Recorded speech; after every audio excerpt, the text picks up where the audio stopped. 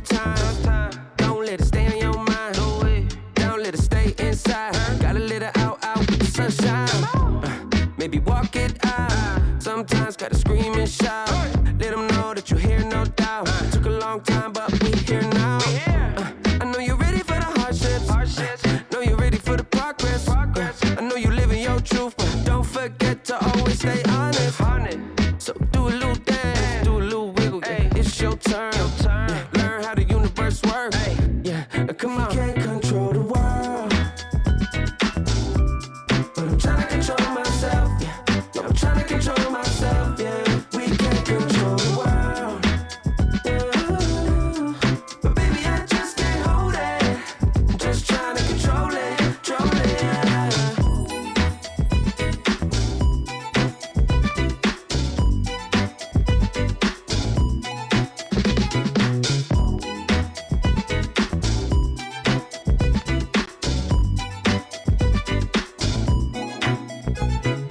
We gon' celebrate like we never have.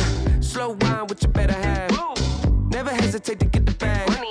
Money talks and we always chat. That's why hard work and dedication can get you to a better place, better space. You ain't got time to be wasting, but don't chase it. You can't control the world, but I'm trying to control myself. I'm trying to control myself. Yeah, yeah. We can't control the world. What we doing? But baby, I just can't hold it. Just trying to control it, control it. Yeah, yeah. Just trying to control it. Hey, just trying to control it. Yeah. Let it out, let it out, la la la la la.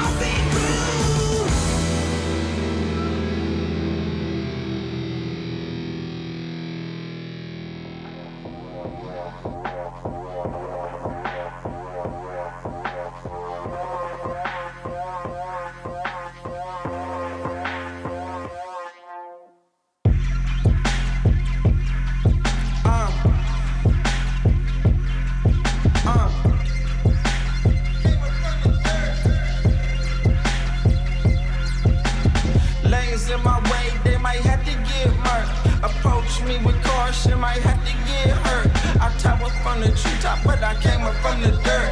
That shawty like a detox, hit the pump and go berserk. Yeah, I don't care. You might get found in the middle of nowhere. Approach me with caution, might have to get hurt. That shawty like a detox, hit the pump and go berserk. That shawty like a detox, hit the pump and go berserk. I think y'all in my way, so tell me which one going first. You end up in the hearse, you end up in the grave. That shawty like a detox, hit the pump and you enslaved. Hey, yeah, I don't care. You might get found in the middle of nowhere. Yeah, that shawty like a detox, hit the pump and go berserk. I think y'all in my way, so tell me which one going first. Scroll through my living room, chosen the pinnacle. I jump into the spotlight ever since I seen the hidden view. Move how I move, I don't know who you approaching. I'm Jordan, less suggestion, I don't need nobody coaching. All these niggas frozen, that's unusual. Every space I go in, that's not unusual. Approach me with caution, might have to get hurt. That shawty like them Reeboks, hit the pump and go berserk. That shawty like a detox, hit the pump and go berserk. I think y'all in my way, so tell me which one going first. You end up in the hearse, you end up in the grave. That shawty like a detox, hit the pump and you enslaved. Hey, yeah, I don't care. You might get found in the middle of nowhere. Yeah, that shawty like a detox, hit the pump and go berserk. I think y'all in my way, so tell me which one going first. That shawty like a detox, hit the pump and go berserk. I think y'all in my way, so tell me which one going first. You end up in the hearse, you end up in the grave. That shawty like a detox, hit the pump and you enslaved. Hey, yeah, I don't care. You might get found in the middle of nowhere. Yeah, that shawty like a detox, hit the pump and go berserk. I think y'all in my way, so tell me which one going first.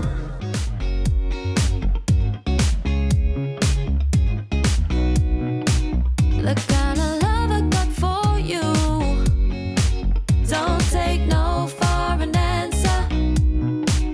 It's like you came out of the blue and moved me like a dancer. And now I'm falling for you every time you keep your eyes on mine. I'm seeing stars for you. I'm just hoping I don't lose control, 'cause now it's personal. There's nothing I can't do.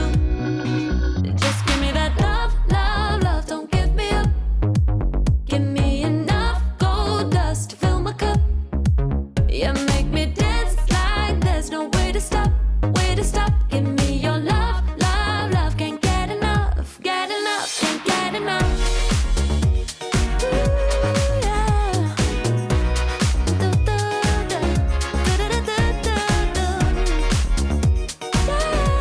Yeah.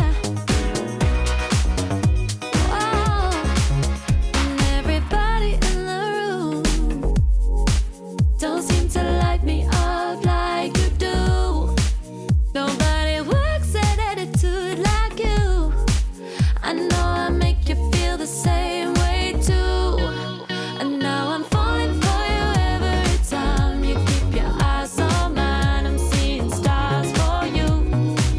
I'm just hoping I don't lose control, 'cause now it's personal. There's nothing I can't do. Just give me that love, don't give me up. Give me enough gold dust to fill my cup. You make me dance like there's no way to stop, Give me your love, can't get enough, can't get enough. Yeah. Can't get enough there with you.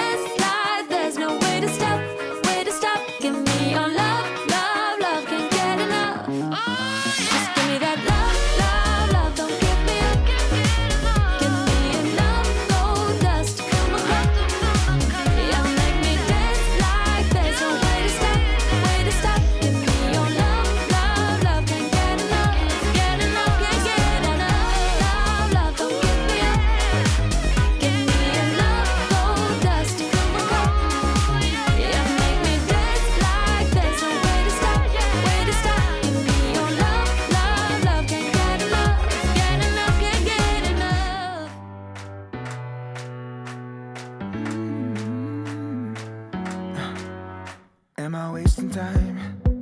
'Cause I'm already gone. So long, can you stay the night? 'Cause you're the thing I want. I know you're feeling different when you're stressed out, but even with no makeup you still stand out. 'Cause no one makes me feel the way you do now, like you do now. The way that you move your body, you make it look like a hobby. Every time that you touch me, it's electricity. Things we discovered underneath last night's covers. Everything came so easy. It's electricity. Electricity. Whoa. It's electricity. Electricity. It's electricity. When it's late at night, I feel you on my skin. My skin. You're all that's on my mind. It's finally sinking in. You're it. I know you're feeling different when you're stressed out, but even with no makeup you still stand out. 'Cause no one makes me feel the way you do now, like you do now. The way that you move your body, you make it look like a hobby. Every time that you touch me, it's electricity. Things we discovered underneath last night's covers. Everything came so easy. It's electricity. Electricity. It's electricity. Electricity. It's electricity.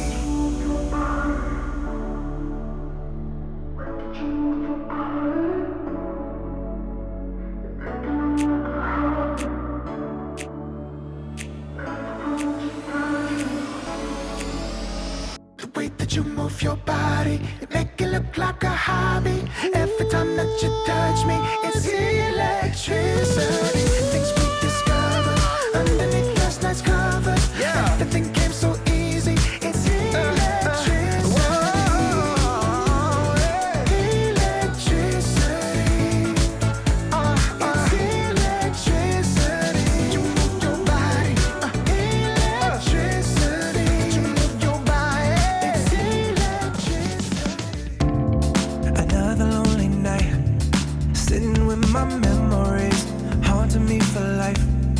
You told me if I just believe, it'll be alright. Do you believe it? Do you believe it? Yeah. Tell me honestly, do you really practice what you preach faithfully?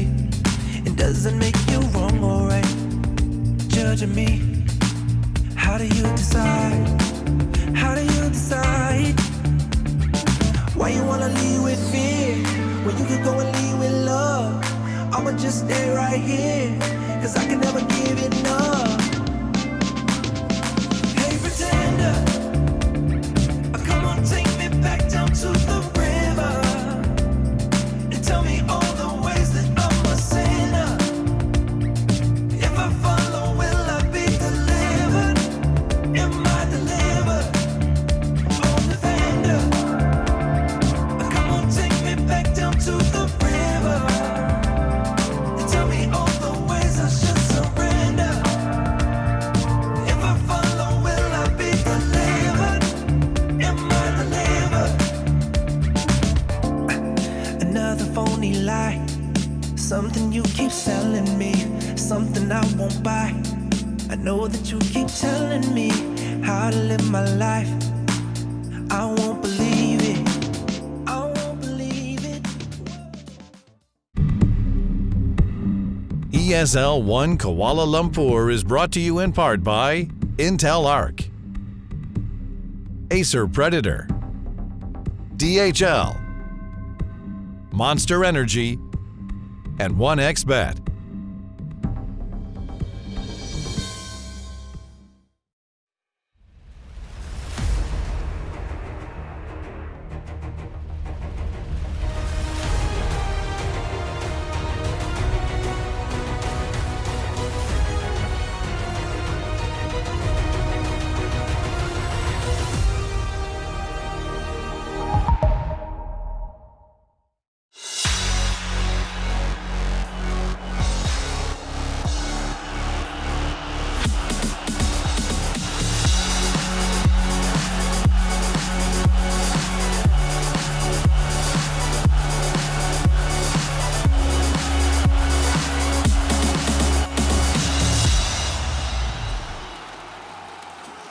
Good morning, my friends, and welcome back to ESL One Kuala Lumpur. How we doing, Malaysia?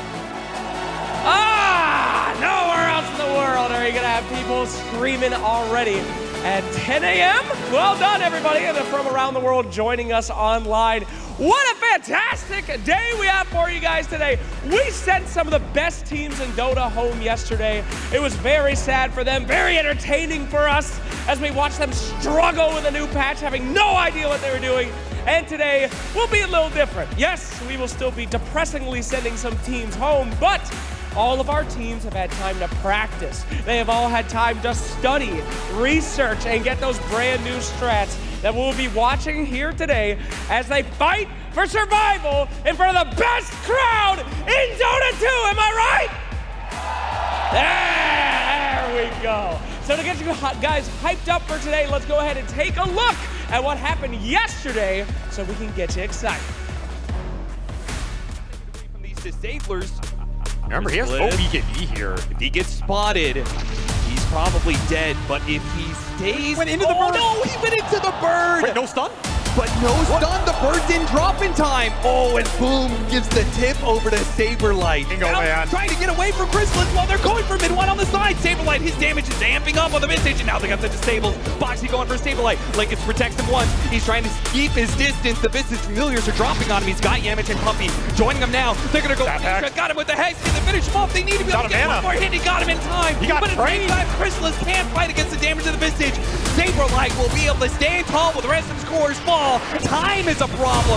You can heal up as much as you want, but the Ancient is a problem that you cannot ignore, and he gets swapped back into his and fights back immediately, but the Glyph is now expired, and Liquid will end it 2-0. So they're going to try and fight this. They do. They're going to go for Bravo. As you said, he's got a lot of things to out of. They've got the RP onto the three of them. The X there decides Skewer, and the Rose down assist coming through, crashing through the three of them. They take out Whitemon and Tomato. The Supernova Stone catches on to Bryle. Right forward to onto Tokyo, but the backup's here from Kasai. The verdict is going to be, you could make a case for not buying the dagger at all, as a matter of... Oh my god, that is...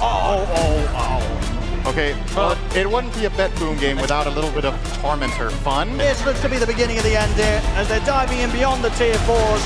The remaining two members of Tundra desperately trying to get back towards the fountain, but Pure, he's ready to dive in with the BKB. They'll kick Bryle out of the fountain. GG is called. Bet boom here with the 2-0, knocking Tundra out of the competition. Here's a buyback up from Snaking. In comes Skinner again. Mickey being targeted by Nisha. Gonna lock him down, and Tier is gone. Oh my goodness, they'll continue to fight as Crit will follow, and Snaking, all he can do is run towards the creep wave. He's going to try and jump in on Mickey. Mickey, though, does get caught up here by Saberlight. They want that fight. ATF needs to run. Skidder, I'm not sure this is what you wanted, sir. He'll try to back his way out of there with the stun being channeled up. Skidder is still on the run, but the stun lands. Oh my goodness. Still healing up as Saberlight. Here he comes. Here's the Giga Chat himself onto Maureen. Maureen is gone. Onto the Brewmaster. Oh, Mickey is just cleaning up. An ultra kill for the Bloodseeker. And Falcons, they are desperately trying, but Liquid are just cleaning up as it could be a rampage out for Mickey. Oh my goodness. And it will be. And Falcons, what do you do? What do you do, Liquid? They are feeling... Oh, yesterday was such a fantastic day. We have only one goal here, and that is to crown a champion at the end of ESL One Kuala Lumpur and be entertained every single step of the way. Yesterday was a great first step towards crowning that champion. We eliminated 3 teams. A lot of smiles were happening while that was going on, though, as we saw as well. There was a lot of fun had, because of the Dota played, because of the new patch played, and I'm sure that my panels also brought quite a few smiles to faces all around the globe, so let's do that again. With me this morning are Kezu, Effie, and Winter as well, joining us on the panel. Good morning. Winter, how are you doing? Good morning. I'm good. Had my Malaysian breakfast today. Yeah. My toast, my kaya toast. I hope you guys did the same. I did not have kaya toast, but it must feel pretty unique to have an event where you can sleep in your own bed, have your own breakfast, and then just roll up to the venue. Work from home. Work. Lucky man. No pajama bottoms here, though, for this work from home. You never know. You never know. How are you doing this morning, Effie? I'm pretty good. I didn't have a great breakfast the way Winner did because I woke up a little late, but I am excited for this day too. We were caught off guard entirely yesterday with the new patch, but I think that, there's been a little bit of time to digest, especially from the new players, so I'm looking forward to the day. Yeah, Kazu, you feel like the players they're good now? I don't know about good. Like saying they're good is maybe a bit quick, but they should be better than yesterday. Have some more time to, prepare. We've seen some pretty broken heroes, I think, come out. One for me is Leshrac. I hope people have an answer for him today, because what I saw yesterday, it was not okay. No, let's take a look what we saw yesterday, because it took a little while before the Leshrac to make an appearance, but yesterday we started in the lower bracket. We only had lower bracket matches yesterday. We started with Team Secret taking on Team Liquid. This was such a brawl, Effie. This was a great way to start our day yesterday. That was a fantastic way to start our day, Shiver. I mean, that game one between Secret and Liquid was so action-packed and so chaotic, and it really set the tone for the entire tournament. But Liquid pulled through, and they showed up big time. Yep, and Kazu, then we had Tundra versus Bad Boom. That was a little bit of a different change of pace. Yeah, I was a little disappointed with Tundra, but we also heard in the post-game interview, Tomato has been feeling a little bit sick. It's a new patch. Like, you don't really know what's going on. But I would say Bad Boom, they look clean. They played GPK Storm twice. They played some different heroes. So yeah, they just deservingly won that match. Yeah, and then we had Falcons taking on Team Liquid Winter. That was our first three-gamer, and it was quite a close one. Yeah, it was definitely a nail-biter. Both teams were pretty close, I would say, in terms of skill, and trials were pretty interesting. But at the end of the day, the Disco Pony prevailed. Yeah, I do think we need to talk about a few heroes in this bracket that we've seen yesterday and that we will see today as well. Of course, today we're going to have a lower bracket match, upper bracket finals, and then Team Liquid versus the winner of our first series of the day. So that will be our schedule today. But the meta, I don't even know if I can call it the meta, the Dota that has been played, it's all over the place. Nobody really knows what's going on. And yes, we ended things with the Disco Pony, with the Leshrac being ever-present and dominant, Kazu. Yep. That means that is where the players probably, they went to bed thinking, oh, Leshrac, that's the way to play. Is that where we're going this morning, you think, again? It's definitely the way where you're going to prepare to try and pick it yourself. And if you give it away, that you better have an answer. Like, when I see Lesh now, he needs to get answered in like a nuclear way. Like, doom him, don't let him heal or something like that. Have like 2-3 counters ready. Or if you don't want to do that, just ban it and chill. Ban it and chill. And we saw an Omni Knight as well, Winter. Is he coming back?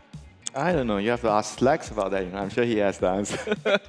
I know that he does have some ideas. Because yesterday, at the start of the day, we all thought we had some ideas as well. We thought, or some people thought, Effie, that Lion was going to be the next best thing. We saw first picked a couple times, too. They did things. Listen, I don't want to paint myself as a Lion hater. I think the hero is good. It's a good hero, it's a fine hero, it's a nice support to build your draft around, but it's not the second coming of Jesus. The way everybody talks about it, ooh, Lion is here, Lion's He's the best. It's not like, oh no, they got Lion, what are we gonna do? It's something you What can play are you gonna do? It's fine, it's a good hero. What are you gonna do against the suck?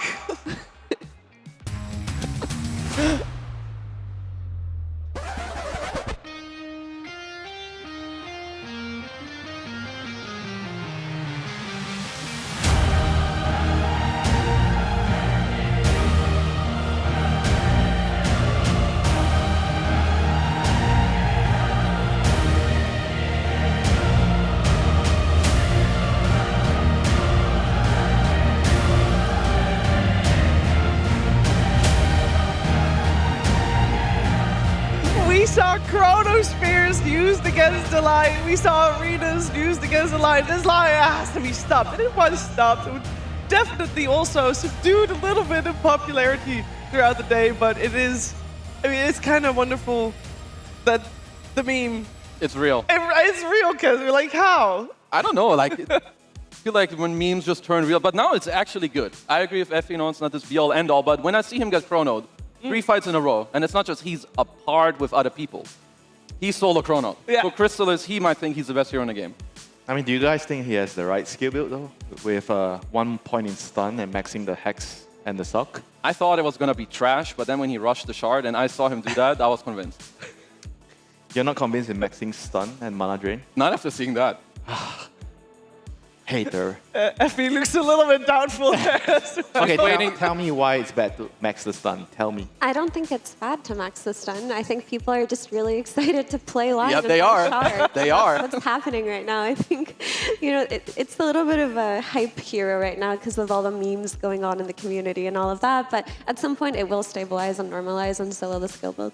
Yeah, we'll see when that happens. Maybe it will happen today. Who knows? I know what is going to happen today. A lot of Dota, a couple teams eliminated as well, and that means points. A couple of points earned, because it's time to talk about our points. We got the ESL Pro Tour and the world rankings in front of us. This is the leaderboard. Of course, there are still teams in the competition, and some things can still change. So to make it easy for you, here's the top 8, and every team that has an asterisk next to their name is a team that could still earn more points here today or tomorrow, as they are still left in the competition. And so far, I'd say, Kezu, things are shaping up to be looking pretty familiar. Yeah, like we have a lot of familiar faces around. Gaming Gliders on the top, big surprise, huge shocker. But I like that, Azure, they're doing great. They're waiting in the upper bracket finals as well. They could take this entire tournament home and top the points all the way. Team Spirit, a bit sad for them, but I think they're still happy with 2,400 points. Yeah. Not too shabby. Yeah, they got the points, of course, at the previous Dream League. That's where the first point-earning moment happened for this Pro Tour. And yeah, they're just going to have to witness people surpassing them here, Winter, because G2IG, I mean, maybe they get more points out of this as well, but at least they can't go further than top 6. Yeah, I mean, they're going to have the crowd buff this event, 3 Malaysians on the team. Yeah. Definitely don't want to disappoint the crowd here. Want to show up with their Kaya toes at hand, Their Kaya toes at hand will definitely make a difference. If they actually walk out on stage with Kaya toes at hand, I'm going to lose it. But I don't think they will. I don't think they will. Also, there are 4,800 points left to be picked up for the winner, by the way. So a lot of things can still change depending on who wins. We're good. I mean, it's only 2 events in. Effie, the leaderboards are going to change so much. Like this weekend, but also for the next Dream League, which you saw, the top 3 will get a direct invite. That's a big one. Yeah, this is just the start of the competitive year, so a lot could happen, but top 3 getting invites to Dream League is just very comfortable, right? Because you play another Dream League, you can secure more points for yourself, and set yourself up to go to Riyadh, which is what everybody is aiming to do. That is the goal, and the goal today is to win. Our goal today is to talk about teams winning and losing. Your goal today should be to do the same, because we have #RiseAboveFate ready for you guys. And, yeah, this is okay. So Insania tweeted this out that he loves Patches mid-tournament, but I also know that earlier that day, at the start of the day, he tweeted and he basically gave himself an out. Kezu, did you see the tweet? No, I didn't. All right, you did. All right, go. It was a very good tweet. It was something like, okay, if we lose today, I hate Patches mid-tournament. They compromise integrity, etc. But if we win, I love Patches mid-tournament. They bring so much excitement and fun for the viewers. So it's good that, Aiden's pretty aware. Players. Yeah. But he did come out on top. So yeah, at that point, you got to love it. Let's see what else we had with #RiseAboveFate. We have, I'm so tired after working for 13 hours, but #ESL One, #RiseAboveFate helped me power through. Dota, Winter, sometimes just gives you energy. Watching Dota gives you energy. Yeah, watching Dota, watching Lion, buy Wraith bands, maybe 1 Wraith band wasn't enough. You need to get 2 Wraith bands. Same thing for me last night. We worked all day and then Falcons were playing. I got back, I was like, I cannot miss this match. It's a new patch. It's some of the best teams playing. I have to keep watching. And we learned a lot. We learned about the Leshrac. We learned about the Omni Knight. Let's see what the next person learned yesterday, if they learn anything at all. Who knows? A bit late, because I was rushing to get to the hotel. GG's Team Liquid, another day for me to cheer for you guys. And there's another day here indeed today. They play only at the end of the day, Effie, so they got a lot more time this time to adjust to the patch. Yeah, but I would say they did very well for themselves yesterday. They really showed up big time, and they are an exciting team to cheer for. They have exciting players. There were some rampages going on, so I feel you, Erica.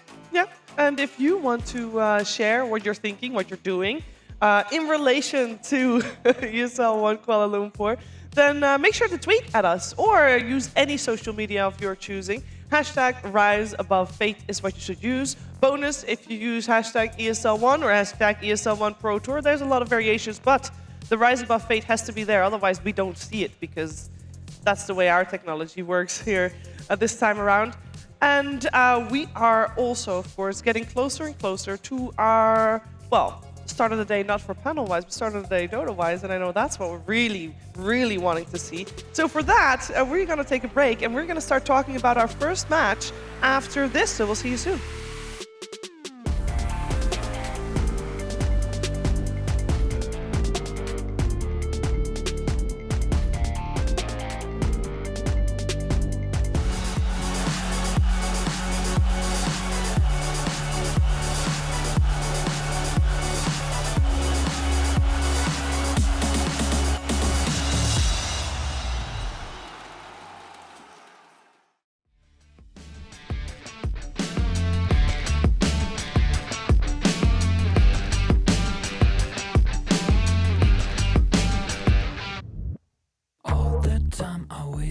On something, growing up, I dreamed just nothing. Ooh, what are you? People talk loud, I get what they're telling me. I fucked up, I didn't care of it. Ooh, what are you? Hey, I gotta say, something's going wrong. Upside down, I'm falling. Hey, I gotta say, I'm always on a run. I'm getting closer to the light. By the time I'm changing my remedy, blowing up, I get sick and tired of this. Ooh, what a truth. No one talk now, I'm feeling lost on it. Silence is loud.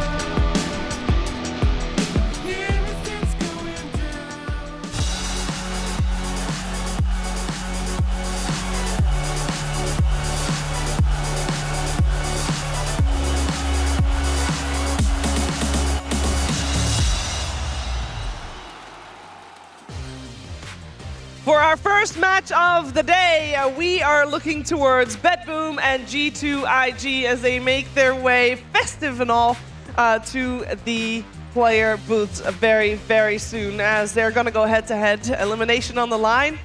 G2IG, they start in the upper bracket, actually. That upper bracket match was already played still in the hotel just a couple of days ago, and this will be their first on-stage performance. And I want to focus on G2IG first here as we head into their series against BetBoom, because this squad yesterday had the most luxurious day of all, Effie. They could just sit back and watch, and more importantly, that they could play. Exactly. I think every team that managed to secure themselves in the upper bracket early on got to watch all the other teams play. They got to see their strategies. They got to play pubs which is really important. When you're a team like Liquid, for example, yesterday, you're playing the entire day, you can't go play pubs and try the new items and see how they feel and try the new heroes. But G2IG did have that chance yesterday, and they have been a creative team generally, even before this patch. So I'm excited to see what they cooked up. Yeah, I mean, I like that you brought that up. Normally, Chinese teams are associated with being traditional. They don't want to go out of their comfort zone. They have their team fighting draft. And this team is not exactly a very conventional one. They have 3 Malaysians, so they have a little bit of a SCA flair on the team. You know, they have a Tinker player, they have a Meepo player, interesting heroes.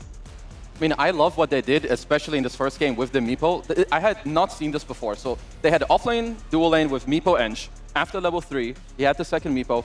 Whenever Ench ran mid, he just sent one clone to follow it, like literally right-click the creep, and if the gank was good, poof, TP'd mid, now he did a kill. Then when he went to his safe lane, they had a Grimstroke there, so another like kill combo. So if you play against this team, you need to be incredibly careful about this hero. Yeah, but still, even with the current patch, like, is there anything changed? Honestly, I don't think it's that big of a nerf. It's the same, right? Like, he will farm creeps faster, but he will kill heroes a little slower throughout the game. But he got affected by the jungle creeps getting less gold.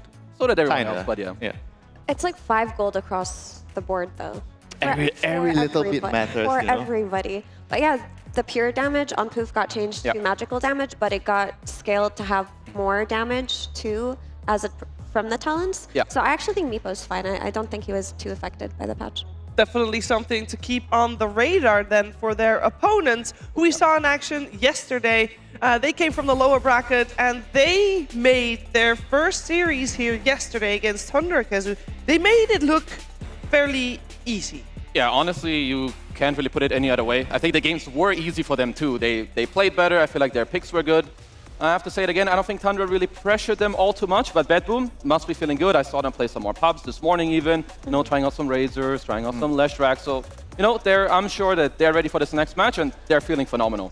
Yeah, and because they were drawing through the entirety of the group stages, having a convincing 2-0 on the main stage has got to be a confident boost. And every single one of their cores yesterday really stepped it up. Like, if you watch their series versus Tundra, Pure, Nightfall, and GPK were all giving performances of their lives. So it seems like they're in really good form right now. I mean, one thing to say about that is like Bad Boom team, they are always a team that we associate as a team that's really good at laning. And I feel like whenever you see a big patch hit, everybody doesn't know what's going on, but the team that does well in the laning will inherently win more games initially. So I think Bad Boom is going to be really happy about the new patch. You know, not every team's happy about it, but Bad Boom, I think they should be happy. Yeah, they're starting off on the right foot there with the 2-0. And I'm sure they're starting on the right foot here today as well, because they get to talk to none other than Sir Action Slacks. Absolutely, Shiver. We're doing something new here today. We have got the teams right before they go on. They are standing right next to each other, so we're going to do a little bit of check-in with them. Now, first things to look at right here. Bet Boom, check out the shoes. 3 of them are wearing the same pairs of shoes, and they're all in sweatpants. In fact, Toronto Tokyo appears to be in his 90s. So they just woke up. They're having a good time. Meanwhile, G2IG, they're looking good. Real pants on everybody, and the coolest shoes I've ever seen. I don't know what's going on here, but these are hype as hell. Well done. Let's get a feel here. How you feeling about these boys? Prepare to die. Oh, shit! Oh! This was unexpected. Okay. I need to hear some shit talk then. I didn't know it was one of these interviews. That's hype as hell. Toronto, what do you think about these guys? Save said he can 1v1 any of them. 1v1 any of them? Damn, the energy levels do not match the pants, my friends. These guys are ready to tear each other's throats out. That's what I want to hear. All right. You guys gonna win? It's either I win or they win. So I will choose the winning side. And that is? Me. Yeah, baby! You winning? Yes, we will win. Yeah, my boys! All right! That went a lot hyper than I thought it would. Man, we're gonna go to a break. We'll see you for this action soon.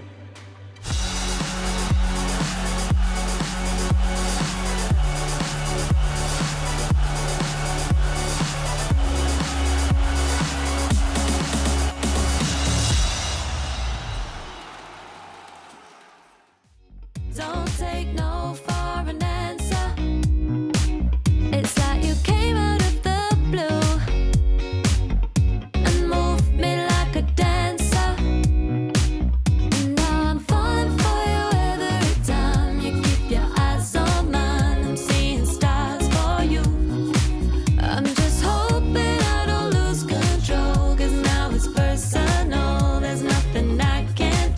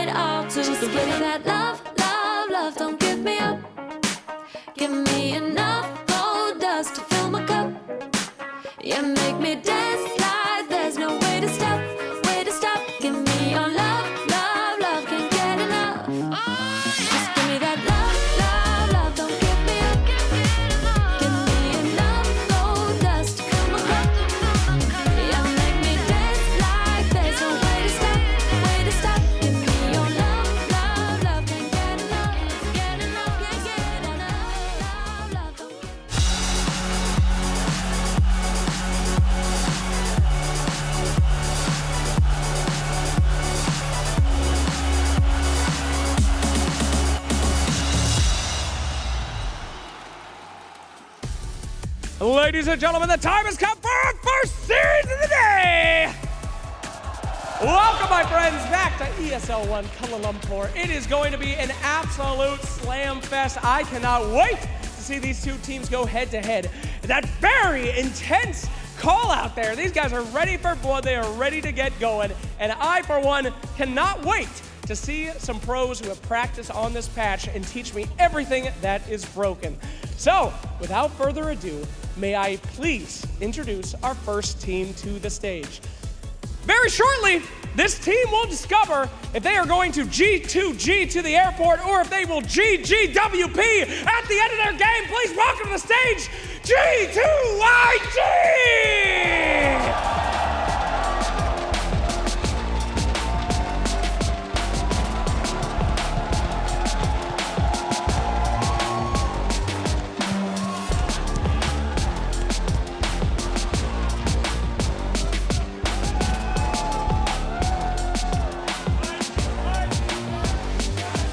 There we go, the hometown heroes. You can hear the crowd just chanting, absolutely phenomenal. Their opponents, however, have been doubted many times. Many have questioned if they were good enough. And when presented with this, they only say one thing. Are you gonna win? Bet! Ladies and gentlemen, bet! Boom!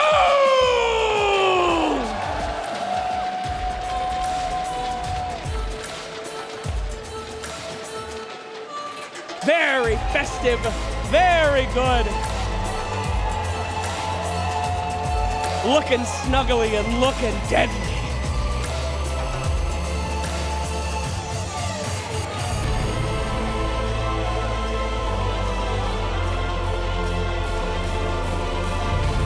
With our competitors on the stage, the time has come for us to get to our first series of the day with a fantastic day of Dota. Malaysia, are you ready? That is what I like to hear, my friends. Let's get this party started and shoot it over to Sheever and the Peeps.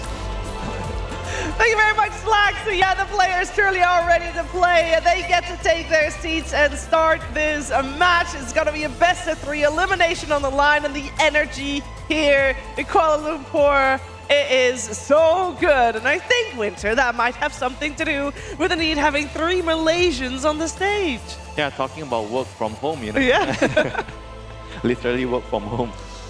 Yeah. It's definitely going to be nice, you know, like going home and, you know, coming to the tournament, sleeping on your own bed, you know, helps you play a lot better. Would you do that?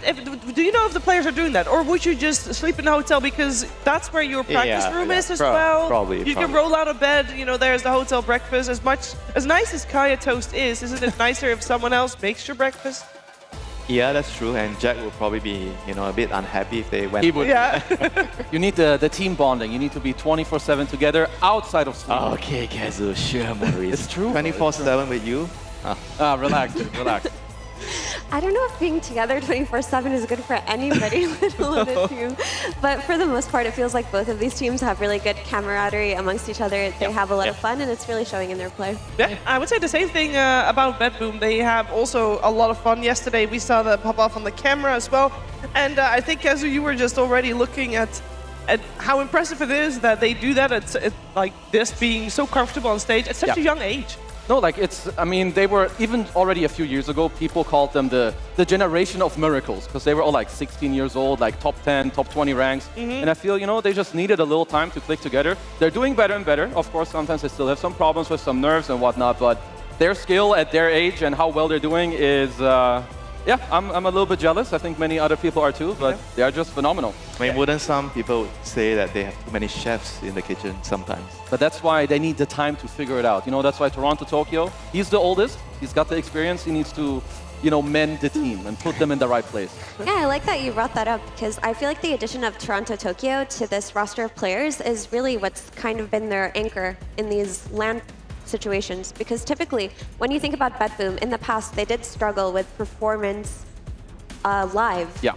As opposed to online when they were doing very well. And it feels like they've just conquered that entirely in the last 5 months. And when you think about a player like Toronto Tokyo, who brings his experience, he brings, you know, that older attitude, that maturity, in a way, it's just really helped Bedboom click and gel together. Yeah, he's been very open as well, that he wants to be the next Mapashka, the next puppy. And to do that, yeah, you have to play the support role probably, and you have to bring the vibe that you guys are saying. And yeah, we do indeed have Pure on stage. It's our youngest player here in Kuala Lumpur at 19 years old. And we have a draft on our screen. Bedboom's going to be Radiant for this first one. G2IG will be a Dire with first pick. A couple of heroes already removed. I will once again ask, like, do you think Meepo is first ban material here, Kezu, or is it not that bad yet? No, I don't think it's first ban okay, material. good. You need to be ready for it later. If they first pick Meepo, I don't like what they're doing. Okay, and is the lightning? I mean, is the lightning pony first ban material, the Leshrac? That will then. I think that depends more on your prep. Okay. Like I think if you're ready for it, you can play against it still. I would say like 1 day into a new patch. At least for me, it's too early to say that this hero is unbeatable. It's a BO3, you know. If you want to let the enemy have something inbar, it's the first. You can do it. Psychologically, if you can actually beat it, it gives your team a huge edge. But also, it just depends on how good is the other team at playing certain heroes, right? Yeah. If this is a Leshrac team, then it's definitely something that they prepared for. I mean, luckily for both of these teams, and honestly for everybody here, we've had a lot of Leshrac patches in the past. So the solutions to Leshrac have always existed, right? Heal reduction, range damage, and Doom, who got buffs in the recent patch. So it's not like this hero is infallible or undefeatable. Yeah, like there's one team where I would be like, yeah, we can probably ban it, and that's Gaming Gladiators. I don't want to see Quinn on the disc pony for the 800th time. No, but then you're going to let Pan go through it. It's like... Just ban both. Okay, it's easy, Achiever. We have enough bans. That's true. There's 7 bans, and they're all used right here. So G2IG, they have to be the ones to set the tone. Monkey King Primal banned as well, and then Slardar still so popular, being first picked up. Yeah, I mean, G2IG has been prioritizing picking all these melee brawlers, you know. The Slardar, the Magnus, the Primal Beast. Now, this was last picked yesterday, twice. I mean, the meta kind of feels like it's good to have like a mid laner that does magic damage, you know, with all the items being changed and whatnot. And I feel like Storm is one of those heroes where, because you see the Slardar, right? So the immediate first thing that comes to mind, at least for my mind, is I want to make sure that I have a mid matchup that bullies the Slardar in the lane. And Storm is very good against the melee hero. Yeah, that's a great point, because a lot of these teams have been experimenting with the Slardar flex to mid, so when you do pick a mid laner this early, it has to be ready for the flex that the other team has shown.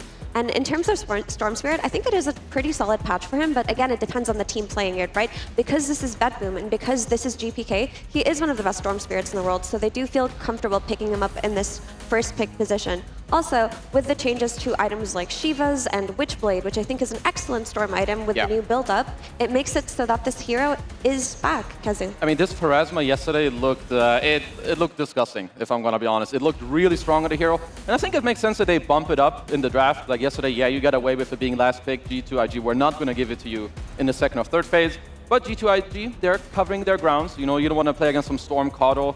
I'm not sure yet how good Io is, but Storm is always a hero that when he gets paired with a Grimstroke, a Caudle, an Io, or just like mana batteries. Come on, Maurice, there's Lion. Oh, there we go. Lion, he's coming. Prepare for the Zuck. Actually, Lion is a great pick versus Storm, right? Because you get the instant disable in the Hex, you get the follow-up disable in the Impale, and now the Mana Drain, now that it's not immune, it actually does affect Storm very heavily. If he doesn't die during the ability that he's chained, at least he loses all of his mana and he can't rejoin the fight. Mr. Treant. I mean, it's a Slardar counter, you know. They're just banning like the armor and the overgrowth. I mean, there's still a Lich if you're talking about supports that can deal with Slardar. The Frost armor obviously, you know, helps a lot. It's also a Toronto-Tokyo Specialty 5, even though Treant's been banned. It's one of the 3 heroes that he really looked excellent at during the Dream Leagues, alongside the Vengeful Spirit. Yeah, but we kind of have like a little discussion before, you know. I was telling Mira, I felt like the Treant is not exactly a hero that I would want to play now with the nerf to the chart. Not really sure though. I feel like the hero got hit really hard by the move speed nerf. Yeah, I think he needs more purpose now rather than like being an every game type of thing. So I'm still a fan that they do ban it out here. I think like all these Lich is a good response already, as you guys touched on. How about Bench? I could see Bench. One hero that in my opinion is still underrated. I don't think he pressures Slardar too much in the lane, but Winter Wyvern, I'm still surprised we have not seen it a single time. I'm not saying it will come out here, but it's another answer to all this, you know, physical garbage that everyone is playing around. Yeah, especially with the prevalence of all of these Magnuses, right? You'd think more combo break heroes would be popular, but hey, there's still a couple of days left, today and tomorrow. Maybe somebody busts out the Winter Wyvern. And Bedboom do pick up their Phoenix, which is one of the Toronto-Tokyo specialty heroes. He looked great on it yesterday, but Bedboom did build Midas on both the Phoenix and their other Dark Willow support. And they played for the late game, they played to scale. Who's going to buy the Veil this time? Are you going to buy it on the Phoenix or the Storm? I don't know. Do you kind of want it on the Storm? Not it probably feels weird to rush it. I think yesterday they didn't even have any. They were still on like, we want to scale. As Mira said, they go with like this double Midas and just chill. But one of the only teams that play Silencer, I feel like so far, have been the Chinese teams. And I said it last time, I'll say it again. I think this is a great Silencer pick. I mean, definitely does counter the Phoenix a lot with the last word. It's very annoying. You have to kind of buy yields or something to deal with. And generally, as Phoenix, you want to build very, very greedy items, very big items. Yep. You get a Hex. But this game, you might have to just consider getting either a Lotus or yields, or maybe even a BKB at some point. I mean, the only thing with Silencer sometimes is that he's just more volatile compared to other supports. Yeah, you need to punish him in a way. I think you either need some Tidehunter who doesn't care about the global, so you can like combo break in the fight in a way, or you Clockwork. Yeah, like some stuff like that, or you take some Lycans, Beastmasters. But these heroes don't really feel that nice against the Inch. So I like the way the G2IG kind of covered themselves a little bit in this double pick. An alternative approach to dealing with Silencer is picking a hero that gets on top of him, right? Something like a Monkey King. And I love this Willow that came out. Like I mentioned earlier, this was the support duo that BetBoom ran yesterday.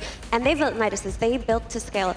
And surprisingly, it went pretty unpunished. I'm not sure if they'll be able to do the same scaling build versus G2IG now that you see this Enchantress support, because Enchantress support, especially when she's played from position 4, which is what G2IG have been doing with Baboka, she's constantly running into the mid lane and into the other lanes and wreaking havoc, and maybe you can't get away with going double Midas here. I mean, she's also a hero that can bully a hero like Storm in the early game. Say the Storm's about to hit level 6, and you really want to finish that wave of creep. Oh, then the Sproing comes over, drags the creep over, kills you, pressures your tower.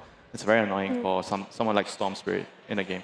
So they go for the Terrorblade, high armor against Lada, but at the same time I feel like because you're revealing your carry at this stage, it opens up a possible maybe lane swap, like you can put the Slada away from the Terrorblade and pick something to counter the Terrorblade right away. This is the exact same draft that they had yesterday in their first game against Tundra. Slight different order, of course, but they, at that point, also had a Magnus coming out for Pure. So maybe... there's the Meepo. Oh, lovely. I mean, this is another reason why they like picking Silencer, because Meepo in their back pocket, Silencer is a hero that will constantly enable the hero. And I was going to say that I don't feel like G2IG punished this first pick Storm yet, because they didn't necessarily have that much reliable disable. You have this Meepo who's going to be sitting on the Storm's ass whenever he gets the chance. So I do love the Meepo. And they ban out the ET, rightfully so, after Gaming Gladiators busted out overall last pick and they saw how good it was. This is like some TI5, TI6 SEA strat. I remember when Abed first came to the scene with Execration, you could not give this team these two heroes. Meepo Silencer is dirty. I mean, what counters Meepo in the mid game? AoE spells. Yeah, good luck, idiots. You're global. Like, you can't really kill him. In the early game, he's going to move together. They had these exact same two heroes. At least for BetBoom, the TB should help them keep the map kind of in check against the Silencer to not always allow G2IG to get the fights they want. But BetBoom really need to nail this last pick for Pure. Yeah, this is why Meepo is always good against heroes like Terrorblade and Naga, because they shove the lanes, right? But Meepo is dealing with it at the same time, looking for opportunities to gank, you know. That's why it's difficult to play against Meepo as those heroes. And right now, IG, they kind of just need to figure out like what type of carry do they want with this, like support carry. Oh no, not support carry, but they're going for another call. So Morphling is going to be the counter matchup towards Terrorblade. Monet mentioned in the interview, he feels like Morphling is just a very stable carry in the lane. Very hard to bully and kick him out of the lane. It's also just a natural counter to Phoenix when it builds the BKB, because Morphling has so much agility that the attack speed to shred down the egg is really good. And this BKB timing on Morphling looks like a problem right now for BetBoom. Yeah, I think this is a very good Morph pick. Like, you always want heroes that can decide on their own, okay, am I going in on the egg or am I kiting it? Morph, of course, waveform, high attack speed. Not really too much that's going to pressure him, and even if you were to, there's a global defensively, so I think the G2IG draft is very, very solid right now. I guess Doom should be the natural counter here. Ooh. Oh no, Axe. Axe against the Morphling. I'm not so sure about Axe against the other heroes and against the Silencer, but he's going to have like a pretty good lane to begin with. I think whenever you talk about Axe, the laning phase is the thing that comes up right away. This hero does not like losing his lane. And I do like this Axe for playing versus Morphling, because typically the way Axes play versus Morph is they're just shoving the wave into Morph's tower, making him miss CS. They play behind the wave, and Morph isn't one of the better heroes at punishing it. Also, it gives them that, you know, pure style of Yeah. hero, the blink initiator, the low CD, the run around the map type of thing. But I feel like Axe, like Winter mentioned, versus the other heroes, like Slardar in particular, Enchantress in particular, it's not going to be able to do that much. I think BetBoom need to get through like the first 20 minutes without losing too hard, because I think G2IG's draft definitely have the potential to like play through mid, Meepo comes mid, and your entire map is bleeding. But if BetBoom can stabilize and they're not too far behind it, like 20, 25 minutes, I think they do have the better scale against G2IG. Yeah, rune control is going to be very key. If the Storm is allowed to get the first couple of runes and he's going to be able to rotate, the game could easily just ball control for the Storm. Yeah, and if the game progresses well for BetBoom, they do have a lot of counterplay versus Meepo's initiation, especially if you can get the Lotus Orbs up on the supports. Yep. You remove the global silence off you counterplay with the egg, the potential The fear Paradise. from the Dark Wheel, very annoying. It does sound that the way that you are talking about the heroes, there can be cases made for both sides, Kezu. Yeah, no, absolutely. Like if you're G2IG and you nail this early game, I think you're A-okay. And there's a high chance there's going to be like 7, 8 heroes mid, you know, Meepo goes there, whatever. But so for BetBoom, I think it's more on them. Damage control. 7, 8 heroes mid, you say? Yeah, there's Meepo, you know, he counts for 2. There's more people coming. Okay. Mid lane, all eyes mid. All eyes mid. Mid brawl. Can't wait to see what's going to happen. If we are indeed going to get that mid lane brawl. I know 2 people that would love to see that. And it's none other than your commentary duo of Cap and SVG. That's right, Cheever. We want to see as much action as possible, and it's a lineup that, well, we've already seen in the hands of BetBoom before, right, Avery? I mean, it's pretty much the exact same lineup they won with before. Yeah, deja vu. Yeah. Yesterday come today, it's 4 of the 5, and they got another Blink Stunner for Pure, so basically the same setup here. I mean, if you did your homework on G2IG side, you should have known what was coming. Yes, 100%. Meepo is something that they've been running with in this tournament, and I don't think anything really changed when it comes to the new patch and the viability of Meepo. And the thing about Meepo in this game is I always think about 3 big counters to this hero that you're going to get that are just value because they're not a direct answer, or they're not an answer that you have to commit a lot for in your draft. It's Phoenix, it's Wyvern, and it's Elf Type. I think if you have one of those 3, you can always beat this hero in theory. I think Phoenix is generally on the weaker of those 3, though. We saw the I was going to say, I feel like Wyvern, Elder Titan, those are big counters. Phoenix. Yeah, they can do a lot. Yeah. Phoenix, though, but you should not underestimate this matchup. It can be really bad for Meepo if the Phoenix has decent levels. Sunray and Fire Spirits both debilitate this hero pretty hard in the fight. They're decent versus the Split and the Mega Meepo. However, we have seen JT just pop off with this hero throughout the tournament, and it's a very new patch. So if you knew a lot about Meepo before, which probably wasn't much, you know even less now. And I would say to add one more thing into the Phoenix versus Meepo matchup, isn't it even worse now with the shard that Meepo has, right? Where he's just able to dig himself underground. That kind of like slower damage over time, he can certainly micro against pretty nicely. That's the big thing about this hero. You have to kind of be able to deal with him splitting you on the map, catching you, maybe going into the fight, split up, and then the Mega Meepo at some point. If you can't deal with both, the hero just kind of gets out of control, especially in the team fights. So that's the biggest factor BetBoom are going to have to deal with. And it really, to me, comes down to Pure, and it comes down to Toronto, Tokyo. Like, they have the Axe call for the AoE lockdown, and they have the Phoenix to deal some of the damage. But the other heroes are not necessarily doing much if the Meepo gets ahead. Which, as we've seen, JT has been pretty damn good at finding net worth early rotations on this hero and making different aspects of it work. The other big factor in this game is this mid lane. Like, we've seen Slardar on a lot of different roles this patch. We've also seen NTS really favoring these melee mid heroes, and he has just flat out been outplaying people in matchups that I thought he had 0 chance to outplay. Like, we've seen him kill Linas with Mag this tournament repeatedly. Yeah. That is something that should not happen, but Nothing to Say has found a way to make these melees on the mid lane work. So in here, he's up against another pretty tough matchup for a lot of melee heroes in the Storm. Hard to dodge the Remnants, but we'll see if he can just out-regen it. This mid Slardar is no joke with the extra buffs to being in the river. Yeah, being in the river is massive. You add in the water runes and stuff. It feels like a lot of these melee mids. I'm surprised there aren't more people running them. Let's put it that way. Because I feel like you can always get out of lane. And you should always be able to get some pretty decent CS.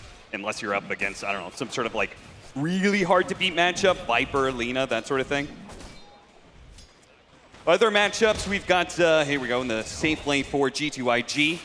We got the Morphling Silencer. I'm not a super big fan of the support duo that G2IG is running with, the Silencer and Enchantress. I'm never a fan of not having a stun between your two supports, but Enchantress does feel pretty good right now, and the Phoenix, I guess, is a potent counter to that opening that they had, right? The Phoenix and Storm Spirit. They also just wanted some more laning power, I think. Like, if you're going to open with this silencer, generally the weakness of this hero is he's very slow, very clunky on the map. He can't really push waves without just getting slain from the pickoff. That's going to be Storm and Axe in this game. Like, they needed something that can not only make sure their offlaner has a pretty fast start, but they can also pick up some of the farm and the laning prowess in the early game. Because X-Nova's probably not rotating too much on this hero. No.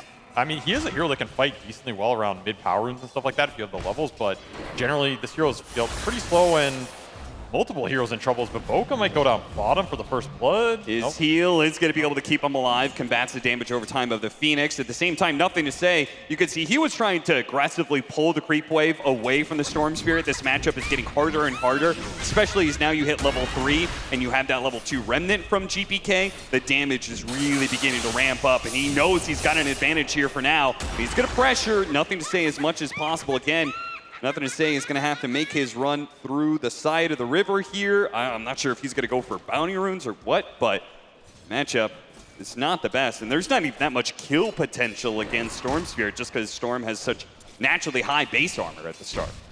Surprised he didn't take a value point in the sprint.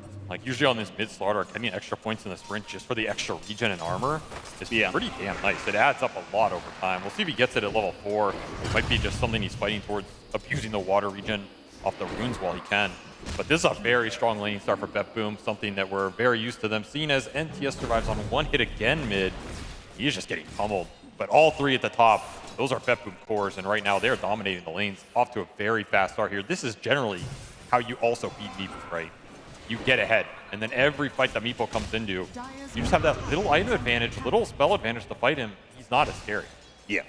I think that, like, the first round of utility items against Meepo is massive. Yes. Right? You just, whether it's a Force Staff, Glimmer Cape, whatever. I feel like people always forget about that. You know, one of the best counters to Meepo has been Force Staff over all the patches. It debilitates a lot of the hero in the fight. He has to rechase you. It's not a super mobile hero. The Ogre! It's gonna slam him! It's gonna stop the TP and save! Will gladly collect the first blood.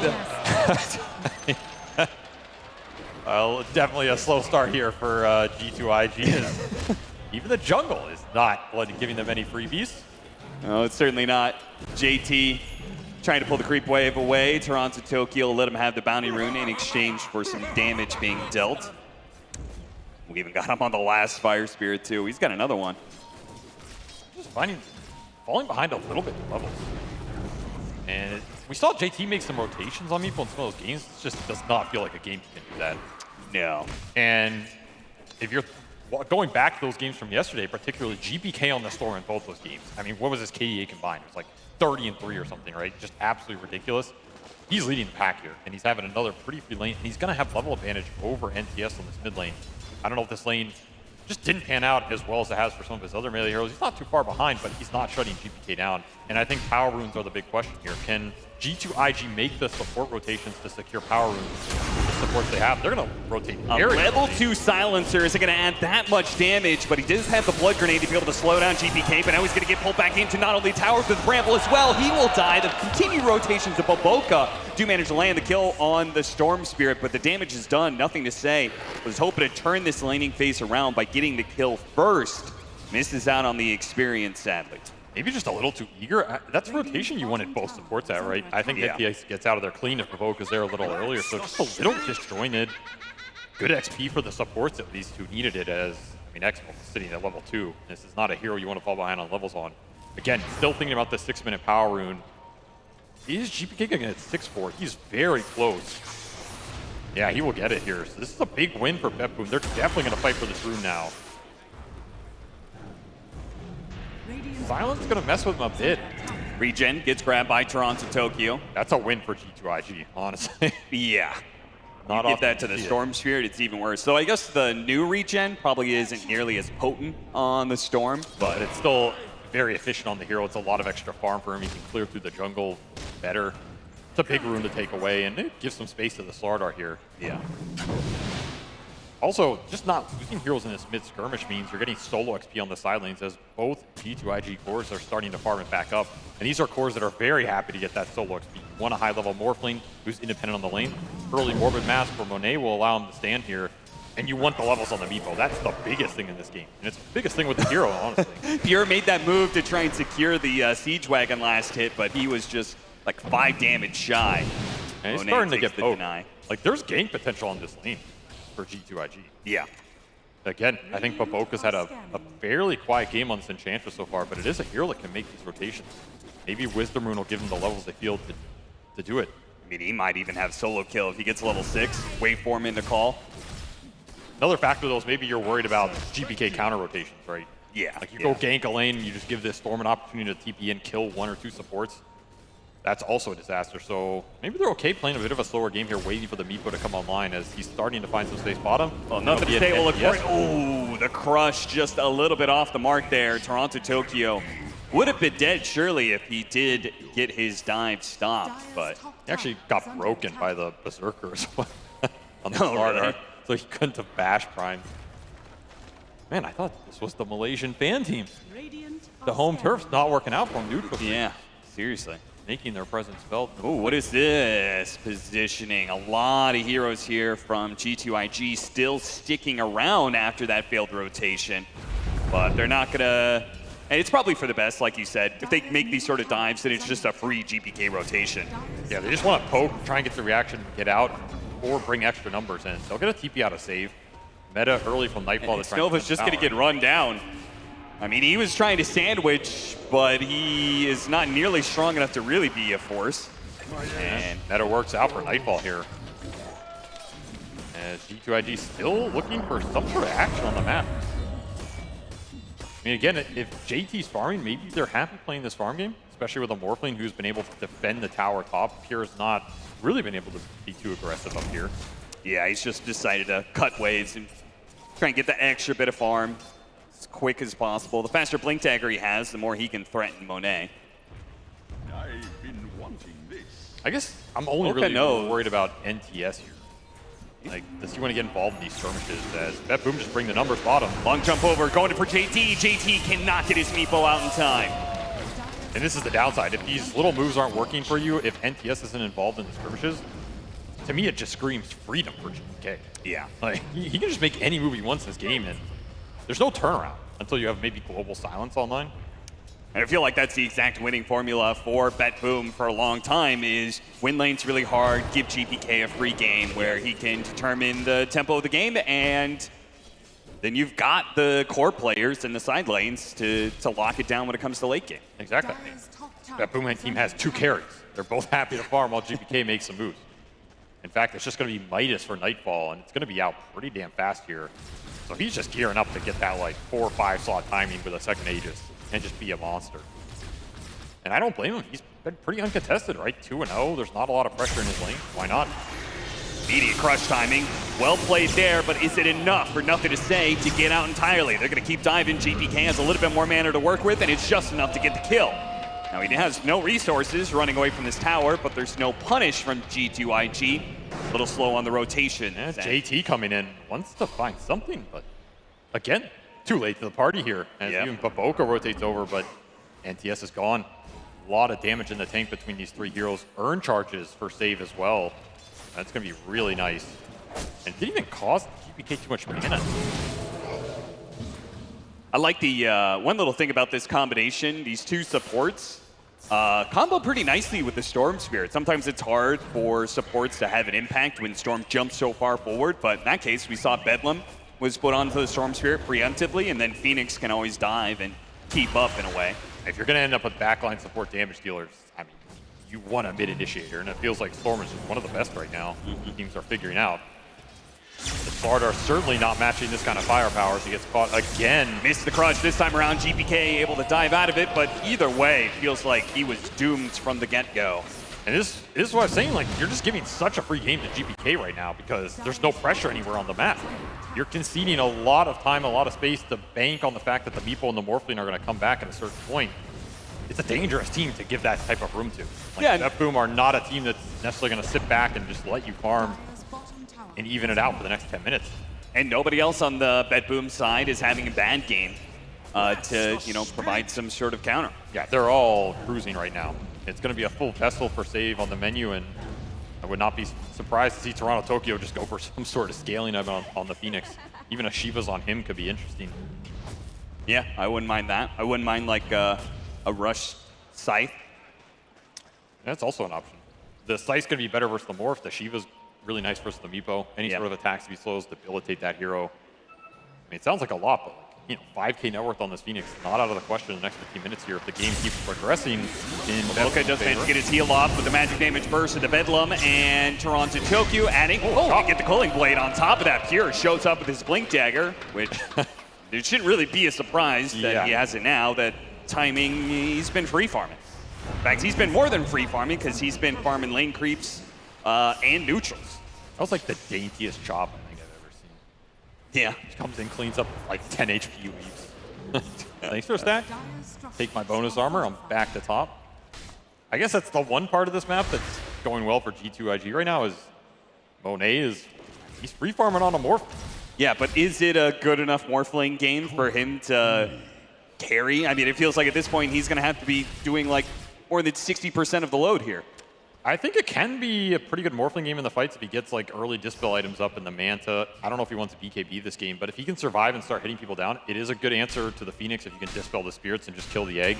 It is a hard hero for Axe to jump sometimes, depending on where you're morphing, where you're taking the fight. And it is, in theory, a decent answer to Terrorblade. Like, you have high magical nuke damage you can contribute. I mean, that should be the Meepo's job at some point, right? Yeah. So it's not all on Monet here, but he is having a very good game, and this has been, I think most people would argue, Monet's signature hero over the years. Like, you're going to pick a hero that you know Monet for, that he stands out on compared to a lot of the other Chinese carries. It's probably the Morph. So it's just right in his wheelhouse. This is where he's the most comfortable. This is where maybe you look towards Monet to step up and carry this game and pull them back in some of the fights by joining them when BetBoom might not expect it, as he should have a very fast Manta style here. And the Meepo should be coming online soon with the Aghanim Scepter. They're going to have to do a lot to change the narrative of this game, because it feels like BetBoom, they're up 3K, but it also feels like they're determining every single move. They have yet to be stopped by G2IG in any of their rotations, and they're going to make another one onto the mid tower. Yeah, NTS just cannot keep tanking these ganks, especially if he's going Midas on the mid Slardar. It's going to be a very delayed Midas. Just conceding a tower does not feel great either, but it doesn't look like there's anything else in the cards. I mean, I don't think you're fighting until you have the Ags on the Meepo. Smoke breaks there on Pure. They give him the Bedlam, jump blind into the jungle, not finding it. I'll find an ancient stack. I mean, the thing is that he broke. They would have no way of knowing that Nothing to Say is literally just AFK underneath his tier 2 tower. I mean, that's just like a sad existence that you would not expect any core player to be accepting. Doesn't have a choice here as damage items continue to come out. Kai and a Blade Mail for BetBoom here, upping the damage of their two jumpers. This map is getting pushed in a bit. And the last outer tower left for G2IG is the one that Monet has been holding up there. But I like the fact that BetBoom really haven't spent too much time worrying about the Morphling. He's a hard hero to gank. No sense in like wasting your breath in some ways, you know, making for those kind of calls. Just, you know, kill everybody else on G2IG. At some point in time, you're going to get to, you know, Spirit Vessel, Blink Dagger, higher levels on the Phoenix, and you'll have the bigger damage to be able to burst him down. They're going to try and sneak one, though, here through the portal. Yeah, they want to take advantage of the fact that Nightfall TP'd up here and is trying to push this lane in with Illusion. So they feel like Monet is going to respond to that lane pressure. Monet not biting the bait here, playing very conservatively, and in fact just walks straight by him. Ships in the night, they miss each other. This is a big missed move for BetBoom. They were hoping to get the Morph into the tower here. Another stack for Pure. Just couldn't find the connection. Well, if they don't get the Morphling, maybe they'll still take the tower just through the presence of Nightfall. I say that, but he's already back and he just leaves his illusions behind. He's got better things to do. Got an amp damage rune off that space. A rune that was missed for GPK here, so BetBoom missing a little bit of opportunities here, and every time you miss a little bit, it doesn't seem like much, but that's time JT's catching up. And if there's one hero that catches up faster in Dota than any other hero, I mean, other than Alchemist, it's Meepo. He just takes everything on the map. Yeah. Already level 12, Aghanim's done, looking towards the Shard. He's going to be highest net worth here in another minute or two. Baboka going to be found here. Spotted. But But then lost sight of him again. I mean, surely they Okay, Pure spots him now. And they should be able to get him eventually here. They'll take the Bedlam to do it, but then they'll get another chop. Yeah, Pure just making sure he doesn't get outplayed once the stack. Oh, NTS finds a little pick off here. Hey, there's something for G2IG to work with, and another bit of intelligence for Xnova. That's the loudest the crowd's been the entire game. Yeah. The random pickoff for NTS. As that Midas is going to start cranking up a little bit as well. Honestly, this map not been too bad for the last 5 minutes here for G2IG, given the position. The gank that Monet dodged and the fact that it's only been Paboka going down on BetBoom's side, honestly probably feels pretty good for them. Yeah, I would have expected that 3K net worth lead to have grown a bit more to the favor of BetBoom, but GPK has kind of slowed down, not getting the same momentum in those hero kills as he was before. And it'll just be Yules for Toronto Tokyo, so not getting too greedy here on the Phoenix. No Midas, no big item rush, just wants a little more skirmish power, a little more catch. It's going to be a nice item versus the Slardar, as NTS probably just going to have to rush BKB in this game. And he's looking towards Roshan. So G2IG get Roshan here at 18-minute mark. They got the scan. They're already teleporting in. They're not going to let this happen for free. I mean, this could be an absolute disaster for G2IG here. I mean, everybody from G2IG BetBoom gets here. They also have the Mega Meepo as well as the Shard. So both the upgrades are there for the Meepo. I'm sure they feel strong-ish. They are strong right now as long as you get Global off on a jump and you can turn it around. Like, this Global is really good right now if you bait a jump. Oh, GPK. Just a small little jump into the trees, trying to get some vision off the Remnants. Gets the Brambles onto the Meepos. Only one of them hit by the Fear, though. Terrorize being used like that. This is all about Xnova right now. BetBoom want to find the silencer, take the counter initiation out of the fight. Can they see him? Another ward getting dewarded here for free by Illusions. BetBoom just don't have the vision. And they don't want to blind jump because if you blind jump, you get global. That fight's over. Tough position to push into. Will thwart that Roshan attempt, however. And it's going to get pushed towards Radiant side here, right? So maybe BetBoom happy enough with that small victory, pushing Roshan into a more difficult position for G2IG to just force it. Yeah, and just a little bit of delay means that Roshan will go over to the other side of the map, which G2IG wouldn't have, I guess, as much control over. It's a lot harder of a contest. And it's also going to let BetBoom get to BKBs here. They're looking towards BKB on the Axe and the Storm. That's a way to deal with the global silence, because now you can jump, global comes out, you BKB afterwards. There's not a lot of threat to force it early. That's going to be a big timing. And speaking of global silence, have we seen it once this game? I don't think we have. No. I don't think Xnova's gotten to press his ult once, so another reason G2IG are trying to force a fight, because this spell kind of wears off in a lot of Dota games. The more dispels you get, the harder it is to use. Yeah. You want to get some value out of it early here, and so far, I mean, Global Silence is the only spell that has been silenced in this game. As they will finally force the Roche before it goes to the Radiant side, they will collect on that big win here, and they'll give it to Meepo. That is one of the best Aegis carriers in Dota. BetBoom, seemingly just a level of confidence that their timing with the BKBs is going to be good enough. They don't have to contest this Roshan. Wow, look at this flank bottom, JT. He is real Meepo down here, or the main Meepo. Blink just purchased, so it's not on the main Meepo, but he's going to find BetBoom here.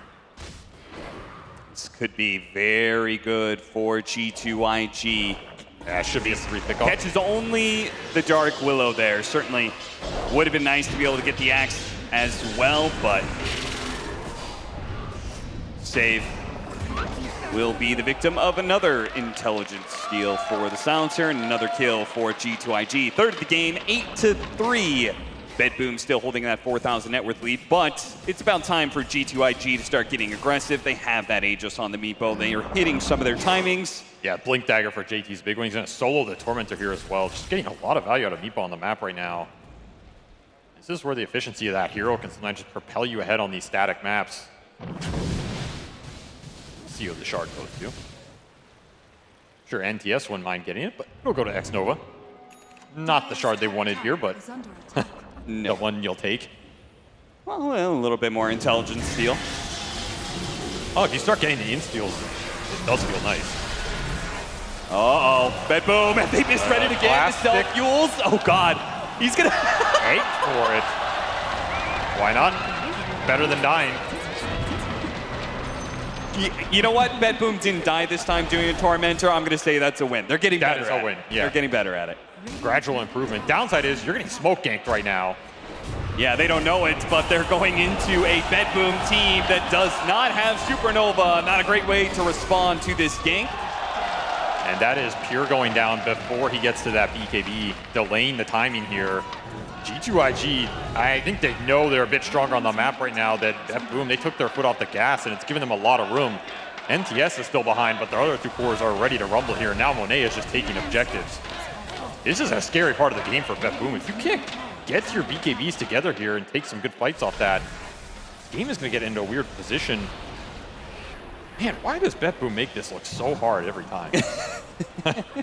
You're supposed to make things look easy. They make this look impossible. Yeah, G2IG, meanwhile, have a hero that can solo Tormentor, no problem. 1v1ing it up with some self-sustain. It's not fair. This is where you think NTS is going to blink, but he's nowhere close to blink. Yeah. He's a Midas Ogre Club starter out here. Doing it the hard way. Not the best, but that kill certainly helps. 584 gold for everybody else involved in that kill, so a decent chunk went over to Slardar. More momentum getting sapped out of this start that BetBoom had. Like, they still have a gold lead, but it's just been grinded down. Smoked JT Meepo invading jungle with Blink, so he can... Runs in to save again. He's got a Blink on top of him. Leave his two other Meepos to deal with the Dark Willow. Another freebie. Another -4. That's true. 4 more in, stolen. Save not happy about that one. The item's just getting desynced here for BetBoom. They've had GPK's BKB for a while here, but they have just not gotten a fight out of it. Yeah, they aren't even like grouping up to make a play happen. I wonder if part of that is Nightfall saying he wants Scotty against Meepo and Morphling. You could kind of understand why. Stopping that sustain is a pretty big factor, but still. This will finish the BKB for Pure. So now if you're BetBoom, I think you got to start thinking about how you want to take the fight. Aegis is going to be out in a minute, so maybe you wait for that, but 60 seconds, make a smoke move, combine your cores. They're all really strong right now. Nightfall should have his Scotty done as well. There's a lot syncing up here. You've given some freedom back to G2IG as JT misses a net. Though Pure does have his BKB now, so these initiations are not as easy until, I guess, like a Hex comes out way later, or you get your double Scotty going, which it will be double Scotty between Monet and JT here. They're going to be able to chain this. Oh, it's going to be hard. Monet, he's going to be able to get the call. Then the follow-up terrorized, intercepted by the global silence, and a beautiful initiation from G2IG. Monet's going to be okay, and JT, he's going to find several heroes off of this one. They're still going to fight it out, though. Nightfall, he's beating down one of those Meepos, almost dying. Does manage to cycle it out decently. He still has a little bit more time left on the Aegis. That's why BetBoom backed away from that fight. They wanted to see if they could get the Meepo as the Aegis was expiring. Yeah, that was very close. You know, you're looking at 10 seconds, right? Otherwise, you can just commit Sunray Egg there, and you kill Meepo for sure, but I don't think they wanted to get trapped in the second round. Yeah. It was a very, very tight initiation there. If you get the morph before the... I guess he already has the shard, huh? Never mind. Monet prepared with Scotty and shard already intact. He's a hard target to jump, and Global kind of prevents... Like now, because the morph has Scotty shard, he's very tanky, you can hold the global even maybe longer there. Yeah. Bait them in. But X-Nova, you know, I mean, he just wanted to cast a spell. And it was a pretty good usage of it. It's been a while since he's done more than being a part of a kill and stealing intelligence from somebody. But it took 25 minutes to get this global silence out. And at this point, you have the BKB. So if you're X-Nova, you actually have to start thinking about it more, right? In terms of, do you want to try and bait the BKBs out first, then get the global out? Do you just pop it to force earlier BKBs in the fight? That'll help the Meepo later. Yeah. It's a hard spell to utilize, honestly. It's one of the harder spells to get peak value out of in competitive Dota. See if you can continue to find uses for it here. Is, you know, one use in 25 minutes is not the best I've seen. NTS finishes it as well, and we'll get haunted here. Can't get off his BKB, gets slammed down by the Axe. No longer have to worry about that Aegis anymore, so... Actually got out of there. Yeah. So this is BetBoom abusing the global on cooldown and the fact that any jump they get where they can hold their BKBs and find a good core target, they should be happy with. especially when it's the Storm and Axe going together. It's a lot of damage. You have a Terrorize and Vessel follow-up. You have Toronto Tokyo that can just play super patient with Sunray Egg. Will say one thing about this lineup from Bet Boom. There is a pretty big difference between the Axe on this draft and the Magnus that they had last time, right? I feel like your lineup's not going to scale nearly as well with an Axe. I mean, Axe, I would tend to agree. I think the Mag with the BKB piercing RPs in those games, especially later game with the refresher around the egg, is maybe more reliable, especially with Skewer to bring them into it. But we have seen Pure scale pretty damn hard on this hero. And I mean, Axe can be one of those deceptive late game heroes, right? Usually it's, if you're getting a lot of stacks, your armor just starts scaling up, you become a beast. Yeah. But this hero has some routes in the late game. He gets really tanky with heart or strength blinks. He can just go in multiple calls. The call cooldown, he gets really low. And if you get nags on top of that, suddenly you're dealing a lot of damage. Yeah, and you add on to the fact that now he snowballs a little bit more in an individual team fight because he gets this bonus armor off that first culling blade. Like, that is very significant both for his damage, if he has like the axe that you're talking about, but just his survivability. 30 bonus armor for the duration of that buff is a lot. Yeah. That's a big change to the hero. We'll see what Pure can do with it. I don't like, I mean, I think you'd rather have the mag here in terms of this game going 60 or 70 minutes, but Axe is not far behind. And it's just been a very, very disciplined game from G2IG. Maybe how they prefer to play. Honestly, I don't think they've been known for steamrolling games this event. Yeah, I mean, missed jump here. Is it going to cost JT? He can make a meepo. Gets caught in the bramble as that stun goes out. Yeah, that's a tough target to jump here. You see Pure debating it. I think they're going to go, though, because they have everything up here.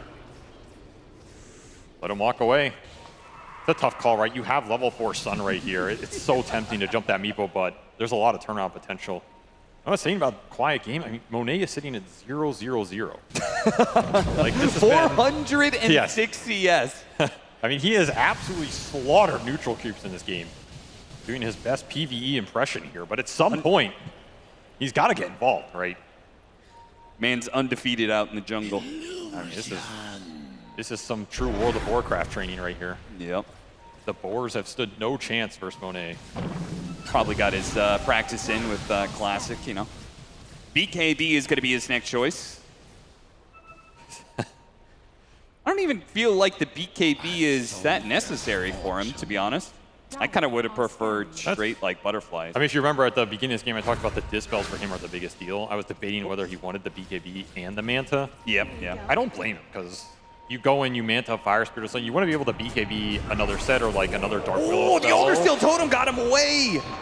Missed out on the call. What a move from X-Nova. I mean, that's about as stylish as you can get on this hero, right? Yeah, right yeah. There. There's not many other plays you're making. He has a full pipe, by the way. Not a bad item if you're going to get one in this game. Damn. Like, every aura for Meepo is an even bigger deal, right?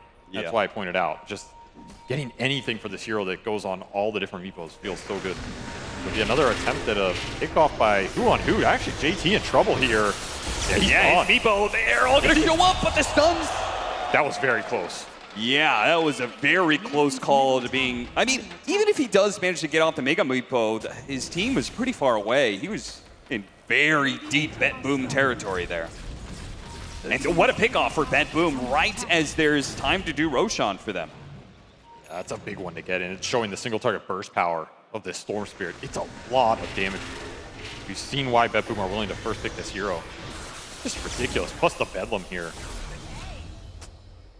I mean, they have answers to the Meepo. Like, JT's going to have to think about how he's initiating and when this Mega Meepo goes off, if he can get it off in a fight, because there's chain stun potential between the Axe and the Storm. And they're just going to force Roshan. No Meepo for this fight. He does have buyback if he wants to commit it, but he can't really get here this easily. No, there's no tier 1 tower to get to, so G2IG, they're going to be playing this.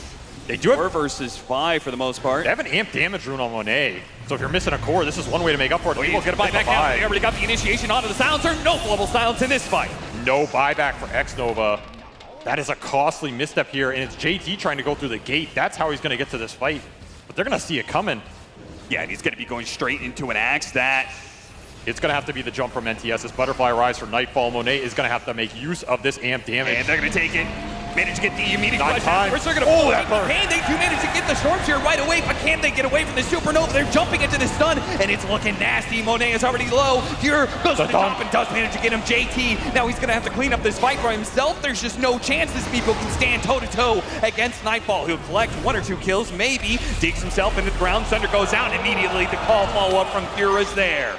Disastrous buyback here from G2IG as they commit a little too late on that pit. The crush was not in time. Nightfall takes everything and more with a beautiful Sunder at the end of that. I mean, that amp damage was starting to shred, but there's just way too much for Monet to fight into here, especially with Pure getting multiple calls off for the entire fight. Just controls it beautifully.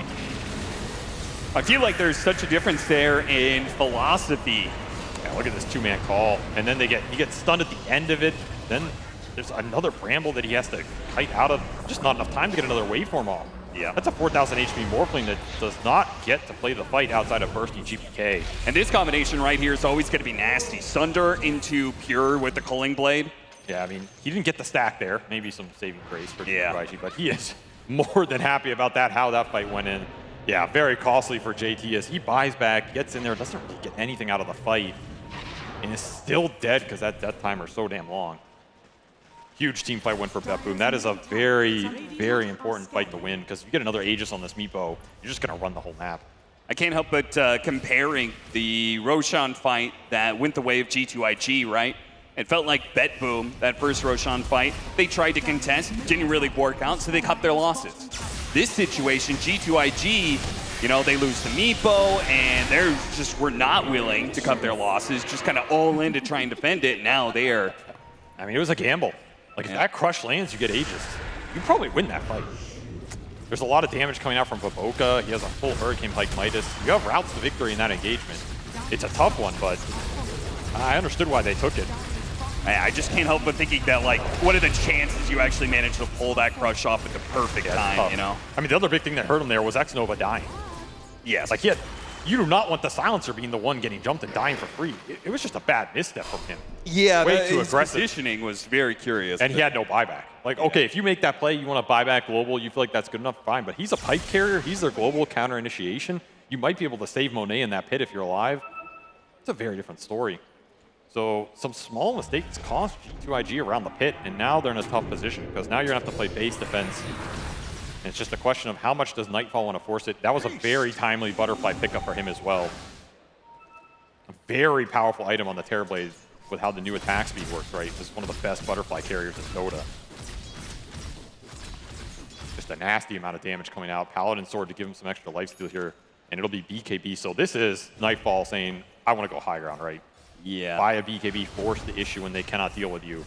I don't know what kind of crazy team fight G2IG needs to put together to actually kill Nightfall. Like, maybe they hold high ground, but how they get through the Aegis, and then he dies once, he's going to have the BKB for the second life. Toronto Tokyo still holding on to the banner, interestingly enough. Yeah, I noticed that. And he's going to use it for the push. This is, I think, one of the better cases for it. Just drop your creep that you want to push in with, and they caught the Meepo. Pulling back the Meepo, Oh, he managed to dig underground. He's still going to come back. The Mega Meepo is going to be in trouble, and he chops that one down. Way too much single target burst. G2IG, they were trying to get some sort of, like, setup there on the high ground, but JT just out in the open. I mean, again, another misstep, right? Like, why give BetBoom an opening like that? And it'll signal an easy high ground for Nightfall here as he'll get the glyph, and I don't think G2IG want to fight into this without the Meepo. You can poke, but cannot stop the Terrorblade here as Pure will force the jump. Yeah, they recognize this Enchantress is the biggest problem for Nightfall, and Pure cuts him down with no buyback there. Slaughter's going to be up next. No buyback there either. BetBoom. They might just be ending the game right here, right now. What could have been just one, maybe 2 lanes turning into perhaps the game here as they catch Monet. Monet next with the Sunder. There's the call. Oh, these combinations working beautifully for BetBoom here. Monet, he went from 0-0-0 to 1-2-0, and this game's just over. This game, it was very slow, very disciplined from G2IG, but you got to pull something together at some point. It just never got there. And for BetBoom, they just ride this Terrorblade's net worth all the way to the finish line. couple brief periods there where it felt like they were losing some momentum, but the second that Roshan falls and Nightfall says, all right, guys, I'm done farming. I have Butterfly. I want to end this game. There's no answer to it. Absolutely none at all. And a perfect game from Nightfall. 0 deaths on the Terrorblade. G2IG unable to pressure him at basically any point over the course of this 30 minutes or so. It's a super concerning game for G2IG because, frankly, you just can't win a Dota game in this era of Dota without winning some team fights. And their execution of those team fights was suspect, to be sure. And again, this is a team that, it's not like I expect G2IG to come in and run people over in the laning phase. I think BetBoom's a stronger laning team. They're probably going to have an advantage in the first 10 or 15 minutes of Dota, but those later fights are supposed to be your wheelhouse. Yes. That's where you can turn this game and maybe upset BetBoom, but BetBoom just looked way more coordinated in the fights as well. Yep. They came to play at every stage of this game, and right now, you have to reset, find some answers for multiple stages of the game, and the Meepo has been answered. They left it. They were willing to deal with it with a Phoenix plus some good initiation. And honestly, Nightfall with some Sunders and right-click damage, he looked pretty damn good against it as well. G2IG looking a little sleepy out there early mornings in Malaysia, and you can't afford a slow start in a best-of-3 elimination match like this. They'll go down a game, but maybe they'll give a chance for a comeback. We'll see as we head back to the panel, break down that game 1. Thank you very much, Cap and SPG. BetBoom take game 1 of a best-of-3 elimination series. A lot of work to be done now for G2IG in this break. We'll see how strong they'll come back afterwards. But first, let's break down this game and tell you exactly why things happened the way they did. I'm joined by Kezu, Winter, and Effie. And Effie, this game, it felt so even for the longest time. It was almost a peaceful game. I would say so. I mean, there was this really nice timing that G2IG hit when their Meepo got strong and they were able to take that first Roche and take over the map. But because BetBoom had such a strong laning phase, and they built that advantage in the laning phase, once this Meepo domination started, they had a means to fight back. They had net worth. They had means to just chill and farm and wait for that one really good pick-off on JT, which then snowballed them into taking that Aegis and eventually ending the game. I was a little surprised at how the early to mid game actually played out. I thought it would be a little reverse where G2IG would be ahead in the early game, but I think they, as Mira mentioned already, their lanes didn't quite go as well as they would have wanted to. I don't think they really brought all the heroes mid either to shut down the GPK Storm, because this is the 3rd time in a row this guy plays his hero. He's just doing phenomenal. He's doing everything for his team. Then G2IG did so well to come back in the game on the back of JT's Meepo, but then this Roche play, I think nothing to say, did a pretty big mistake trying to D-ward without buyback, and I think from there on out it was really hard for them to, come back in this game. I mean, it was a silencer, X-Nova. He was trying to... What did I say? It's okay. Basically, somebody tried to D-ward the ward, but they didn't have buyback, and they couldn't take the fight after that. But overall, you see how the Slala got countered. I feel like the Slala opening gave the Storm like a free lane, and maybe G2IG, they were trying to set up for a Meepo, or they always want the possibility of picking the Meepo, and maybe that was like in their mind a little too much tunnel visioning on that, and they had a lineup which I felt like didn't really work very well together with the Slada and the Meepo. Like Meepo, you want to have like a mid laner that has like some team fight, so that when you get your items and you get your timings, easier for you to fight, And I understand why he went for the Midas on the Slada this game. They had a really rough start, and he felt like we needed to play the long game, so the Midas kind of was the answer. Yeah, I like the point that Winter brought up, or at the very least, if you don't have that team fighter on your mid laner, your lane has to go better, right? And he wasn't necessarily set up for success here. I mean, X-Nova did rotate once to the mid lane to get the kill on GPK, but unfortunately there was a counter rotation by Save, and Slardar died before he even got the XP or the gold, and that was just like the story of the game. I really felt like BetBoom played around their mid lane so well, and nothing to say, couldn't get off to the start that he needed to have to bring impact into that game. It was a first pick Storm, 9th pick Storm, but still, like the hero got picked. If you can pick your mid laner this early, and he still has a game like this, something is wrong, with the draft for your opponents, like they needed to, I think they needed to try to address it more, instead of trying to tunnel vision around, we want to get this Meepo. I felt like from the beginning of the draft, they were already thinking about the Meepo, and they were already trying to set up, Meepo's open, let's try to devise a plan around it, and maybe that was BetBoom's plan, Yeah, we had some great explosive Roche fight there at the end. We saw it in the highlights as well, where the players were popping off after that as well, Kezu, because that fight was supposed to be the fight where G2IG was going to be able to strike back, right? But they should be good at that point. They even they had a DD rune bottled on their Morphling. I think if it just doesn't start with Silencer dying straight up without having, if he has buyback and he can global, I'm okay with the play. But the way it turned out is just then too easy for Bedboom. Like they see everything, it's 4v5. And I think like that is the type of fight that if you want to win this game, you need to clutch it. Because if you can't win this fight, there's no coming back. And not even that, I do have to bring up, this is exactly the same draft that Bedboom ran yesterday, with the exception of the Axe being a Magnus yesterday. So you know they're going to play these heroes. You know the style that they're going to play. You know how they're focused on the lanes. And maybe it's time to just target these heroes that they look so comfortable on. I think that potentially just taking out this GPK Storm could create a lot less issues for you in the draft in game 2. Or at least they have to try to pick a mid matchup that can pressure the Storm, you know, something like a Lina or Queen of Pain. Whenever they go for this type of hero, make sure he pays in the lane. Yeah, this was, of course, a game 1. We said at the very start, if you're going to try something, if you're going to plan something that you're not really sure, game 1 is where you do it. And then game 2, you adjust. If it didn't work, it didn't work. I think maybe Kezu, they were just like, you know what, we really want this Meepo, regardless of what happens, because we think it's that good. It's not.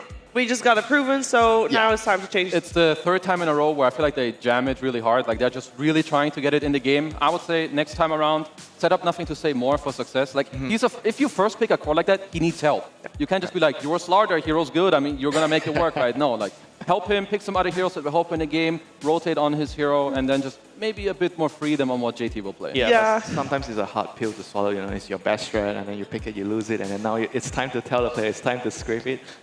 It is time to scrape it for them, but we are not going to let it go just yet, because for our Acer Predator player versus player FE, we did want to highlight these two players because it did feel like this was the story of the game, especially with the overall last pick, Axe, coming out against JT's Meepo. It felt like the offlaners FE were the story.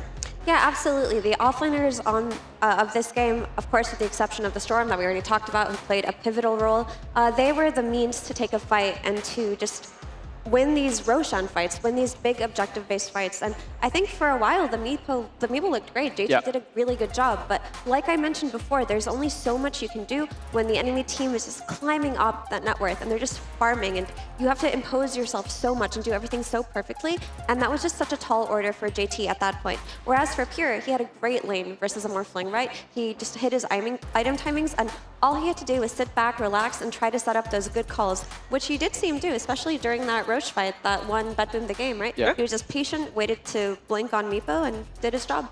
I feel like that just goes back to the point of you want to make Dota like easy for you. We saw JT do well, but I feel like he played nearly out of his mind to even end up with a score of 4-4-1, whereas Pure, as Mira's mentioning, you know, 6-1-6, he's chilling, there's Ancient stacks, you know, they're just farming, he's TB setting up his map, he has Dark Willow behind him, he has a Storm jumping in, like, he's just chilling, you know, having fun, as he should, as JT. You know, you play so well, you still lose it, it hurts. I mean, it's all in the draft, right? One team has a very more well-balanced lineup. You know, you get more value out of every single hero, whereas G2 IG's draft, they're all in on this Meepo Silencer. Sure, you have a Morphling, but your Slardar does not have a game, and they have to address it in the next one.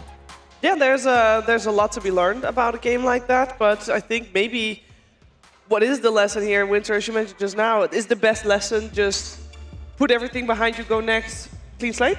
Yeah.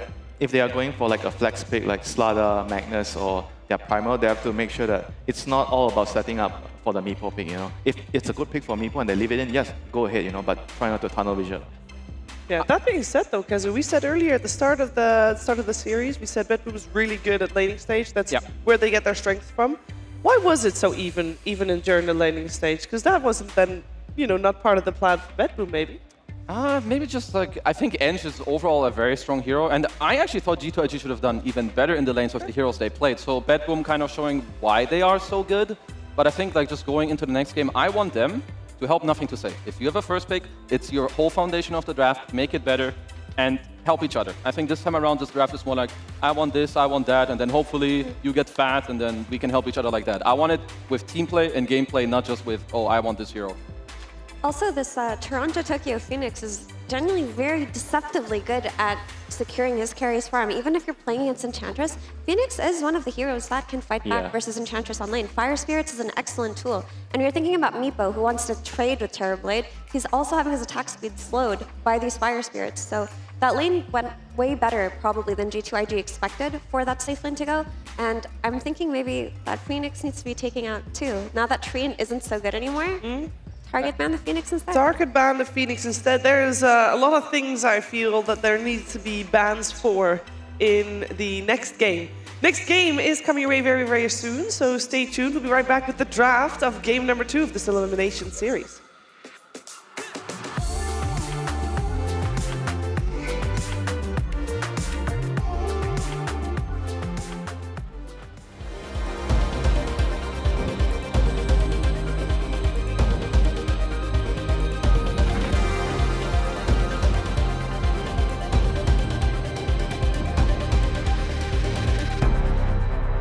Do you want to play like a pro and gain that sweet MMR? Watch the DHL Pro Tips to improve your gameplay. Then test your knowledge to win a Steam gift card. Become a pro by visiting esl.gg/DHL Pro Tips.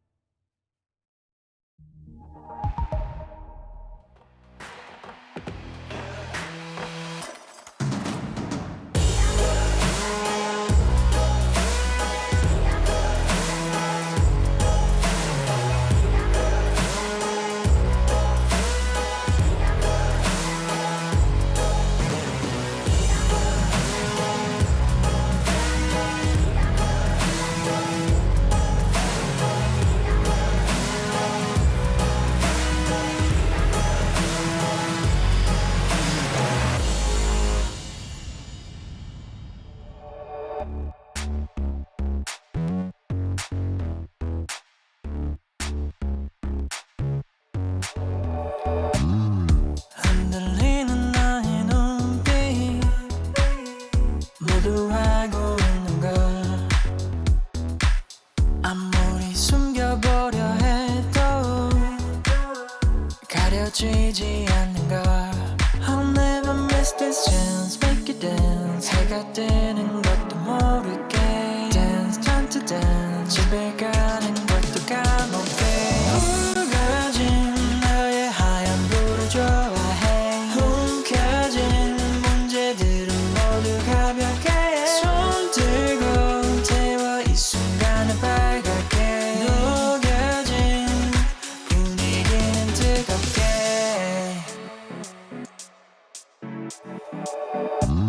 아무리 어렵다고 해도 시작하면 되는 걸 처음이 어색하다 해도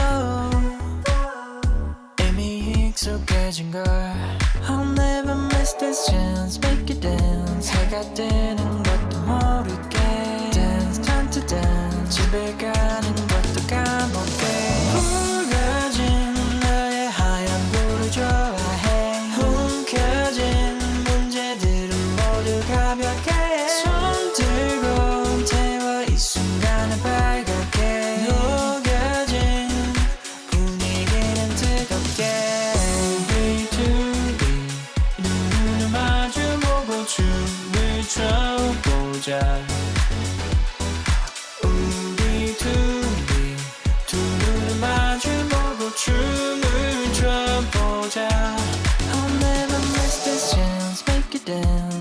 뛰는 것도 모르게 Dance time to dance 집에 가는 것도 까먹게 흐려진 너의 하얀 불을 좋아해 움켜진 문제들은 모두 가볍게 손 들고 태워 이 순간을 빨갛게 녹여진 분위기는 뜨겁게 우리 둘이 두 눈을 마주보고 춤을 춰보자 우리 둘이 두 눈을 마주보고 춤을 춰보자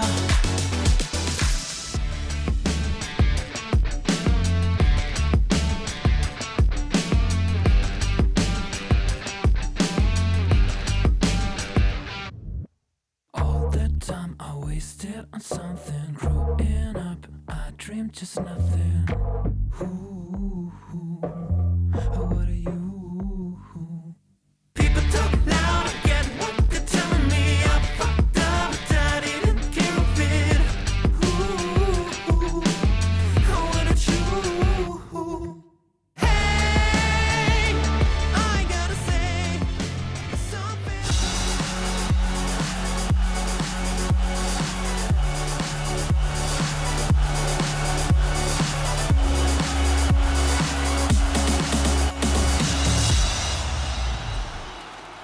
自己的地区打比赛嘛，肯定是希望可以打进那个淘汰赛，然后就希望有很多观众支持我们吧，就希望有很多马来西亚的粉丝们来现场支持吧。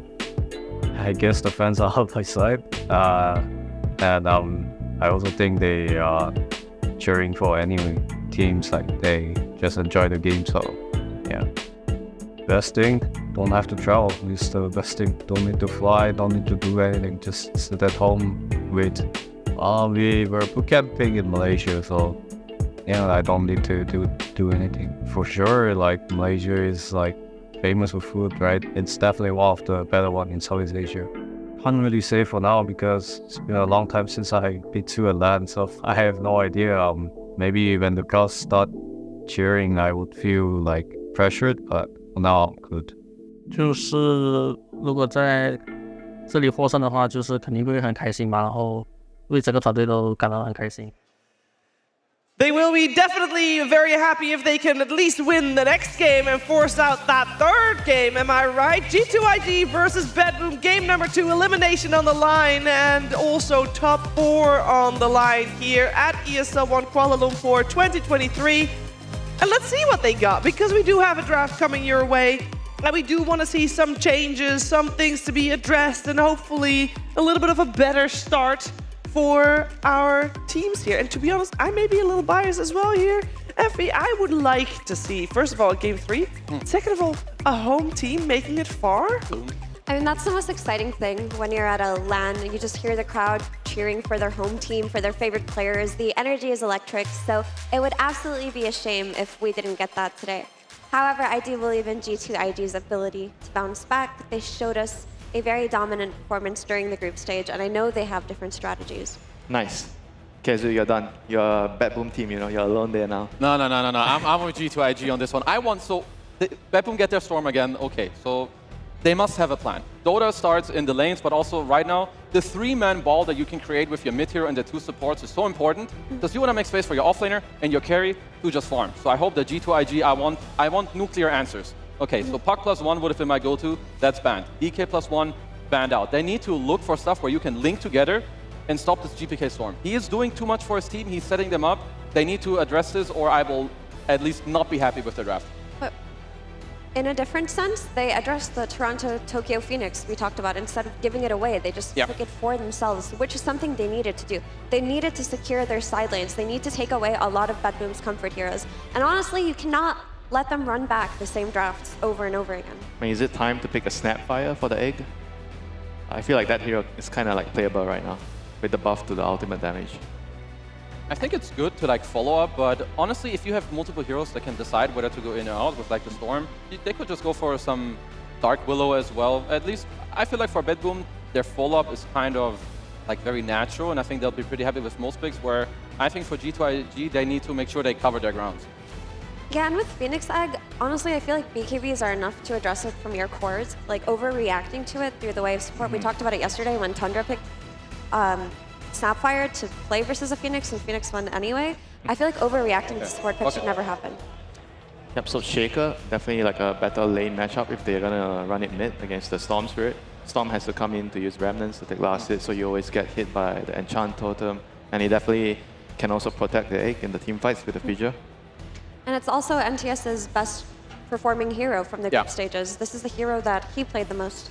No, I love his Earthshaker, and I think this is the type of hero that you needed. Of course, BetBoom already banned a couple, so you have to look for the next one. Earthshaker, you hit 6, one support comes to you, Storm makes a mistake, boom. You can just pressure him and punish him right on the spot. So they go for the Muerta here. The silence is pretty useful at dealing with the Phoenix. You have to be very careful when you're diving in to cast your egg. And on top of that, it suits really well to Safe's playstyle, where he always wants to play a hero that can kind of be a correlator, buy your Midas, farm some Ancients. And Ogre is a hero that I felt like when I looked at the patch, I felt like this hero is going to be picked somewhat. He's very good at securing the lane. You can kind of buy a Midas if you feel like it's a good game to get away with it. Bloodlust against the egg. Thank you very much. Yeah, and that's just Toronto Tokyo's support style. He picks heroes that secure the lane for Nightfall. And now that you have this Ogre, this makes the potential Muerta flex to carry possible, because you just get the classic ranged plus melee duo. And because you have this Bloodlust, you're not going to be worried about the Supernova. Yeah, it's also the support duo combination. When I look at the supports, I always feel like it's nice to have like one guy being the guy that follows the, like Kezu, you mentioned the 3-man ball, right? So Ogre is probably always going to be in the ball, and then Muerta can kind of be in the ball, or you can kind of be taking the dead lane farm. I feel like this type of balance is what makes the game easy for the team. Yeah, so if you're G2IG, there's a lot of post forwards banned out, or like at least heroes that will follow the Shaker. One of the next heroes I'm kind of looking at is Skyref. I'm not the biggest fan of it, but I think your Shaker still needs some follow-up damage to just like help him when it continues later on. Oh, support Shaker? Is that a support Shaker? Or just off-lane Primal and mid Shaker? Yeah, I guess they can flex both and then decide later. Yeah, the flexes are both there, which is really good. The most played hero for J2 is also just this Primal Beast from the offlane. Yeah. But it's nice that they have the potential to switch it up. So I think for now, I mean, Primal mid is fine, but I would be happy if the Shaker is just straight up your mid, and then you decide that you just help him out with a support pick. Unless the Muerta somehow deters that, but I wouldn't really Primal see why. mid means Storm is free farm that lane. Yeah. Ooh. Okay. There he is. Our favorite hero has a cure. How many Wraith Bands is he gonna buy? At least one. At least the 25-minute race band nerdiness, it's too strong. But it fits exactly what they needed. Help your Shaker out, give him some damage, and yeah, I honestly didn't even think about it, but I think it fits exactly. But how does the lane feel though? You're playing against the Ogre as Lion. Kind of feels like he might get bullied in the lane. Ogre, Lifestealer, very, very scary lane. Lifestealer also really good at killing the tanky Primal Beast, very good at killing the egg. Sure, the Pulverize goes through your rage, but I feel like with the Muerta to cancel the Pulverize, either with the silence or the dead shot, he is very hard to kill in the team fights. This is a perfect lifestealer. It is. It's creating so many problems for G2IG. Firstly, it's so good at killing Supernova with its rage. It's a good hero on lane versus both Lion and Primal Beast. Like, it's no longer threatened on lane. Then you also have Infest Bombs, right? You infest the Storm Spirit, he goes in first, and you have that very secure initiation. So G2IG do have to address this hero somewhat, or completely if they can, but they still have to deal with a lot of other issues. There's only Morphling, Faceless Void, you know, those are the two heroes. Yeah. I think it's it's an amazing point, because this is what I think BetBoom do really well, and that I missed that from G2IG last game. You first pick the Storm, you pick heroes that will help him. Now you have a Nax who will go in with him, or if Storm gets initiated on, you can save him, bail him out. So I think they're doing perfectly at G2IG. They do have last pick, so of course they can find this type of gotcha pick that they need later, because I'm a little worried for them. I mean, the gotcha pick has to be really good right now, because the lifesteal is already an answer to a lot of your current picks. And like I said, you know, Morphling, Faceless Void, you're probably not gonna get them. Maybe the other one that comes to mind is like some Monkey King against the lifesteal later on. I mean, luckily for them, they will see what Pure has to play, so then it gives you like a little more leeway and purpose into understanding what you need. So for BetBoom, yeah, it's just gonna be a very casual and classic Pure hero. I think, Mira, you always say it, he will play your Axe, your Legion Commander, Centaur maybe. I think Tidehunter is a perfect ban. I was considering this hero for Bedboom because they don't really have the team fight to fight into G2IG in terms of, okay, who's going to overwhelm the other. And that hero would have provided them that with Ravage. So very heads up ban by IG. That leaves the typical Centaur Muerta lane that Bedboom have been running repeatedly throughout the entire year. I mean, I would like Centaur. I think it's just chill. And like is strong. Doom too greedy for them if they go for a Doom? I mean, I personally prefer Doom when you see your matchup. I guess I would prefer a hero that is just stable and maybe has the potential to buy pipe. Oh, nice. I actually like that. I think Storm, Dawn, and like Puck Dawn, these heroes, like, again, you build on your first pick Storm strategy, you help it out with all your picks, Dawnbreaker, another hero that will join or can save him. Yeah, I'm a big fan. Yep, they have a very clear three-man team. The Muerta, the Storm, the Ogre, they're probably going to be running around the map together, whether the Lifestealer decides to join or the Dawnbreaker can join with the ultimate. And G2IG right now, they have to definitely find a way to at least do better in the lanes, you know. I feel like if they don't do well in the lanes, they could just see a repeat of game 1, you know, get run over. All right, so what's Monet gonna play? I can't figure it out. I feel like there's only one kicking. I don't know. I think Weaver could potentially be Weaver. Oh, Terrorblade? Okay. Are we happy with this? It's okay. I think it's good. It's gonna be good for the game. The only thing I'm a little afraid of is I think the laning stage could be a little sus. Like Dawnbreaker traditionally can really dumpster. I feel like he might like die a lot against the Dawn and the Storm, like moving around the map. You know, a lot of it is gonna be hinging on whether they have the right vision, whether they can control the rune, so that Storm doesn't get too many runes. But I feel like the Terrorblade is gonna have a hard time from the laning phase itself.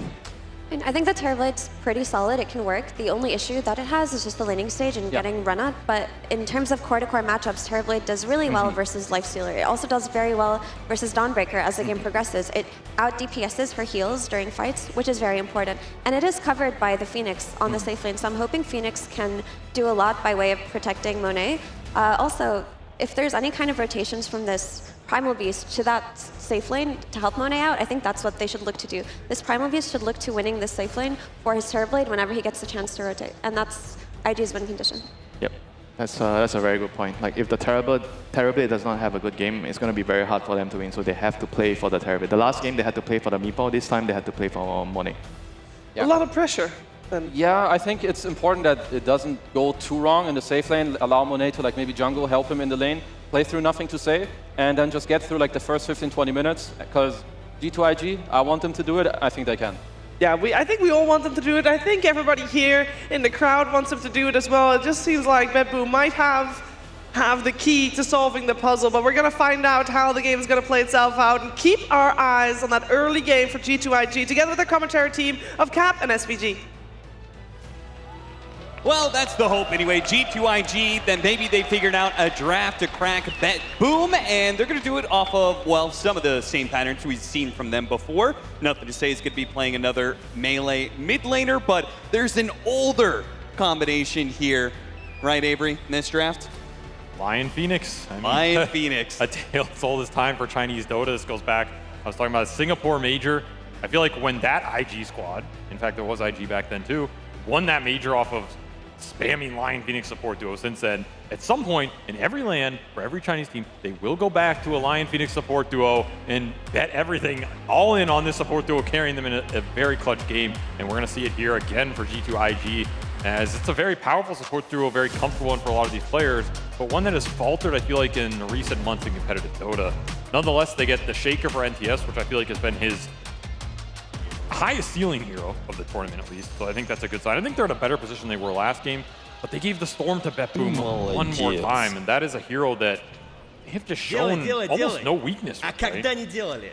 Yeah, they also drafted another melee hero matchup for Nothing to Say against the Storm Spirit. I don't think that Earthshaker fares that much better than the Slardar should. No, but I think even with less, he'll do more versus the Storm. Like, I don't think Slardar does anything to the Storm in those mid-game fights, or really in the rune battles or anything like that, whereas Shaker, you can easily turn those around. Your presence in the fight is very high until Storm commits for a BKB. I think the game matchup's just a lot better, and I think it's a hero that NTS is a lot more comfortable on and can control the game more with, which is really what G2IG want, right? They want NTS in a position where you can control the fight. That's the big important thing. They don't care about the lane. They just want him to be able to win the team fights when they matter, and I think Shaker's a hero that can definitely do that, along with the Primal Beast for JT. and having some sort of semblance of control, or even the feel of control is important after a rough game one where, I mean, their team fight-wise, it didn't feel like they knew what was going on. No, it was very disjointed. So maybe some of this big team fight will help them a bit. Maybe that's what they went back to. On the flip side, you have another classic Chinese combo, but it's on BetBoom's side. It was this Dawnbreaker Storm. If you remember, this was a combination that came out of China about a year and a half ago. It was something that LGD played a lot with NTS on the Storm back then, Faith Beyond Dawnbreaker. It was a little bit of a throwback. Yeah. It's kind of interesting to see this combination come through. Very powerful as well. The Storm initiation, you get a deep jump into the back of the fight, throw the Dawn ult on top. Even if you hex the Storm, even if you fissure the Storm, he might not die in that burst, and then that fight's over, right? So I'm also looking towards this combination for BetBoom to have really high impact in the team fights. And of course, if they get to spell debuff immunity on either of these heroes, you have Lifestealer with the innate debuff immunity in the Rage. It could be a lot of spell immunity that G2IG has troubles interacting with. What do you think about this matchup right here? Primal Beast versus Lifestealer. We casted, I think, a matchup of this at the tournament at some point in time. It's got to hurt the Lifestealer quite a bit that his Rage can just be countered almost fully by, you know, just being grabbed by the Primal Beast. It's nice. I mean, you're not taking too much damage, so it can feel bad for the Primal sometimes. I'll also be interested to see if there's a game where Nightfall goes for the BKB on the Lifestealer. We've seen it a couple times. It's not unheard of, right? If you feel like you're strong enough to just fight based off the passives and maybe like 1 or 2 damage items, there's a lot of lockdown and a Terrorblade with a Sunder to deal with. But this Lifestealer matchup is not as bad as it used to be with changes to all this and how much you can get in there with the extra BKB duration. And once more, X-Nova just feeling the pain in this match. Giving away a first blood to Pure. That is a tough first blood to give away, as I think this is the weakest lane for G2IG in some sense. Like, yeah, you give a head start to a Dawnbreaker plus a Morta, they are going to outfight you on that lane. Phoenix Terrorblade, not really known for their super high inner lane synergy. And they have enough magic damage to threaten Terrorblade if they get ahead. So that is particularly scary when they've already picked up first blood. And Pure and Save, we saw them, maybe we didn't see the first blood in action there, but we saw them earlier. They were cooking with their spells. They had a really nice shot from Save that hit both the heroes while they were combining. I mean, it's just a deadly lane comp. If all the spells land for BetBoom on this off lane, somebody's dead. No way around it. And I'm also looking towards Save for BetBoom. We've seen the calling be why this hero is played on support. This is a very good game for it in the team fights. You throw down these spirits, it's going to mess with the Shaker initiation. It's going to mess with the Primal charging through. You might catch Phoenix off a dive. Very obnoxious spell for G2IG to commit into on. Yeah. So it's a big question, like, can you find Save first at the start of these fights with your 2 big bruisers, take him out? I feel like the fight just becomes way easier if that happens. His positioning is going to be really key for BetBoom in a lot of this mid game. But so far, another kind of quiet early game as they're going to try top again on Monet. Major slam him there with the Starbreaker. And Monet, while he does live, he doesn't feel that great about it. And opted for the Bracer as well, so he's just trying to get some extra regen on this lane. Getting a little stomp here, doing some damage. JT certainly not getting a kill. These 2 tanky boys, Lifestealer and Ogre, are not going to be that easy for this kill lane of Primal Beast and Lion to get any momentum going off of that. This is a lane where they just want Nightfall to get as much out of as possible, and then Toronto Tokyo is going to go play around the other course, right? Early Bloodlust to help him as much as he can, and then at some point give him the solo XP, maybe make a gate rotation to top. That would probably be ideal for Toronto Tokyo, and I mean, right up his playstyle as well. He loves those kind of moves. He's already going to contest. He's going to chase Baboka for 4-minute water room here. Kind of an interesting play. I don't know if they have kill threat. If he gets body blocks, maybe. Yeah, slowed him down with the blood grenade. He can get in front, body block him some more. And GPK will eventually close that distance to get a nice. Whose tree was that? Yeah, was that Baboka's tree? Did he just block himself? I think he did, man. Baboka's just too good even for himself, man. That's what it looked like. I don't think it was an Ogre tree, so. Well, either way, it was nice. GPK gets the last hit on the kill, either way, as expected. Yeah, I mean, again, Toronto Tokyo happy to take these random skirmishes on the map because it's just solo XP for Nightfall. Yep. And I don't think JT can really pressure him here one-on-one, so kind of what BetBoom are looking for. And again, they're pulling out ahead a little bit in this early game. What I would probably expect in this matchup, it's just you have to try and keep it even as much as you can if you're G2IG here. The one big change, though, is I think NTS is having a way better time on mid.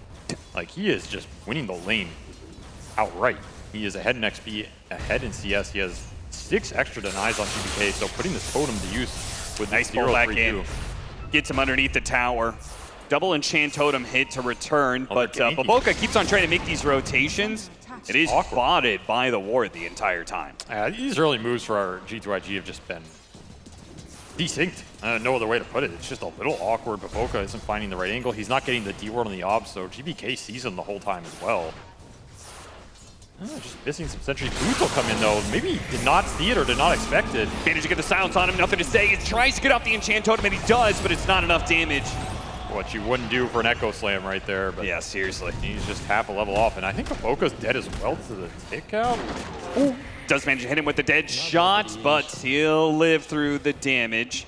Meanwhile, meta was used here in the top lane, forced Pure back to the base. So a minor win on the safe lane for G2IG, but they are getting out-skirmished in mid, and what was a lane that was going pretty well for NTS is not going to push him down pretty heavily, as you don't want to be losing these fights with the Shaker. This is when he can shine versus the Storm. Just be tanky, get the extra totem hits in. They're going to gank him again. Shot pushing him into the Storm Spirit, fresh from the fountain. A second kill on nothing to say. They are getting way too much out of these lanes now, just like game 1. That was way too casual. That's just a gift on a platter. He TP'd out. He's going to be walking from base for 60 seconds. Now he's a full level behind GBK. And again, I look to the rotation from the supports for G2IG and the warding. Like, they don't have any obs around mid for NTS to play around on those ganks. They haven't de-warded anything from Bet Boom here. That's why that play's so easy. They're just sitting on the hill, letting you walk into them, clean it up. So slow start for the Shaker here. Could have been promising, but those 2 deaths really going to push NTS back, and it's going to push more weight onto JT to pick up the slack, as he's still having the best game for G2IG here. Can he use it? Because you can't really run into the Lifestealer. It's hard to gank the Storm. Your one option is ganking that Dawnbreaker with a meta up.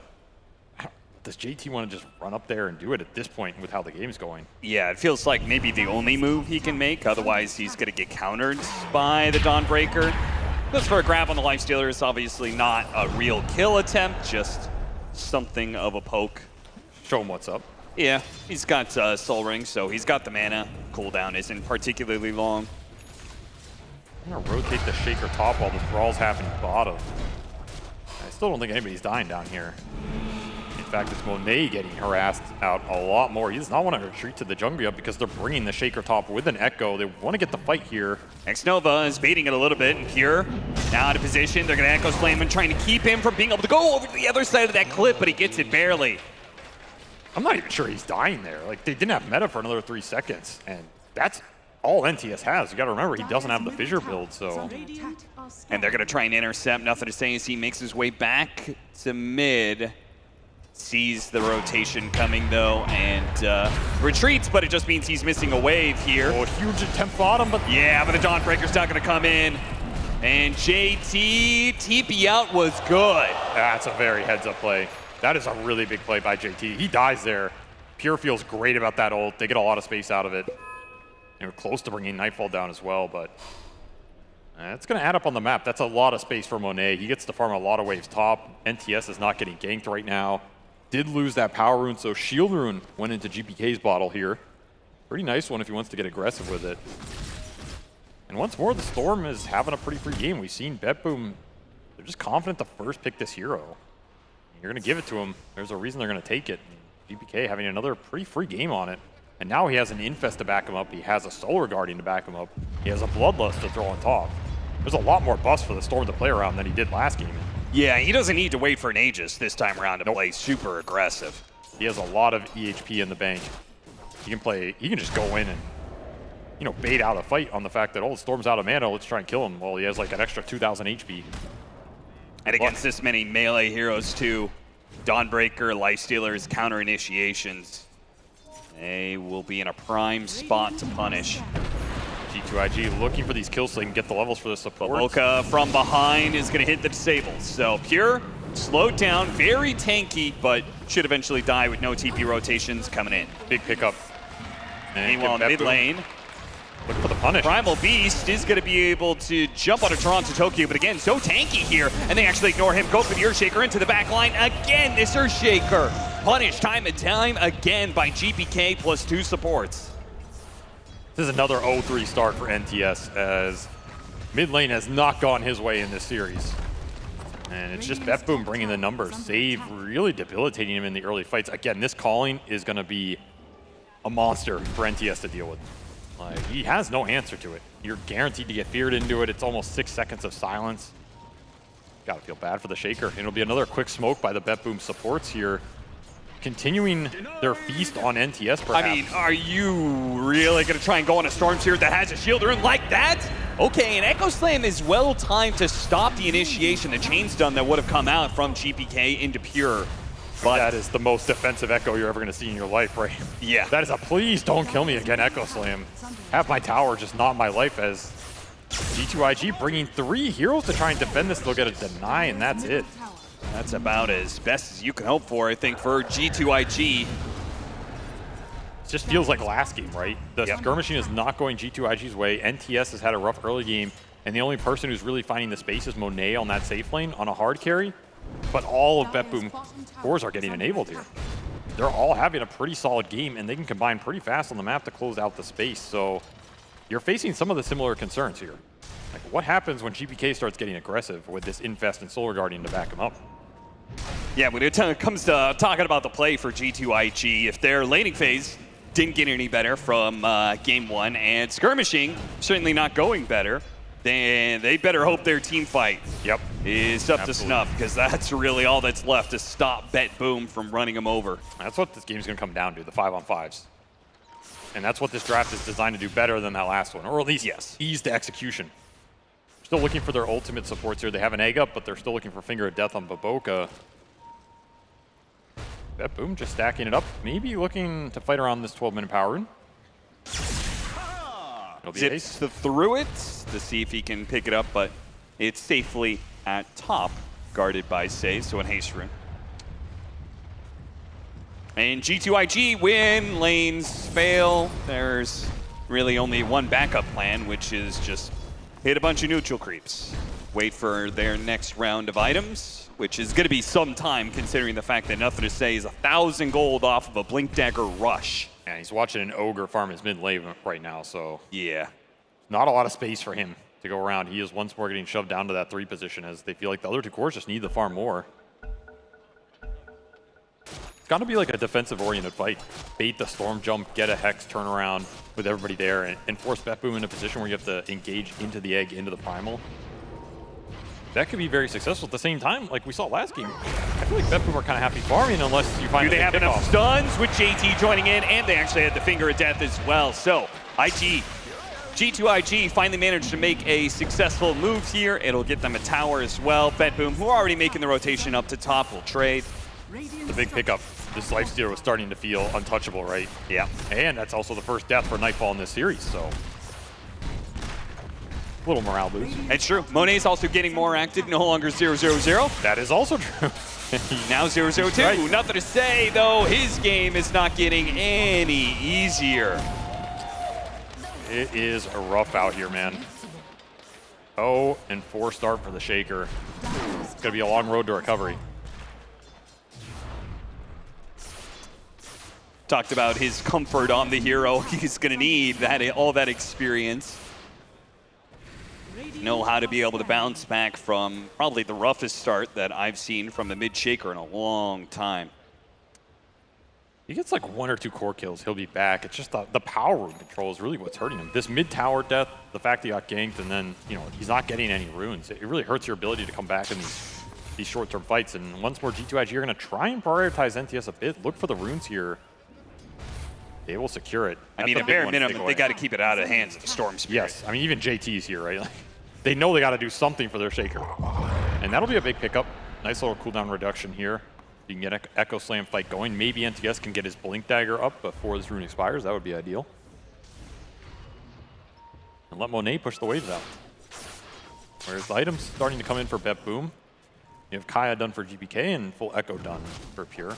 They have a lot more fighting power, especially Nightfall going for this Radiance. The second that's online, you know they're going to amp up the pressure. He's going to infest somebody, and you're going to get a fight.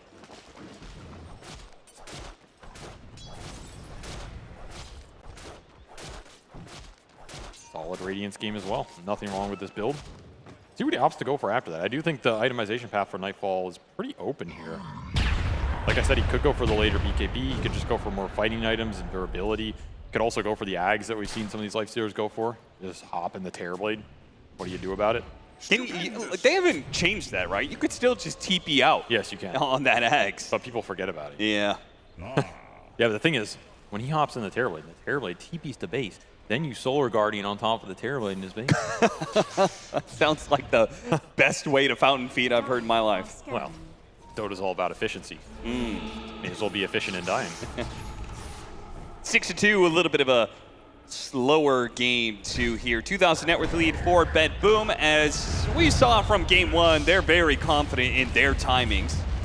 What are the timings here for this game? Is it once again BKBs? BKB Storm, BKB Dawnbreaker, or? BKBs are going to come out later. I think it's the Radiance for Nightfall, and it's probably whatever GPK feels comfortable fighting around. It looks like he's just going for Kai Assange. That's going to increase his survivability a lot. Again, I don't think they have HP problems right now.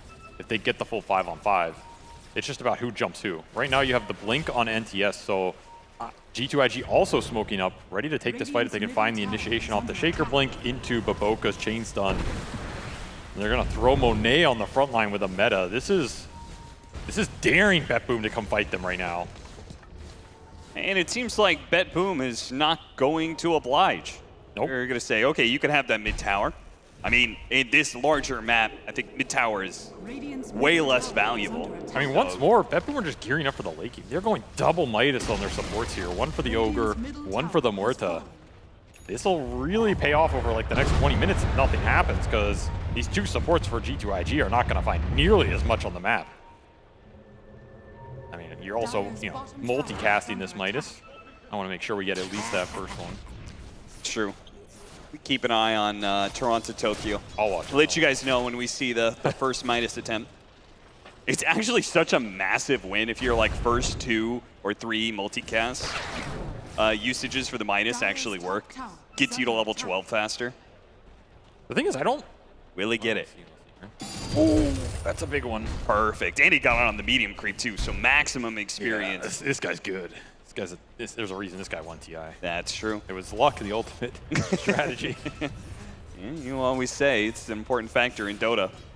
Though luck doesn't really seem to be coming into it for Bet Boom in their continued victories over G2IG. I mean, the thing is, I don't think Bet Boom have to play this game this slow. I think they could get aggressive with some infest in the Storm Spirit. I think they can up the map pressure. They're just kind of choosing to play it more conservatively. Maybe it's a factor of like they just don't think G2IG is going to beat him in the later fights. Even if it's a less ideal way to do it, they're going to get jumped. Straight up echo. Is it going to be enough? The infest is coming in time. JT goes slams through it. Is the damage enough? It is. They finally managed to finish it up, but the Earthshaker died for that, and JT can't get anybody else off of this. In fact, he's going to be in a little bit of danger here. Have to slow down the damage of Save. Baboka's there to help. You could see Bet Boom was ready for that. They had the Kai Assange complete for the Storm Spirit too, but too much damage, too many disables. That is a ridiculously close chain stun from the charge out from JT. Oh, and JT with his invis will find Toronto, Tokyo. Another nice pickup. Stepping a little too far forward. He actually had a killing spree. Yeah, that's a decent chunk of gold. And a lot of this starts with finally G2IG getting some vision control around that mid lane. Like, they're finally able to get the sentries down, deward some of that surprise Bet Boom. That kind of came out of nowhere. I don't even think we were expecting it. They trade mid laners. That took like 6,000 damage to bring down the Storm. Yeah. When you have Solar Guardian plus Infest to throw in there, that is that single target turnaround that Bet Boom's capable of that G2IG are going to have to think about. And if that onslaught does not come through from JT, that is a terrible go, right? Just straight up. So you really have to think about your single target burst, measure it out correctly, or if NTS can land a fissure on the heroes behind the target they go on, that's a big deal as well. Yeah. Hard to do it on the Lifestealer who can rage early, but I mean, maybe Bet Boom fortunate they were grouping up there as well, right? And the fact the Lifestealer was close enough to just get that infest off. They'll find a little bit of an opening, and JT caught out mid. It is very casual, but I think he's dead. Sitting on the low ground, he got greedy to finish up his BKB. He did buy it out before he dies. Bottom lane though, or top rather, they have the Infest gank. They do have an Impale, but the Lifestealer already raged up. It's able to finish the kill. Now they're gonna look for X-Nova, who is already making a run for it. Dive it away deeper and deeper onto BetBoom's side of the map. He'll be found eventually though.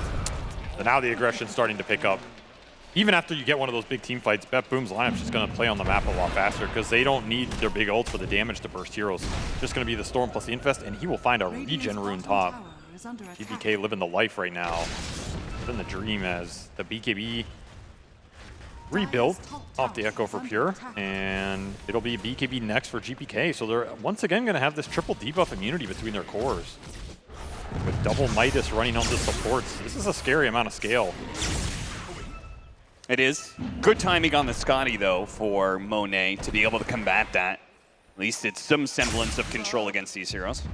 And he has to have higher impact in the fights than last game. That is for sure. Yeah. As regen rune for GPK is going to force the BKB out of JP. Has no TP. Yeah, he doesn't have TP, so this is kind of awkward, but BetBoom aren't going to pursue. They say, okay, BKB charges. Good enough. And you're looking for the play on Pure. They're going to find it, nothing to say. Oh, he's a smoke very tanky. broke, but seems like they're not confident in going for a Dawnbreaker, 2400 HP and a BKB. That's a big kill to miss, though. Because that's the hero you want to find. And when you go on anybody else, the Dawn's coming in. And you have to take the fight, so if you find the Dawn, you're way happier in that sort of jump. It will be a tier 2 bottom. At least you get something off this move. Not the worst. And back to Roshan for Roche. Too. Yeah. BetBoom. Here's the big question. Can you force Roshan here? Yeah, it would be surprising to me that BetBoom would let this go twice. If I'm G2IG, I think I'm just forcing it because you're not going to get the team fight you want on the map. This will force BetBoom into you, which is, you know, in theory going to give you a very good egg in Sunray. Yep. And it's an Echo Slam area for NTS. This is going to be close. BetBoom know this is happening. They are smoking fast. GPK can jump the pit here. He is infested. Solar Guardian can come down. So everybody for BetBoom can be instantly in the pit if they get there in time. They're wrapping all the way around here. BetBoom in their caution. He has to jump. May miss this opportunity. They're getting a little information. Roshan just about to die, and the Zip is just not going to come in fast enough. He jumps in after the Aegis, now immediately gets slammed up by the Echo Slam. Thunder goes out as well, but the damage isn't coming fast enough. They're struggling to be able to bring down these heroes as the two cores, IG, they're having a little bit of damage problems here. They can't fight through all of this one. It's all getting split. I mean, who are you focusing here? JT's just out. He says somehow everybody's going to be able to get out on the side of BetBoom despite all of those spells being thrown around. G2IG, Babolka got out. Somehow only the Earthshaker dies on G2IG. NTS, you are a cursed man apparently, as there's like 20k damage being thrown around in this fight and one hero dies. It just all gets split. I don't even know who Monet sundered here. I feel like he sundered NTS, but it didn't do anything. He might have clicked one of the Lysa or the Dawn, but that was a very early sunder coming out from him. Just did not work out as all. Baboka's on the Storm in the back. JT's fighting the heroes in the pit. Way too split here for G2IG. They'll lose the Aegis, but get out with everybody else. I mean, it's not the worst situation compared to what could have happened, but BetBoom just showing the raw value of the EHP right now, man. There's way too many health buffs on these heroes for them to burst through any specific target. Yeah.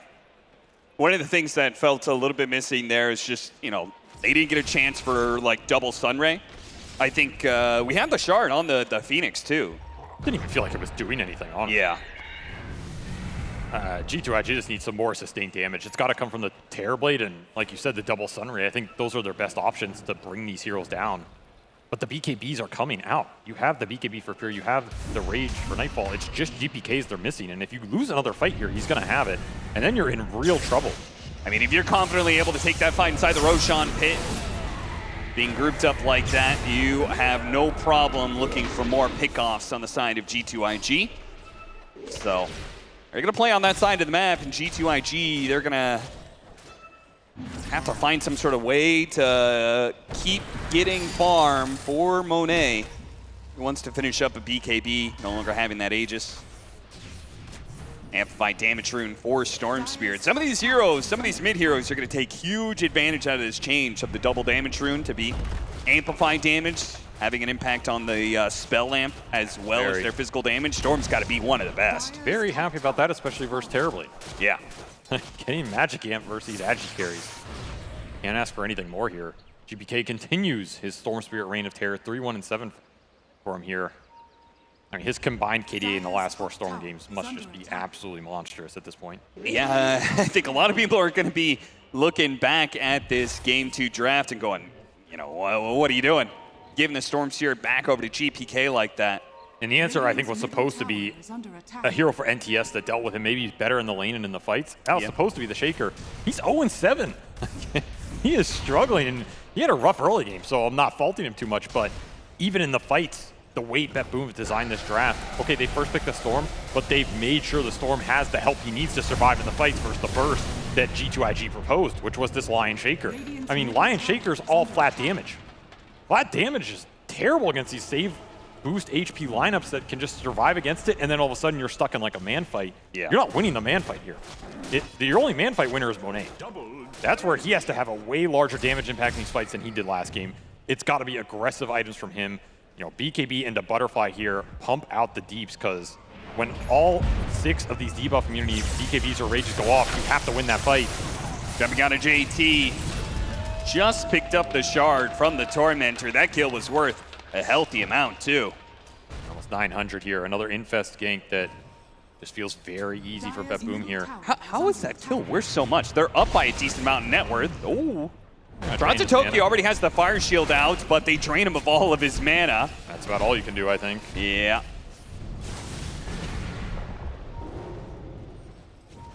Okay. G2IG just back out. Still want to be playing underneath their ward. They go back out now, and they get it. BKB activated though, buying nothing to say. Stuck in a corner. He puts himself in the corner and TP's out. Monet with his Scotty. Oh, nice dead shot though. He was slowing down some of these heroes. Maybe he could have killed Pure if they could have kept on top of him, but the dent shot pushing Monet back, and this meta is just really not going to get too much value. So BKB protects NTS off one of these initiations. Definitely a better outcome for him. They get an Ogre. Meta wearing out. They have half duration left. Want to get something more off of this small team fight win. And they'll get a Glyph. See if they can keep it up for the full tier 2. See if BetBoom trying to make something happen here. I don't think it's out of the question with the meta running out, but no Solar Guardian, no BKB on Pure is going to dissuade them, as well as GPK being close to his. No reason to take some weird fight where your Storm Spirit's very close to the debuff immunity of his own. Sure. Elven Tunic's big pickups here as the tier 3 neutral items are going to be dropping. That'll help their effective HP a lot against the Terrorblade, who is not going to have an answer for evasion for a long, long time. Nope. It's got to be Daedalus for Monet. I mean, he knows he needs to just pump out the damage, especially in the intervals where he can do it, right? Like, if you catch a hero before BKB, you get the stuns off, you need to slice and dice before the saves come in. Yeah, you can't afford GPK to be jumping in and barely surviving and getting off his BKB afterwards. And you have to be able to man-fight this life steal at some point. Like, it's inevitable. Yep. So I do not envy Monet's position here. He's going to have to play these fights very well, play around his 2 bruisers that can create the front line for him. Just dish out the deeps. Game is still fairly even, though. I mean, BetBoom are eking out small economic advantages. The double Midas for their supports definitely starting to pay off here as they both have a 4-staff. Both Speaking of that double Midas, item. Money. Ooh, another multicast. Guy knows how to play Ogre. Still got another charge. Yeah, you got the triple off of one of them. He is rolling in the dome. He's going to be going for a pipe as well. So continued trend of 5 positions, going pipe when they can. And he has Fire Shield. This is not a shard we see a lot because we don't see Ogre a lot, but honestly not a bad one this game when you're going up against Shaker and Terrorblade that are dealing really big hits, but may not get a lot of them in. Yep. Some extra survivability you have to work through as well, making it even harder here. Yeah, meanwhile, the Tormentor for G2IG gave them Rock Throw. You know, I don't think that's quite the same. A little extra damage, never hurt. But once more, the lead is building for BetBoom because they've just able to split push the map with Pure. Pure's just running down these side lanes. The rest of the 4 are grouped. There's no real threat to them. And their map control is going to get worse and worse with a gem on GPK as well. Yeah, they have very good vision out right now. They have 3 deep obs on G2IG side of the map. They're going to be happy to fight around any of those. You have to be careful right now. You're working your way towards this terribly dataless. Salteras means that Nightfall is going to chew through these towers pretty quickly. He's a beast, man. Like, he has so much HP right now. 3,000 HP with almost 40 armor, which is just ridiculous with an Elven Tunic on top of it. Like, I don't really know what you do to this guy. I feel like Monet has to sit there and hit him for 20 seconds to make a dent. Yeah, and that same problem is there for all of their cores almost. And an Arcane Rune for GPK. This has got to signal a team fight for BetBoom right now. I mean, you infest the Storm here and you get the fighting. He has Shield Rune, Arcane Rune on top of 3,500 HP. This is a god in the world of Dota 2 right now, and he knows it. Yeah, he's going to just zip in long, see if he can find whatever pickoffs he can. It's going to be Phoenix first. This is WTF mode, man. Everybody out of here as quick as possible because you know GPK is going to be hunting for more. Fortunately, mana is the only thing that limits his aggression. I feel like that's a good trade for G2IG, honestly. These double rune on GPK could have just steamrolled the fight, man. It's like turbo mode. So I would happily trade a Phoenix for those 2 on cooldown. Farm out the rest of the map, dodge a bullet. Not going to be farming too much, though. Nightfall immediately swooping in, pushing in that mid lane. There's less and less spots on the map for G2IG to feel comfortable in. BetBoom are just sweeping around their heroes. They feel confident enough to split them up too. They went double AC. Did they? A second AC for Pure. Oh, that's...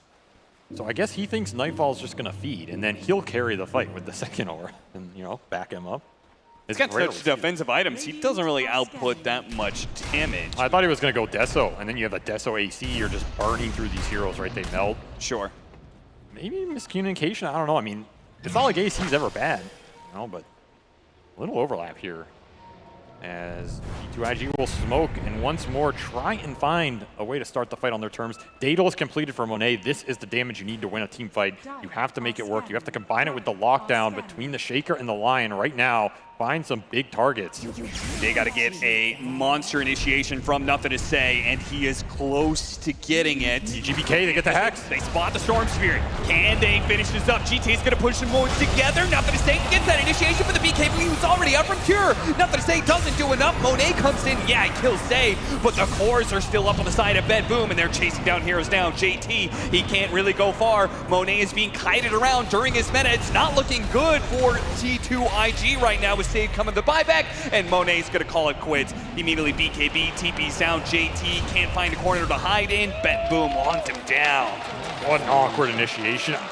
I feel like when you find the Hex on the Storm, you have to just commit there, but he got onslaughted away and like bumped down the hill. There was another Force Staff, I think, that maybe bailed him out further, and then NTS did not feel confident enough following up that deep into the fight. And the whole time this is happening, Nightfall and GPK are just running down heroes. Also, that Echo Slam missing on Pure, I mean, that's a matter of half a second, right? Yeah. If you get the chain connect in terms of stuns on him, that fight goes very differently, but instead Pure gets to turn around all of his damage onto the Shaker and just melt him. BKB does not protect NTS in that type of situation. That is a very dominant team fight for BetBoom that'll lead into Roshan and lead into a pause. And quick little reconnect here for Pure. 13,000 net worth lead for BetBoom. They are in a commanding position for this game, and hence the series, as they're already up 1 game in a best of 3. Watch this again. I mean, one big problem is Monet isn't necessarily close to output the damage right away off these disables anyway. Yeah, that Force Staff, very clutch, gets GPK out of danger. Even Thalensaw bows them, and just very fast reaction time from BetBoom. Small things winning in this fight. And like you said, Monet, he got kind of like blocked on the fissure too. The egg was super far in the back. I think Xnova's been extremely defensive with this, probably for good reason, but sometimes it hurts you more than helps you, right? Like a lot of that fight just got drawn away from the egg in the bottom left to the top right. And yeah, I don't even think BetBoom knew what was going on. All right, nice egg. Killed the neutral camp. Yeah. We could see G2IG just really not feeling on the same page when it comes to these team fights. That hasn't gotten much better for them. Maybe Boboka jumped the gun a little bit. I don't know. It's like they're lacking the damage. Yeah. Or it feels just so much easier for BetBoom to kill heroes, honestly. Yeah, I mean, when Earthshaker is shut down like this as a core, his damage starts looking pretty pitiful. I mean, he is a BKB Blink Dagger. He's not getting big hits out of his Enchant Totem like you would hope an Earthshaker to scale up to. No, not even close. And he still has 3,000 gold in the bank. He's trying to work up towards another item, but this means NTS's effective net worth is just awful right now. Yeah, look at that, doing the least damage on his team. Yeah, that is not something you see often from a world-class mid laner, like nothing to say. Speaks volumes about how BetBoom shut him down in the early game and is just not giving him any freedom in the fight. They are focusing the hell out of him. And a Fisher block kind of says everything here. G2IG stalling. Just want to stall, do not want to take the team fight, but BetBoom are not going to give them a moment to breathe here. Poke at the tower, immediate jump onto the line. See if they can burst him down during this BKB, and they've got him dead to rights. No problem there. IG struggling to be able to put together a defense in response to that Lion dying. Get nothing for it. Just no counterplay. Unless you're there with a, you know, I guess a pulverize to grab him. I don't even know how easy that is, but GPK will trade his BKB for the death of Baboka here. Go back to farming. I mean, the mana drain's annoying. Like, if you actually manage to drain some of these cores of all their mana in the fight, that could be a way to win it. Yeah. And all of a sudden, maybe you can just kite him around. Monet has a better time. You don't get some second rage off.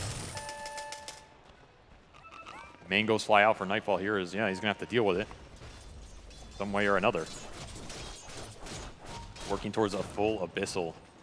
Absolutely jacked here. Still another 0-death game for Monet.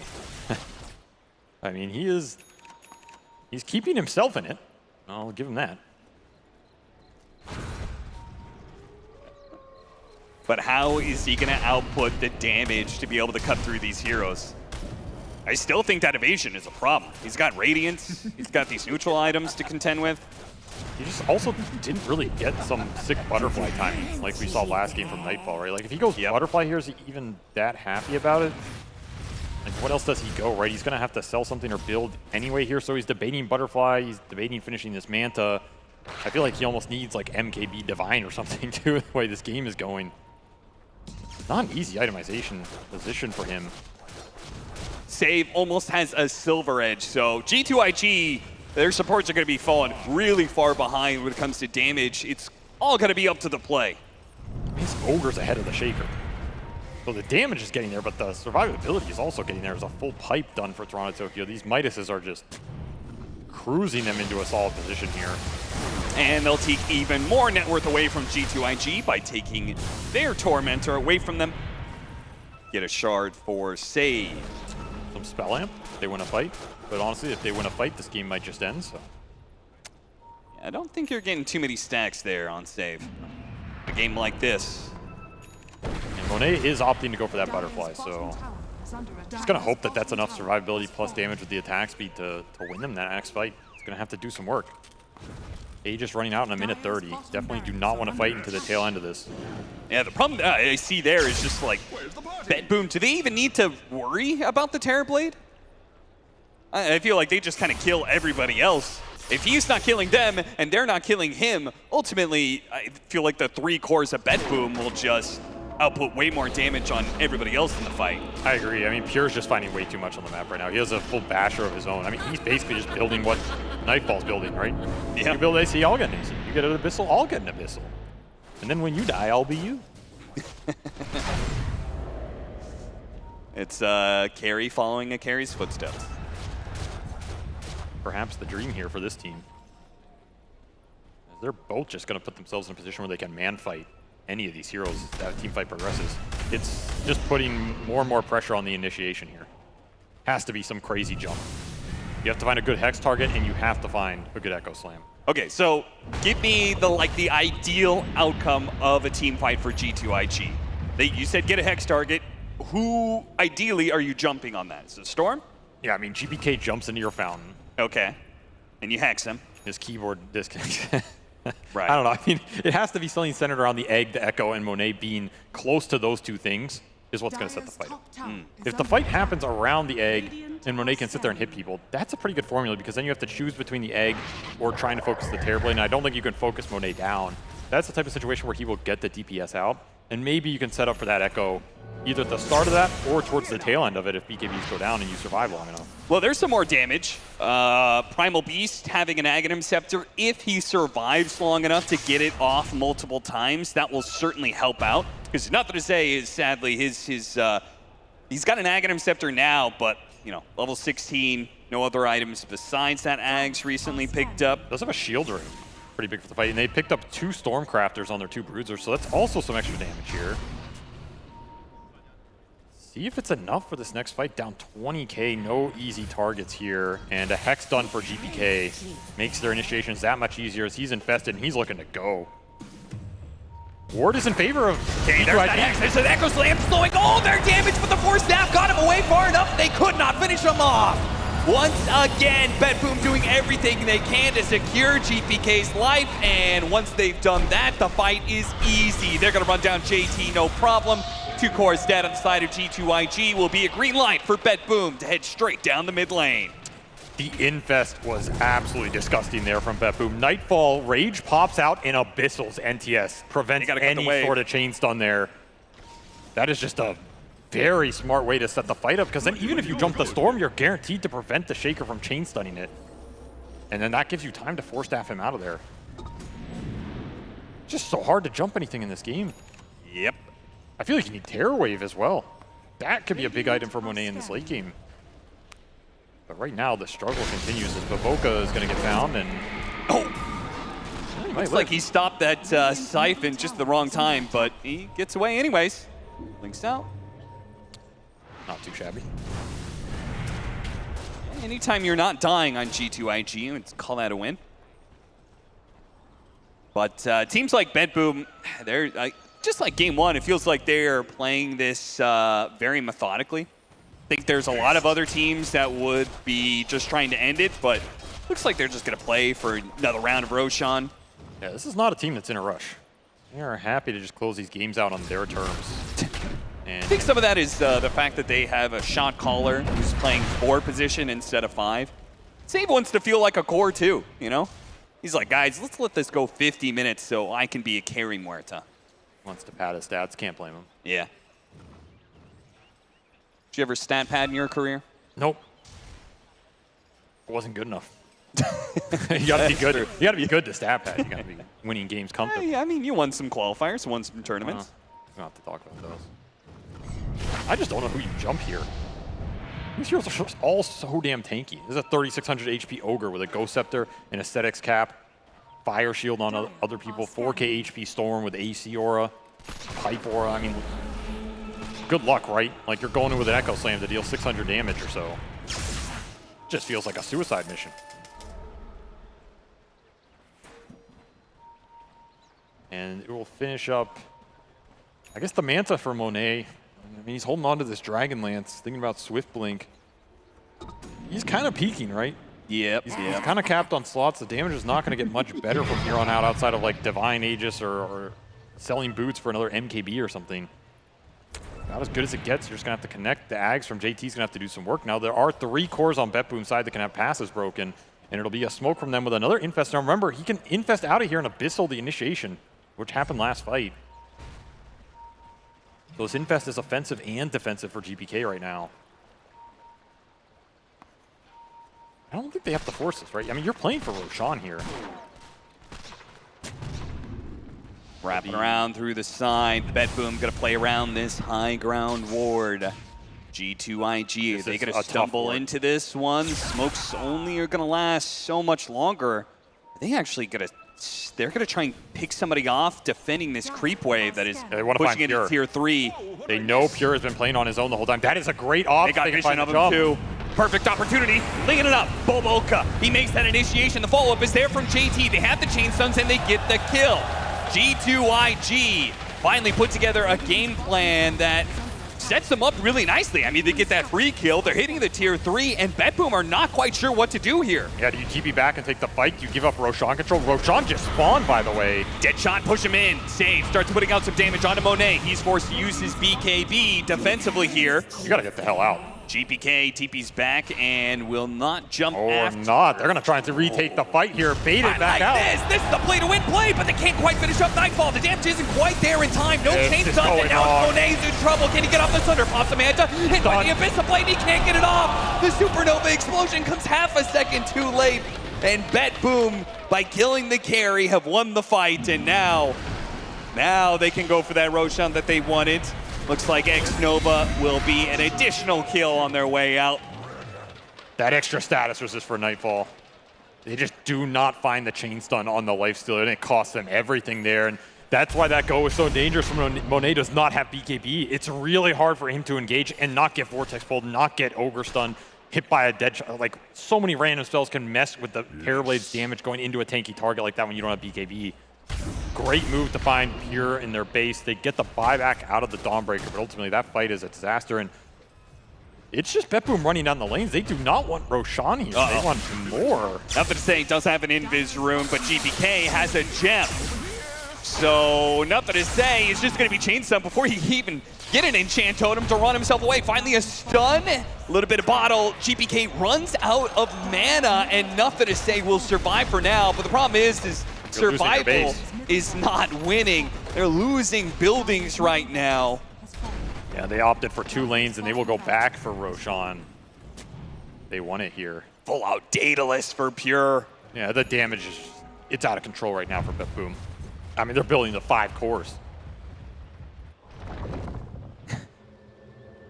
This game goes late enough, we might be seeing some interesting items for this Ogre. He's at level 22, man. Yeah, it's 5K gold.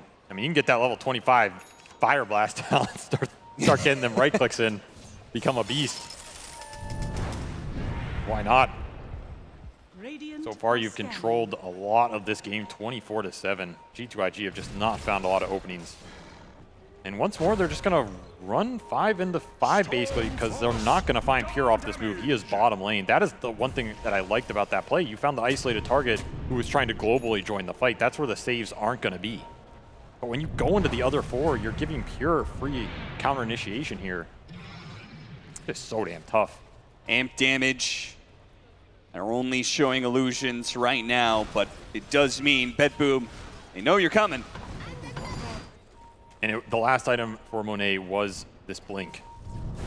So this is his, like, you know, Hail Mary. I'm gonna blink in with the initiation, BKB, and try and shred somebody. And if that doesn't work, you are absolutely gonna get decimated. So this initiation for G2IG is all in at this point. Okay, there's that Roshan call, so G2IG know that they're inside of the pit right now, and there is a debuff on Bet Boom. Nightfall used his Abyssal here. It's on cooldown. And it's kind of interesting. Toronto Tokyo trying to stop the initiation. Roshan, half health. Bet Boom. Gonna come down to NTS and Maboka. When you jump, who you catch. JP's makes that initiation onto the lifesteal. Immediate rebuttal, but good Echo Slam. Again, lacking the chain stuns, but the Supernova is going to go Monet on successfully on the side. Monet has struggled to be able to hit even if these heroes, though, and inside of the pit, they can still finish up this Roshan. Doesn't know what to do. Be able to jump back after the Ogre. They try and chase after him, but it's inside of the pit. They actually hit the Aegis because they jumped out of it with the lifestealer. He went for kills instead. He went for the Insane, and he does manage to get it. It looks like it doesn't matter if they have the extra life because Monet gets cut down by just Pure. Buybacks from G2IG. They're TPing outposts. They need to find something here. That. Bashers hits the site. Everything. They don't care if you have a second life. You can take the Aegis keys. Everything you want. All of those things because Bet Boom have the power of just sheer money. 37K up with all of their heroes scaling well past your power. 20K net worth, says Toronto Tokyo. What is yours? Indeed, it's a good question. I'll tell you, it's less, my friend. It is less, whatever the number is right now. He knows that their greed has paid off in this game. G2IG were not able to punish it or find any openings. And damn, Bet Boom just economic their way to a swift 2-0 here as G2IG are eliminated from the tournament in quiet fashion, right? 7 kills in a 50-minute game. That tells you everything you need to know about the dynamic of this series. Just stifled. Yeah. Bet Boom is showing big time very comfortably here on the stage. And that comfort is going to help because they still have another match to go. Another elimination match ahead of them later on to the day, but this one was a nice warm-up for them. G2IG managed to get the 2-0 over them comfortably. G2IG came into this tournament, they put some things together, but ultimately, this was not their best showing at the event for sure. Not at all. And I mean, Betboom played solid, but at the same time, it just didn't feel like G2IG challenged them in a lot of these games. It felt like it fell flat for them more than Betboom had to overcome what G2IG were proposing, right? And I think Betboom played really solid. They are showing once again their prowess at a lot of points in the game, right? Their early game is very solid. The laning is good. We know these things. But they were very disciplined, very patient in this series as well, and kind of let it develop. And if G2IG aren't going to challenge you on these things, then as Toronto Tokyo said, what's your net worth? Well, it's less than the prize money he's going to get as he goes further on in this tournament. That's right. $1 million tournament at Betboom. Heading now in top 4 position. We'll see how much farther they can go. We're going to say goodbye to G2IG again. Had some things together, but it seems like this new patch, I mean, I'm not even going to say necessarily put it on the new patch, but play-wise, they just couldn't really put it together today. Maybe it's just a little bit of lack of comfort. But ultimately, we'll see them many more times, I'm sure, at these LAN events and the rest of the season to go. This is just the start for them. Very promising showing. I think we all see the synergies in this lineup. We can all see the pieces and how they fit together and the potential there. And they had some really good games this tournament. It's just a rough series to go out on, but hey, new patch, a lot of things change. It can be hard to adapt. I think the Chinese teams are also generally slower at adapting or picking up on some of the new strats and how the game's progressing, and maybe that hurt them a bit too as they tried to go deeper into this main stage. Well, in a game that, net worth being a big factor in this one in game 2, let's talk to the man who had the most net worth in the game. We've got Slacks and Nightfall on stage. Absolutely. Thank you so much, ladies and gentlemen. Please give it up for Betboom! One more time. There's a lot of fans out there in the crowd for you, my man, especially in the hometown here. How's it feel to have everybody waving their signs out? I can feel the support, like people cheering for me and like screaming Nightfall, so it feels great to win. Oh, fantastic. Can we get one right now? Nightfall, Nightfall, Nightfall, Nightfall, Nightfall! So what's up with you guys? How come in the group stage you guys are trading 1-1-1-1, but now 100% win rate on the new patch? Why are you guys able to do this and no one else seems to be able to? I think patch didn't really change gameplay that much, and I think we were just trash in groups, and we just made some good conclusions and playing a little bit better in the playoffs. I can tell for sure, absolutely. What's up with your boy Toronto? Talking, XDing in the all game. You guys allow this? You just let him get away with that? What's the punishment? I mean, we can't really punish him since he's TI winner, but he thinks he carried game on Ogre, so let the boy be proud of himself. Let the delusions continue, absolutely. Well, thank you so much for an incredible game. It was so fantastic to watch you. And you'd be delusional to think that we won't be seeing these guys many more times on the stage for winners interviews. So thank you very much, sir. Back to you guys. Thank you very much, Nightfall and Sir Action Slacks. And Toronto Tokyo definitely thought he was carrying on that Ogre. The whole team, though, coming together, Betboom moving forward. There is a lot to talk about from a game like that. Mostly, though, Kezu, there's a lot to talk about from the dominance that we saw coming out of Betboom today. Yeah, I feel like starting from the draft, I love what they're doing. This first pick Storm, they put all these other pieces with it to make it work. Then in the game, just nice moves, buying the right items, 4 steps to bail people out when they're 100 HP. Just overall, playing good, playing better. I feel like they've had a huge improvement alone in this tournament already.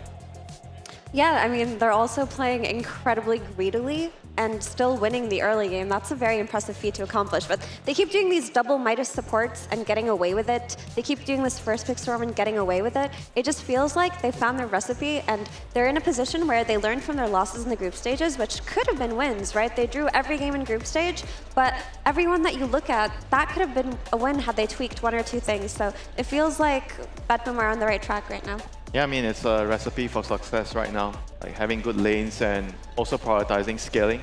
Like the double Midas, like you mentioned, on the 2 supports. I think at one point, the lead of Betboom was basically on the 2 supports. And the other 2 supports from G2IG, they were just really poor, having this Lion and Phoenix, those 2 heroes kind of don't work so well together, in my opinion. In the early game, they both want to farm, they both want to get their items, and compared to the Muerta and Ogre, which they were really aggressive from early on, and they got, what, 2 kills, back-to-back kills on the Shaker, which kind of break the game for G2IG. Yeah, I think this game also, we have to address the elephant in the room, or not really the elephant, the storm in the room, Kezu, because 2 games in a row, BetBoom picks it first. Obviously, at one point they didn't have first pick, but they still picked it first for their squad. I feel like GPK is just like, okay, you're gonna give me this to me again? Yeah, I think he's pretty happy playing this hero. I don't think it's been fully addressed in any of these games, so I'm either looking for the games in the future for it to be banned out or be more addressed with the hero picks. I would also say nothing to say. I think he has the wrong skill build in this lane. I think you need to go 1-3-1. You can protect yourself, then you can play through with the Fissure later. And in the mid-game teamfighting, I was like lacking a little bit of this clutchness from them. There's a lot of fights where they get out with 100 HP, but let's say JT on Primal Beast, he has a Blink Dagger. He can go in, instantly grab the guy. Then the guy can't get forced out anymore, and maybe that gives you that first kill to start in the fight. So there's just some things that they need to fix. They were second-guessing themselves too much. You know? I think so. Like in the team fights, you know, whenever you start the game, you have a hard laning phase, and then when you go to the middle game, you suddenly just feel like, oh, maybe we can't do this, or doubts come into your mind, and then you botch your initiation, you lose the fight. Yeah, so we think they still could have done something differently, even after having a rough laning stage. I think we feel like they could have done something different later on in the game, which they didn't end up doing. And potentially they could have made more conclusive moves, more decisive moves, but overall I would just attribute it to what Kezu mentioned, that this Earthshaker was just not enabled. I think the story of the series for me was that they could not enable their mid lane the same way that BetBoom was able to enable their mid lane, and that just breaks the whole game wide open, right? Because if you have an Earthshaker in this game who has the game, all of a sudden everything changes, because they did play away that Terrorblade very nicely. They were able to make a couple of really cool smokes, but ultimately you need your mid laner to be able to contribute as well. I mean, that also comes back to the supports, right? Muerta and Ogre, they're much stronger. You have a Phoenix and you can't afford to have another like Lion, both similar hero. I mean, if you compare them to their counterparts, how are they supposed to match up in the early game rotations? Yeah, it didn't work out that well for G2IG in this series, and therefore they take their exit. And for the exit interview, we head over to Tsunami, who's talking to Nothing to Say. Thank you very much, and yes, Jin will be helping me translate. NTS, it was an unfortunate result, but after the group stage, we were pretty encouraged by G2IG's performance. What do you think happened between those first 3 days of the tournament to now? 梦妍，就是你们当时在小组赛的时候，我们还是都很看好你们的成绩，因为你们在小组赛发挥的相当的好。但是现在呢，相当于被一轮游了嘛，然后就想问你，就是具体改变了什么呢？就一方面可能是就版本更新了嘛，然后就讨论的没那么讨论了，但是可能玩的没有对面选的好，就玩的也没对面好，所以就输掉了。然后就是打法可能有点问题吧。Well, the main thing is just the patch being changed. We have a new patch now, and I think we're just not as familiar with the new patch as the other team was. I think that just in terms of execution and hero familiarity, they were better than us, and I think there were a lot of issues with our gameplay as well. No shame in that, BetBoom proving to be extremely strong on this new patch.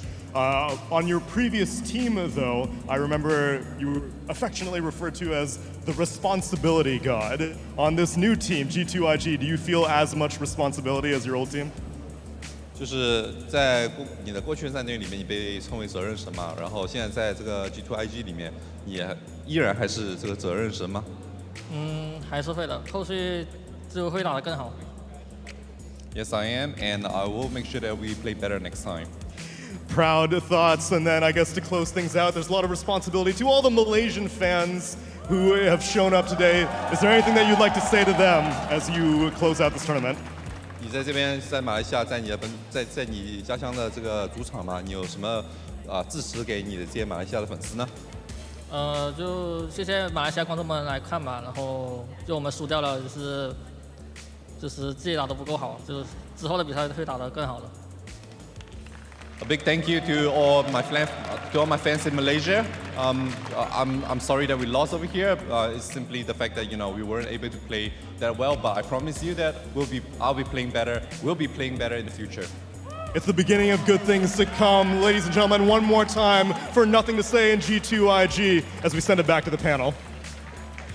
Thank you very much, Tsunami, not to say Anjin there as well for the translation. It always does hurt sending a fan favorite home, but this is a fresh squad, Kezu. This is a team that just was formed just over a month ago, actually, and they did make it to the second to last day of an international event with the best teams here. Nothing to scoff at. No, I mean, we know that all of their players are great. As you said, they're new. They just need more time. It's a new patch, you know, enjoy your time off, play some pubs, and just come back stronger, you know, don't have to dwell too much on the loss. You're perfect players, you're gonna be a good team, you know, just keep your head up. Yeah, the future for them is very bright, especially if they can channel the way that they played during group stages. And I think off days happen, it's nothing to be ashamed of. You can't always bring 100% of your gameplay. I know that they're capable of so much more than that. And like Kezu said, it's a new patch. You know, typically Chinese teams do have a little bit of slower adjustments to new patches, but that doesn't mean that this is the peak of their performance. I know that there is more to come winter. Yeah, they definitely show that during the group stages, they had a lot of potential as a team, especially a new team. And overall, I felt like compared to the traditional Chinese teams, they've been doing much better in the laning phase. The laning phase has always been a part where, when we talk about the Chinese teams, they can't really compete against the European teams. I think in this tournament, they definitely showed that they could. They have for sure shown that they could, but they will no longer be shown today as they get eliminated. We should focus our attention on the winner with that, because BetBoom, yeah, they tied everything in the group stages, and I don't know, we were okay. I mean, they just basically flew under the radar, right? Because win-loss, we go into the lower brackets, all good. They're coming in here, Winter, 100% win rate, crushing it, making it look easy. Yeah, I like how they are interpreting the new patch. You know, they have this magic hero from GPK, and they're not really over relying on those strength, hard heroes, blade mail heroes anymore. If it's a good game for it, they still pick like something like an axe. But I like how they are trying to adapt things, you know, instead of just doing what's good for them, whereas you compare to maybe some of the teams where they stuck to their old guns in the new patch and kind of didn't work out for them. So I think they are really, really good at adapting quickly during a situation like this. Yeah, like right now, I feel like they just really know what they want. You're mentioning the GPK Storm, and kind of like they know this foundation and they build on it. And honestly, I'm really always impressed with their two supports in Safe and Toronto Tokyo. They know when to scale, they know when to buy defensive items. This team, I feel like this is their best form that they have been in, at least in my eyes, ever. Whoa. I think so. High praise. I thought they were great during TI as well, to be fair. So I feel like this is a little bit of their TI form also. Yeah. I think with teams like BetBoom, they never truly fly under the radar. They may have not had the greatest group stage performance, but every team looks at them with such respect, and they know that this is a terrifying mechanical team. This is a terrifying team when it comes to fundamentals, and they still have all of that in check. Yeah, and we will see them again later today, because as you saw in the brackets, they will play up against Team Liquid later today. Both the teams, both BetBoom and Team Liquid, secured themselves top 4, which is really nice, but both, of course, want to have a chance of being in the grand finals, want to have a chance of being in the lower bracket finals, making it to that final day. And these two teams, Kezu, they're very familiar with each other as well. Yeah, like I just think that I still, like, the teams are going to continue to just look at also what just happened here. I think that a lot of eyes are going to just be on Storm, Lesh, and Magic mids. Like, yeah. I'm just hoping that the teams are going to be ready for these heroes, because when I see them not addressed, they're just owning. Yeah, we talked about the Leshrac earlier today, because it was a big part of the factor why Liquid made it to today as well in yesterday's series. And yeah, with Leshrac and Storm, it does beg the question, Winter, are there other heroes, spell-based other heroes that you're expecting to see pop up? Maybe Puck. I think Puck can be good in this type of meta. Ember, maybe as a replacement if you don't get a Storm, because you can still get a Veil and just run around, take team fights, you know. I think those are the heroes that potentially could be replacements. I agree on the Puck, actually, and also just to add on to that, the Queen of Pain. I think any mid-hero that can buy that Witchblade upgrade item, that Parasma, and play a strong laning stage should be something teams are looking at.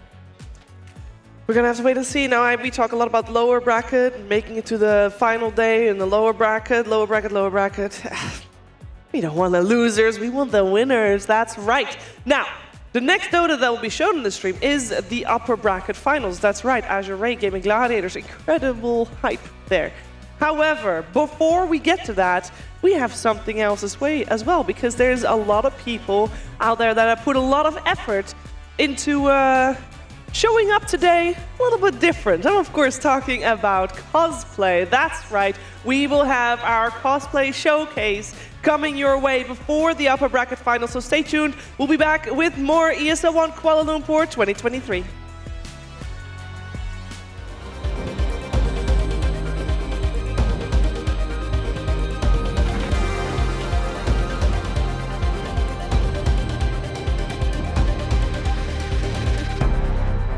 Dota 2, the game time is a lie. If a game ends with 31 minutes and 30 seconds on the clock, the game was actually 33 minutes long. That's because there is a 90-second window of pre-game time where the clock counts down, not up. And in this window, there is an awful lot that you can do to give yourself a big advantage in the game. For example, if you're playing Lycan, you can actually send your wolves to snipe couriers at the very start of the game. Simply walk mid and spawn your wolves at the river, walking them towards the enemy base and attempting to avoid the enemies that are preparing to fight for the bounty runes. Then, run them through the tower like so, walking them into this crevasse where the tower won't hit them. If you hold Alt, you can see that there is a small sliver where the tower ranges are not touching, and you can walk a wolf through here and snipe chickens that are waiting outside the fountain. On Nature's Prophet, you can do this exact same thing with Treants, but since people aren't starting with Treants on Nature's Prophet these days, you can do this similarly by teleporting into their base with a ward at the start of the game. Then, you patiently wait for your TP to come off cooldown, walk out, snipe some chickens, and TP away. Speaking of wards, if you have nothing better to do at the start of a game, you can abuse some tree lines to check for wards. For example, you can stand here, and if the tower hits you, then there's a ward on this cliff. You can do the same thing mid, roughly, by abusing the fact that tower vision is shorter than attack range at night. Simply stand on both sides, slightly within the tower's attack range, to figure out what side the ward is on. Even if you don't deward it, you can tell your mid laner what side it is on, and they can deward it later or play around it. One of the best ways to not get dewarded at the start of the match is to smoke yourself out of the base. Let's say you do this and you head mid to place a ward. Often you'll get there and place the ward at the same time of the enemy mid, but you're smoked, so you see them and they don't see you, and you get the free deward.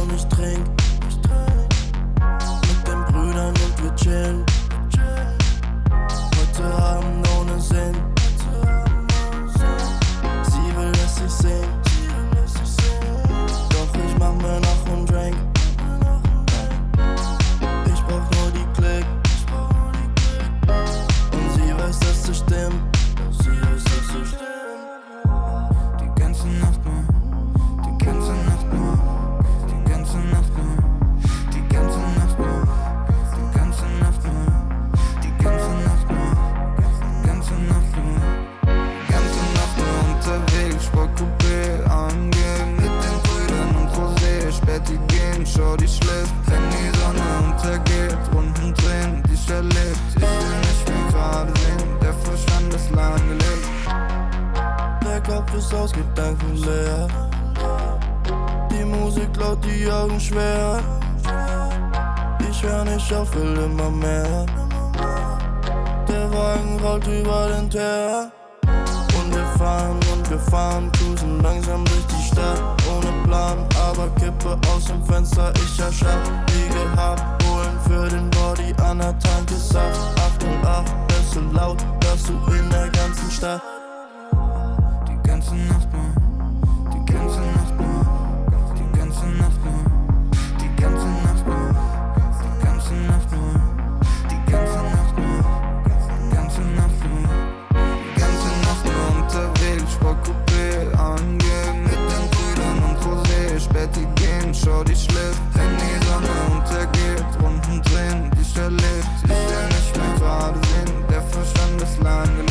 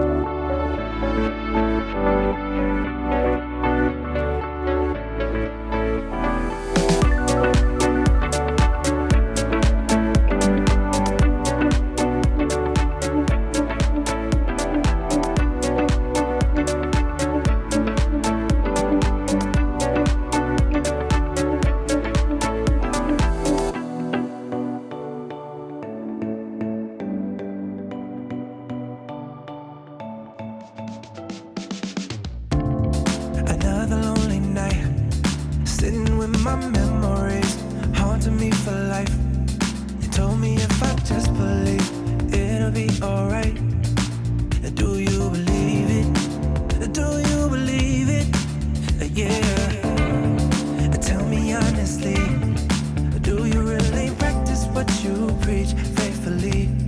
It doesn't make you wrong or right, judging me. How do you decide? How do you decide? Why you wanna lead with fear when you could go and lead with love? I'ma just stay right here, cause I can never give enough. Hey pretender, come on, take me back down to the river and tell me all the ways that I'm a sinner.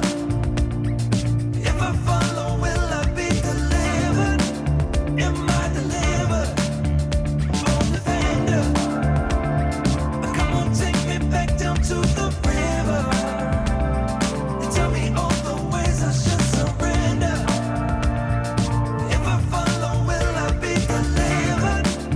Am I delivered? Another phony lie, something you keep selling me, something I won't buy. I know that you keep telling me how to live my life.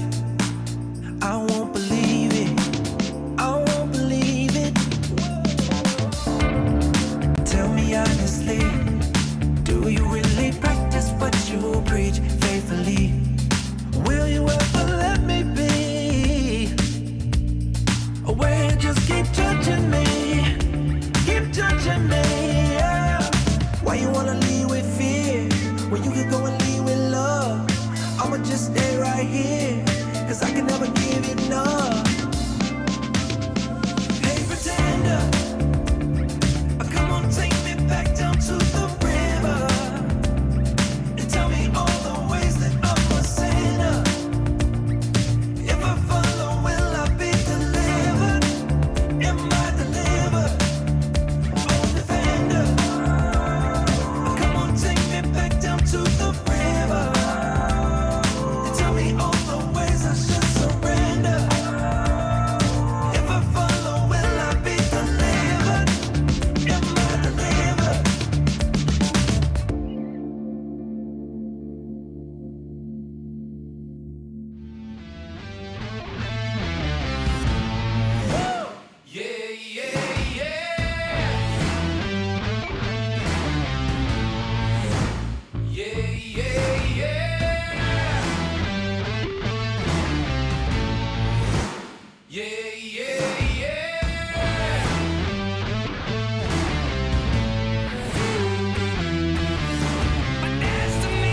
See the palm of my hand. Nothing can stop me from going there. I feel the devil in my head. I feel the pain running through my veins. And when I feel there's no time to waste, I don't care about yesterday. I'm still moving forward, I'm just like a hurricane. Feel the power, I feel the rage. I need to break out of the cage. I still have the strength, I still have the faith.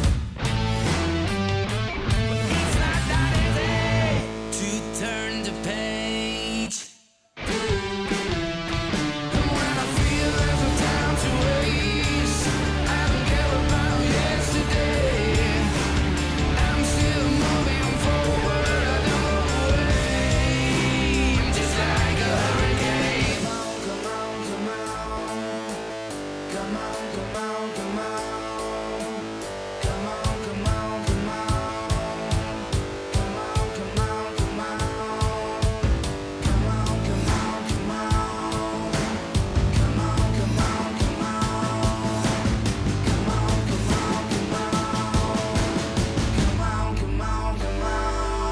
And when I feel there's no time to waste, I don't care about yesterday. I'm still moving forward, I'm just like a hurricane. Feel there's no time to waste, I don't care about yesterday. I'm still moving forward, I'm just like a hurricane.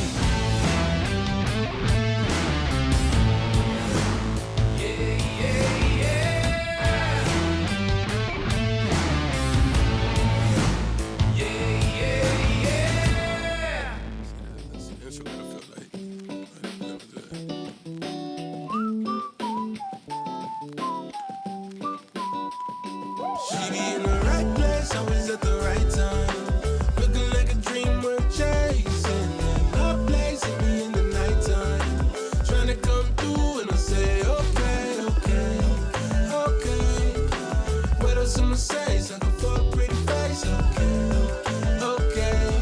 And she always get away when I say, I can never help myself, pretty baby. She like 2020, always driving me crazy. She like spending money just as soon as I make it. Even with the drama, Lil Mama, my favorite. She come with finesse and stutter steps, everything fresh to the death. She ain't got a flex, she just say less. Come correct her, don't come at all. That girl done it all, run it all, window to the wall. Every time she call, it's a mission. It gon' be a trip, pay attention. I ain't even mad, she different. Just like sunlight in the distance, a little out of reach, ready made for the way. Cause the life is a beach, at least it's a mutual arrangement. If I'm being honest with myself, I wouldn't change it. Every time I'm with her, it's a mini vacation. Lose track of time like daylight savings. She be in the right place, always at the right time.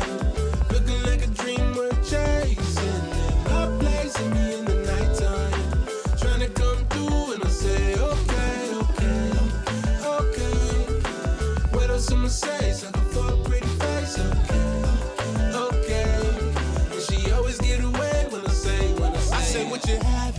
say what you got, I say what you need. She say what you want, I say what you on. She just say a lie.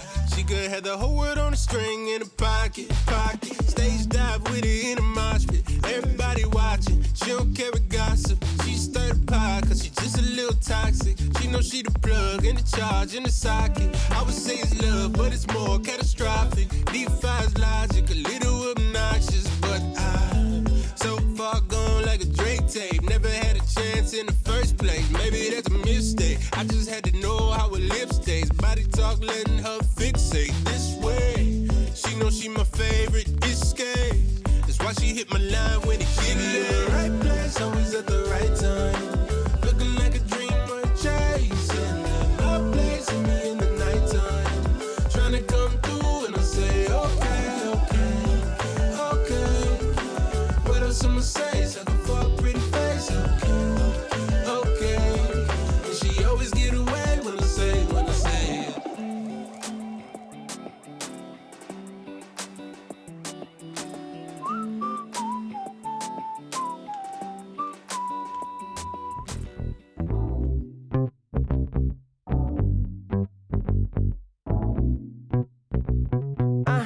Gotta let it go sometime. Don't let it stay on your mind. Don't let it stay inside. Gotta let it out with the sunshine. Maybe walk it out. Sometimes gotta scream and shout. Let them know that you're here, no doubt. Took a long time, but we here now. I know you're ready for the hardships. Know you're ready for the progress. I know you living your truth, but don't forget to always stay honest. So do a little dance, do a little wiggle. Yeah, it's your turn. Yeah, learn how the universe works. Yeah, come on. We can't control the world, but I'm trying to control myself. Yeah, I'm trying to control myself. Yeah, we can't control the world. Yeah, but baby, I just can't hold it. I'm just trying to control it, control it.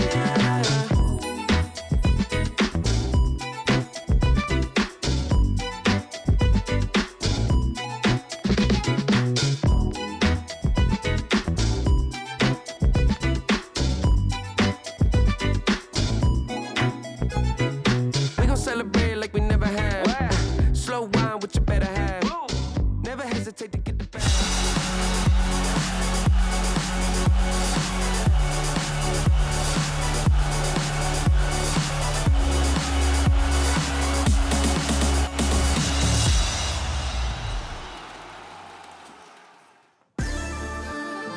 Ladies and gentlemen, welcome back to ESL One Kuala Lumpur. You guys still feeling it? There we go. That is one of the world's best crowds. Now, Malaysia is known as one of the best crowds in Dota in the world, but it's also known for one other thing. The best in the world potentially at cosplay. We have seen some of the greatest cosplays in all of Dota 2 history in Malaysia, and we might see some here today. So we have a fantastic show for you guys. We're gonna have a bunch of cosplayers come out, enjoy, regale you in their lore-accurate looks and movements, and it should be an absolute jam. I've seen it myself, guys. Get excited, don't go anywhere. Let's start this bad boy off. Let us get to some cosplays, my friends. Are you guys ready? All right, prepare your eyes to be dazzled. Let's start getting them out here, my friends. All right, so starting things off, number one, our first cosplayer, Ancha as Juggernaut. This Juggernaut costume is made of 3 layers of bodysuit, fabric, foam, and latex. Ancha is an Indonesian cosplayer and traveled to Malaysia specifically for ESL One Kuala Lumpur 2023, and he's even got the movements down, Cap. Yeah, he does. I mean, this looks fantastic. Very clean all the way through. I love the fact that he's got the bodysuit to go with it. Really sells it. And the giant fur looks awesome. I mean, I believe that this is a Juggernaut right in front of me. And look at those moves, dude. This is a Juggernaut. Oh my God. Yeah. Ah. That's great. Yeah, the fur really sells it as well. I really like the armor pieces as well. Very shiny. Yep. Guys, I was standing right next to it. Those abs were real. That is not a body. That guy is real. I touched them back there. They were hot. They were very crazy. All right, coming up next. Our next cosplayer, please put your hands together for Izzy as Timbersong.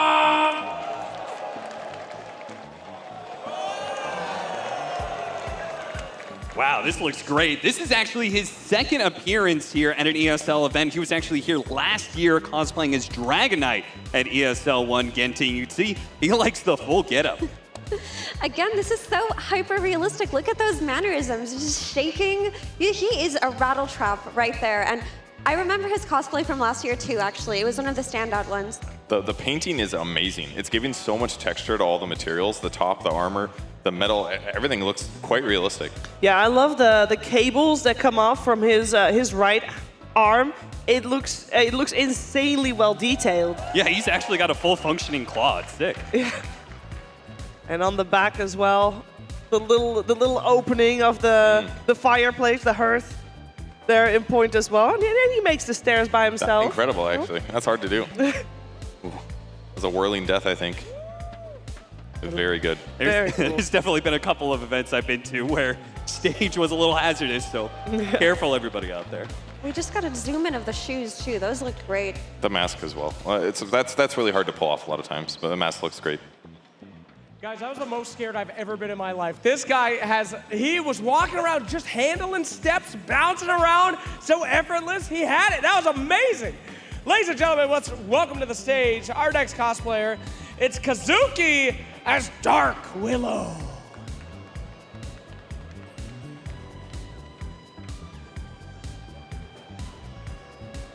Oh. Wow. That looks really good.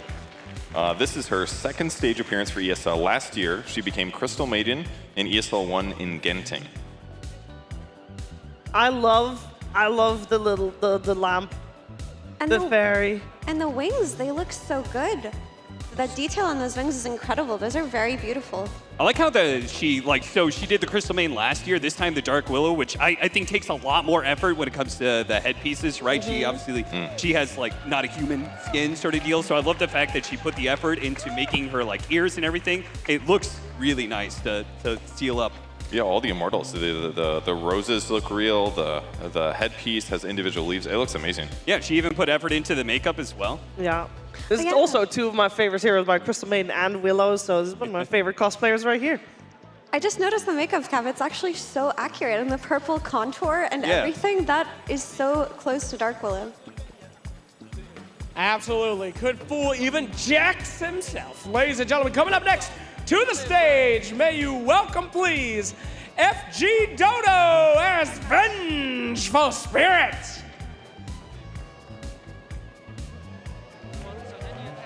Wow, look at that. And this Vengeful Spirit, it is her dream come true to be a stage performer at ESL. And can you believe it, guys? She only made this costume in 1 week. What? She's from the Philippines, and she flew in to cosplay specifically for this event. And can I say, everything looks incredible. I would say if this is done in 1 week, those wings must have taken up the largest part of that week. Those look incredibly well made and stable too. I mean, if she made these in 1 week, I'm surprised if she's performing this well with zero sleep, because that's what it must have taken to put this all together. Yeah, well, maybe this is sets the MO from now on. Maybe all our stage performers need to be cosplaying, right, Flex? Absolutely.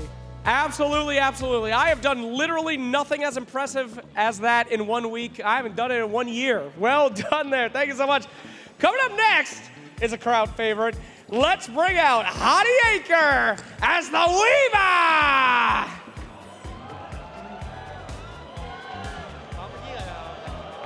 Whoa! Now this might not be the first time she's cosplaying. Oh no, stairs! He did not make it any easier going downstairs, but he can do it by himself. Oh, easy. I never doubted it for a second. There's gonna be another little steps coming up. Dude, I'll never forget this Weaver cosplay for as long as I live. The skateboarding Weaver, everything looks so cool. I mean, that looks like an insect, right? Those legs trailing behind don't even seem unnatural. Yeah, it looks like he's got a little bit of LEDs there for the lights, for the eyes as well, lighting up. It's really nice. And the movements. Got the movements down for sure. Yeah. The little hand claws too. They're just so pointy and long. Those fingernails, too. Are they claws? I don't know what they are. I don't even know what those I are. do not want those on me when I'm sleeping. Oh. Oh, yeah, you can see the LED Oh. much better. Don't look, guys. Weaver's greatest enemy. The stage was not designed for me. Cruise, baby, cruise. You got to get that momentum for the Shikuchi, you know? That's true. You got to build it up. Oh, the hills help. The hills do help. Amazing cosplay. One of the greatest Sakuchis I've ever seen. That was absolutely unbelievable. Look, he's eating. Oh, fantastic. All right, coming up next is Kyo as CM, Crystal Maiden. So from Singapore, she's actually had this costume prepared for 3 years, so a chance to be able to debut it on the big stage. And yeah, you could see she definitely put a lot of effort into a lot of the little details here for Crystal Maiden. Those pauldrons look amazing. I love all the details. I think the staff, like, oh my god. That's good too, yeah. That is insane. Yeah, that is a beautiful staff. And she looks ethereal. The makeup is beautiful too. I love the details on the cape. It's trimmed with fur and it looks like it's made very well. It looks like something you could buy and wear. It looks actually very comfortable. Yeah, I must say that. Could use one of those for home. Yeah. I think a lot of times it's hard to get the details and simultaneously have it look like smooth and good looking, but also have a little bit of like weathering that makes it look realistic, right? And I think she hit the perfect balance of both. And even the chain across the chest looks so good.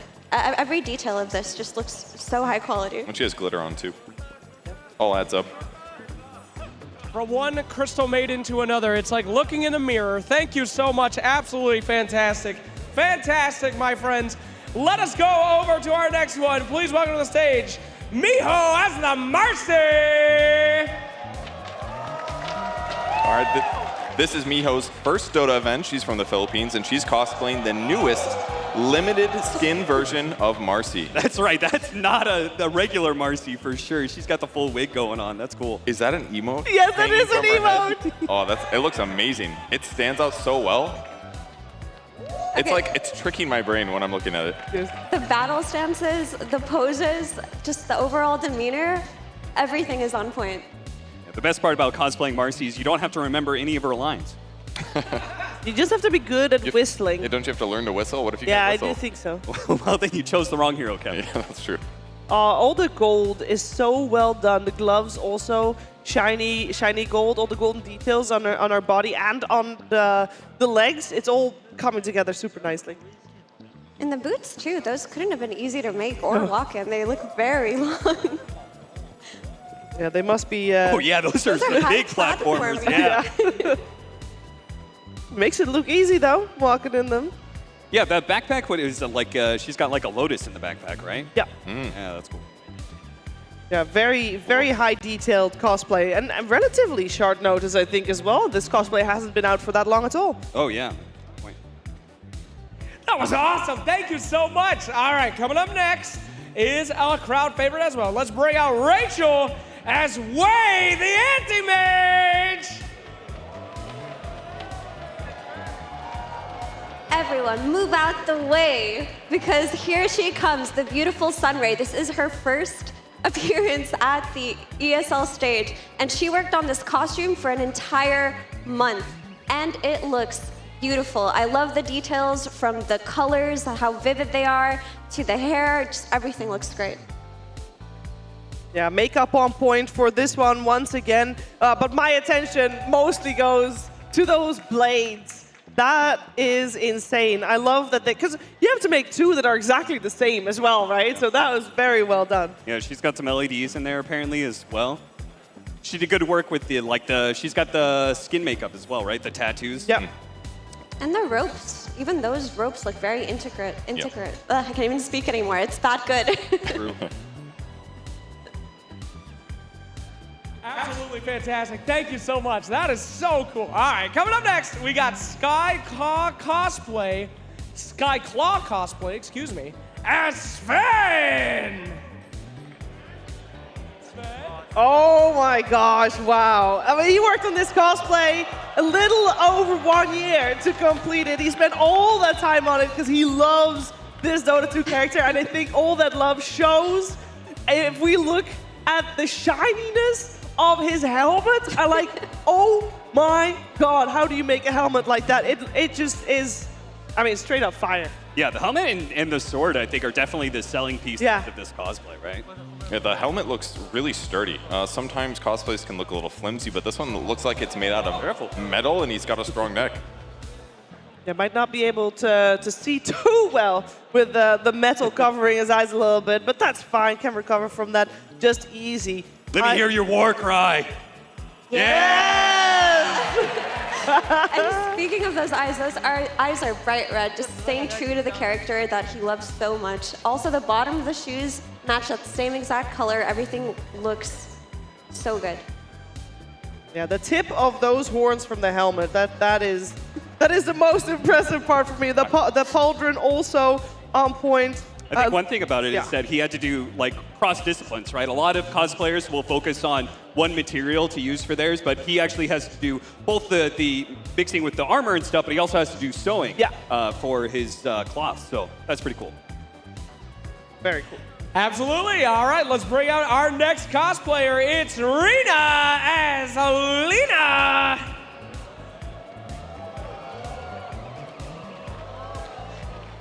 Her second appearance at ESL last year as a media cosplayer, and this time she's showing up on the stage instead. I love this Lina cosplay. It's so simple yet so elegant. The details are there, just the color schemes, and that central piece. I don't know what to call that, but that looks really well made and sturdy. Yeah, for me, the belt is the thing that steals the show here. It seems to be the same material as her collar, and that really sells the dragon-esque view of Lina for me. She sold the movements as Lina, that's for sure. Absolutely. And our final cosplayer of the night, may I present to you Joel as Oracle. Ooh, picking the cosplay of the event. That's a good strategy here. Yeah. Oh my god. It looks That is so good. incredible. This costume was made specifically for ESL One Kuala Lumpur 2023. Made by Joel from Elite Cosplay Club, a professional cosplay team from Indonesia, and it shows. Oh my gosh. This is like, you can. This is a straight up copy. You can just get a still. You could convince me it's an AR built in. He can appear in the draft for me. Easy. Dude, I don't want to be cheesy, but this cosplay gave me chills. It looks so true to the reality of the hero, and just the way he looks like he's gliding. It's kind of spooky. I think sometimes it's hard to get masks to sell. A lot of cosplayers will opt for makeup instead, but actually went for the full mask route, and he did a good enough job that it looks realistic. But especially the eyes like really pop out in it as well. That looks great. This Oracle looks like it's got like a 4 strength gain though. Very strong. Oh yeah, he's ripped. He's ripped as hell. Can we talk about that crystal ball too? And that back piece, my god, that is so detailed. And it's really sturdy too. It's not flopping around or anything. Just looks excellent. Yeah, and he's got the globe, the ball to finish it all off as well. I think every detail seems to have been, there seems to have been a lot of effort put into it to make sure that everything clicks and it shows. It's paying off. It's so much sculpting to do all of these armor pieces. There's so many intricate little bits that it had to have taken so much time to pull this off. Oh, those eyes though, jeez. Yeah. Spooky. All right, ladies and gentlemen, so there you have it, our cosplayers. I haven't smiled that much in years. That was such a joy. Such amazing cosplays coming out from Malaysia yet again. So please, give it your all. One more round of applause for our incredible cosplayers. Absolutely incredible. Thank you guys so much. It's amazing to have you in our community, and we really hope to see you again. And we hope to see you in the audience and at home right after this very short break.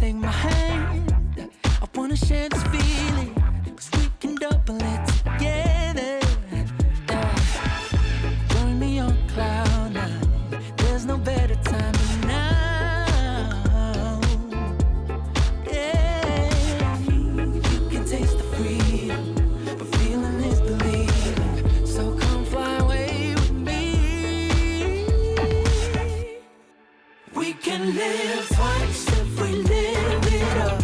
Sip from golden cups. Double every moment, 1, 2, pop, pop, we own it. Live twice if we love to the max. Live with no regrets. Double every moment, 1, 2, pop, pop, we own it.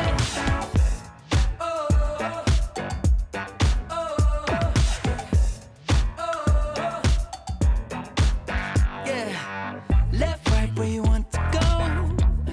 Life can be so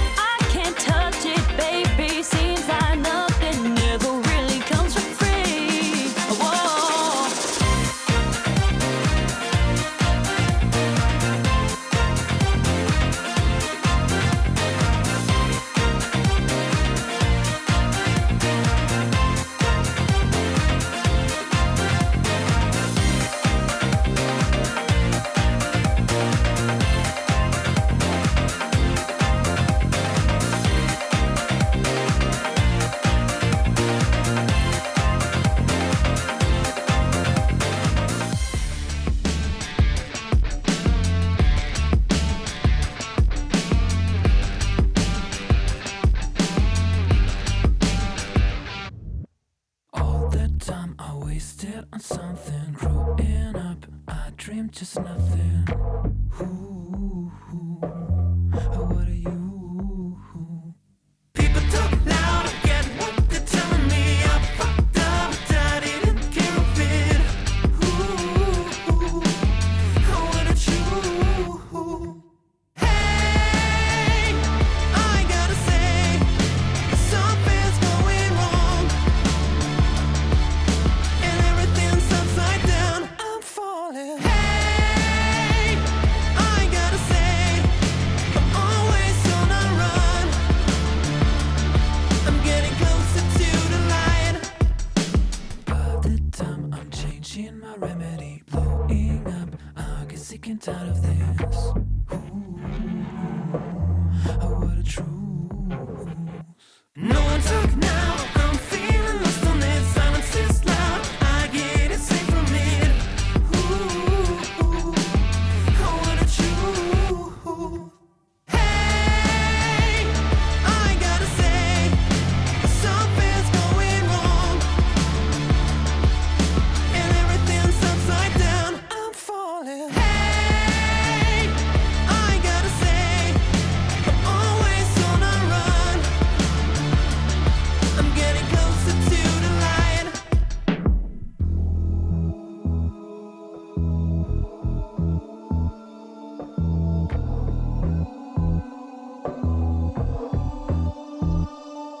And everything's going down.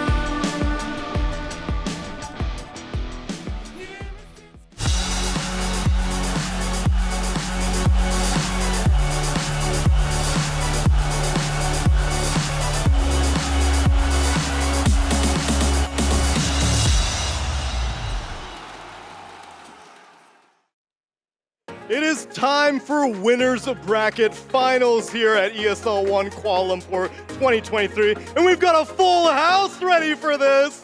I can't wait for this showdown between Azure and the Gaming Gladiators, which at this point, is anyone surprised that Gaming Gladiators is making it this far? They did not make any changes after TI, and they are continuing the good times.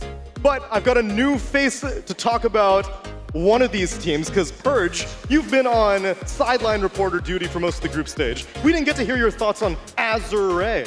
So tell me, what are your impressions? Well, they're a fantastic team, obviously. Their players are very high skilled. I think XM has really been making a name for himself at this tournament for a lot of fans that weren't as aware of his high skill. His Viper game was juicy. I enjoyed that one. I got to interview Jin Q, I think. I don't know if that one went out or not, but that was a fun little interview.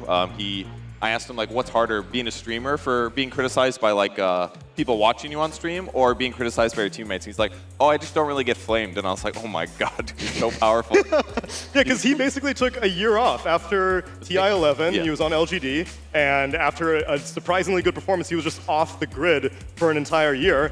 And now he's come back in a very strong fashion. Yeah, I mean, they have a very talented team, without a doubt. They've been playing fantastic. So not surprised to see him here in the upper bracket final. But the entire roster shuffle as a whole, I did not have high expectations, Winter. You and I covered a great deal of Azure's games, and I remained skeptical. But at this point, I'm convinced. After they took down Falcons in their upper bracket semi-final game, I was sold that this was the best Chinese team here. Yeah, but at the same time, I want to see them, drafting for the first time on the new patch, So I'm wondering whether they can actually make the appropriate adjustments. And Chinese teams are always the teams that are being associated with when it comes to a new patch. They are very hard-headed. They don't want to change, and they just stick to their own ways, Okay, but hear me out. This team has Thank right? He's already playing weird things on position 4. He's been playing Tinies and Zeuses and whatnot. And XM is a Viper and Razor player. He's just waiting for a time to play his disgusting hero pool. And I think this patch may have enabled him with the new changes to Bloodstone and things like that. That's true. For a lot of these teams, I look at their group stage games and I either see them continue the same trend or they throw it out the window and they're like, okay, it's a new patch, time for new things, like Liquid did with their Leshrax and other 7.35 specific heroes. But if you show me Azure Ray drafts, I would have thought that they were on the new patch a week ago. Yeah, and it is very important to update to the new patch. It doesn't have to be an extreme thing. It can be a small thing, like Liquid just saying, like, oh, Lashrak is better. And he's not really that different. The itemization is basically the same, and he just does more damage and lifesteals more. If you just fit something like that into your lineup, even if it's a Storm Spirit for BetBoom, that can just revitalize what you're doing and push it to the next level. And the teams on the previous patch playing heroes that were very mildly nerfed, they just have a worse chance of winning the game. So if you just grab like one little gem and slot it into your pre-existing strategies or meta, you're still playing basically the same game. You should be on comfort, but you have that extra kick. Yeah, and as far as Chinese teams go, I feel like this team checks every single box that you would want. I mean, watching them through group stages, they performed incredibly well, and they definitely made a fan out of me. But their laning is strong. It's much stronger than a typical Chinese team. They're quite infallible. I think I've only seen them lose once, and that was to Gaming Gladiators in terms of laning, but they still managed to win that game even. And they can play aggressive fighting carries on low, but they can also play the Nagas and take the game slower. And they can also just play a tempo controller on XM or some really gross Viper type thing. So it really feels like everything that you would want out of a team they have right now. I suppose, though, their one shortcoming, like you mentioned, was against Gaimin, and that is their opponents once again here in the upper bracket final. Winter, we have seen these guys for the entire year, and it seems like the crowd is ready to see them as well. We have also seen this team adapt mid-tournament to patches, because, well, they won pretty much everything, and I remember it was during Dream League Season 20, the one right before Berlin, where a patch dropped mid-tournament, and they still ended up winning it. I mean, this team just has everything you need, you know. In a team, you have fancy mid laner, you have a carry that does everything. Not everything is, you know, the best, you know, the water boy. Yeah, we were skeptical about his Morphling back in the day. But right now, I think the patch and the heroes and everything else fits his playstyle a lot. And on the other hand, you have an off laner which can pretty much also play anything, you know. So it's very difficult to draft against them. I feel like they're a team where when you look at them, it's very difficult to pinpoint one person to ban up. Yeah. And Neil, frankly, they're nerds, so they're going to be ready to go on the new patch. And as they've admitted at this point, they often have mediocre group stages. They get a lot of draws. They look a little iffy. I mean, they're even going to upper bracket, came down to Quinn, not uphill missing 2 times in his 1v1 in a row. I mean, it's a 5-ish% chance, but it could have happened. They could have been lower bracket, but they're here. They're looking good, so they should be able to adapt nicely and stay calm and grab the good stuff and bring it into the series. I mean, I think they definitely slow started during the group stages, but by day 2, they looked like themselves again. They really looked like a force to be reckoned with, losing only to Azure Ray, who completely caught them off guard. But even those games were pretty winnable on their end too. And based on what I've seen yesterday and today so far, it seems like there is a lot of emphasis around fighting on that mid lane, fighting near those runes. Liquid proved it yesterday. We saw how important it was in BetBoom series versus G2 IG. Hey, and guess which team created their whole play style around playing around the mid lane? Any Quinn team, and now Gaming Gladiators, they're so excellent at enabling their mid laner, and that seems to be what's been working in this patch. Yeah, we had spoken to Quinn, I suppose, after their first day of group stage, which was a little bit rough, and he says that famously, Gaimin and this roster is always just like one tweak away from being able to perfect it. And it seems like they're on the road to recovery ever since. And they had gotten their 2-1 against G2 IG in their upper bracket semifinal after Quinn won his 1v1. But I selfishly want things to change. I love the guys, believe me, but they get to every single grand final, Kevin. They might do it again. No. There's just one best of 3 to go. At least come through lower bracket. What about that? Come on, Neil, appreciate some good Dota, you know. Why do you have to wait for them to lose every single time and prove you wrong, you know? Well, then maybe the players themselves can weigh in on the topic, because we've got Slacks ready backstage to talk to the teams. Tsunami, yes, we are back here with my fantastic translator friend, Jin. How you doing? You want to touch mics, bro? I'm good. Oh, wonderful, fantastic. That's the team right here. We've got the players about to head in, so we're going to give you a vibe check on the players. They seem awake, they seem alive. We're also, seeing if they have anything to say to each other. Now, I brought the most outspoken member of all of Gladiators here, Celery. Celery, any words for Azure Ray? Yeah, the other day XSS told my coach that he was afraid. Oh, you should be very afraid. Oh, be afraid, he says. That's actually, congratulations. I was setting him up for failure. That was actually a fantastic flame. Thank you very much. Celery 这边跟超大爷说，就是说你平时打3号位都打得真鸡巴菜，就是然后你这边现在跟我们打了，然后我们准备好好的干你，你要好你最好就怕了再吧。你这边有什么回复吗？我知道你们是2023年的神，但是马上2024年了。We know that you guys are the 2023 like the best team in 2023, but we're almost in 2024 now, so you know. God damn, that was savage. 说你喷的好菜。Any response? No. Uh-oh. You'll see it in the game. Oh, we'll see it in the game. All right, these guys seem like they're ready to go. The crowd out there is extremely hyped, so we'll get ready to this match. Thank you for letting us indulge. A pleasure, and thank you. Thank you. Thank you. Easy. Thank you. Thank you, bro. Thank you. I'm gonna see you again. Thank you. What the? Take it back, Sharon. Take it back, Tsunami. Take it back, Tsunami. I don't want it back. Not after that. You can keep it. Best entire team of 2023. Is it actually Gammon or is it Spirit? I think it still has to be Gammon. Like by all means, Spirit looked like the best team towards the end, but like you can't take away that many first places at the biggest tournaments of the year. Like they were the best team of the year. And they were second place TI too, so that's not too shabby either alongside all those first places. Overall, probably one of the most impressive calendar years from a team that we've seen since like 2020 Secret. The online Secret era, the Matu Zai. Oh yeah. That was dominant. It's like either them or VP or OG, one of those. Oh yes, the three VPs, teams. the OGs. But what usually happens in those teams is they don't do well at TI as well. So the fact that they won that many tournaments and they also How about got second. Alliance? Alliance had like, they like smashed the TI or whatever, but like it wasn't necessarily like a full year of dominance, was it? It was like 6 months of dominance. Okay, that's Yeah. pretty good.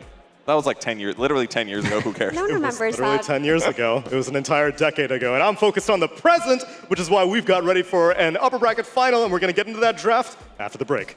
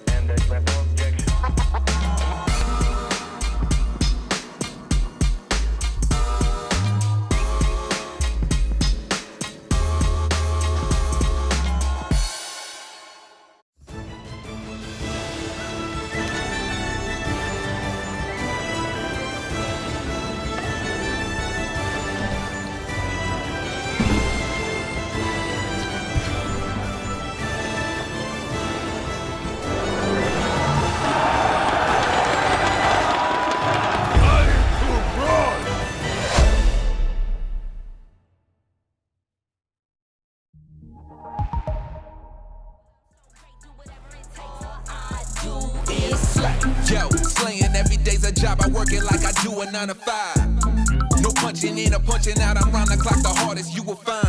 So I gotta grind like you never see before, and that's all the time. I'm saying what you need to know, cause I'ma shine. You can get yours, cause I'ma get mine.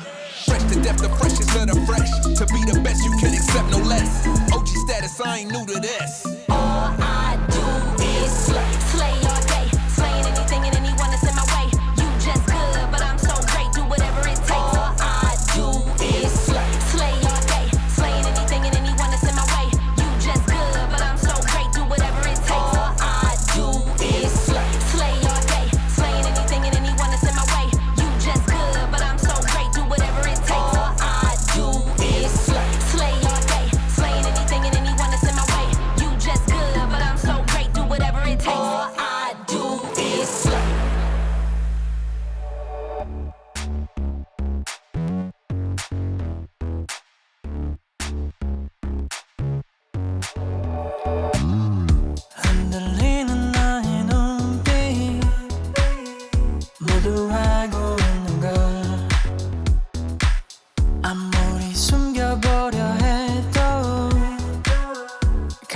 쉬지 않는 걸 I'll never miss this chance Make you dance 해가 뜨는 것도 모르게 Dance time to dance 집에 가는 것도 까먹게 붉어진 너의 하얀 불을 좋아해 움켜진 문제들은 모두 가볍게 손 들고 태워 이 순간을 빨갛게 녹여진 분위기는 뜨겁게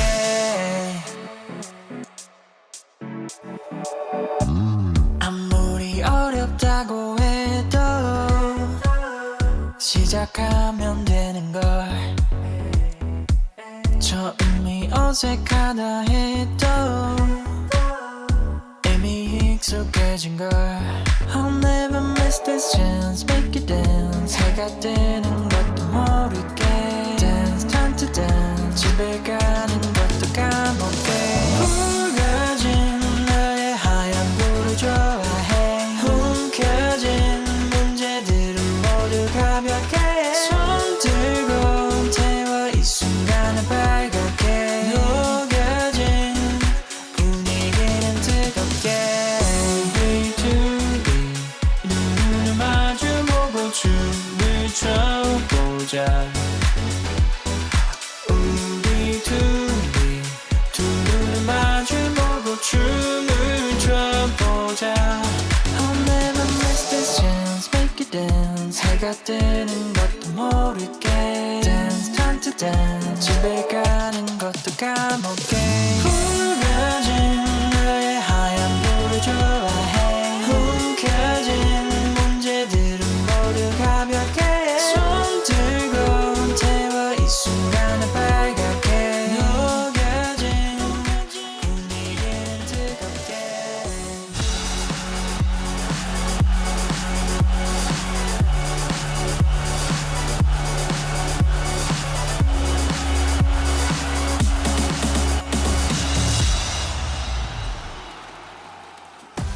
Ladies and gentlemen, welcome back to ESL One Kuala Lumpur! Fantastic. We've had one series so far today. It was a joy to watch, but we have so much more action for you now, especially in this series. Welcome, my friends, to two titans of the scene battling it out. One of them will go down to lowers. One of them will continue on, but all of us are going to have a fantastic time. So, KL, are you ready for the next series? Fantastic. So, allow me to welcome to the stage your first team. Will they be a ray of sunshine, or will they be a stingray whose barb is pointed at the heart of their enemies? Ladies and gentlemen, bring out Azure!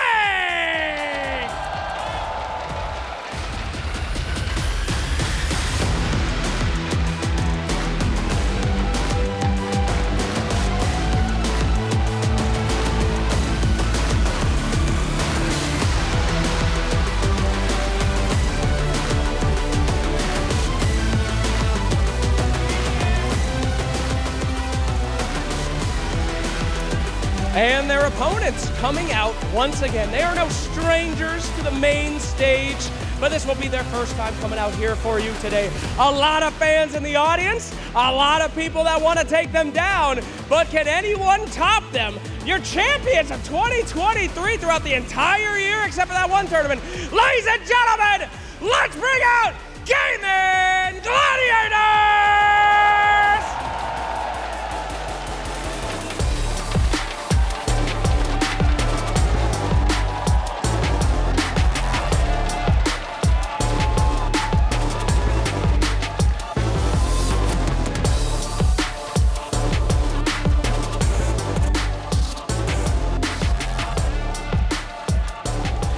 And with that, our two teams are on the stage and ready to get started. So thank you so much, teams, for what we can imagine will be a fantastic show of the best players in all of Dota 2.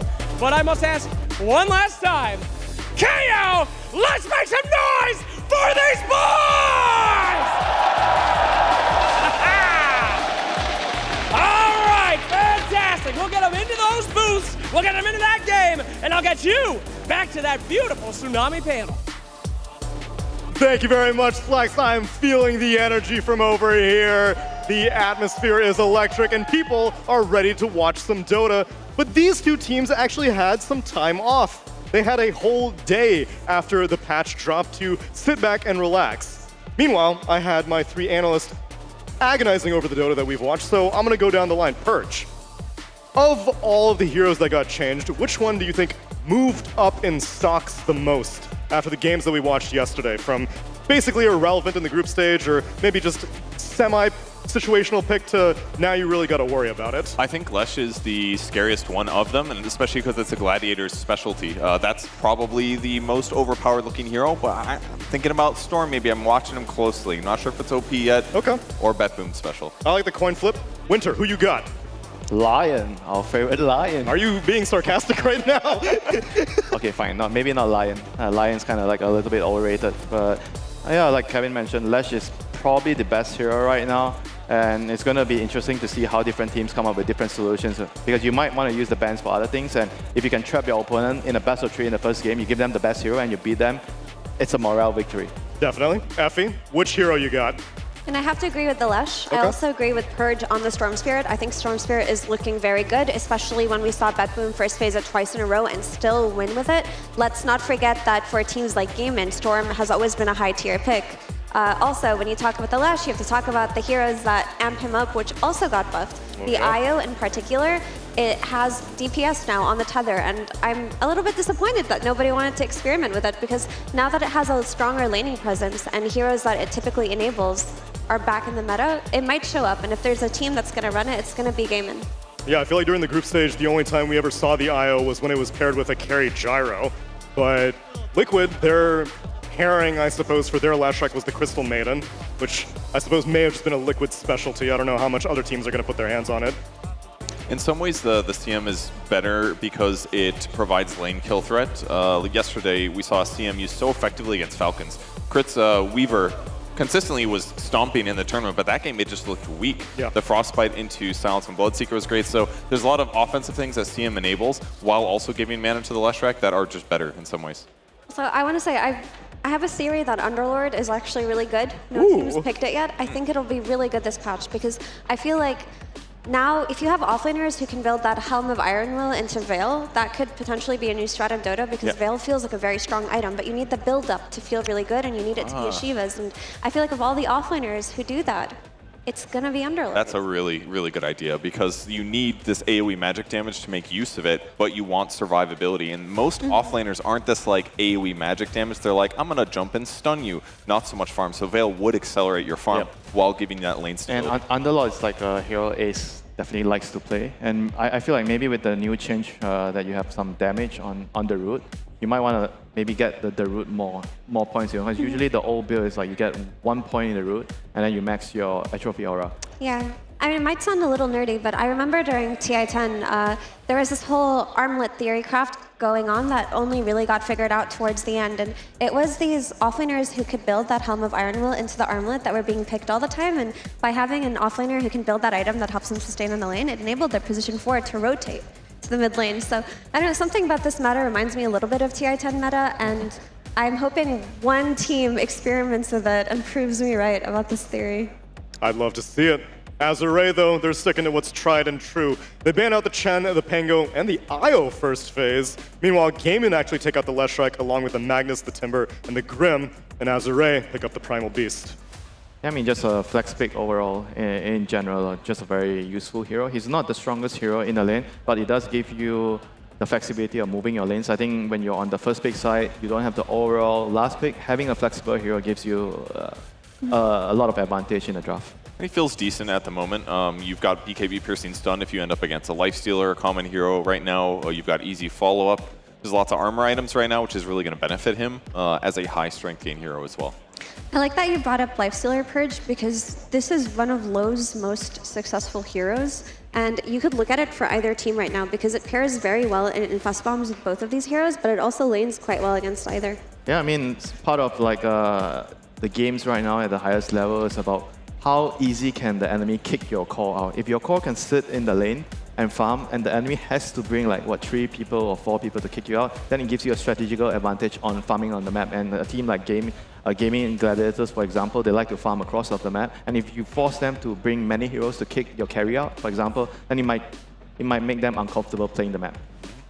And if you fail to gank, then you're just like way ahead in net worth.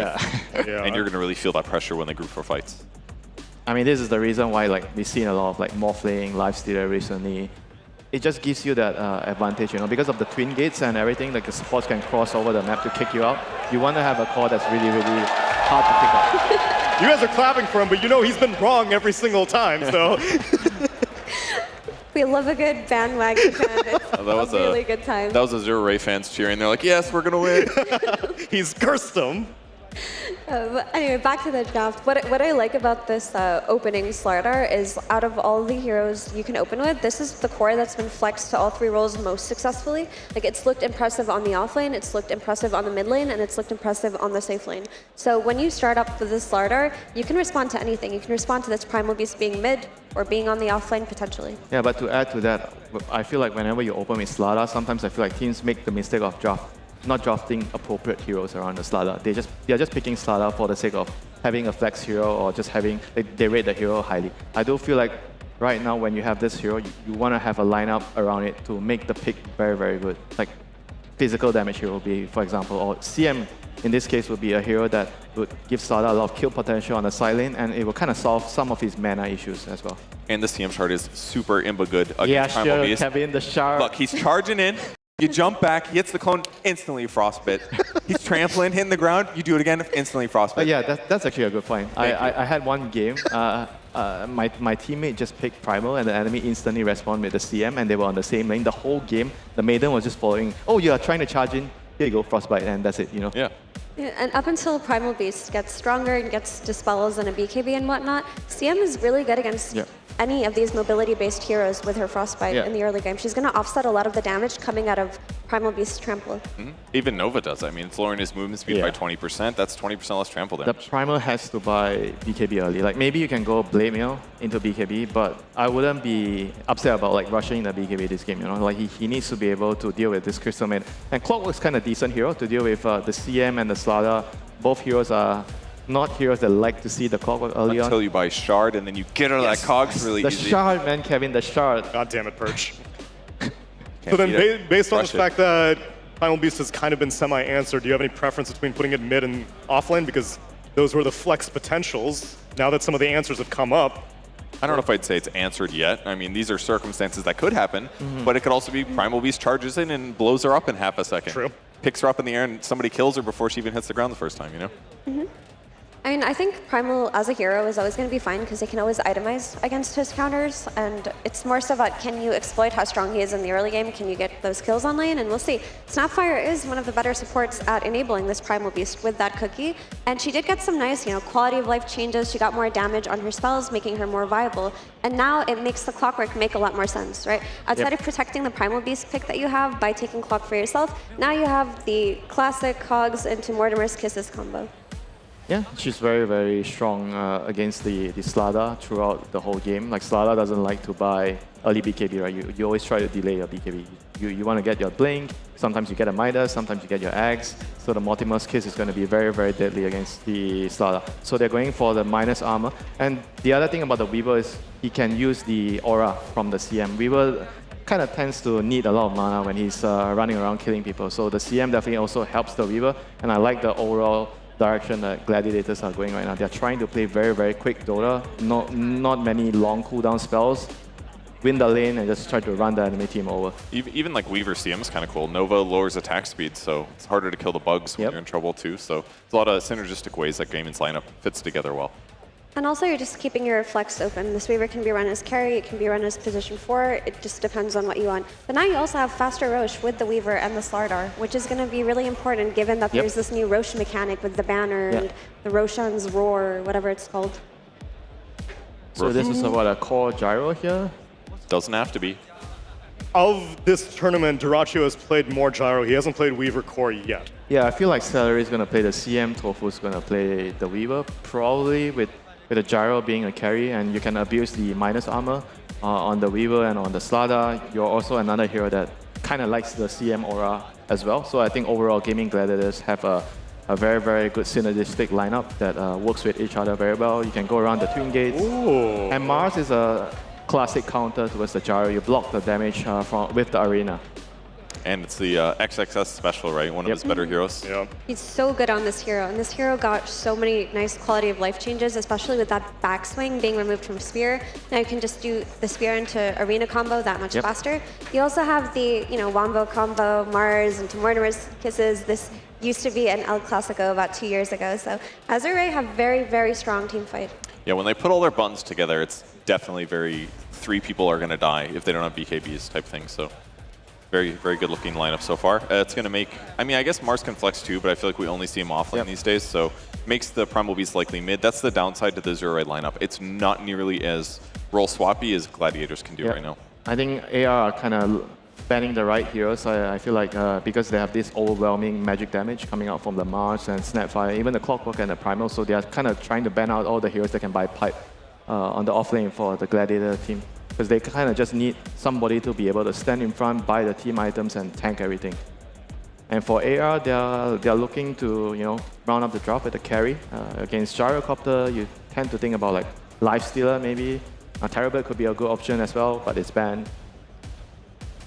So then where are Azure expecting the Slardar to go? I think it's a mid Slardar for now. That's what it looks like, especially if this Primal is revealed to be mid, which it is with the Mars pick. I think Morphling can still be kind of good here for AR. It's very good against the Gyro. You turn into the Gyro, you have the Flag Cannon, you have high armor to deal with the Slardar, the Weaver. Or Luna, or Drow Ranger. I think nobody's been brave enough to pick this Drow. Drow Ranger, I forgot that hero existed. She now reveals invisible units with her Game changer. She also will do DPS in this Mortis There goes arena. the Weaver. There it goes. No, but also Luna didn't get too impacted, I feel, by the last patch, and she was looking overall very solid. Typically you'd like a ranged carrier to pair with this position 5 Clockwork. You don't necessarily need one, but it just gives your draft a more rounded out approach in lanes. I think it's a good idea. It matches up very well against Slardar. I think it's one of his top 5 worst matchups, actually. They do end up banning it. It would have been good for them too, Aura with Weaver too, so. Muerta could also be very good for Azure, right? Yeah, could be good as well. Can't take physical damage. Yeah, you can't take physical damage. You kind of outrange the Gyro in some situations. It's good in the lane with the Clockwork. Silence against Weaver too. Yep. Stable lane. I think previously when Azure were looking down the barrel of a minus armor draft, they also may have gone for Lone Druid. I don't like that hero so much, especially now that this bearer starts with 0 armor and you're playing against something like a Weaver in the first place. It feels very easy to exploit. That's not fun. Yeah, I would like to see the Muerta come out or the Drow Ranger, one of the two. Let's see if Azure are confident that this Slardar is going to go mid and ban out another offlaner. They already took out your Underlord Effie. And now they take out an anti-mage. Okay, that's... They watch the cosplay. All right. Ooh, that's a counter. Yep. So when you take Mana Shield damage, your armor literally does not matter. True. So against a Slardar and a Weaver, they can't amplify their own damage. They do have Diffusal Blade buyers, so that is a solution, but it's a cool spin idea here. Yeah, it's a very, very interesting idea. More team fight for the Mars arena. You have more disables, and I feel like this draft allows Medusa to output a lot of damage. You have 3 frontliners, so Medusa, you can just stand there and just kill everybody. And then she also just has, the disengage from the cookie, and hopefully later on Clock buys a Force Staff just to keep that Medusa safe. And you have the new Bulwark, which is more potent at protecting Mars's allies from projectiles. It feels like Medusa's very heavily enabled by Mars in this draft too. Like the moment she gets Butterfly Manta, like 20 minutes, I think she's going to be nigh unstoppable. And as long as the supports get like a Solar Crest, you have a 4-star, make sure that the Medusa never dies in a team fight. It looks like really, really difficult hero to kill for Gladiators right now. They need to kind of find a solution for this. Yeah, she got 5% more damage from her split shot as well, so doing a little there. That's a good solution. That's a good counter. You make your own Medusa. Yeah, because that also got buffed split shot damage. Yep. What about the expense ratio though, Winter? Is it too expensive? No, not at all. You have cheap supports on CM and Weaver. They're going to be, actually not Weaver, CM and Gyro. So they'll be running around creating havoc. I think those are the heroes that like to play around Darkseer, making sure that Darkseer can get kills in the early game, and also the Slardar. Those heroes benefit from this type of supports. And I think that both teams have a very, very solid lineup, different kind of win conditions, different game plan, and we'll just have to see who does it better. Yeah, I think Gaimin have rounded out their draft really well with this Darkseer. It's also just given them that illusion counter to Medusa. They're going to hit this really nice mid-game timing on Gaimin when Slardar gets a couple of items and he can group up with the Darkseer and they can try to overrun Azure Ray. But I feel like Azure Ray overall have the better scaling with this Medusa plus Mars, and their team fight looks really good. So both teams have very strong fundamentals. It's just going to be a battle of who does it better. Yeah, they don't have the best Ion Shell targets. Gyro's going to work great in the early game, but as the game goes on, maybe not as good. But I feel like the Darkseer is only going to be better against Medusa because you also do damage when the illusion spawns. So if she just tries to attack through it, she's just like re-dealing damage to herself and respawning illusions. So great last pick. Some 7.35 heroes coming out. MyTech Arena, are you ready for a winner's bracket final? Then let's get on with it. It's time for game number 1 with Odie, Pixel, and Cinderin. Thank you very much, Tsunami. Yes, an absolute treat awaits us here. Gaming Gladiators against Azure Ray. And the ending of both of these drafts, Cinderin, it's going to be very exciting to see how this plays out. Of course, Gaming Gladiators ending up with the Ace Darkseer. Azure Ray, they're going to go with the low Medusa, a hero, especially on the previous patch, we just weren't really seeing. Didn't have too many crazy changes, right, coming into this 7.35. Had a little bit of a buff here and there on the numbers. Enough to make it viable, and in particular in this situation, could it be good here? Yeah, for sure. It's one of those examples of, you know, when other heroes get nerfed slightly and you get buffed slightly, it's like a double buff, you know, because the rest of the meta is shifting downwards. Medusa has a really good matchup against the Gyro, and you could tell from the reactions that we saw on Gaming Gladiators' faces, this was not a pick they were expecting. I don't think so at all, yeah. The AM ban comes out, they start digging really deep, you could tell they were really thinking about it, and ultimately came to the conclusion, okay, they were like, okay, what do we have in our pool that's a solution here? And with that in mind, they end up putting the Slardar on mid onto Quinn, which I'm very excited to see him playing this lane matchup against Primal Beast in that mid lane. But yeah, this is what often happens when you go deep in tournaments. You know, the teams, you get so accustomed to what is, I guess we shouldn't say what is meta, right? Because it's a whole new world right now with this new patch. But there's still a fundamental shared understanding of, you know, a lot of the essentials of the game, what heroes are likely to get played. And clearly Azure Ray did some homework here and came in with a new take with the Medusa. Sure. And what would some of the reasons be why Azure Ray would see Medusa as being the hero here? I think we sort of heard as the panel talked about, right, it's the whole idea that if you're going up against like this Slardar, this with a lot of minus armor that's going to be hitting at you, that's something that the mana shield, right, it works great against, because you're not taking an increased, you're not losing more mana than you would from if you didn't have that debuff on you. Right, it goes both ways for Medusa. She doesn't take extra damage from minus armor, but she doesn't get more mitigation from plus armor. Yeah. So against a lineup that's so heavily focused on the minus armor, you're essentially just getting quote-unquote free gold, right? Because you don't have to buy items that other carries do. That's smart. You can focus on your standard approach. Yeah, I think this was a genius pick from Azure Ray. And I like Gaimin's response too, I should say. The Darkseer was probably the best option they had left to try to alleviate this pressure and solve it. But yeah, I really like what Azure Ray are bringing to the table in this game, and I think if the lanes go well and they stabilize, it's going to be so difficult for Gaming to team fight into this, you know, this absolute massive combo that you're running on Azure Ray. You've got XXS on his Mars, which I think is probably my favorite Mars to watch together with Amar. They play it very differently. Amar is very he's very carry-like in his playstyle, whereas XXS is way more utility-focused. We'll generally go for something like Blink Refresher and a mana item. And in this game, Mars doesn't need to deal damage. Let's make that clear. His cast around him do so much AoE damage. Talking about Mars, that's a good pause. On the pause. XD. Right, quick, Sin, look to the future. What's happening here? Is somebody dying? Well, he rebuked a Weaver who's going to Shikuchi and run away. Oh, so no, nobody is dying. The question is, do Gaming Gladiators want to take this fight? Are they going to be running up it? I think the moment this unpauses, both heroes will run away. That's my take. I think XXS realizes now that he's spotted that the rest of Gaming Gladiators are coming up here, and the Weaver will want to not get caught by anything, which, I mean, this is why they ran the Weaver in front. There's nothing here really stopping Duracho, right? They don't have any reliable stun. There's a Snapfire cookie. Mars is not going to skill Spear level 1 most likely, so you kind of have to run into Cog. And I tell you what, you're going to be very excited about this, Cinderin. Lo, you know what he's going to need first on his item list? It's going to be the Kanda. He's already got the Phylactery queued up. He's going to do it on the Medusa, this item. Okay. You know what I mean? Phylactery, the crit, it comes together. You're going to be getting right-click damage. So that the damage that's coming out with the nuke of the Kanda connection, it's going to be pretty good on this. That's pretty interesting. Yeah, so we saw, I want to say about half a year ago, we saw this mainly pioneered by 33 in the offlane. He was playing offlane Medusa with Phylactery. We haven't really seen the Phylactery build on the carry position, but as you said, now that you can upgrade it into a critical strike, this is actually a viable strategy. I'm really excited to see this play out.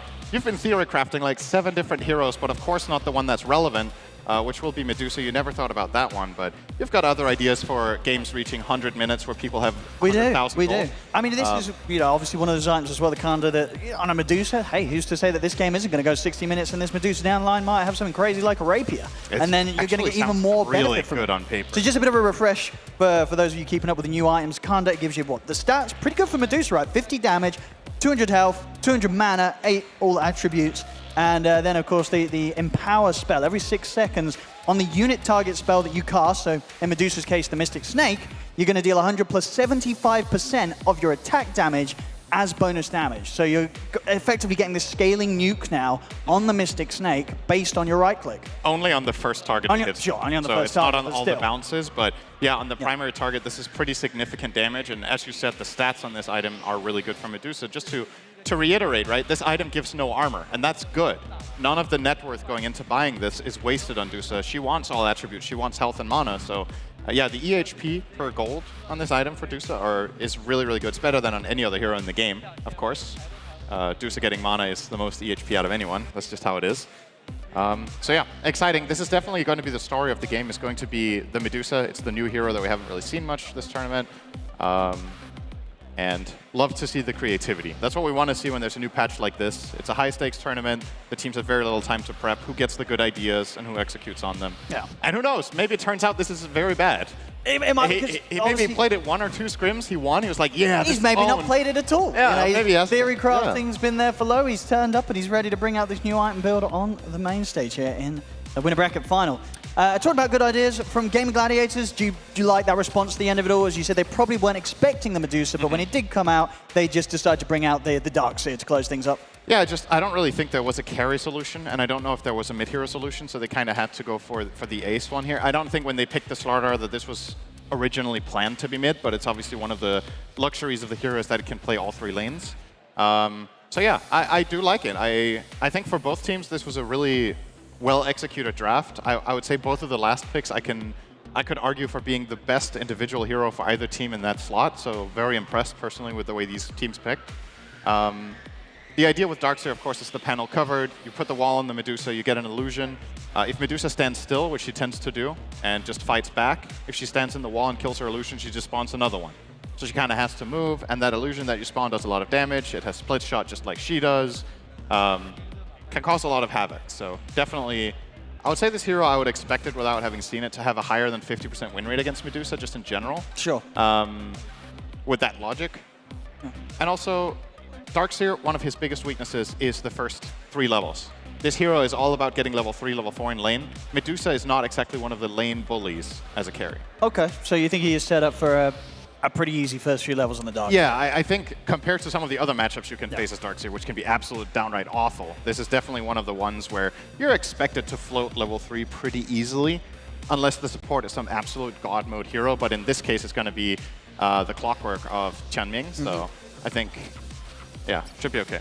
I mean, at least I guess Tianming on the Clockwork, in other aspects of the game, it's pretty nice they do have that hero against the Darkseer, right? Makes it a little harder for saves to come out in terms of surges. If he's in with a hook shot on the cogs, can still cause issue for Gaming Gladiators heroes when they're trying to escape.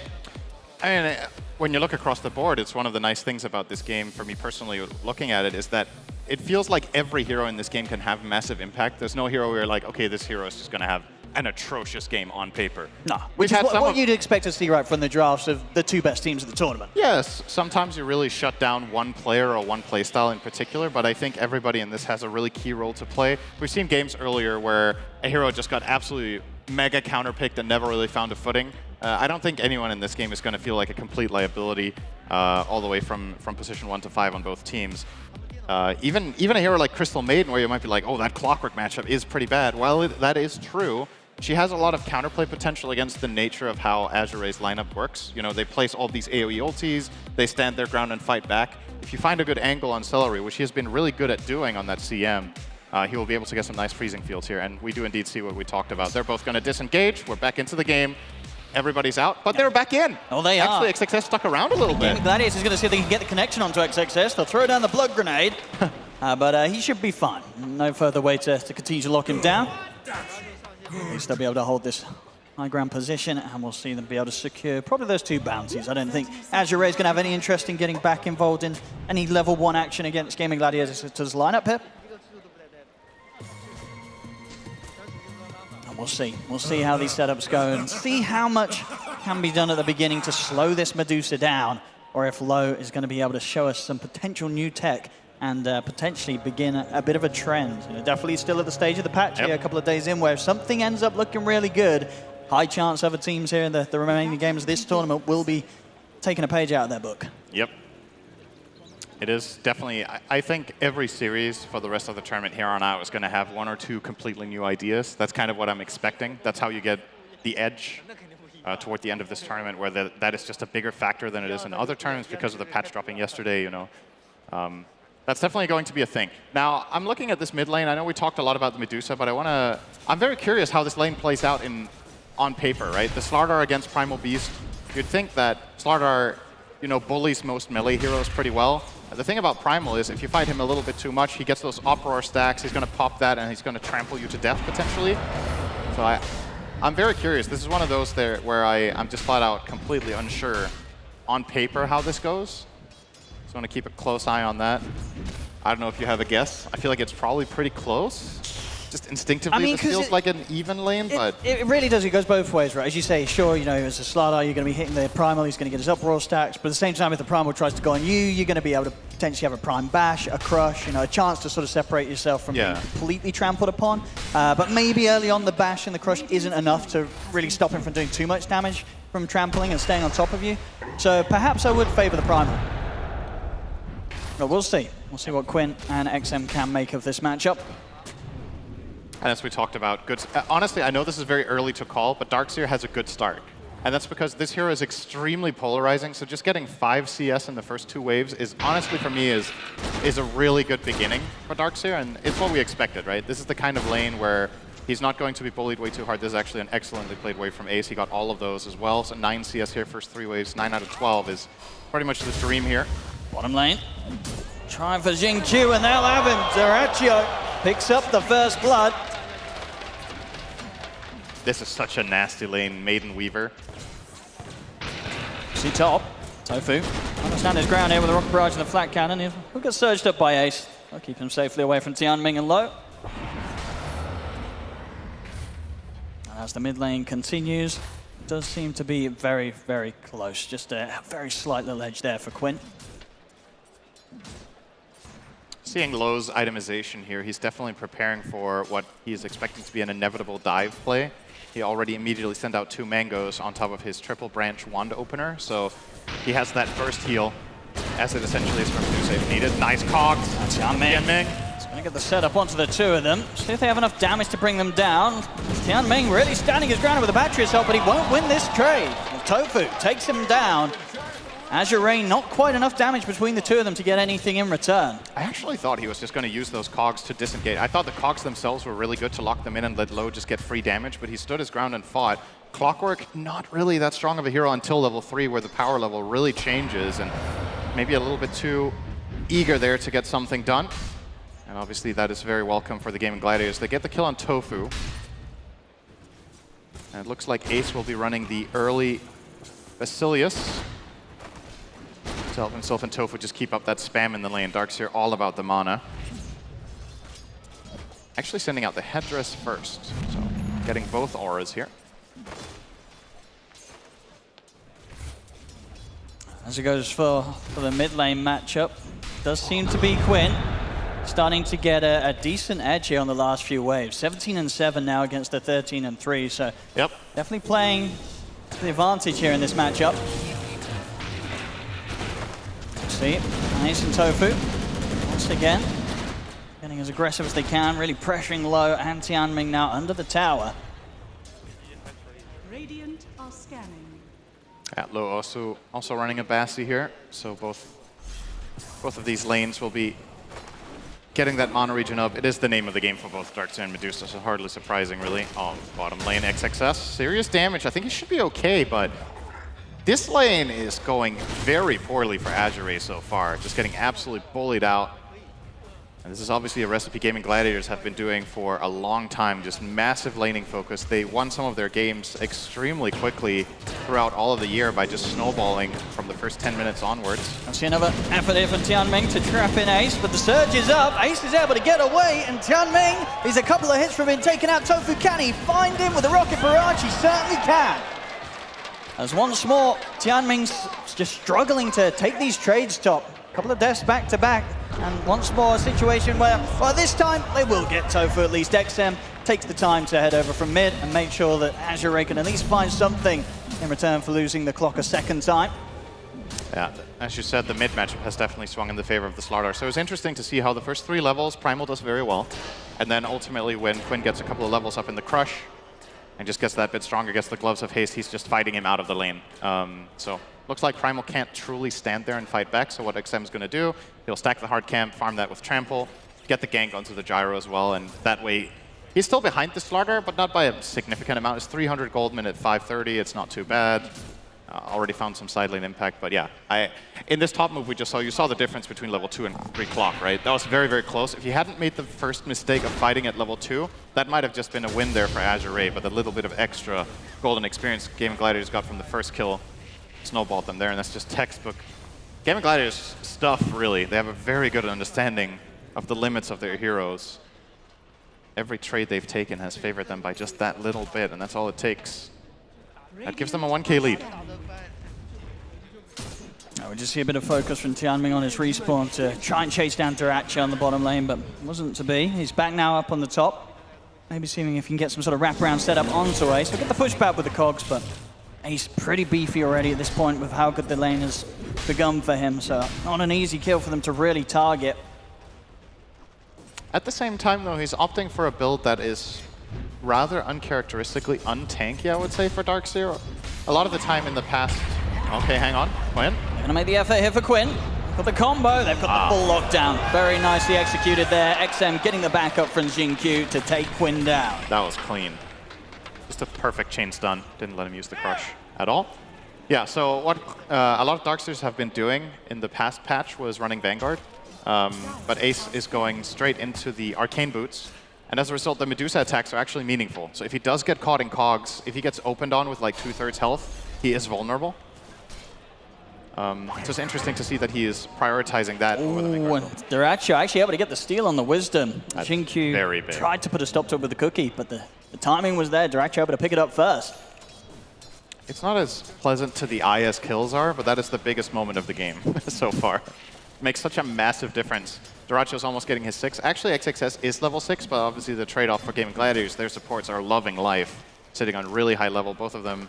Crystal Maiden 5.5, Gyro level 5. On the other side, you have Clock, who's just cracked 4, and so has Snap. So 1.5 level advantage on the support side of things.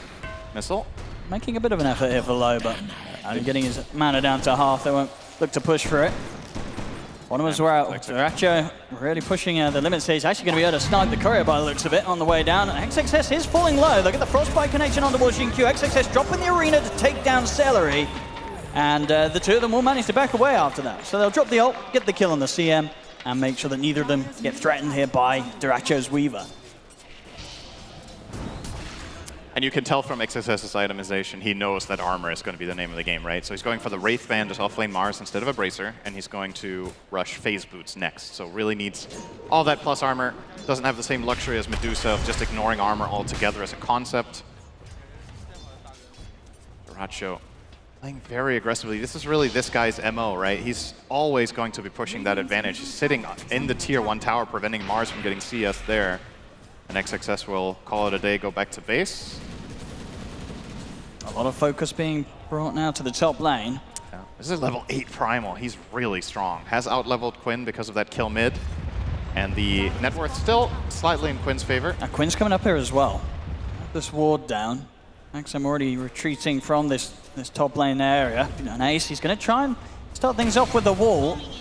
This will cause TPs to come in from return from Azure Ray. Returning with the snake, Duracho in on top of him. They're trying their best to focus Tianming first, they'll get him. Now they can turn their attention over towards low. Jinkyu trying to help out, does kill him with the two-man cook in the blast, but it's not enough to kill off Duracho. Duracho able to time-lapse. XM, he'll trample over them all. He gets the grab, vacuum back onto the three of them. The crush comes out, Low's gonna get taken out. They've lost three of them. They're gonna lose a fourth. XM also to fall.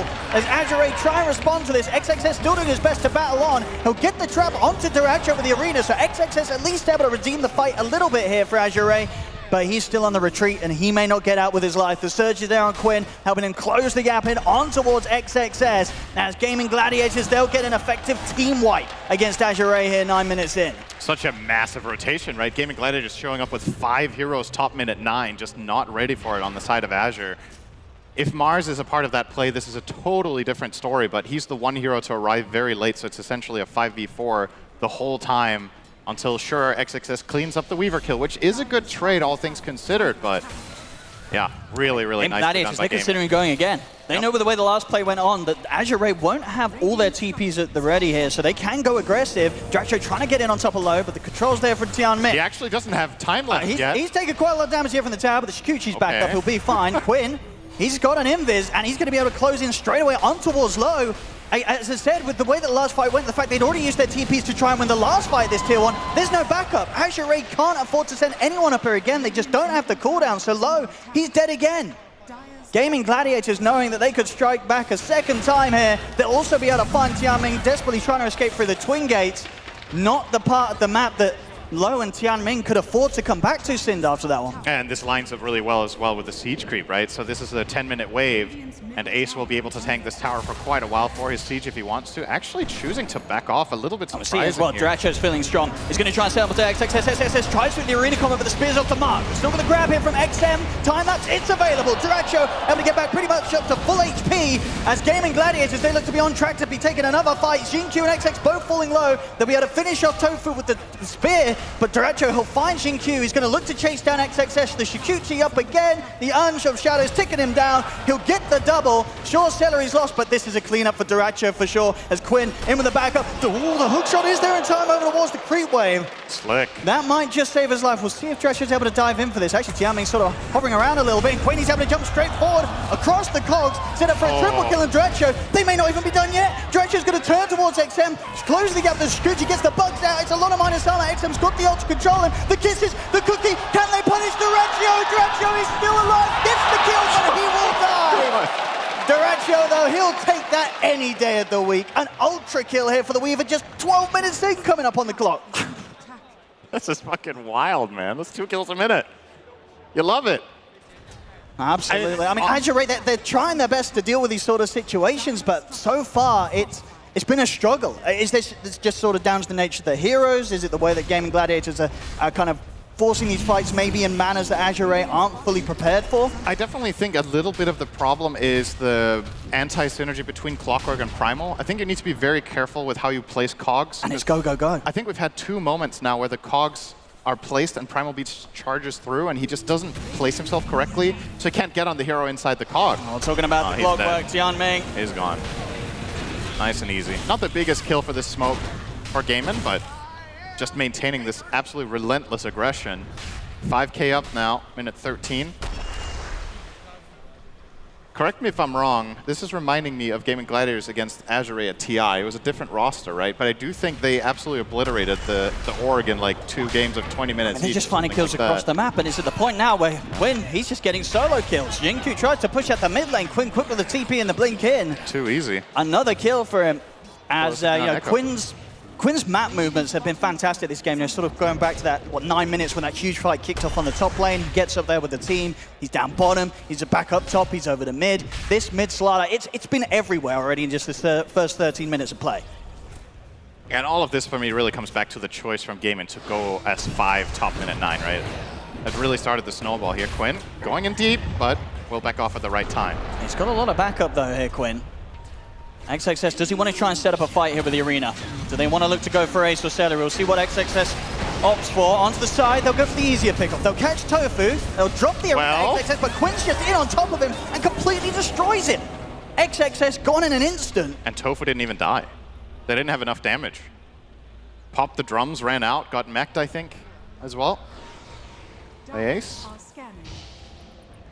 So here's the challenge for Azure. It's very clear. Oh yeah, they lost the Wisdom Rune again. So it's very clear what Gaming Gladiators are doing, right? They're invading your jungle, they're playing tight and just effectively denying you a percentage of the map that you usually have access to.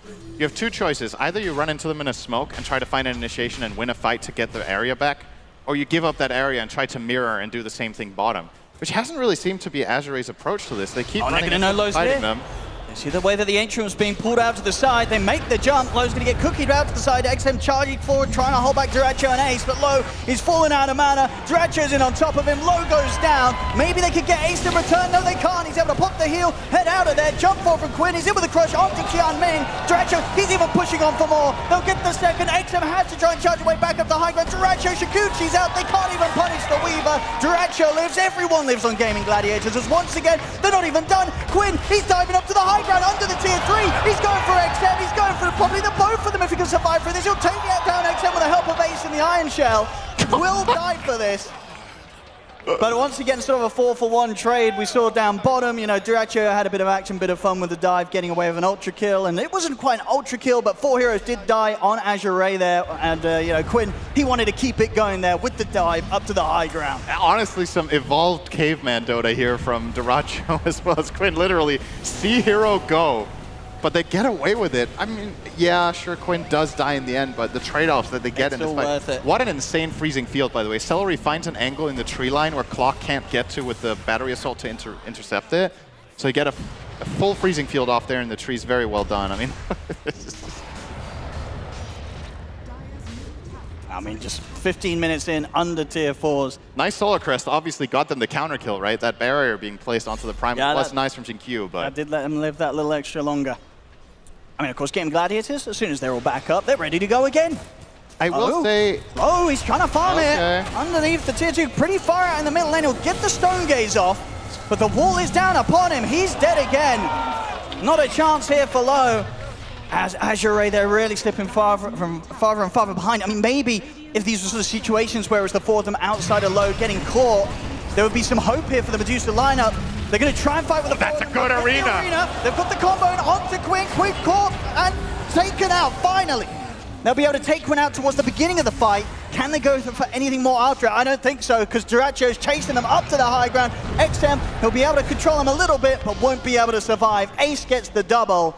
They may have got Quinn, as I said, towards the beginning of the fight this time around. It still didn't matter. Gaming Gladiators too far ahead with these fights that they pretty much are guaranteed to come out on top of every single skirmish that occurs at this stage of the game. If Azure want to have any hope of winning a fight, it needs to be at even numbers. You're not getting a better arena spear than this. That was absolutely clean from XXS, but you're missing the Dusa in the picture. This is a 5v4 situation once again. You are taking the fight after losing your carry. If Dusa is there and you get that kind of setup, it's a totally different story. You probably wipe Gaming. But Gaming are well aware of this situation. They've taken the key kill on the Medusa, so they feel like they can commit into additional fights, and they're absolutely right once again. Now 10k lead, and I think the fascinating thing about this game state, you're 10k gold down minute 17, which is a ton. This is a game compared to a lot of other ones we've seen. Okay, hang on. Well, let's see if XM gets out of this one alive. Looks like he might. Another cogs laid down from Tianming. Will hold back Celery and Tofu. XXS, he's going to want to try and punish this. They'll get the drag back on to Celery with the spear. Tofu's trying to help Celery out. Definitely taking a bit of time to take down the CM. They have to drop the kisses as well to actually finish off this kill. Slowly but surely they will get him. Meanwhile, Duracho's playing around Lowe. Lowe's going to try for the TP. It's the damage there. It is. They've got the vacuum as well. They'll be able to stop Lowe from escaping. All a bit of a distraction, really. You know, sure, Gaming Gladiators lose their 2 supports around the mid down to this aggressive play, but it means that there's the opportunity for the rest of Gaming Gladiators to find Lowe and kill this Medusa yet again. I mean, ironically, this is still a big net worth win for Azure because they're this far behind. So getting those couple of kills is probably worth it. Also because Lowe's game is quite bad right now. So trading him off, yeah, it's not great to lose your carry. Let's not pretend, but activating other heroes in the lineup can prove to be really valuable. If Primal Beast can somehow get to the Shiva's Guard, I think the nature of these team fights is going to change quite drastically. We've seen how powerful this item is in the new patch with the amp is great for the Primal. He gets 20 armor against these minus armor heroes, so he's going to be able to stand his ground way more. And what I was getting at before when I said it's 10k 17 minutes, which is usually a death sentence for most lineups, the nature of this game, it feels like this is the kind of game Azure can win if they get one good team fight. They don't need to be even. I actually think being behind is okay. This is perhaps stretching it a little bit being this far behind, but their lineup definitely has a pretty good chance if they manage to find some sort of good setup. But it is going to come down to finding, you know, a big ult from the Mars, getting the key items up, particularly armor. And of course, not going to be any easier when you're fighting into an Aegis. It's going to come the way of probably the Weaver, you would imagine. Jirachi is playing super aggressive. And you were discussing in the beginning of the game, is Darkseer going to be an amazing pick? I mean, so far, top net worth, 6-0 and 13. True, Ace has done a lot. And he's in... The thing that always happens with Darkseer, I feel like in every game, he has this incredible, almost invisible impact. Ion Shells have done a ton of damage if you look at a breakdown. I'm sure in this game, the wall is, you know, kind of hidden. So this might not look like that much, but keep in mind, he himself is... All of his damage is shell, almost, right? And if you're itemizing all this plus armor on these heroes, the magic damage on the enemy team is going to be fully effective. As we saw pointed out there by the observers, the damage of Crystal Maiden is massive. Nobody on the Dire side is buying magic resist, right? You have to buy armor. So this is also a beauty of this lineup, that there's no be-all, end-all item that you can solve both problems with. I'm actually surprised he had that little damage, I'll be honest. When we saw the breakdown, I'm like, really? XXS, he's going for Tofu. They'll have to drop the kisses as well. It may just be a gyro support, but still takes an awful lot to take down at this moment. And of course, Gaming Gladiators, they'll try and find something in return. They get the jump in onto XXS. See if they want to go for more here under the tier 2 tower. Quinn, he's in onto XM. Ace setting up, gets the wall dropped down onto low. As XM, they're going to get XM. They may even get more because Duracho, he's already all the way up to Xingqiu. He's going past the tier 3, knows he can play aggressive here with the time lapse to back off if necessary. He'll now pop it to get the heal off. Low's going to get Cookie back, but he's getting bashed down low. He's now out of mana. A couple more hits will do it, and there it is. Duracho takes low down. 3 dead. They just cannot fight them right now. But at the same time, they have no choice. They just don't have access to the map. So it is going to come down to, can you find that perfect fight? And gaming just isn't giving it to them. Just playing it so clean. 21 minutes in, I think. Oh, okay, this time round, Xingqiu was able to get out on the map and make sure that Duracho wasn't able to steal another Wisdom Rune. See if it might cost him his life. Nothing comes for free, Owen. Connect, and indeed, he's going to be gone. Quinn, he can look for the jump. There it is, the 3-man crush into the vacuum. Gaming Gladiators, they're looking to clean up once more. Okay. X is going to come charging across, gets the grab on towards Ace, so it's something. Can they find anything else? The Tianming's gone, Stellary lays down the ult. It's going to be another cleanup again here for Gaming Gladiators. Every single trade easily going Gaming's way. And I hate to sound like a broken record, but we have still yet to see Azure with a full combo. There hasn't been a Mars Arena plus Stone Gaze the whole game. I think he skilled Stone Gaze on level, I want to say 9 or something. It was very late into the game and didn't really manage to find much impact with it just yet. And just goes to show Gaming Gladiators' approach to fights being so clean. They keep fishing, you know. They send in this one Weaver, they send in this one Slaughter to start off. You don't want to Stone Gaze in Arena that. You want the bigger pick. Okay, this is going to work. Underestimate the new tormentor. XX is going to get the jump against the spear as well. What's Duracho? That's the Aegis gone. Tofu also to full. Can they go for a second round on Duracho? That's the question. Xingqiu stepping up. He'll get the dust off. Duracho's just going to go full aggressive. He knows he's got Quinn backing him up here. Jumps in, gets the crush off on towards XXS. They'll take him out. Will indeed find Xingqiu as well. And poor old Tianming, he tried to come round through the backlines to help out in this fight, but he'll only just get taken out as well. Triple kill for Duracho. And Low nowhere to be found. He's farming top on the Medusa, looking for this comeback time that is not available. And Gaiman just taking advantage once again of this numbers advantage, just going to easily get one lane of barracks here, and nothing stopping them. Even though they don't have the most obviously great siege heroes, still just farmed up enough to do it. Regardless, in these 15 seconds, this lane's gone. That's a wild one. What a clean game. 23 minutes in. 50 kills in 23 minutes, and Gaming Gladiators account for about 3/4 of them. Nothing stopping them, just objective to objective, and of course, talked about the defensive items on the side of Azure, worth highlighting just how much impact Ace is having with these auras, right? He's gone the Greaves plus Pipe. On the Crystal Maiden, you have Solar Crest and Vlad's. All of these auras, Glimmer on the Gyro, he has Veil for the MP, he has Drums. They've got all of the tempo team items that you could imagine. in their team with the exception of Crimson Guard. Which ironically, you know, would be pretty good against Medusa, but guess who isn't showing up to the fights and doing anything? It kind of would have been a waste. So. They went for a bit of a smoke there, Azure. Maybe seeing if they could get the catch onto one of these supports. You said with the farm, though, that Tofu and Celery have, they're just not easy kills. And seeing comparatively to the cause of Azure, these two supports, I mean, Gaming Gladiators, they're pretty much a team fight away from their supports being ahead of the cause of Azure.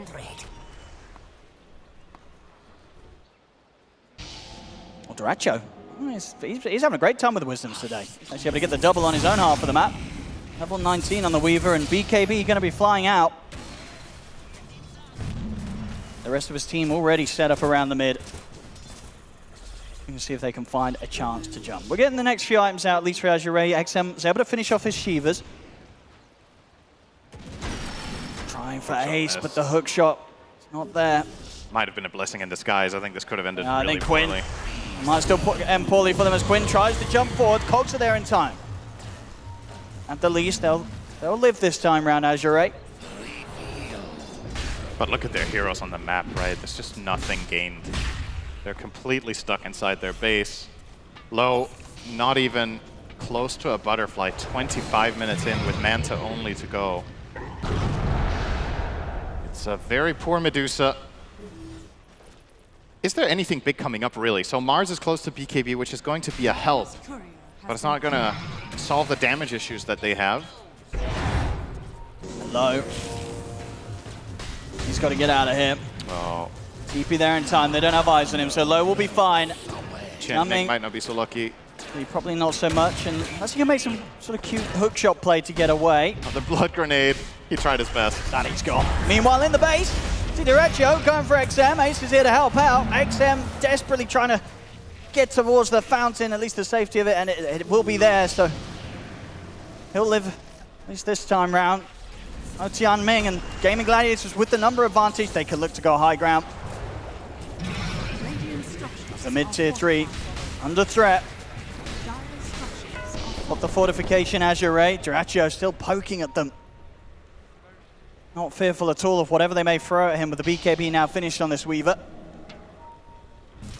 As they'll jump him, they'll look for the combo. Have they got anywhere near enough to burst him? The cookie's there, the hook shot comes through, they have! They've been able to 100 to 0. Duracho, can they get anything more? They've lost XXS in return. The wall's been dropped down. Kisses coming in from Jinkyu. Tofu trying to approach in the middle of the wall. Pokes the Shivas. Quinn's in with the crush.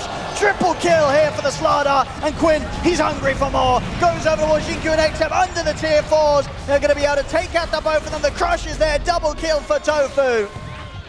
As Azure, they're just too far behind. It doesn't matter if they can take out Duracho at the start of this fight. At the end of the day, having just 4 heroes on Gaming Gladiators, that's more than enough to take on the full 5 of Azure. When's the last time you saw a gyro with Shiva Zone? It's been a while. This is probably a build you did last patch when it wasn't good, but now that it's actually interesting, who is going to go for it? He's having a great time. Goodness. I don't know if he'll be able to get it 27 minutes into a game again. You know, he's hit some insane timings this game. Both of the supports have Tofu and Celery, with how much they've been able to get from this constant fighting that they as a team have come out on top of. You'd think they had track gold, being 30k ahead minute 27 just from fighting primarily. Nobody on their side has like absurd amounts of CS, I would say. That nobody's even cracked 200, which is quite unusual at pro level of play. 28 minutes in, Quinn. it's not okay. 3-man crushes there, they're ready to go again. They get the vacuum on towards the two of them. XM gets completely shredded. Duracho heads in and takes out Tianming. Azure on the retreat, Low dying in a couple of hits. It's over. GG is called. Gaming Gladiators absolutely stomping Azure here in this game 1. Duracho ending with another ultra kill. In 28 minutes, 46 to 16, 34k net worth lead here for Gaming Gladiators. This was an insane performance from this end. It really feels like they won this game in the first about, I want to say 15 minutes, right? Like the rest of it, they were just coasting, winning every single fight from there on out. Want to again highlight the rotation top 5 heroes, minute 9, getting that big fight that Mars couldn't contribute to, and then they never let go of it. I think from minute 9 until the end, Azure never had their jungle again. Like literally, they owned their jungle for 10 minutes of the game, and they didn't have the map anymore after that. There was nowhere to farm. Yeah. seriously just completely locked them down, had a great idea and understanding of how Azure were going to play this game. And man, the hero that we were hyping up that could be so good in theory in this game, the Medusa, just never got off the ground because the hero needs a bit of space, and it just wasn't there. And we didn't get to see that Kanda. He was very, very far away from that He never even got the phylactery. He didn't. He was like, oh my goodness, I've got to go for a more standard build. Was trying to get the Manta into Butterfly, and even that didn't happen with how much action was going on and how little time, little space there was for Azure to get anything online. Well, what a game one. Gaming Gladiators off to an explosive start here in this best of 3 as they'll take game 1. And if I check the calendar, I believe it is still December 16th, 2023.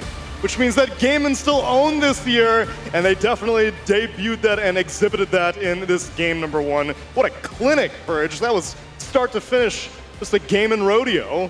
They kind of just like stomped all of their lanes, honestly. I mean, Quinn went slightly behind in the first like 8 or 10 minutes, but every single one of their players made stuff happen consistently. I mean, it started with the Gyro plus the Darkseer dual lane. They were just killing Clockwork and pressuring Medusa, and then all of a sudden, Dyrachyo just attacked people every 5 seconds for the rest of the game. Dyrachyo's item build, man, like so good. Like he started out with the urn, like Cinderan talked about the 9-minute rotation. It would have not been possible if he actually didn't have an urn. And he was also really close to dying, but he had a raindrop, so he survived like with a sliver of health, got his time lapse off, and proceeds to win them the team fight, you know? Yeah, the urn looked really nice, especially if you're thinking about this item. You don't necessarily think about it as a carry item, but when you're playing into a Medusa lineup, you want to exert as much pressure as possible, and it's one of the cheapest and most cost-effective ways to do damage as a Weaver. And honestly, that was just incredibly well played by Gaimin. They knew how to play around that Darkseer early on. They took advantage of his wall by collapsing on that top lane and forcing all of these bad fights on Medusa's lane. By doing that, you're shutting down her farm. And then I think 1 minute later, after that, they tried a gank of their own on the Weaver, and that failed. They brought 3 heroes bottom to Arena the Weaver, but then Weaver just time lapses out. They get 3 kills after that, and then the net worth lead was just out of control. I think at that point it was a 4K net worth lead, and then Gaimin were just able to choke everybody out. I mean, it's basically the Anton show, you know, the first 15 minutes, you know. Take nothing away from his teammates. I mean, they played well, but Anton was definitely like, I felt like the first 15 minutes he played so well. He did everything he could have done, you know, as the Weaver. He stole the Wisdom Rune, he helped the off lane, he carried his team, he used Urn to heal his teammates, like, just everything. Was it critical for him to do that, though, or was he just like flexing? Because for Quinn's scoreline, he ends up with 14 kills, but like you said, it felt like the Dyrachyo show. Did he have to play like this? Did he have to play this high intensity for them to beat the Medusa draft? Or was this just Gaimin in their element? Him playing aggressive like that with the urn to keep his HP consistently full just allows them to constantly be pressuring his array. And for a hero like Medusa, that's like a later game hard carry, it gives her so little time to farm really rapidly. So if you're playing a Weaver who farms slower than a Medusa, it makes sense to be up in their face all the time. So the aggression that they put on them with Quinn on top of that was just so good at slowing them down and preventing them from getting any key items in the game. It also enables the supports, you know, like you have CM and Gyro, they always want the cores to play really aggressive, very fast paced with them, and Dyrachyo did that, you know. Celery, he kind of did like probably like the second highest damage on his team or something. When 33 assists. I saw the stat come up during the game where it said he had the highest number of assists at 20 minutes. Yeah, it was crazy, you know, like how Celery was able to utilize the Maiden. Right now, Maiden feels like a very, very strong position fight because of the itemizations. You get to get the Purvis. It gives you armor, it gives you your mana capacity, and it builds into the Solar Crest. Yeah, and speaking of the Solar Crest, with the Solar Crest on the Crystal Maiden and the Vlads, and then you have the Pipe and the Greaves on the Darkseer, this is just a typical Gaimin way of playing. Also, let's not forget the Boots of Bearing on the Gyrocopter. Once you have all these auras on a ball team like Gaimin, they just play aggressively in the enemy jungle, they don't give them an inch of the map, and their itemization enables them to do so. Yeah, that has to be like, probably to me, the best game of the tournament so far, played by one single team. Like, no chance at all. It was fun to watch, too.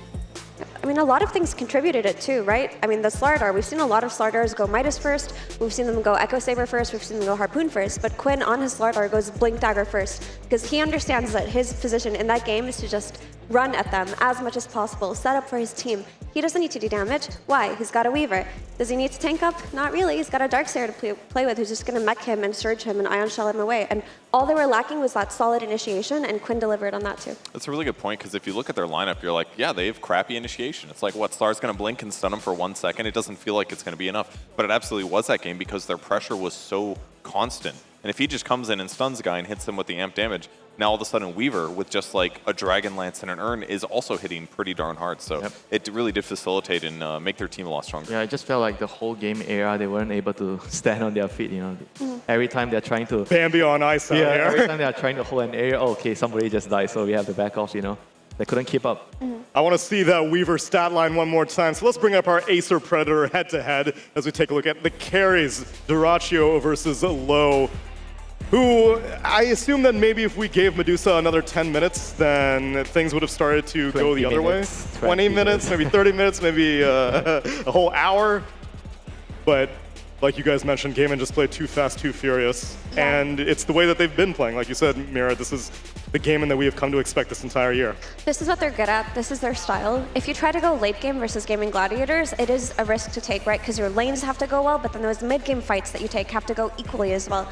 And as far as Azure Ray went, I thought Low had a pretty good lane, right? He was top of the CS in the first 10 minutes of the game, but once that pressure started to come to his lane, then he's just a Medusa. I mean, we saw the Medusa patches of the past. The hero is a beast in the late game. She's not what she used to be in the early game because the mana shield got nerfed. So she needs to be protected. She's like a little baby that you have to nurse and foster and guide her to the late game, but Azure could never do that. I mean, the crazy thing is once the draft was over, like none of us felt like, oh, one side had like the overwhelming stronger draft. And it felt like it was a competitive draft. But when the game played out, oh my god, there's just no chance, you know, for AR. One of the downsides for their lineup, they just didn't have that much single target damage. So like once they got behind and they were getting ran at with these auras, it's like they just couldn't kill Dyrachyo in time, and they didn't have a lot of windows. Yeah, but how much of it was the draft, or how much of it was just the snowball? Individual performance, you know. I mean, it's just like an indicative of the fact that if they are behind, they don't have good heroes for bursting one. I thought the draft was fine, because when you look at drafts, usually the imbalanced draft comes out after the laning stage, where you see that there's just a huge problem when it comes to net worth and CS disparity, but that wasn't there in the laning stage. What happened was they took a few engagements, a few key engagements, that one with the Darkseer in the top lane, and that attempted gank on the Weaver that I talked about, where they got him pretty low, they weren't able to kill him, he time lapses, kills 3 of their heroes. Engagements like that, where it's a matter of 100 HP or 200 HP, it really changes the tides of the game, because let's say they got that kill on the Weaver.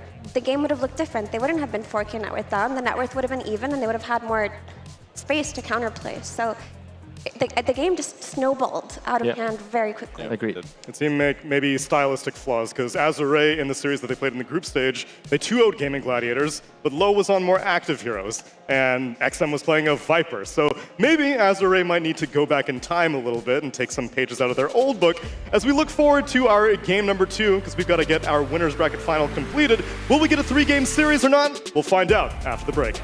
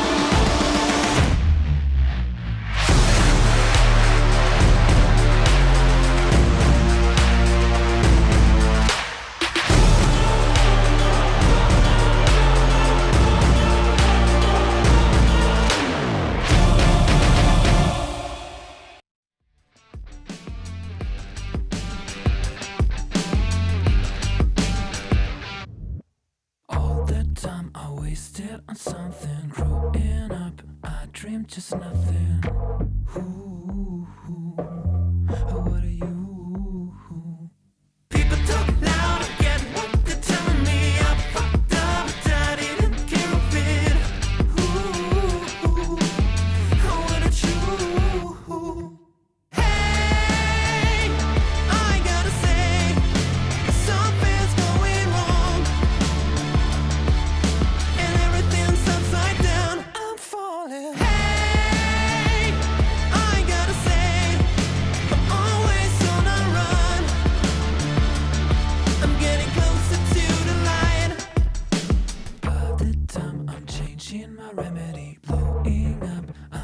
sick and tired of this. Oh, what a truth. No one talk now. I'm feeling lost on it. Silence is loud. I get it safe from it. Oh, what a truth. Hey, I gotta say, something's going wrong, and everything's upside down. I'm falling. Hey, I gotta say, I'm always on a run. I'm getting closer to the light.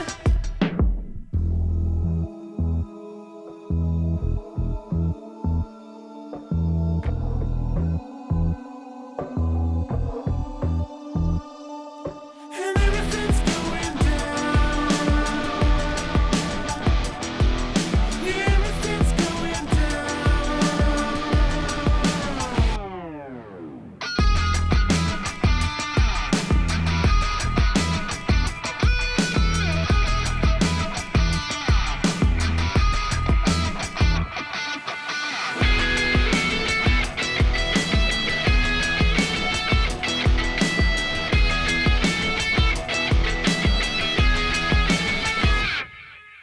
Hey, I gotta say, something's going wrong, and everything's upside down. I'm falling. Hey, I gotta say, I'm always on a run. I'm getting closer to the light, and everything's going down. Yeah, everything's going down. And everything's going down. Yeah, everything's going down.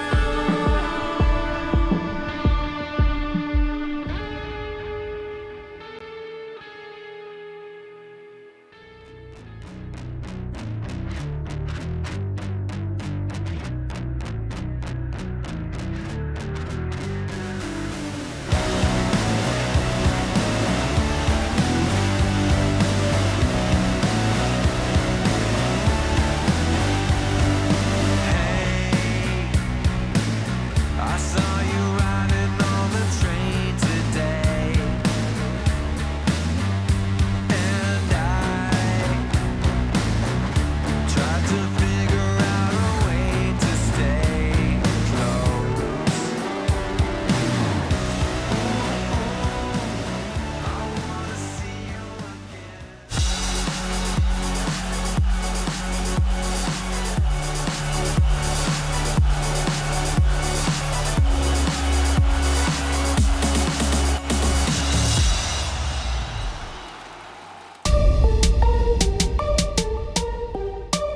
在 ESL， 我觉得梦幻战队应该是，我觉得1号位是迪拉丘，因为我看他在 TI 上的表现很好，而且我觉得他是一个很有进攻性的选手。但是我觉得就他不要玩水人就好，就我觉得他玩别的很厉害。Shiro for carry because he's like very flexible. For one, let's go with like Monet. This one is hard. Nightfall. I think on mid I would take my boy Nothing to Say. Okay, for position 2, let's go with Quinn. Quinn. CCNC. I think Quinn's like the best shape he's ever been, and he's also like he focuses a lot of pressure, and he's really good at it. He's been owning it up last year, so it's hard not to pick Quinn. 就是我觉得就是 GG 在去年1年里拿了很多 Major 冠军，然后他们的1、4号位可以有很稳定的空间去刷钱去打节奏，我觉得跟他的中路这个稳定性有很大关系，就我觉得他的中单打得挺好的。Off lane, I will go Amar. I think he's young, he's, for the future. I have to go with Ace because he's my countryman, good friend. I have to go with Ace. Oh, Kiyotaka is not bad. Yeah. Dota is good. 那个心目中梦幻阵容的4号位是那个 Boxy， 因为他去年他玩的很多英雄都给我留下挺深刻印象的，比如海明，就是我觉得他是也是一个很稳定的选手。Post for I think Tofu. Oh, that's hard. I think I'll go with Tofu for push 4. For my position 4, I would choose Sin-Q from Azure.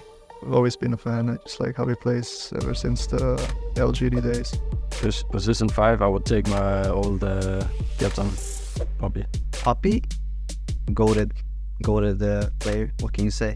心目中梦幻阵容的5号位是 Insania， 因为活力 Major 上，然后我们在比赛里被他的神谕者搞得有点晕头转向的，就是我觉得他的神谕者玩得很好。And the last one gonna be solo. Why not? You can't choose your own teammates, Ramses. That was the whole point of the exercise, and kind of showed how popular and how sought after the Game & Gladiators players are, because nearly every single time it was just like, yeah, I'll take Gaiman's 1, I'll take their 2, they'll take their 3. All they had to do was win like 7 tournaments or something like that. They might be pretty good, actually. I'd like them on my team, please. I mean, would you have said the same thing a year ago if you were to make your dream team? No. Gaiman had the biggest rags to riches story, I think, of any Dota team in history, I think. So, from sure. near irrelevance to top tier status. Yeah, I mean, I thought, so Team Tickles, they popped off once they went into Tour Division 1. Yeah, Div 1, that's right. And they looked good. They were good ever since they showed up as Team Tickles. But then when Quinn joined, after they became Gaming Gladiators, they got even better. But was it rags to riches if it's a newly formed team that does well from the start of the DPC? Well, as much as I love Boom, and he's been having a renaissance on Secret, I think the Boom era of Gaming Gladiators, at least at TI 11, was not matching the expectations that people were hoping. And then, yes, once they brought in Quinn, it was a different beast. I would agree. And it's also the org as well. It was a new org, basically, so everyone expects these like golden orgs that everyone's known about for years to keep winning. So when they came in and started winning everything, it was like, okay, push them up in power rankings, and now they're at the top. I mean, a lot of these kind of teams, sometimes it just takes like one person to make everything happen, you know? Like one person can change the whole dynamic of the team. Speaking of new dynamics, Winter, first pick Timbersaw. I mean, this hero did get a huge buff, I would say. Starting strength, 2 extra strength. So you have faster ticks of reactive armor charges. Yeah, and hero attacks, I think, give more stacks now. They used to give 2 stacks per attack. It's also banned in the first phase in the previous game, so they made it through. I mean, I kind of like the way that both Gaming and Bad Boom are opening their draft with. They open it directly with a mid lane hero, and they're just letting you see the pick and just try to counter it. But they feel like this hero is picked because I don't care if you see my hero. This hero is going to be able to do his job no matter what. He's also just very good at buying these new items, right? The new Veil, the new Shivas, the new Bloodstone, all of these conceptually sound like really good items for Timbersaw. So do you feel like he's kind of like a flex pick as well? Like you can go offlane, because you mentioned a lot about how you can just buy the Helm of Iron Will as an offlaner, right? I would love to see that. That's what I'm in theory crafting for, you know, well, it's only day 2, but I'm just hoping somebody 48 hours. If somebody does it on this day 2, just Helm of Iron Will. So what's the first idea? You skip reactive, or you just skill 1 point in reactive and you get the helm? I think you can do 2 points on reactive depending on how the lane goes, but you'd want to play on your nukes and just pressure the offlaner, right? I would like to see something like a Crystal Maiden paired with the Timbersaw. Yeah. That sounds good. I think in the group stage we saw Abed play the hero mid, and he went like fast blink. Obviously previous patch, so maybe a little different, but that was really powerful that game too. Just jump in and instantly hit somebody with like 600 to 800 pure damage. It's a big impact if you have a lockdown to pair with. I mean, this Lion's a little bit a question mark right now for me. Overall first pick for them. I mean, it's 9 pick, but you talked it up in the pre-show. Yeah, I asked now you. You're doubting? Most improved hero. I'm sorry, guys. I led you to believe there's hope for this hero. I mean, it's probably not terrible against Timbersaw, right? Because you don't take the damage, you don't take as much damage from spin, right? So Hear me out. Kind of works. Hear me out. Lion is a very player-dependent hero, I think. We've seen it. We've seen it first picked a lot for some teams, and honestly, I do think the hero is overrated. But if there is a player that fits the archetype of greedier, ranged magic damage, position 4, I feel like Zenkyu has always done this. Well, of course, but he's on here, Tsunami. But I feel like Zenkyu does play these heroes exceptionally well. And when you think about what Lion provides you versus Timbersaw, it's the reliable lockdown through both a Hex and a Veil, but the mana drain too. Immediately after the patch came out, I was watching Dubu stream, and he was actually playing this as a support. Now you get slow from silence. I think he went high levels of silence and so you third skill. You don't level the nuke, right? I think so. I caught him when he was like level 14. He had 3 points in Crypt Storm. I assume that was the last he maxed. But it's excellent with the Solar Crest, after all. It gives you survivability. If you're slowing people and also applying slow to them, it'll be very effective against a Timbersaw-like hero. And, you know, Spirit Siphon scales well early game, which as a support, that could be a good way to like kick somebody out of lane. Can you just literally play position 5 DP and zone the Timber if the Timber is off lane?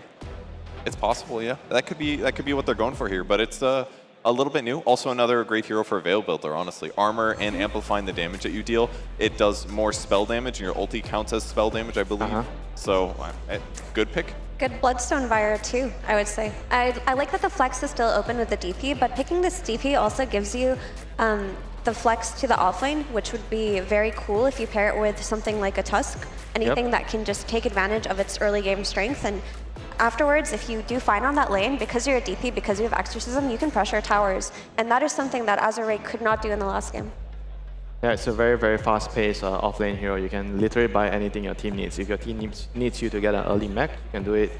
Maybe not so much pipe, but early mech definitely helps you push. You can get the Solar Crest, like you guys mentioned earlier. It's definitely a hero that feels good in the current patch. And they're going to counter it by picking Rubik. Rubik, always a hero you think about when you see big spells up for grabs. Yeah, in the past, the Rubik versus DP matchup, when DP was working, was so funny because you just have a Rubik Spirit Siphoning 4 heroes and, you know, surviving until the very end and turning the fight. That was only a year ago when we were watching Rubiks do things like that. So it is making a little bit of a comeback here, but also Rubik did get some nice buffs in the last patch, so he should feel overall better to play. And if he can steal this Impale from Lion, he's always going to have use in these team fights. Or, let's be real, the Mana Drain. Sure. Of course, Kevin. The last game it was the shard from the CM, so now it's it's not going to be hard to steal Mana Drain in a fight, that's all I'm going to say. Yeah, but is that the spell you want on Rubik? I feel like you're looking at the Impale or the Siphon or Those are okay. the Silence. The damage. Look, whatever you damage get on the Mana Drain. Whatever you get from the line, it's going to feel good, okay? Okay, you're right. Purge is actually way too strong. Bloodseeker, he gets picked up by Azure, which still, we're not 100% sure where this Death Prophet is going. I'm on board with the support Death Prophet idea, mainly because I don't think core Death Prophet benefited too much from the buffs, or, I mean, I guess the Bloodstone Shivas. Items. Yeah, the items. Yes. Yeah. Having items become stronger, heroes that naturally used to build those items become stronger themselves, right? That's why we see Sand King nerfed in this last patch, even though it wasn't a good hero. Nobody really played him. It's because all of these items that got buffed, he's good with. Then why did Leshrac get buffs? Because Ice Frog loves him. There we go. We all have our favorites. Ice Frog looks like gladiators, and they're like, well, one more, just one more. But Bloodseeker, we didn't really talk about it. This hero provides you with strong laning presence. It's also a counter for the Timbersaw. And I wanted to say, I want it paired with a very aggressive position 5 hero, something that they can get kills over and over again. And Crystal Maiden is the perfect pick here, not only because it does that aggression, but it takes it away from Gaming Gladiators potentially. Oh, they have the Enchantress anyway. I mean, it also gives your side lanes, your other lanes, more mana to play with, so you're going to get more damage done, and Bloodseeker's going to be able to have high movement speed in the lane all the time. That's why CM has always been like at least a go-to support when you're pairing up with Bloodseeker. It's good to set up the silence as well, the Blood Rite. It does lock the Death Prophet into a core role, though. I don't mind that. Not sure if it'll be mid or off lane. I feel like last time Death Prophet was popular, she was mainly an offlaner, especially for China. I think now that the Alchemist comes out, you do want to put this Death Prophet versus Alchemist and try to pressure him as much as possible. If you can take Alch's tower early and just kick him out, you're slowing down his farm a lot. But I would say that if they were to do that, I would only be worried about his partner, because he's partnering with a Lion instead of like, I think we mentioned like Tusk, like DP with Tusk is a stable lane, like you have a melee support. With Lion, it can be a little bit on the riskier side, you know, if you don't really do well in the first 2 waves, and it could mean that the Lion won't be able to help you that much in the lane. And Lion is also very, very dependent on the early game going well. So if I'm gaming, I'm going to be looking at if this DP is indeed an offlaner, I'm going to try to maybe make some early ganks on him. Yeah, you make a great point, actually. Now that you mention all of that, it might just be safer to put this DP mid, because in general, it's an infallible mid laner. It isn't countered by that much, but if you're playing this Lion, you're going to be rotating to the mid lane a lot, right? Because let's face it, you're playing versus Gaming Gladiators. They're going to play the rune game. They're going to bring supports to the mid lane. So your supports have to be able to match that tempo. The CM and the Lion aren't going to be able to babysit their lane partners for that long. So does that mean you need a more lane-independent offlaner then? Yeah. Yeah, probably. Something that could allow the supports more freedom to move around. Like ideally a melee hero, something like a, not sure if they're gonna play something like a Dawnbreaker, but I think Dawnbreaker works really well with a pushing hero like DP. So DP is gonna be pressuring towers, and the enemy is gonna try to put some pressure or maybe defend the tower and try to kill her, and Dawnbreaker can actually come in and save her. I kind of liked, I was going to say Omni Knight against the Alk yesterday. I mean, it's Azure banning it, but Omni against the Alk was kind of cool yesterday. Lane independent, you can shield off the stun because it's obvious when it comes. What about Necro? Like, the only thing that really threatens you is the Enchant Dispel from Enchantress, but I feel like his Scythe could be a really good tool versus both Timber and Alchemist. Kind of fits their lineup. Like, you want to play like a very lane-dominating lineup. You have CM, Bloodseeker. Necro is always going to constantly keep the enemy low, so it's going to allow the Bloodseeker to snowball, and it's going to open doors for the Bloodseeker to rotate to the offlane and kill the Alk. I think that could be a really good idea here for them. I mean, the only worry that I have is the similar worry that when you put the DP on the offlane, you have a Lion position for. If you don't do well on the first few waves, the Necro is going to be useless. So what's on the agenda for Quinn heroes then? Invoker, apparently. Queen Invoker. We still sending this Death Prophet mid? I think so, yeah. It looks like the best lane for the Death Prophet right now. I do like the Invoker, though, because when there is a fight, and it's going to be pretty obvious when it happens, Rupture or Death Prophet Ultimate, Invoker's really good at buying you seconds on heroes. They're going to collapse on one guy, you throw the Tornado. Afterwards, you do the Deafening Blast, you Cold Snap that guy going after your friend. That's going to help their fights go longer. That hero has a lot of synergy with Timber. What does Timber need? Timber needs setup and lockdown. Invoker provides you with Cold Snap and Tornado. So it's a very good pick to enable the Timber in the later portions of the game. Yeah, and on top of that, because you're playing with an Enchantress, you need something that's able to take advantage of the Enchantress rotations to the mid lane. And Invoker has a lot of utility in the early game, but he needs to bring in heroes to do that extra bit of damage for him. So it works out. And they finish up with a Brewmaster on the Azure squad, so some really strong team fight, putting Death Prophet in the mid for sure. Good idea for the team fights. Alchemist is going to be on the air. He's going to be flying Malaysia Airlines the whole time against this Brewmaster. Yep. I think the Brewmaster plus Lion Lane looks a lot stronger too than the ranged heroes that we were theory crafting. And Brew should be, if he gets a few levels, he should be able to self-sustain a little bit on that lane and not be too pressured while these rotations are being set up by Azure. So I do like this Brewmaster pick. Also, they're just very good at it. They've been playing it so consistently well throughout group stages that it makes sense that this is what they go for here. And it looks pretty safe. He's going to be able to get his split off pretty consistently. They don't have that many disables unless they steal one of Lion's bad spells. So yeah, pretty safe for Brew this game. Yeah, I mean, I feel like once again it's going to be coming down to the early game whether the AR supports are going to be able to match the Rubik and Enchantress moves. If they can actually do that, they're going to have a pretty good chance when it comes to the team fights mid game, provided they don't like lose the early game horribly. One thing is different though is that we're probably not going to see Duracho be quite as active as we did on that Weaver, because is he? No. I mean, the way that they've been playing Alchemist and Gaming Gladiators, they run it a lot in groups. I mean, he farms for 10 minutes and then he's everywhere. I hope he doesn't get an earn and join the fights. Well, we'll see what they come up with and if they're going to make this a 2-0. Let's get into game number 2 with ODPixel and Cinderin. Thank you very much, Tsunami. Yes, time for game 2 here between Azure and Gaming Gladiators. Cinderin, that game 1, quite the quick one and quite the convincing win from Gaming Gladiators. From what we have in front of us with this draft from both sides, is there a chance that this could go as quickly, maybe the other way, or overall does this sort of lend itself for a longer game? What do these picks tell you? I mean, first of all, I think the last game was extremely volatile in the sense that Gaming Gladiators had to do a lot of really good things to get in the position that they did. But, you know, they're a world-class team. They're winning tournaments for a reason, so they did what they had to do. I think in this game, the pacing is going to be slightly different. Like the panel talked about, even though Duracho is a very aggressive and active Alchemist player, the hero by nature isn't as much of a lane dominator as the Weaver is, for example. Quinn on the Invoker versus on the Stardar, perhaps he's going to offer a lot in the way of early aggression together with the Enchantress making moves together. But this time around, the team fighting aspects of Azure I think is maybe a little bit easier for them to execute, I want to say. Like last game, they had this like really big combo, but they were caught in this awkward limbo of, well, we only have 1 or 2 heroes to go on every time. We have this big ball of spells. This time you've got Brewmaster ult, you just need to get it off and start the fight. If you rupture any of the enemy cores, you have a target that you can isolate and fight around with. Death Prophet ulti is easier to manage. You have CC for it with the Lion and the Maiden. So I personally give Azure a better chance, especially based on what happened in game 1. I think they're adapted to it well. My biggest question mark is I keep seeing multiple teams run this first pick Lion. is this good? Like, to me, this has been the poorest performing first pick of the final stage, right? Like, we've seen multiple teams run it. I've not been impressed, so I'm looking to be impressed by Jin Q this game, or Azure are going to the lower bracket. Let's see what Jin Q can do, and see what some of these other heroes do. XM obviously bringing out the Death Prophet, right? Yep. Got some changes. We Pretty get fresh too. A nice little bit of a slow now on the silence. Could definitely make a little bit of a difference in these fights. Yeah, what do you think of that one? Seems pretty good, right? Seems like a little bit of a strange change, isn't it? I mean, I guess they wanted to buff the hero, and that's sort of the way they go with it. I mean, I agree with that. That was definitely the intent.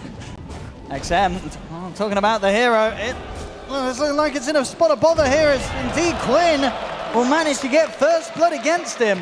Not the way XM wants to be starting that mid matchup. Yeah, and the runes will be a 2-for-2 split, so no victory there either for Azure Ray.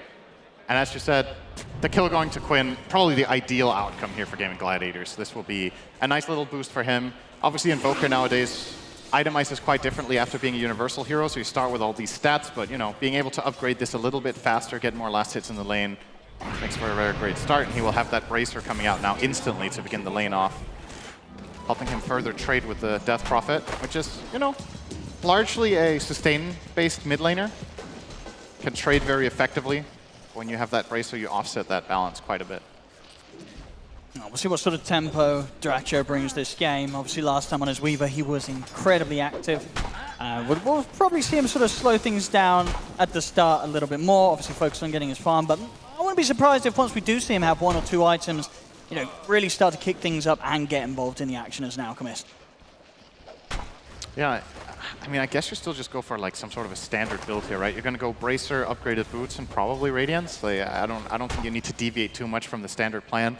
And you also need to keep in mind when you look at their lineup, I think the Alchemist really needs to scale for physical damage, right? Your physical damage is extremely minimal when you're running mid lane Quaswex Invoker, and off lane Timber does 0 of it. So he's going to carry that torch if it gets to that stage in the game. But knowing Gaming Gladiators, that's maybe not even the plan to begin with anyway to go late. So see if they can hit that timing and go fast. Dracho. Pressure on him here. And taking a clap there as well from the Hellbear smash up.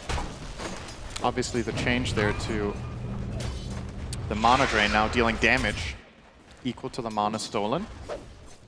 There's been some theory crafting about skilling Lion 114 and just mana draining people to kill them off in lane, removing the health and the mana at the same time. If you're playing with a slow hero like Brewmaster, could be a possibility. I don't know if Jin Q is going to think about that. They're going to try and get aggressive onto XXS, but Nice good play. stun there from Jin Q, indeed lined up onto the 2 of them. And put a stop to it. And you can see Jin Q's mentality about the lane, right? 6 Tango and a Salve on the Lion running out here. Just knows that this is going to be a trading fest against Ench. And definitely don't want to go down on that region and lose out on valuable creeps for your Brewmaster.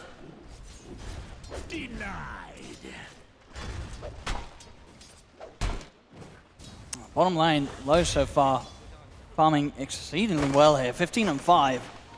Go for an ace, just haven't quite been able to put the pressure on him. Having a very good time and might even be able to set something up aggressive here. The Blood Bright and the Blood Grenade thrown down onto Tofu. Low, he's going to respect the fact that potential burst to be coming back up soon from Gaming Gladiators, so he won't push for the kill. And he's more than happy anyway to just continue to focus on, I think, pretty much perfect last hits down here. Any Bloodseeker lane loves to trade health as long as you don't get bullied away from creeps afterward. Yeah. You get all the advantage. The enemy team has to use all the regen. You need to use absolutely nothing. Just taking free creeps and back up to full. And this is going to start getting a lot harder now that Bloodseeker is going to get level 3 in 1 creep. Seems like we have a little bit of a lag issue. Lose. Lose. A little bit of a Freudian slip there from Jin Q. Lose. Some wishful thinking there for the Gaming Gladiators. Oh, so far. Good voice line usage. We love that. Are we going to see, you know, with Death Prophet, I feel like we haven't really seen this hero too much, even on the previous patch. Like, what is sort of the build-up from Death Prophet nowadays? And is it still the case of, are you getting supports to join you on the first level 6 to push this mid tower, or will we see XM quite early on look to push one of the side lanes? I think the way Death Prophet plays against Invoker naturally is that Invoker will generally be the first hero to move. And when he moves, you have 2 choices. You either match the aggression by joining, or you take full advantage of the fact that there's no mid lane opponent and you push the tower on your own. I don't think Azure should be looking to rotate mid. I don't think it's really worth it. The kill is very difficult for them to execute with only one support plus DP. Even on level 6 DP, there's no guarantee they'll pull it off. Oh, Celery very close there, but...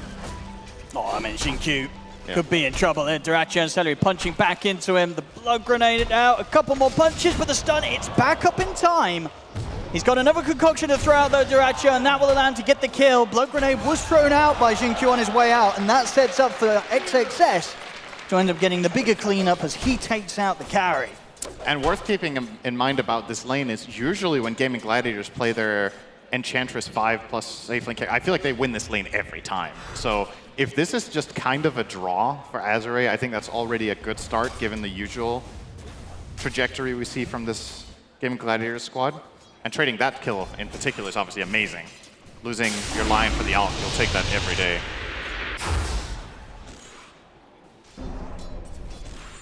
Definitely already feeling like a much more solid start from Azure. Obviously another X factor here is if they're fighting a lot top, you know, Low is going to take advantage, bottom lane. So trading aggressively up here has secondary benefits, just very unique to Bloodseeker, of course. And as you mentioned, his CS looking really, really great right now, 28 and 7. Should bring him up to level 6 before Timber, and we know that's going to be important eventually, that Rupture play. They're really trying to go on XXS, but these early steps of the Bracer and the Urn, they might just not kill easy the to camp threaten. creep here, actually. I think I could have maybe gone for that with an Earth Spike, but opting not to. Yeah, hard to play aggressively for the kill for Gaming Gladiators safe lane now at this point.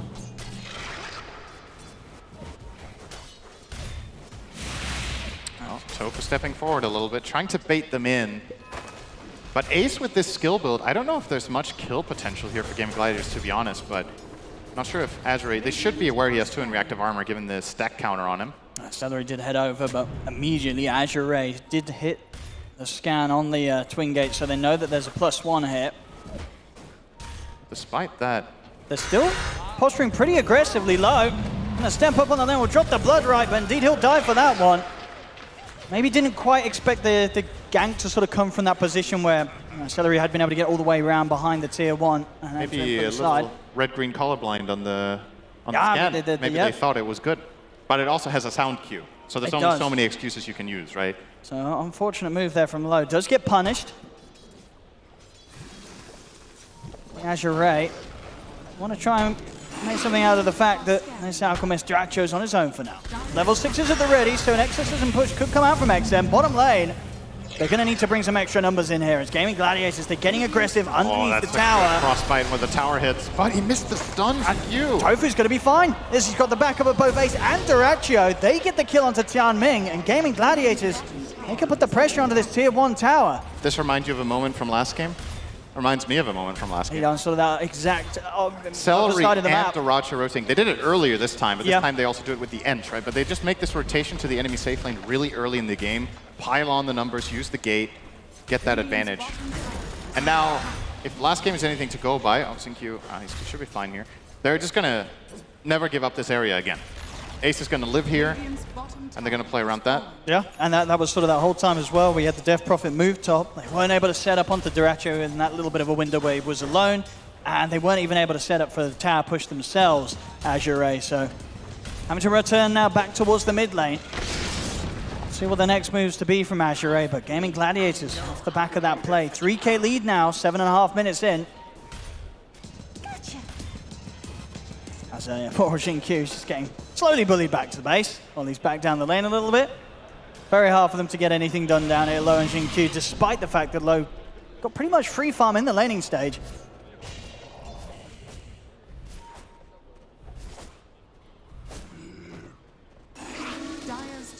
As XM still yet to find a chance really to make a play with the Exorcism. Might be on the receiving end instead here, They're no mana. Try and set up upon him. And RTP's coming in, but some good body blocks here from Celery. The telekinesis back from Tofu as well. XM's trying to heal up with the Siphon, but he's gone. Quinn able to take him out. A painful death here in the middle lane, and Azure, they may just lose more. The Tornado from Quinn catches onto Tianming. Double kill for the Invoker. I mean, this has got to hurt. They're getting crushed here around this mid area of the map. Losing this Death Prophet early on. You can see on the net worth they're starting to really fall behind. Both XM and Low despite the fact that, you know, the first 5 minutes of laning, it was perfectly fine for them.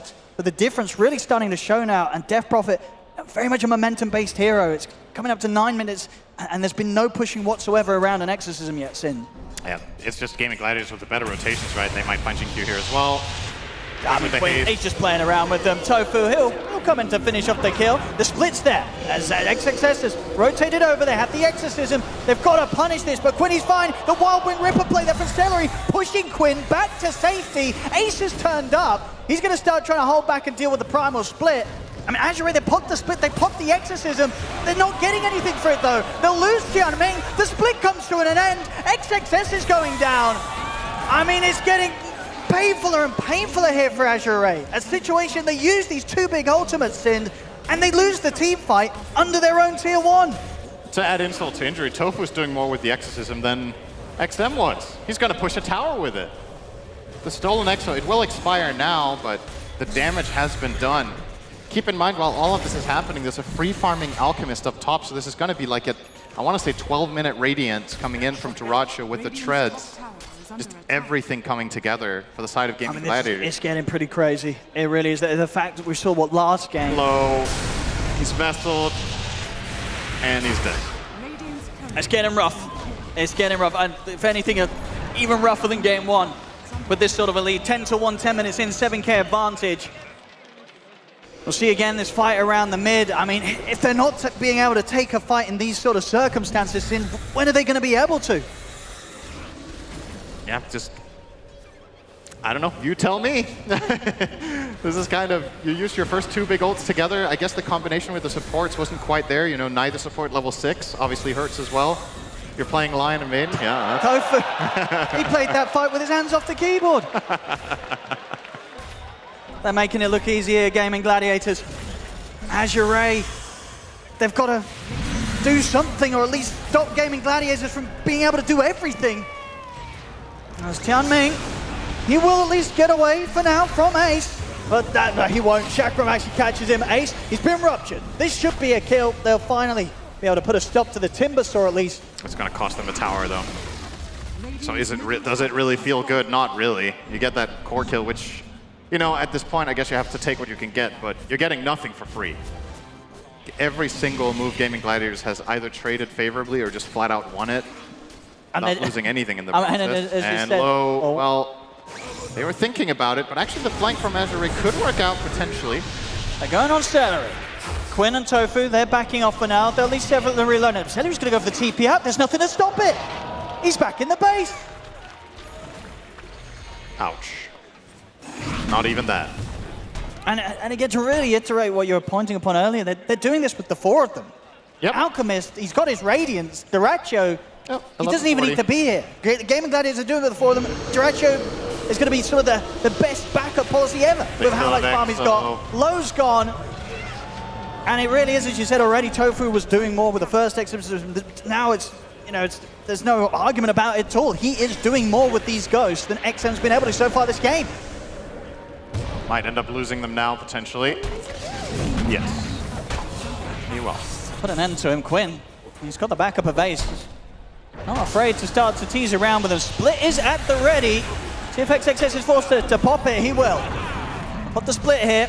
Try and turn towards Ace. Dracho just gets thrown up to the air. Doesn't mean he gets caught out by the self-concoction.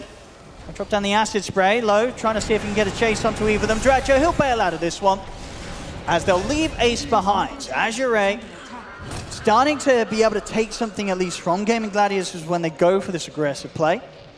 The thing that's so difficult for Azure is that every single move in this game so far is reactive, right? They're not the ones taking the initiative on basically any single fight. So they are the ones who have to spend TP gold. They are the ones who have to be quick to respond and will always start basically every fight at a disadvantage. And as we've kind of talked to death at this point, that is what they have to do 4v5. So what happens once Duracho decides, I have finished farming? He has the luxury in this game of doing whatever he wants. Like, it's his choice when he thinks he has the most impact. That is the dream for Alk. There's a lot of games where Alk is like, okay, I have to join now, my team is struggling, you know, I need to put my net worth to use. He can make more out of more. we hear it from the crowd there. Did you see that? Check out. Actually stole split. He's got split. He's got the split. Oh, that should never That was happen. like 40 seconds after it was cast. That should never happen. How did that happen? Well, he didn't cast another spell after split, Owen. Thank you, Sind. And then Rubik stole it. But that's pretty wild. Yeah, always got to remember as Brew against Rubik, you got to cast level 1 clap once when you come out of split at some point. But yeah, Tofu went for it. He was like, I wonder, you know? He probably didn't fully believe in it himself. I don't think like, so. Am I actually, is it really? But, you know, it's no cost, so might as well try, right? And the payoff is big there. 9K the lead. A bit deceptive because it is, of course, an alchemist, so this will be inflated. But make no mistake, this is a massive advantage on the side of Gaming Gladiators. And the way I see it, honestly, if you want to win this game as Azure, the spell that has to come in clutch has got to be Rupture, Here's the right? replay, Sind. Oh, that's how he got it. So was it 85 seconds left on the cooldown? So yeah, there was 55 seconds since it was casted. Yikes.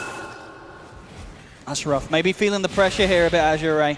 First game was a rough one. Second game, so far, looking to be just as rough. 4-12 and down 11K, just coming up to 15 minutes in. A very unwise man that I know very well would call this a shellacking. This whole series is certainly going that way. Azure. What can they pull together? They've got the ults back up themselves. Exorcism and Split are there. They'll go for the smoke. This is quite the high-risk move, I would say. You're bringing Lion as well as the DP here, but you don't really have the best intel. You're going to maybe find the fine celery. Yeah. Okay. It's all right. I mean, it's something, but you used 2 ultis to kill a 5. You didn't get any additional control, really. You opened up maybe slightly for maybe Jinkyu can get this D ward, but even that, not so sure about it. Yeah, they don't want to be approaching they're getting more here, Azure. They've got to back off. Gaming Gladiators know very well what this is all about. This smoke move had a bigger objective. Oh. Well, he has no TP on him. Is there TP coming out of the courier? That's very unfortunate. He just TP'd here, didn't he? No, he's got a TP available. Oh, he does. It's coming. Well, let's see if he gets to go down. I don't know if he's getting off the cliff, though. He does have Split, XXS at least. In fact, Ace is going to join him. Up he goes, down he goes. XXS, did he get the split off? He can't. The cold snap's there. He's out of mana. Duraggio has joined the game. Player 5. And he's ready for more. He's over towards XM straight away. The Tornado here perfectly lined up. They're trying their best to block off XM's escape. He's been Spirit Vesseled. They found a 3rd kill. Tianming will be lucky to TP out just in time. But 3 dead on Azure. This tier 2 in trouble. It just continues here for Gaming Gladiators. They did not slow down at all after last game. And up towards the top lane, Duraggio and Quinn, they find low. What a surprise. Well, on the upside, this is the upper bracket. Oh, this is the upper bracket? What do you mean? How's that a silver lining? What do you mean? Oh, as in they get a second. Okay, I see. This is It doesn't look like an upper bracket. This is so one-sided so far. This is absolutely brutal. They're getting obliterated. Like you. Okay, so real talk. What's the plan? Do you have any item coming up that's going to change anything? DP almost has BKB. I think you have to wait for that one. You can't wait for the Bloodseeker BKB. He's level 9 minutes 17. He's not getting there. That's just a fact. DP has to carry this game together with a good brew split. And your supports need to land some big spells. So try to set up a freezing field somehow, use the DP farm to take a fight together with Brew Ult, and that's it. So I think wait for that DP BKB, make a smoke move, and hope for the best. But you have to take initiative. You can't just let Gaming Gladiators keep running away with this. Okay. Even denying the creep. Celery not missing a beat here.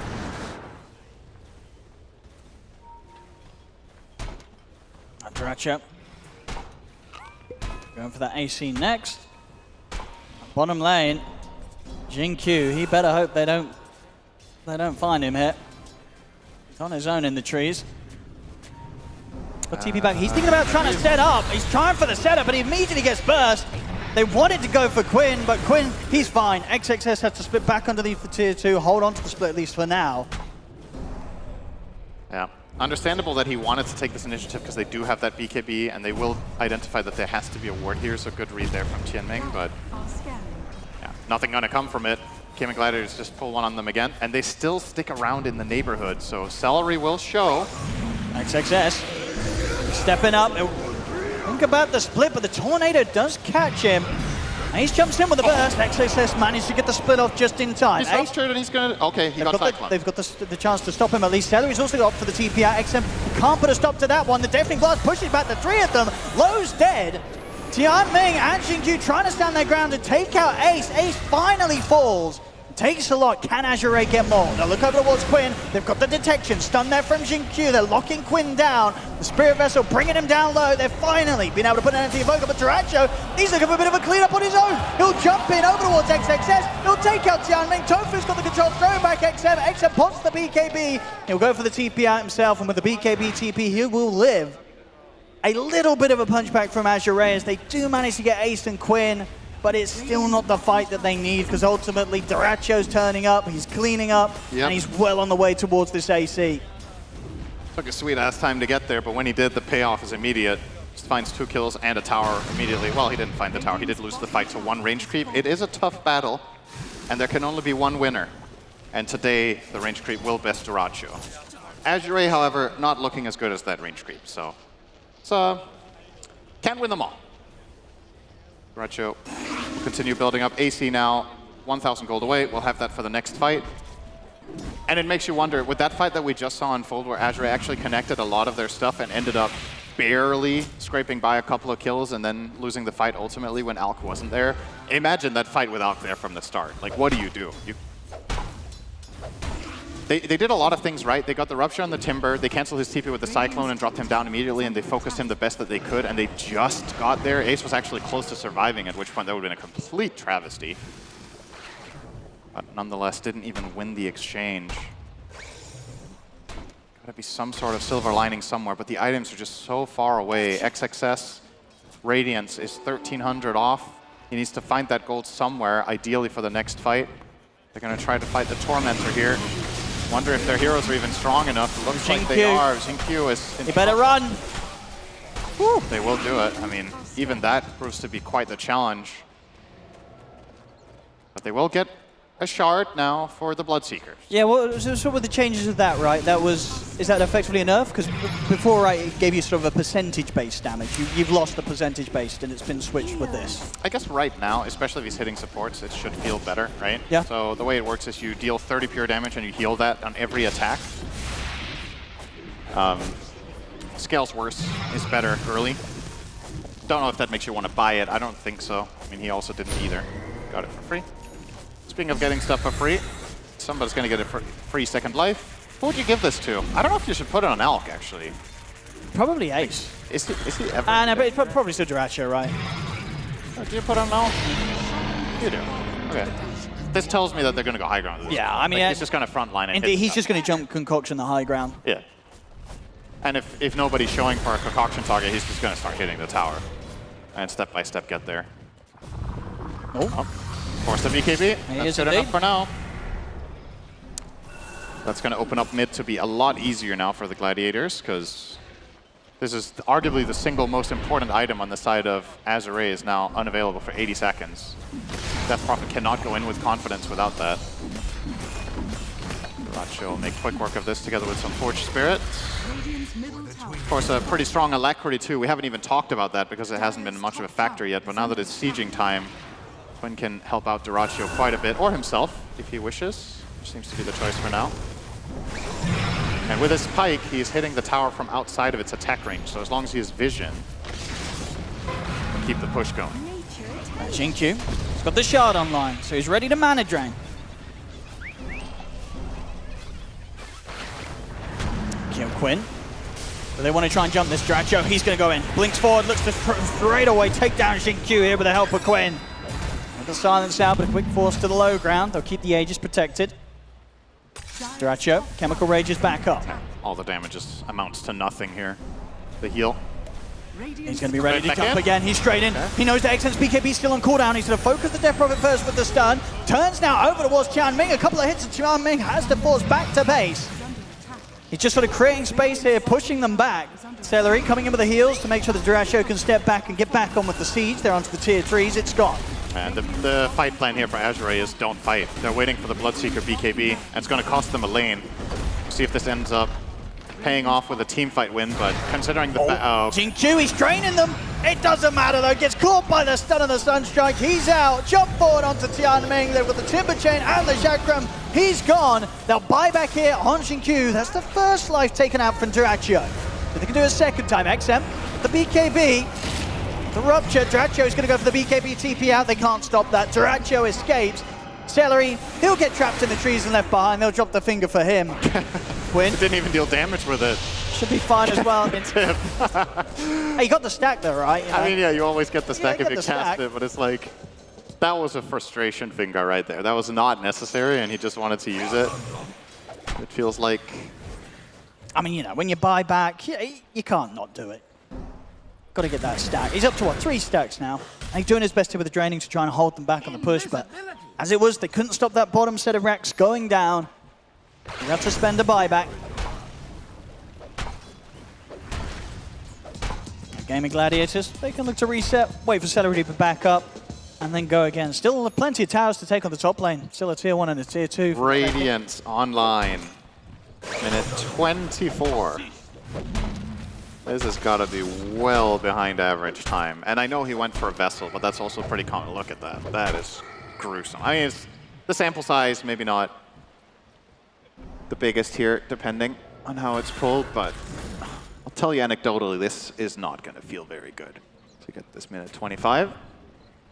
But it's progress for the side of Azure until he ends up being forced to split here, potentially. Now comes the split. Okay, they have got the Rupture. They've got a chance here maybe of taking Ace down. He'll stand his ground against the split for now. Tianming steps up. He's got the ult as well. The freezing field coming in. Ace falling low, forced the side below, pops the BKB, chases him down. They finish off the kill. Crypt Storm on towards Celery. The BKB for low coming to an end. And Dyrachyo punishes it perfectly. Jumps in with a concoction. They take out low. Tofu now with a stolen mana drain. Taking the mana out of the entirety of the team of Azure. Azure's got to run. XM's out of mana. Dyrachyo's closing in on him. Another concoction throughout the BKB. It's there. He'll blink forward, looking to finish off the kill. XXS trying to hold him back, and it's enough to allow XM to get back to the low ground. The drain on drain here coming out from both sides. The Rubik versus the Lion. Who drains the best? That's some Harry Potter shit. What's this? Radiant structures are fortified. Tofu getting mana for days here. How many and they're providing there? as Like well. 7. I think there's sort of 3 coming out from both sides. I think Tofu's having the most fun with this spell. You know, forget the splits and such. Keep the drain. Radiant's top tower has fallen. Tier 2's gone. Gaming Gladiators setting up for another high ground push. Azure, they have Exorcism. Split still 50 seconds until it's back. When you see how these fights develop now, it's in a way, it's kind of similar to the previous game in the sense that you see the potential, right? When you see how the fights go down, you see what Azure's lineup is meant to do, you see what the point is of everything. They're just falling too far behind in the first 15 minutes in both games.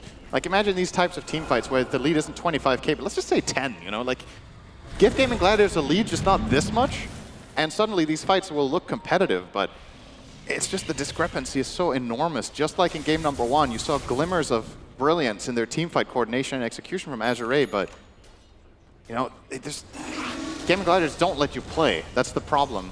It seems like the recipe against this team has to be, first of all, you need to give yourself the condition to even activate your lineup. And then we can talk about what the best heroes are. But it doesn't feel like this is only a drafting thing in these 2 games. Gaming Gladiators just play it better.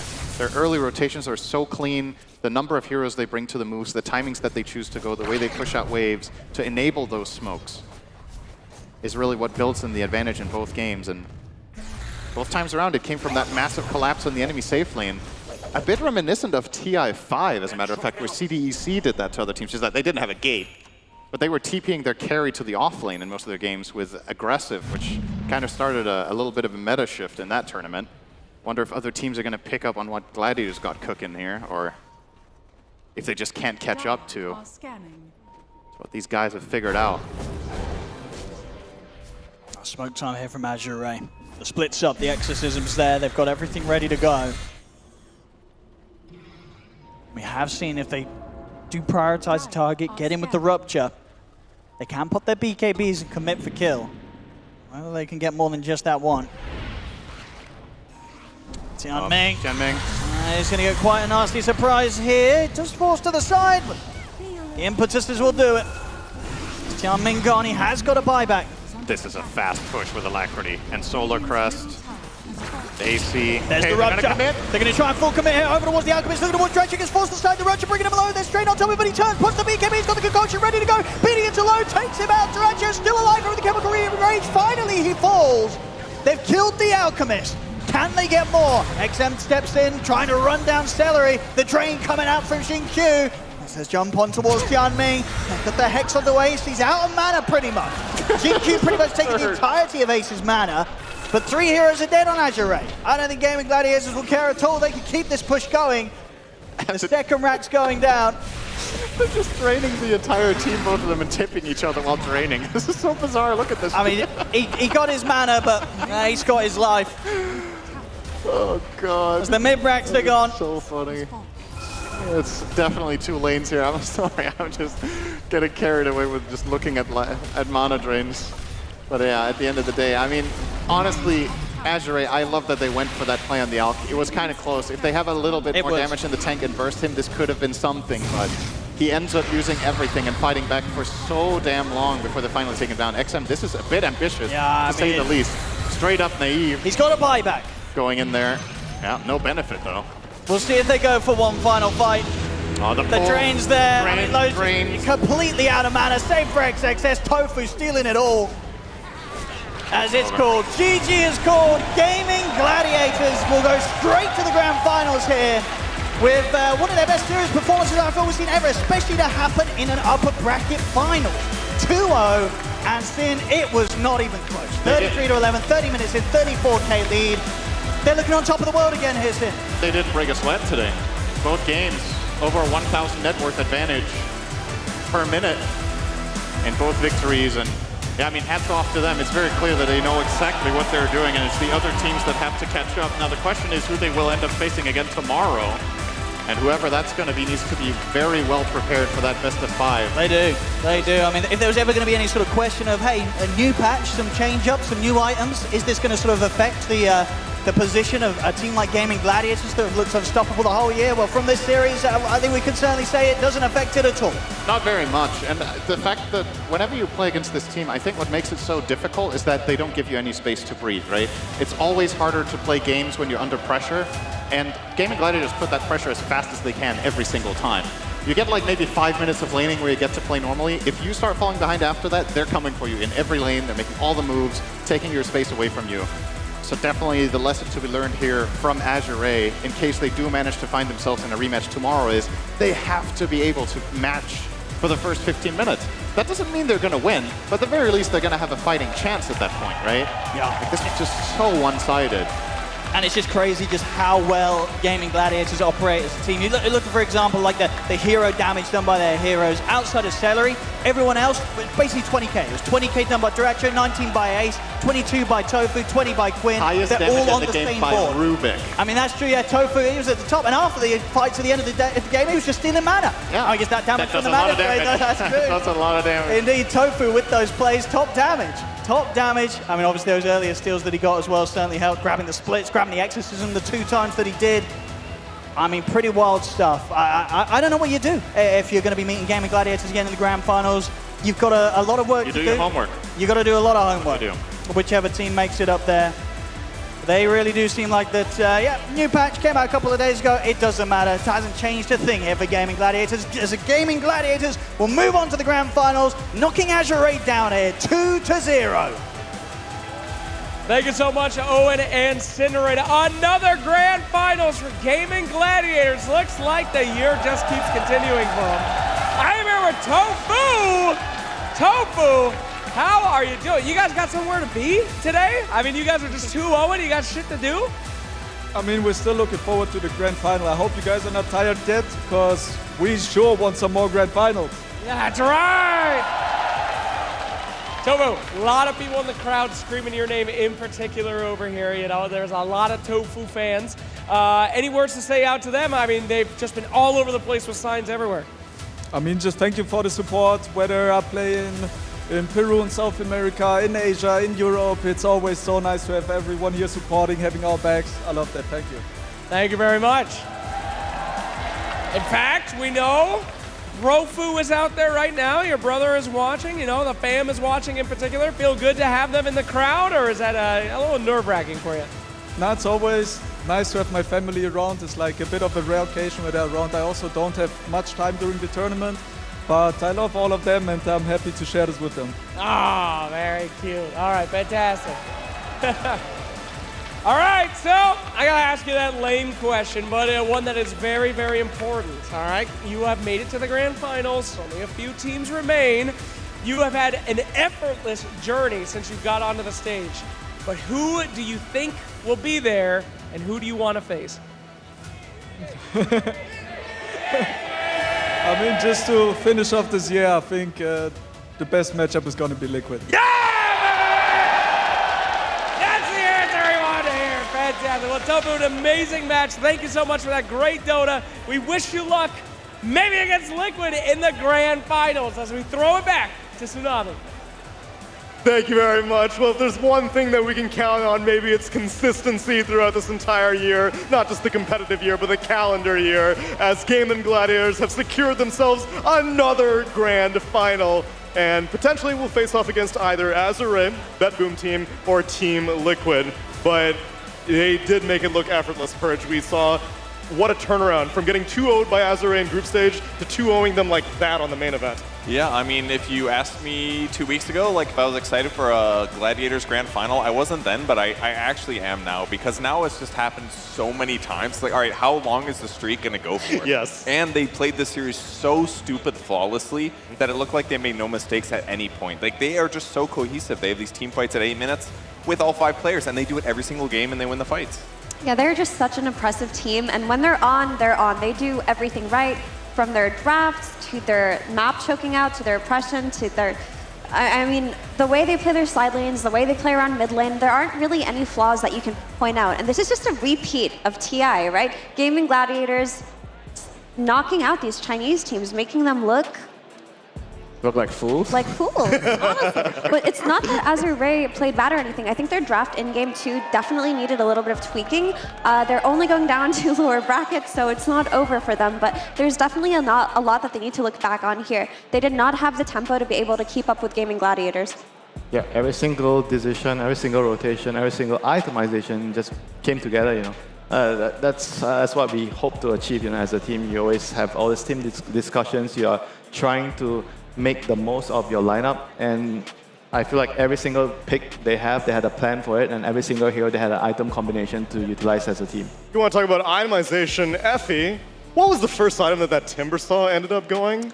That is true. What was it? Tsunami. Maybe a Helm of Iron Will? There was a Helm of Iron Will Someone there. was telling me about that. Who was it? I think it was you. Yeah, I just think it's such a good way to play the offlane right now. Anything that can build into that magic damage, into that veil, no longer depend on that Vanguard or that ring, because, you know, a lot of changes happen with the itemization. Helm of Iron Will serves the same purpose. It gives offlaners a means to sustain through the lane. And now with the new Shiva's Guard build-up, it feels so good on specific heroes. And one of those heroes is Timbersaw, so I guess that explains why this Timber was banned in that first phase. Maybe there was a little bit of scrimming going on, a little bit of theory crafting yesterday. We saw one on Death Prophet as well. It is just the item for the right heroes. So kind of similar to the Meteor Hammer of old offlaners. The heroes that the new Veil is going to apply to just might be the best offlaners of the patch, just by the nature of the fantastic build-up that makes your team stronger. I mean, it seems like it's kind of like the blade meal of the patch, you know? The blade meal heart? Yeah, it's the early game item that you want to get, and it allows you to take every single fight, and it feels good in the laning phase. Unlike blade mail, though, you're not going to buy like 3 on the same team. So slightly different, slightly different. Slightly different, yes. But that item is going to be off the charts right now, you know? High in demand. Yep. Also, can we talk about that Alchemist pick? I feel like this hero definitely should be going up in stocks. And Gaming Gladiators ran this pick during the group stages, even when other teams weren't necessarily playing that hero. And for the style that Gaming play, where they just win their lanes and they play very aggressively, having a hero that comes on as early as Alchemist makes it so that they can just end games at the pace that they always do. And Alchemist got slightly buffed in the last patch, relatively untouched, very small tweaks here and there. So I feel like this is a hero that other teams should start looking at or preparing for when they're playing against Gaming Gladiators. And the wild part is that he helps you end the game, but he also had like the most last hits at 19 minutes out of any hero. So it's like he takes the Twin Gates bottom to participate in a team fight, goes back, and still has massive net worth. And then as these moments continue in the game, he starts fighting heroes without BKB, and then his passive just looks broken because he's just guarantees slowing that person and guaranteeing a follow-up kill. Enchantress healing him behind, there's a Solar Crest, and in the early game I felt like you guys mentioned that he rotated to the bot lane, and I mean that couple of minutes between minute 7 to minute like 10, it was perfect. You know, they protected the mid lane catapult as well. They killed the bot tower, they moved mid, they took the mid tower, the whole map was gone. You know, there's nothing to farm, or if you're AI, you have nowhere to go, and you just feel like you're getting choked out. Very, very difficult to play when there's no map for you this early on. I had asked you guys this question at the beginning of the series. Now that it's a new patch and we're watching games, which hero is rising in stocks the quickest? Main sentiment was Leshrac, we didn't really get to see too much of in this series, but now that we've seen another 2 games, any heroes that pop out in this series that you're... Crystal Maiden. Yeah, I knew you were going to say CM. Yeah, that's a good point. I was struggling to think of which one. I mean, again, it's still about items a bit. Timbersaw looked fine there, but I think CM is the one that seems obviously strong. It is the itemization. The increased mana pool, you struggle to use your ulti sometimes on that hero. The fact that you get raw HP, huge survivability for you or allies. You can use it on yourself to run, which helps offset your slow disadvantages. Doesn't cost you mana. You've got mana regen built into your hero. It just solves all your problems. It's going to cost mana soon at this rate. Totally. And just the way Crystal Maiden buffs her team, right? Winter, you kept talking about how you're just favoring these spellcasting mid laners, and CM is typically one of the heroes that enables these spellcasters. Yeah, I mean, I just want to see maybe a little bit more diversity in the mid lane pool. I feel like the Puck we mentioned, the Co-op you mentioned, those heroes still have, I think, a lot of potential in the game right now. It just feels like they should be good, you know, given the state of things. It seems like much as how New Frontiers changed heroes being relevant, not in terms of their direct numbers, but just in terms of who can use the bigger map more. It seems like this patch is seeing like who can use the newer items better or the buffed items better. That'll definitely be the case, at least initially. I mean, within a matter of days, people are going to have better knowledge of which heroes are just mechanically better. You have to usually look at pub data to know that, because you have to play a lot of games to say, oh, who's just stronger in this patch. And because the patch was kind of minor for a lot of heroes, maybe it is going to be item specific, or there's going to be other use cases where someone hasn't thought of Veil on XYZ hero. Some of those right-click items really fantastic on certain specific heroes, and we'll get that figured out. But maybe even by tomorrow, we'll see.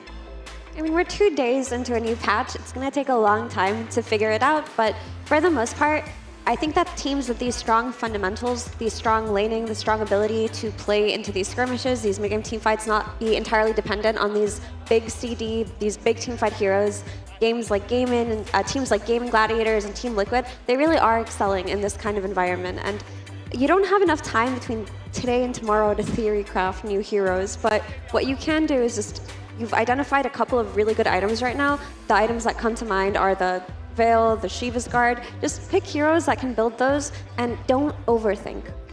Yeah, at this point it's better to just go with a plan and just trust it. You know, you can't just be, oh, after one game, you have a different idea. Oh, next game, that kind of looks good, you know, let's try that, you know. You can't afford to do that. I'm surprised that I haven't seen more teams be like, oh, we saw that other team running this hero, maybe we should run it. Everyone's kind of stuck to their own ideas. Like, Liquid's been sticking to the Leshrac, that Boom team has kind of been sticking to more of support-oriented. And the Storm. Yeah, and the Storm, yeah, that's true, GPK Storm. Yep. And then Gaming Gladiators here, they're kind of relying on their old Alchemist and this Timbersaw pick. Yep. Azure Ray is the only one that I think may be kind of being left behind in this new patch, because what they showed today was not very encouraging if I look forward to a lower bracket final. But by all means, they did play against Gaming Gladiators, the best team of 2023. Sure. So they did try some new stuff. I was encouraged for that. But they did get smashed 2 games, and it just looked to me like Gladiators were so freaking good that they couldn't meet them halfway. Could they have learned anything at all? That the 2 games, every time we talk about, oh, you lost the game, there must be something you learned, right? Medusa bad. I think they learned they shouldn't talk shit to them before they walk out on stage, because that's what happened and it didn't go well. This isn't copium or anything, but there is a lot to learn from these games, right? Okay. They tried to play for scaling on their Medusa, and they saw how that plays out if they start to lose a snowball. And they also tried some new heroes, some new conceptual heroes, and the Death Prophet mid, for example, being drafted so early. They can just sacrifice that for now and just try to imitate what other teams are doing well, especially Liquid and Gaimin, who seem to have just a more steady flow in this patch. And they're good enough players, they're versatile enough players where today they can use that time to prepare for tomorrow. I really don't think that they're out quite yet. I don't think this is reflective of what they can be. They just need to learn from the drafting errors of the series. Yeah, they have to find out what was the problem. Was it the cores or was it the support duo? They have to really identify it. And I feel like from right now, my preliminary feeling is the support duo has to be changed. If you look at the teams that are doing well, they have a specific way of drafting their support duo. Bad Boom, Liquid, Gaming, and none of them are really picking Lion much now. Well, if it's time that they need, then it is time that I will give them. And it's time that I'll give you as well, because that was a quick 2-0 series. You may have a little bit of time to kill. Now, if you're here in MyTech Arena right now and you want to do something else, we have a signing session going on right now with some of our talent. I believe Cheever, Kazu, MLP, and John Xfire, and there was a +1 who I'm forgetting now. VSJ. How could I forget VSJ? They are currently doing a signing session if you want to participate in that. And if you're sitting at home, well, you're going to have a DHL drop to participate in around 35 minutes or so. So sit tight, and when we come back, it's going to be Liquid versus Bedroom Team.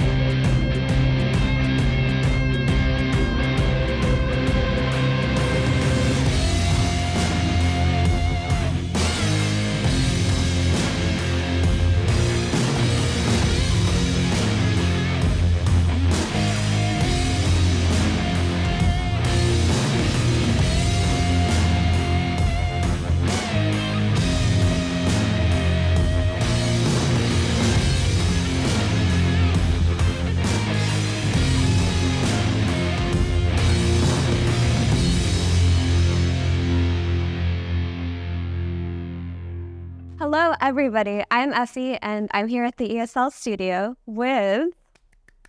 That's supposed to be a drum roll. I don't know why I clapped like that. That was weird. But I have Nisha and Insania from Team Liquid, and Quinn and Celery from Gaming Gladiators. Yes, so much talent in one room with, of course, the exception of me. But how are you guys? How are you doing? I'm good. Excellent. Lovely day. Lovely day? I feel like I would have wished to have known that I'm doing it with these guys.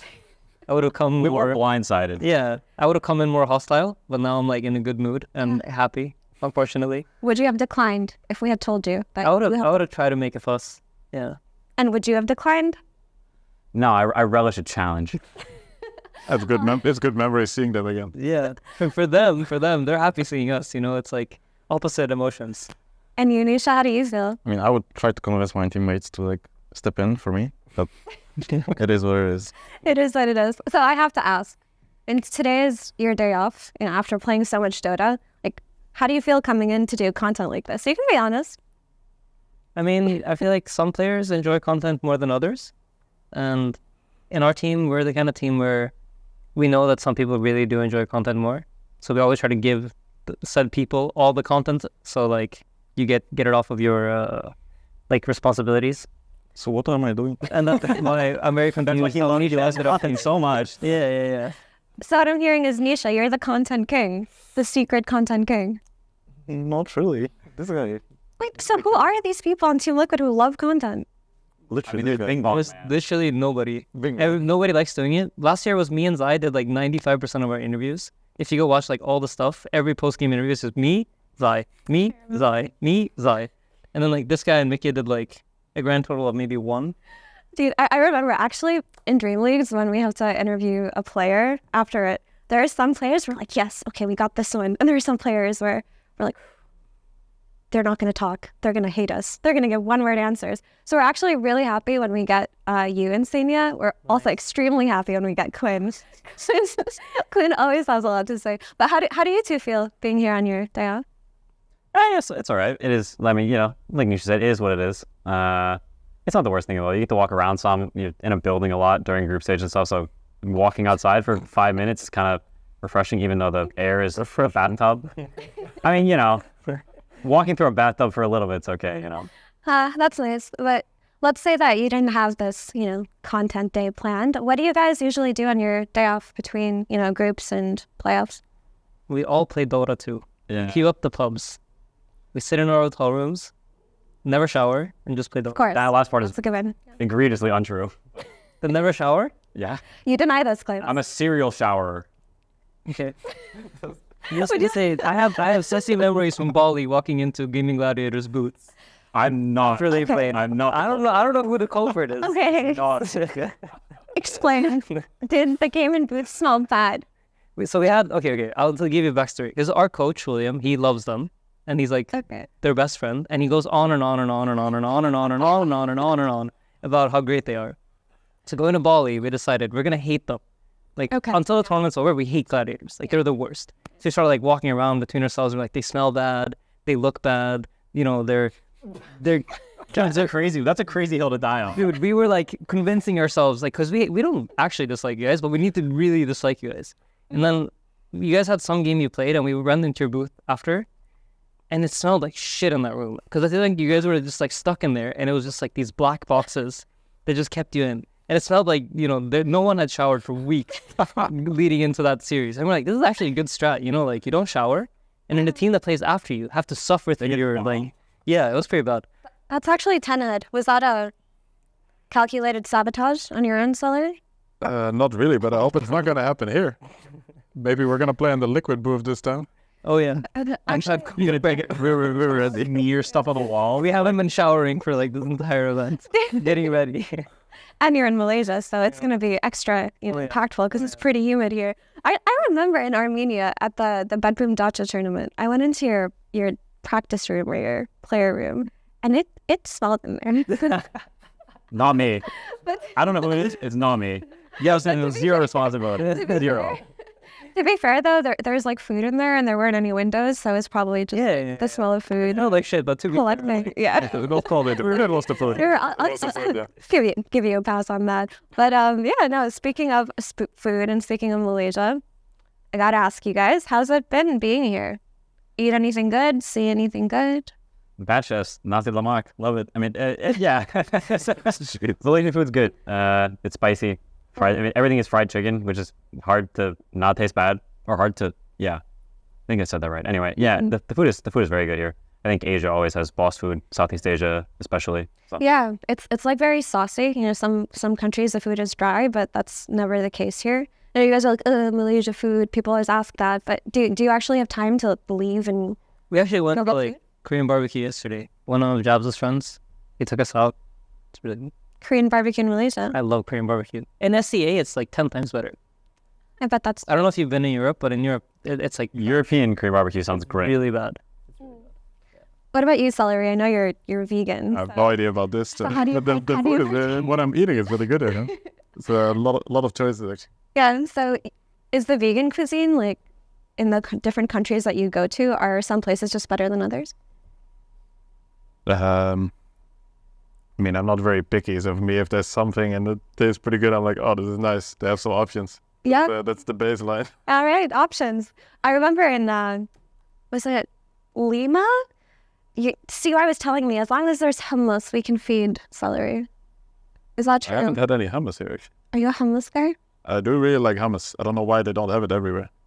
Okay. Yeah. They should add that to McDonald's. Hummus with fries. They don't have hummus there. It's ridiculous.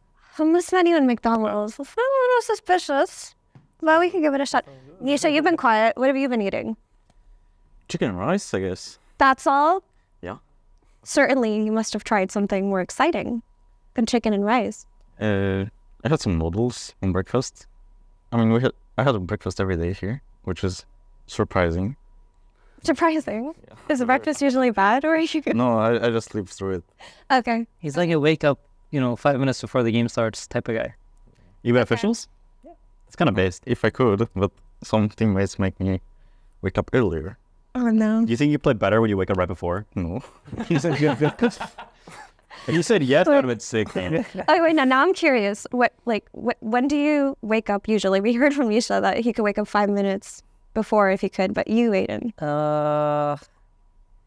It depends. I have like degen parts of the year where I'm like him, and then I have like proper parts of the year when I wake up like at least like 2-3 hours before. Okay. And you guys? Always 3 to 4. Before a game? Yeah. I hate waking up before. I want to die.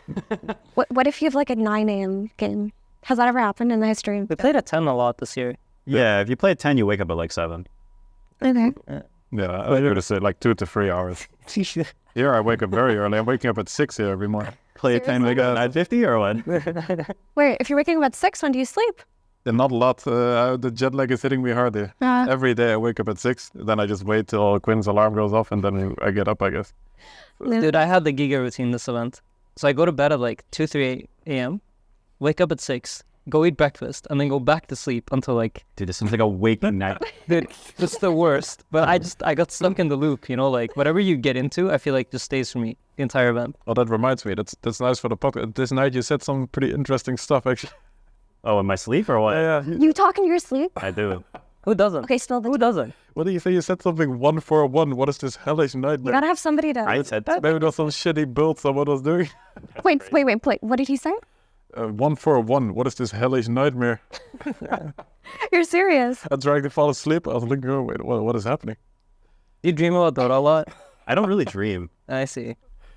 You just talk, apparently. I don't dream. You guys ever watch True Detective? Season 1? I've seen, first season. I have not. You're gonna ask. The character Russ, he goes, I don't sleep, I dream. No? Don't remember. Doesn't ring a bell? Too long ago. Damn it. I'm the inverse. I always try to find like a like-minded group of people who watch True Detective Season 1 every year, but those people are very hard to find. That ain't us, apparently. Yeah. Do you guys have any shows that you watch a lot or you revisit or just like comfort shows for you? I feel like I never rewatch something you've seen. Do you always What if you love something? What if you really love something? It's unlucky. I just don't worry you. It's unlucky. Do you rewatch movies? Unless someone forces me to. Tom Williams. Tom Williams, like, let's watch this. Yeah. Yeah. What about you, Aiden? What's your comfort show? Recently it's been One Piece. Been watching a lot of One Piece. Almost through it. I'm at like episode 800. So it's been a long grind. Holy crap. Yeah. That is quite the grind. I think I started in like May or April. Yeah, so I've just been like speedrunning. Get on the second monitor. Oh wait, actually, I have to ask you something. This is something that comes up in our team all the time. Do you ever watch stuff? Sorry to sidetrack your question, but do you ever watch stuff in 2x speed? Like, let's say you go on YouTube and you just put the video on 2x speed. Is this a thing? Okay, but would you watch a movie at 2x speed? Of course not. That's like heresy. Okay. That's kind of like watching a movie at 2x speed. Dude, my entire team does it. Not 2x. What kind of movie are you watching at 2x speed? Like Marvel, sure, but like No. Fake info. Fake info. YouTube is 2x speed. 2x. And movies are. I mean, movies is like questionable. I don't know, but maybe 1.25 is okay. What? Depending on what you're watching, I think it looks better if it's like faster. If you're watching something, oh man, if you're not watching a good movie, I think 1.25 is reasonable. Yeah. Like if you're watching bad horror movies, like for the memes, like, and you're watching it on 1.25 with like friends, I think that's reasonable. Okay. I'll stand by that. Okay, that's your take. The reasoning is weird. Faster is take. It really is. I mean, yeah, of course it's your take. They also why don't you just only watch TikTok? It's so nice to you just pretend that it's a movie. It's over in 10 seconds. Ready for the next movie? Yeah, I do. That's why you're preaching to the choir. Dude, so you're the target demographic for TikTok. To be fair though, sometimes it's just nice to like low committal a video. It's just you just don't have the time to sit down and watch a really long video. Yeah. Yeah. But I 2x speed YouTube videos, but only when they're Dota games. Like when I like you watch a replay. Yeah. Like when I prep for you guys, I'll just like open up the Dota game on YouTube, put it on 2x speed, and I'll skip through the farming parts. Just double tap through and. Okay, don't tell me you don't watch like Dota replays faster. Everyone does. No, I actually don't. You watch it 1x. I watch it 1x. You don't watch like 16 times. You don't glean anything from 16. But like looking at the map to see movement stuff. That's a support. I look at. I guess I just look at. I look at fractions and then infer the rest. Okay. That's definitely a support thing. You only look at the map. It's like you just like go through a replay, just staring at the map, like, oh, we should have been there. We've gone on a lot of tangents. I'm supposed to ask you guys about Dota related things. So let me ask you Dota related things. First Dota related thing. I'm pretty curious. This wasn't one of the questions involved, but you know, there were a lot of roster shuffles this year and whatnot. Do you guys, as professional players now, do you get excited over other teams' roster shuffles? Like, do you ever look at it through the lens of fan? Like, hey, that sounds pretty hype, actually. Nothing to say on IG. What roster were you at? Do you not at? feel that? I think Falcons the most. Yeah. Because I kind of like the structure of the team, almost. I like the players. So you get excited when you see teams that... Do you get excited through the lens of, oh, I want to watch them play, or I want to play against them? I want to watch them play more. That's true though. There's a spice quotient to teams. Like seeing you say win or lose, like it's sometimes there's some teams like it's kind of funny if they lose, but it's like, ooh, if they win, it's like, ooh, that's interesting. Like I don't know, there's a dynamic there. Yeah. Playing it was like shmeep shmop. Playing teams is always kind of whatever, but watching is kind of fun. Okay, so were you two excited for any of the shuffles this year? Or do you not feel that way? I'm more excited about reading the conversation that people have about the rosters and guessing who's gonna go where. Okay. Seeing people flame the secret roster forever, then they qualify, and then wait, they're still bad. I feel like that's very fun to read. Yeah, there is something satisfying about that. I actually don't feed roster drama or conversations very much. I always like take this break after TI, and 2 months later, a week before this tournament, that's when I looked at the rosters. I was like, wait, what? When did this happen? What about you, Quinn, though? Do you get excited for games? I don't know. Someone didn't put their phone. Yeah, someone's phone buzzed and really loud, and they laughed. It wasn't yours. It wasn't yours. I think. No, that was on a hard service. Like it was going ham. You put that phone away, Nisha. What was this? Where? No way his thigh. I mean, he's jacked, but there's no way his thigh is that hard. But Okay, but you didn't answer the question. Do you fanboy other teams? Do you I don't think I fanboy. I mean, I think seeing how Spotify does will be funny. I think Spotify is just a fun team to see how they do. Of course. You know, I'm friends with people on that team, and you know, there's always like looking Ortiz, you know, that's fun. So I think Spotify probably the most. On the other hand, right, you don't have to answer in specifics, but are there teams that you look at and you think it would be so funny to watch them fail, or do you not have that? Yeah. For sure. Dude, I pray on their downfall every single day. Like yesterday, they lost a game 1 against who was it? IG, and I'm like, yeah, their mentality sucks. It's over. You know, they're out. We're gonna play them tomorrow. I pray on their downfall every single waking minute. And you guys? Yeah, I feel like most teams root against every other team. Like kind of. If you could like have like when you're watching a series, if both teams could lose, that's like kind of ideal. Ideal, yeah. Yeah, but it's it's not always like that. But I think there's definitely games where you watch and you're like, I'm okay with both sides losing. Yeah. For me, it's always like all teammates is like two-sided. It's like I'm still friends with them usually, so it's nice if they do well, but it's also okay if they lose because I'm not playing with them anymore. Anyone in particular? No, just anyone I like played with or maybe would have played with. It's kind of random. It's like we thought about maybe playing with mid one a little bit before we got Quinn. Then we got Quinn. Then they played a 1v1, so loser.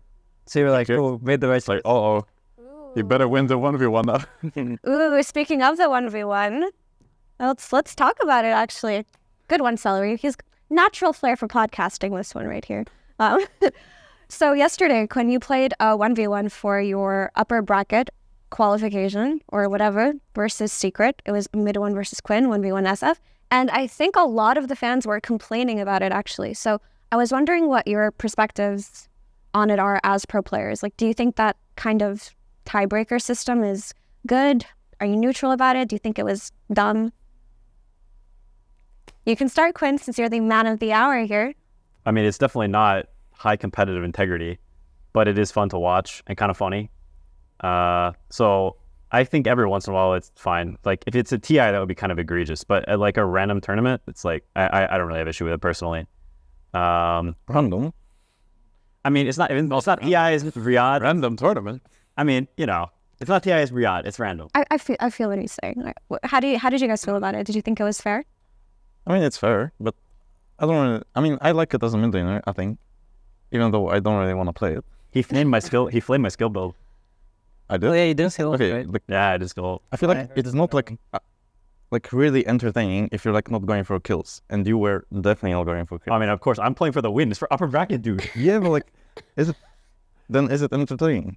If like it takes 10 minutes and you end up in this situation that no, it's two raises, no wave, wait for solve. Yeah, like, maybe it should be no.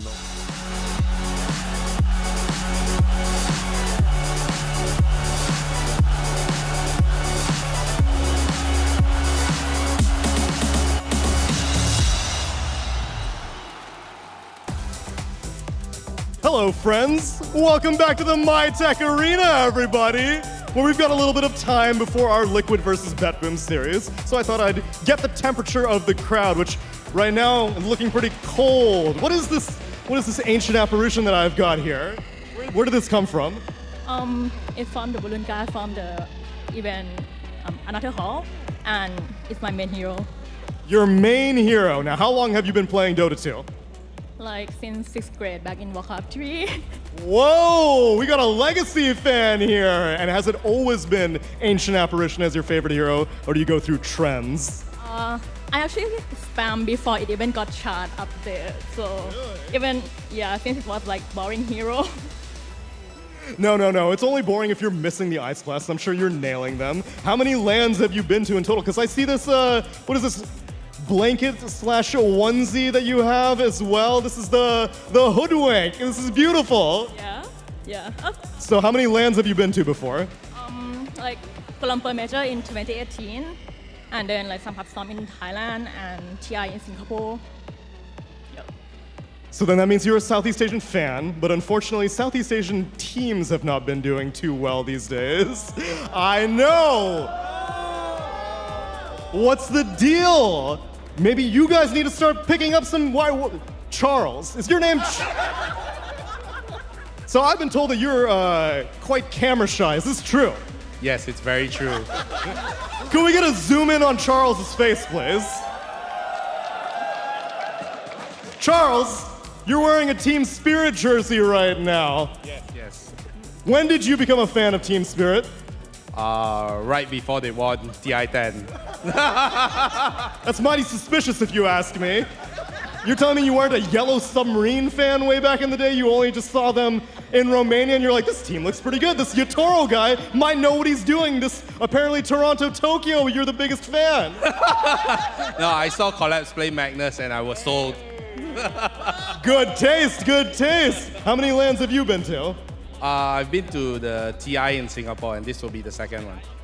Right on. How many fans in here went to Singapore TI? Some long-term Dota fans, but how about anyone who has been to no LANs? Is there anyone in the audience that this is their first ever Dota LAN? Please, raise your hand. We've got some first-timers off in the distance. I'd love a chance to speak to them because, well, we've been running this game for, well, basically like 13 years worth of LANs, but not everyone always gets the opportunity to be able to go to these events live. And it's a different experience when you finally show up and get accosted live on camera. Although you guys were very eager. May I take a seat right here in the middle? Thank you very much. My friends, Yes. how long have you been playing Dota? I think around 3 years back. Yeah, not too long. Now, how did you end up playing Dota in 2020? You were, of all the games, you were like, this is the one. This looks like a good idea to dedicate and ruin my life with. You know, there's a COVID that time, and then my friend, housemate, all playing Dota, so I just follow the trainer. But then I'm not that good, and they forgot about me already. That's okay. You're in good company right now. This is your first ever LAN, and how long have you been watching Dota? How about that? Oh, I've been watching Dota since Dota 1 days. Ooh. Yeah, back then Dota commentators group, yeah, with LD and Luminous. Hell yeah, the Beyond the Summit days. So, if you had an all-time favorite player, when you think back to the Dota 1 days to now, who do you think you've always been like, dude, I can't wait to see this guy play? Oh man, it's always been Mushi. Hey! Any Mushi fans in the house? But you, were you on Raven's side? Should he have gone upstairs that one time? Oh no, I'm too embarrassed. I know. So how is this the first LAN experience living up to you right now? You've watched many of these on camera, on stream, and now you're here. What's it like? It's a totally different experience than watching on Twitch. It's so much more hype and much more energy than I've ever been living before. Do you ever, have you ever gone to any live sporting events? Are you an esports only kind of person? Yeah, I'm an esports only guy. Hell yeah, video games for life. Who cares about those physical sports? How about for you? How's this experience been after 3 years of playing and now being able to be here live? It's been a great life for me, and it's life-changing for me also because I got a lot of friends from this Dota, not from my housemate. It's different. Like my friend here is from Dota community. Had you ever met before this event? During study. During the study, yes, but we kind of like different school, but then we met again with Dota. Right on, right on. My friends, I hope you're enjoying this. But then you guys have met each other previously. Is there anyone, because I know I've talked to many fans where this is the first time that they have met some of their internet friends. And I would like to expose this brand new formed relationship. Is there anyone here who met someone here at this event after knowing them on the internet for a while? Or are you too shy now? Reveal yourselves. I demand information. I know 100% someone said this. I'm gonna just walk up to people if you don't tell me. You're making eye contact with me. Uh-oh. This is a statement that you're making. Escaping my girlfriend is easier than Southeast Asia server. You want to do a little bit of relationship therapy right now? No. You don't? But I can share how I escaped my girlfriend. Is it by showing up here in the MyTech arena? Are you Malaysian? Yes, I am. Have you been to any LANs before? I've been LAN on Malaysia before on 2015. Whoa, a 2015 LAN. What was this? It was MCG. I don't know. It was a amateur league. Oh, were you playing? Are you an aspiring pro player right now? No, I didn't play. I just come as watching only. Were you escaping your girlfriend back then also? Back then, I have no girlfriend. So you're telling me playing Dota, you managed to find a girlfriend, now you're trying to escape her? Leave some for the rest of us, man. I hope you're enjoying the event, and I hope all of you at home are looking forward to more of the Dota. We have a lot of activities planned. I hope you've been enjoying, and we'll see you with some Liquid versus BetBoom after a bit.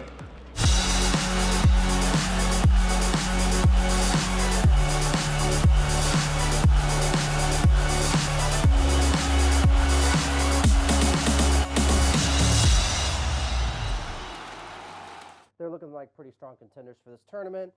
Team Secret. They didn't make TI, but man, Puppy, I was really starting to worry that it was over for him. I'm so glad that he's back. What are you laughing at?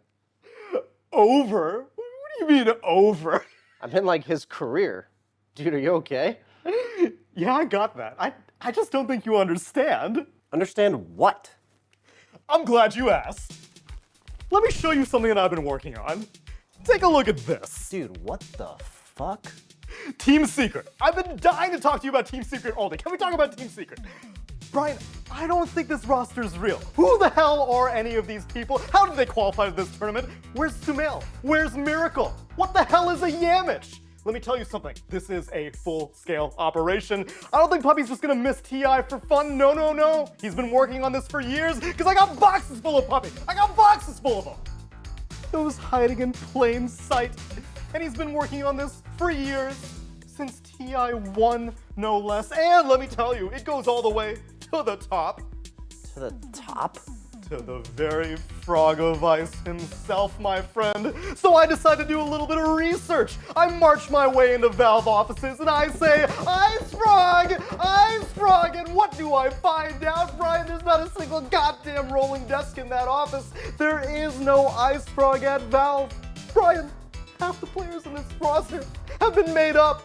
Team's a goddamn ghost town. Okay, Tsunami, I'm gonna have to stop you right there. Not only are all of these players real, but they are extremely high ranked, and people shitting on them on social media all the time is not helping. Dude, you are the host. You are supposed to be unbiased. You're kind of freaking me out right now. Dude, relax. Biker Duraccio, give this guy a monster. How'd? What? Who? Biker Duraccio. He's the one who tipped me off on Team Secret. Biker Duraccio? Who the hell is Biker Duraccio? You don't see, oh shit, where'd he go? Okay, you've lost it, man. It's okay if I think you're crazy, but we're not gonna let anyone else see this. Listen, it's fine. Just as long as Puppy doesn't find out. Don't worry. He's not gonna find out.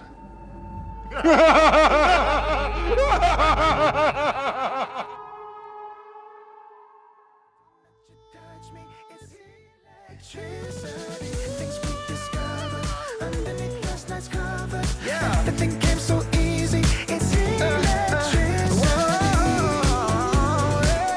Electricity.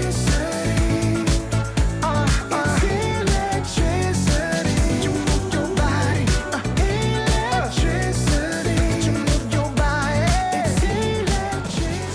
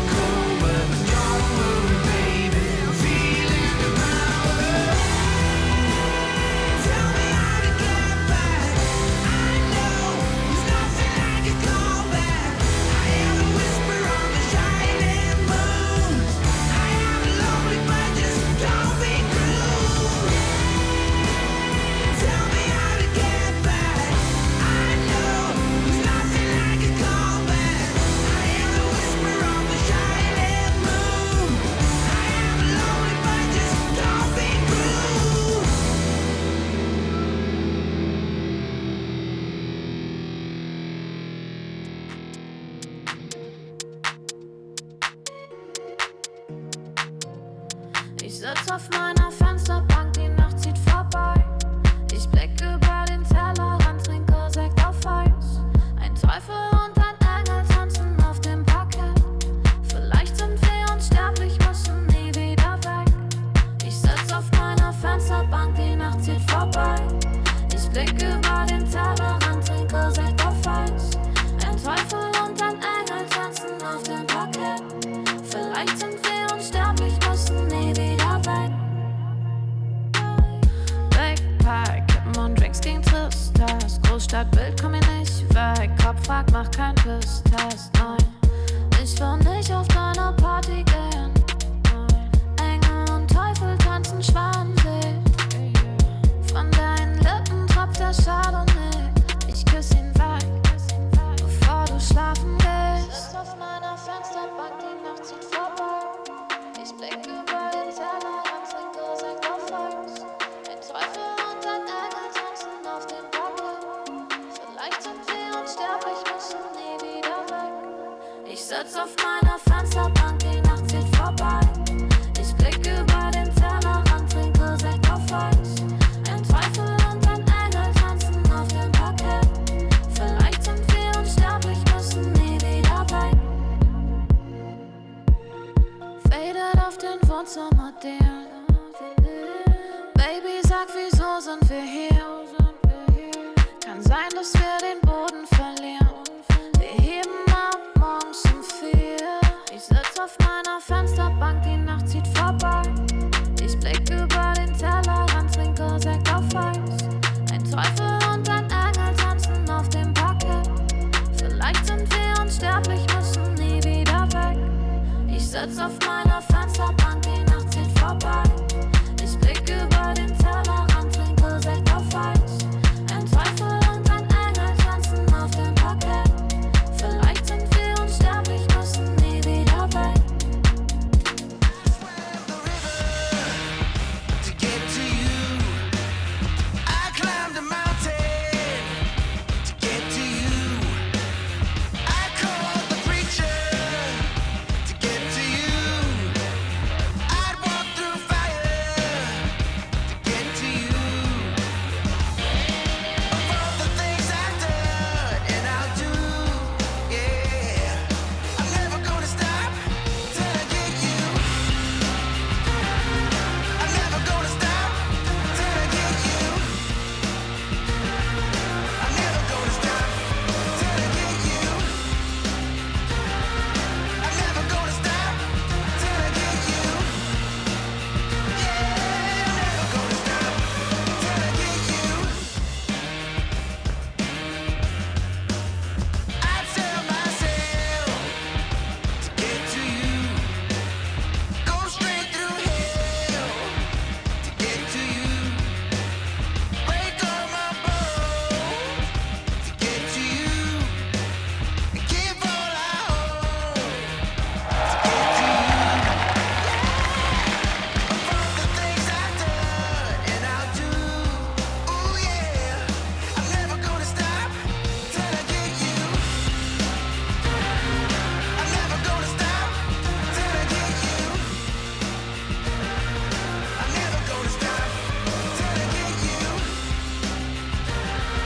I'm never gonna stop till I get you. Yeah, I'm never gonna stop.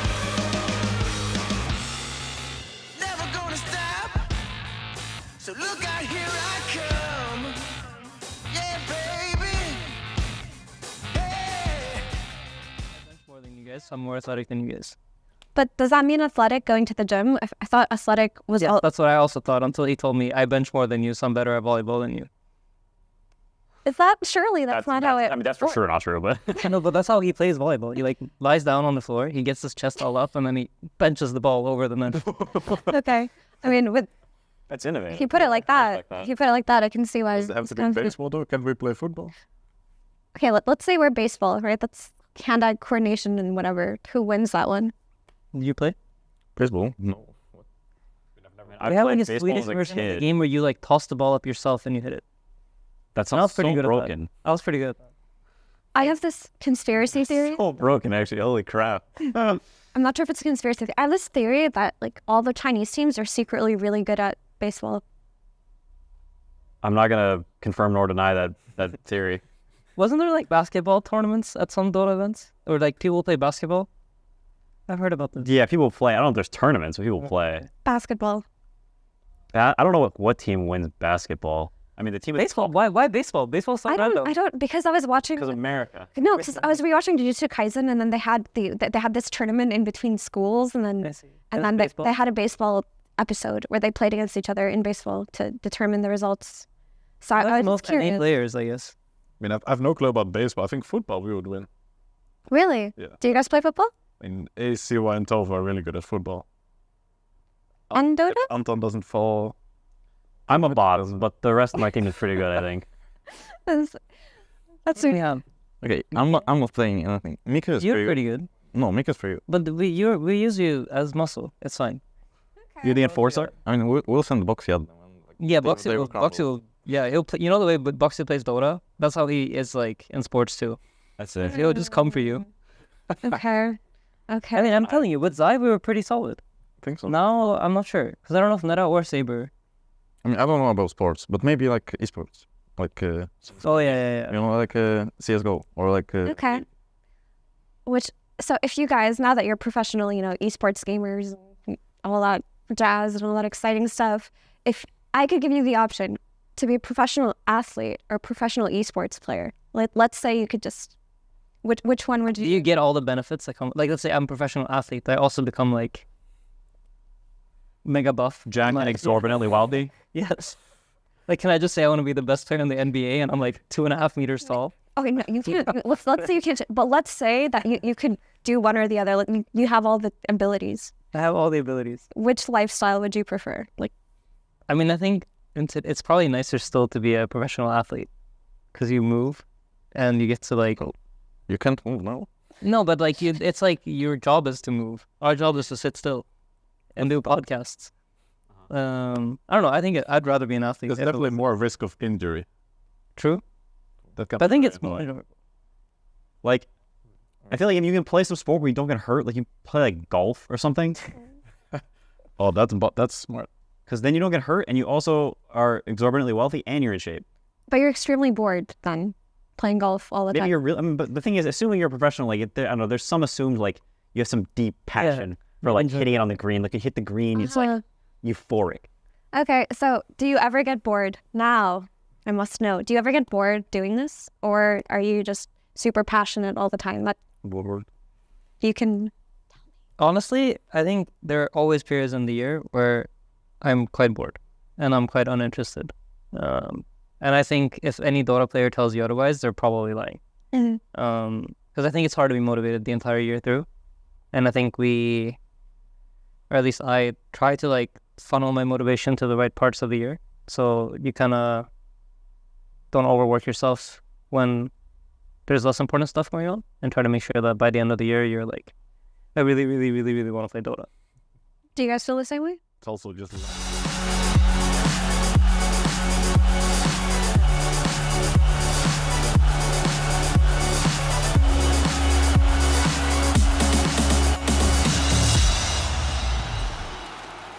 Get ready for the DHL drop. Grab yourself a DHL drop sign and customize it with your message. Make sure we spot you in the crowd, because if you're lucky, one of our special deliveries is coming your way. And for all of you watching at home, type DHL drop in the Twitch chat for a chance to win a €150 gift voucher. All right, that's right, everybody. We are back once again for the DHL Draw!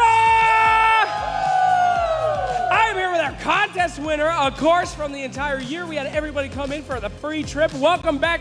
Poon, how you doing? Oh my God, this event is a blast. I have a good time. All right. I have a good time. Now, I need you. You are my special friend here to pick out the winner. However, we did find someone very special. This guy's been doing Slacks impressions all day.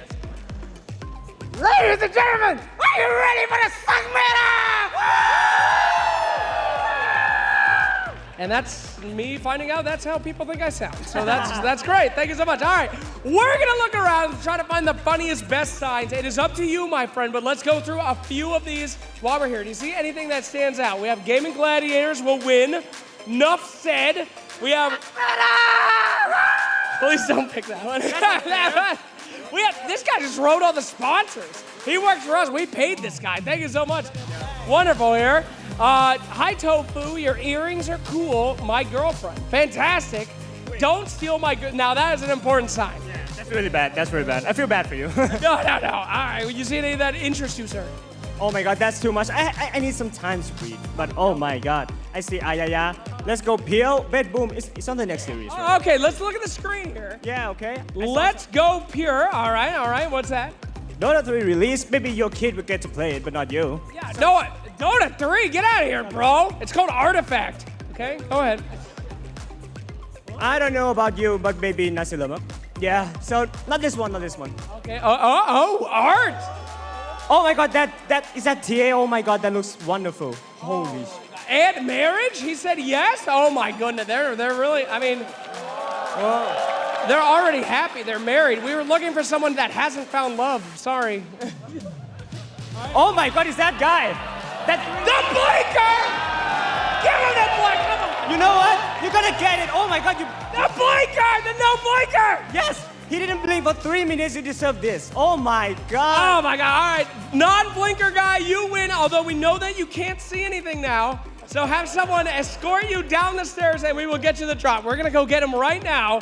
Mr. Blinker guy, go to the player tunnel entrance and we will give you the box. All right, let's head over there, my friend. He's gonna come over. Gentlemen, anyone want to talk about what we saw here today? They're clapping. He's making his way down.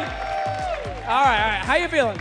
I'm feeling great, but the don't blink guy, he didn't blink for 3 minutes. He kept staring, he kept doing things, but he didn't blink. He stared straight at the camera like a psycho. Thank you. You could be a caster like Odie Pixel. You really did talk about that guy not blinking for a very long time. Thank you. They keep calling so I don't know. Absolutely. Sir, now I do want to tell you guys a little bit about this man, our friend here who won the contest. He is one of the greatest Earth Spirit players of all time, all right? We tested him against Jerax, terrible in comparison. Against Crit, horrible. This guy 1v1 everybody in his games with his Earth Spirit. I'd like you please to give him a round of applause for our friend, the Earth Spirit God. Can we please, our contest winner, can we give it up for him one more time? What do you want? Clap, please. You want me to clap? No, I want people to clap for you. Clap for me, man. I'm the best Earth Spirit players ever. Better than Crit, Jerax, you name it. Come on, 1v1, I'm gonna win. No one clapped because you're lying, sir. That was all. I know myself. I'm in denial. All right, fantastic. Where is our winner? Where's his boxes? Winner man, blind man. He probably fell down the stairs. It's okay. Let's talk a little bit about games, my friends. Favorite game of today so far? Gaimin.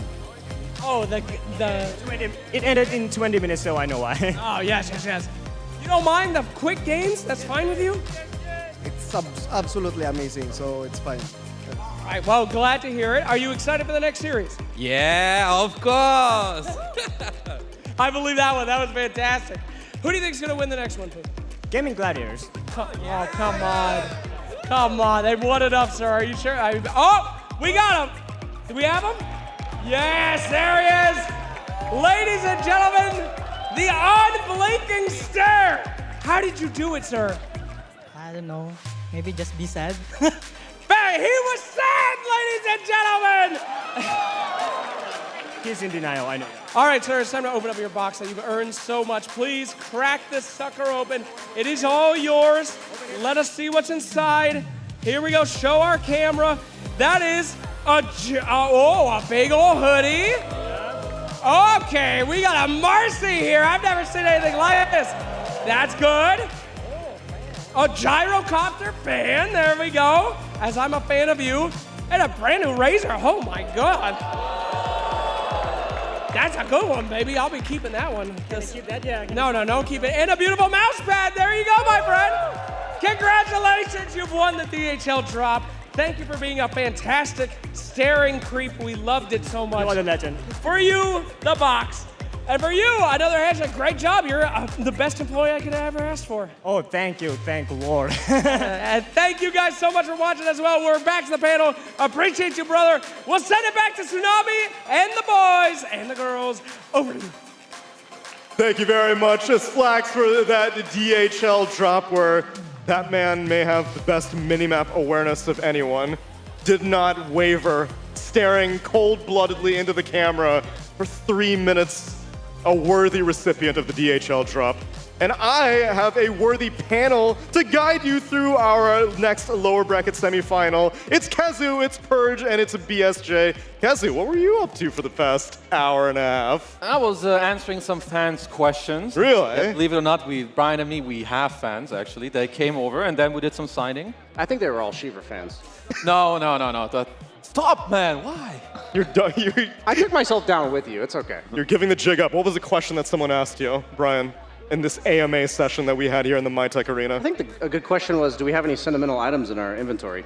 Like in the Dota inventory? Oh, okay. That's a good one. I would like to say that me and Brian got no personal directed questions. It was just a general question to the audience. Although, Kazu, I know that I actually gave you a somewhat sentimental item, or it ended up in your inventory somehow. Because I forgot it? No, it's in 2000, I believe, 17. What team were you playing on, Kazu? Team Secret. He was playing on Team Secret, and I was not but just a Dota fan back in 2017. I wasn't working as talent, and I went to a Kazu signing session, and I got a Kazu signature in my inventory. Little did I know that 5 years later, you would no longer be a player, but we would be better friends, which is a much better turn of events. And I gave you this signature that I had in my inventory because I was trying to sell it on the Steam Marketplace for 3 cents and nobody bought it. But that's besides the point. Thank you. I'm happy to have you here now. I'm glad my signature isn't worth shit.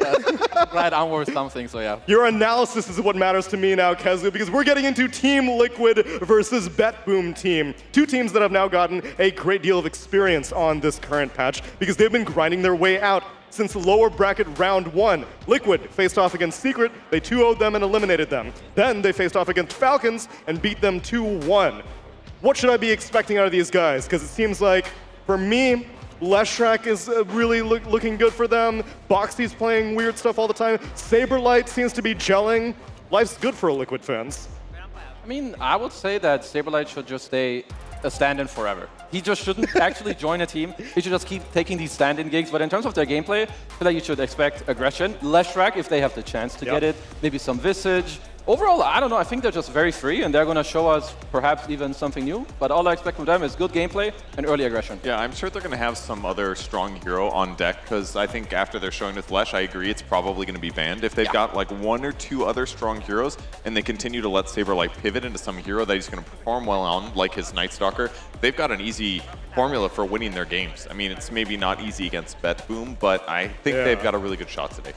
I think, Brian, both these teams have shown that they have taken to the new patch very quickly. They're not really relying on group stage strategies. They saw 7.35 and they're like, this is what looks cool and new, let's do it. Yeah, it's interesting because we heard Nightfall earlier say that the gameplay of the patch didn't change too much. Maybe the hero pool did, but the gameplay didn't. But both of these teams are willing to experiment, and I think Team Liquid, out of everyone here, has picked the most random drafts. Like the one yesterday with the offlane Omni Knight mid-Wind Ranger carry Lesh. Yeah. Like that's just completely absurd compared to all the other drafts we've seen for the last few months. So I like that these teams, I agree with Purge that Liquid's going to need maybe an extra 1 or 2 strats coming today, but also Saberlight promised us that yesterday in the winter interview. So I'm not just expecting it, it's happening. I mean, what did he promise us? That we're going to they've got more cooking was his exact words. They were like talking about how, so Saberlight has like Bulba and Shopify helping him. Right. And they have everyone else like helping. So they have like Blitz, 30 the people. 33. Yeah, exactly. Like 33s at home in his demo mode, you know, cooking up some nerdy shit. Maybe Aoi's helping him, God knows what. So there's a lot of ideas, you know, floating around. But based off of the performance of the teams, BetBoom has gone through this entire bracket undefeated so far. After splitting every single one of their series in the group stage, it looks like if they had played a full 3-game series instead of a best of 2, then they would have won all of them. Because they went through Tundra Esports earlier, eliminated them, and then just a few hours ago, we saw them take down, I guess, the home crowd favorites of G2 IG in another 2-0. Of these two teams, Purge, which one do you think has a stronger handle and a stronger grip on 7.35 based off of 5 games, basically. Good luck. Yeah, it's hard to say since BetBoom looked really solid today. They are not. They feel a little bit more formulaic in their drafts to me, so I guess I feel more confident with their games, but all it takes is Liquid to have like a crazy showing or to like throw them off the back foot, and it could just be like what happened with Gaming Gladiators earlier today where they just roll them over. So there's a lot up in the air, but I have tons of confidence in the BetBoom players to just play ultra consistent, and in some ways they're better than Liquid in that way. I mean, they should just be feeling good. I think I would say that their drafts are more, maybe more normal. Like, I think Nightfall is not just saying that the gameplay is kind of the same. I would say their drafts haven't changed that much. There should be a lot of eyes on this GPK Storm because, so he played it 4 games in a row now. He popped off 4 games in a row. So you're either banning it or you need to show me and everyone else and your opponents that you have a better answer than what all the other teams tried before. Yeah, I think in a new patch, it's going to be easier to ban out their best strategies rather than figure out a way to deal with it, because there's just so many moving parts that they may understand, because GPK's played 1,000 games of Storm Spirit and you haven't. So I also would say that for BetBoom team, like what I like so much about this team is that they are formulaic in the way they play, but I also feel like their drafts are very dynamic. So they're able to accomplish like the same game plan with very different heroes. And I think that's just a lot about how Nightfall sees the game. And because I feel like he talks about this in pubs like all the time, like he's obviously not talking about strategy, but when he talks about the game, he's like, do this, do that. I want my whole team to do this. So I think this comprehensive vision is something that this team really shows in the way they play in the drafts that they put out. Is there any reason why only Storm Spirit is proving to be the only Spirit brother that we're seeing? Because in the E patch for the past month, it seems like all the Spirits fell off. Is it really just GPK loves this hero to death? Because he was playing him even in the group stage before 7.35 came out. Is it not? Because whenever I think Spirit patch, I think, oh, a lot of backline jump, a lot of quick initiation from the mid lane, but it seems to be only Storm. I would say that Storm is the easiest to be picked because he's less volatile than like picking an Ember. And also maybe with some of the new items like the Parasma, I think Storm can use it. I don't know about the rest. What do you guys think? Yeah, I would agree. I think Void Spirit got hit a little bit too hard by the universal nerfs, and his potential and reach is not as high because Storm can obviously jump super far. He combos better with other heroes. When you do get a kill, it's easier to get out on Storm versus somebody like Void Spirit because you're usually having to commit both of your astral steps to do damage. So that one seems obvious. Earth Spirit got those cooldown nerfs to Rolling Boulder. It was dummy thick busted. They also removed Quickening Charm and the other cooldown item, the tier 4 one I want to Spell Prism. So there's just a couple things that hit Earth Spirit even harder here in the last patch. Yeah, I'd also just say that like if it's a Leshrac patch, like Liquid's always going to find an excuse to play Leshrac, and I think that goes the same for GPK with Storm Spirit. And it's not just the fact that they're picking Storm Spirit. Like we see the Lifestealer Bomb plus Dawnbreaker ulti follow up. These are heroes that traditionally synergize with Storm Spirit, and these are things that these players are going to be like, yeah, I need this hero on my team to make my hero that they're first picking now. Storm was their last pick in the first series, both games. Yet the previous series earlier today, they first picked it overall. So that just shows like they know how to enable it even if it is countered, and that just like that's just the level of understanding they have of this hero on a new patch. Okay, so that's me grilling you guys on the mid lane, but Brian, how about the carry pool? Because I looked at the group stage games, I feel like we were seeing Spectre left and right, and now in 7.35, so far in the main event, she has not been making that many appearances. Is there any reason why she fell off?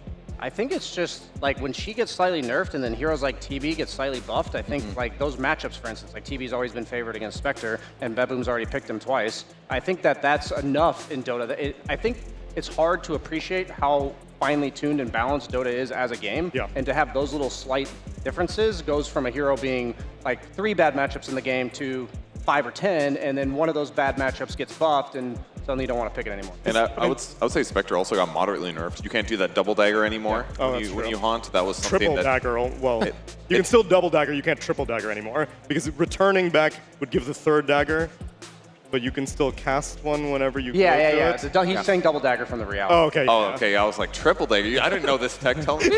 Yeah, I mean, you could jump in and then jump back, and you do this like global range dagger. That in some cases would get you kills that would begin your snowball. So now that that's gone, it's kind of like old haunt where you're like, I'm gonna jump in and dagger, and hopefully he dies, kind of a thing. So also, like I would say on a new patch, if you're just gonna pick a hero that is not good in lane, like you already know your character is inherently trash in the lane, I think you are asking to just get clapped in this new patch. Like, what if you don't get to 20 minutes? You don't really get to figure out how good your Leshrac is doing. Like, on a new patch, there's so many uncertainties I think you want to like kind of play something that's comfortable and where you know that, okay, this hero I don't know so much about it, but he's at least stable and good for the, for the draft and the game.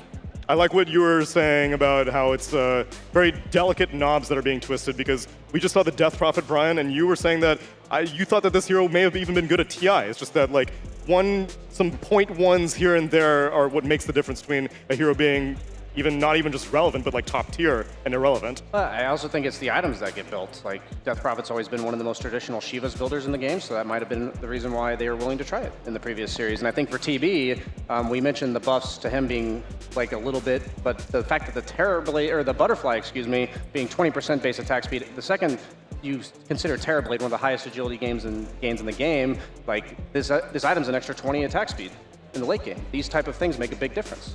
All right, Kazu, how about off-laners? Now that theoretically the Heart Blade Mail build may have finally been nerfed? Yeah. Okay, good. I need to confirm that. No, it's nerfed. You also like you can split your Stupid Vanguard into a Heart every time, and Heart is worse. So I feel like you would just see like a little more aggression. We saw the Night Stalker from Saberlight. I think that works out really well. Like Night Stalker just generally owns like backliners, and I also like the summon heroes like Visage, Lycan. I kind of feel like these heroes are going to be pretty good, especially with like this other type of offlane meta falling out. We'll just naturally see other offlane heroes like come and shine. But have we traded one poison for another, where I'm going to be looking at every single offlaner building Shiva's Guard now in this current patch? Because it seems to be trending. It is definitely trending, but I feel like we've seen a lot of games in the last 2 days that have been like incredibly high tempo, where like the last 2 games we just saw with Game Gladiators, where they are just getting kills and then they are making more stuff happen and making more stuff happen and making more stuff happen. There's like no moment where they take their foot off the pedal. So in some ways, like you're not seeing these like get tanky, go hit creeps for a long time, go farm the map. There are teams playing up a lot and accelerating the tempo of the game and making it look kind of one-sided. So that's not something that we saw commonly a month ago. And then lastly, I guess, Purge, the support pool. I think during the group stage, we were seeing a lot of Phoenix, I suppose a lot of Nature's Prophet, a lot of Grimstroke also. Now it's seeming like we're seeing a lot of Lion, some Gyrocopter, your girl Crystal Maiden. Yeah, I think the support heroes are actually pretty restricted right now, is what it seems like to me. There was more in the group stage, but right now it does seem like Phoenix and Gyro and CM and your junglers, whether Enchantress or Chandrason. Oh yeah. So there's maybe less variety in Lion, and Ogre's been popular too, and Dark Will. Okay, maybe there's like 8, maybe that's like 8 heroes, but it feels a little restricted to me. The teams themselves are limiting their support picks a little bit. They definitely have their favorites. No, I feel like there's something to what Purge is saying about the hero pool. I feel like the type of heroes you want at least are the supports who are going to help you in lane, and then I think they need to be able to sync with your mid laner. A lot about Dotas right now, you have this 3-man ball, you have, Quinn and his 2 supports are going to run around, kill everyone, you have Ace the Rot, you're farming. Like, you want to set up your side lane cores. So I kind of see what you mean, I think, with the type of pool where people don't feel too comfortable to reach like outside of what these exact heroes do. I guess that fits out of the typical archetype. So then what would you have defined as the TI support meta? Because it goes through trends. Sometimes you want people who can rotate. Sometimes you want supports that can push out waves on their own. Sometimes you want ones that can farm by themselves. How have we evolved from October's meta to now here in December in 7.35? Again, based off of limited information. I think the Heart Blade Mail decided the supports. I think you're either a hero that could kill a Heart Blade Mail hero like Phoenix with percent-based damage, or you're a hero like Grimstroke that sits behind the guy with a Heart and a Blade Mail. So I think heroes like CM were unplayable because she's got like a flat amount of damage, and when there's this 3,000 HP guy in front of you that you just can't kill anymore, but now you're dealing with spirits and other mobile heroes that you get that root off and suddenly CM's setting up the kills for you. So I think that that's the biggest change for the support pool right now, that is opening up a lot of picks that previously just fell flat at like 20 minutes into the game. And if there is a lot of tempoing, then being able to win your lane and transition that into something is really powerful. I think it's a good point that Brian made, because I remember playing Skyrev like 2 or 3 times in the last patch with a few weeks. I blast the guy, he barely lives, blade mails, and then I'm dying. And I look like the fool, but now you have different heroes. As you're mentioning, like some Spurs, and that's why like and heroes get buffed, of course. CM feels a lot better, looks strong, so yeah. And in the core roles, I would say that most of Liquid to BetBoom's matchups seem pretty even, but I think it's maybe the supports that could define things, because Toronto Tokyo's out here spamming Ogre, Boxy's playing Muerta and Nature's Prophet. They seem more specialized in their own departments as opposed to the core overlap. Yeah, that's true. Toronto Tokyo really likes playing heroes in an attempt to get the most strength possible in a game. He had all those Undying games recently. Well, and apparently the most net worth too, according to his all chat. Yeah, I mean, he was a high strength support hero for sure. Bought a lot of support items. So yeah, I love to see the support pop-offs like that because it's like you're getting cocky from like the lowest net worth position, and that just does not. That's not like the personality archetype for most 5-position players. Yeah, but he came from the mid lane, though. You could tell the roots are still there. Yeah, going straight from 2 to 5, that one's not so common. Usually you slowly drop in numbers, but no, that's usually the 5's like the humble player on the team, and the mid's the most cocky. So yeah, you gotta keep some of your roots. I feel like that's just a tradition. You start off as carry, and then like you slowly move down because I feel like you evolve over time, and now you start leading the new guy who's like you start leading Brian, who comes in your team, and you turn him into. I'm the guy that was supposed to transition to another role maybe like 6 years ago. I feel like I should have done the same, so we both missed the train. We're good. Well, both the players and both the teams that we're looking at right now are near their peak. Also because BetBoom team did not make any changes. So the fact that their roster has remained the same for the entire year, I guess the only real change that they made for 2023 is originally Pure was the carry. And then I think it was before Tour 2 that they made Nightfall end up being the carry and Pure moved to the offlaner. And now it's strange that I look at Pure and I'm like, yeah, he's a natural offlaner. I mean, this guy seems like he's had probably one of the best growths when it comes to like individual gameplay, which I think is it's not easy to go into a new role, especially offline. You need a lot of confidence, know when to go in first, like know when to play for your own game, when to help someone else. So I mean, I'm personally just really impressed with him. I also love watching him on camera, like kind of pop off and do all his animations on camera. We'll see it next series too, but yeah, I would say he's had a tremendous growth this year. Yeah, he really has. And BetBoom was a team that did look a little bit rough when they did form. The super teams don't often go well, but this one is without a doubt a success story. I'm sure they would love to win a little bit more, but they've had deep runs in almost every tournament. They look like a tournament threat. Their group stage, they're 5-5. That could have been 5 wins. They just didn't get enough chances in the BO2. It takes away that win probability. So. Well, now's their opportunity to prove it to us, because we've actually got Slacks standing by backstage with both of our teams. Absolutely, everyone. Hello once again. We are here with the teams that are about to go on the stage. We are doing this new vibe check thing where I awkwardly stare at them as they awkwardly stare at me. It's working out very, very well. I have to say, I noticed some things from BetBoom team. They're in here yawning on Pure, yawning on Nightfall. We got a potentially wash your face situation here. I hope you guys are awake here. And then Liquid showed up a full 2 minutes late to this content piece, and they look extremely happy to be here. Boxy, they want us to know if you have anything to say to the team you're about to face. Any words for the BetBoomers? I don't know. Toronto, Tokyo always say, guys, come here, go 5. And, I already know what they're gonna do. It's easy. He's in your head, Mr. Tokyo. Do you feel like he knows? I always mean in real life, but yeah. Okay, all right. Now I have to ask the real questions here. Sir, you are always so calm, Nikkei. Give it to him hard today. This is like the scariest guy in the Kung Fu movie where he doesn't say anything and then that one time he speaks, it's goddamn terrifying. Give it to him. Nice Santa hats. Okay, now we're starting. Nice Santa hats, yes. Nightfall, anything to say? So he's like, I was actually saying nice Santa hats. Nice Santa hats, he says. Anything, Nightfall? What did he say? He said nice Santa hats. I mean, I don't have anything against Mickey since he put me in Dream Team, so he's a good guy. Well, this didn't work out, but that's okay, guys, because we will see blood coming out in this series. So, gentlemen, I hope you're ready. I hope you're awake. Saberlight, you feeling it? Let's freaking go! Okay, great. Thank you so much. Back to you on the panel. Very good.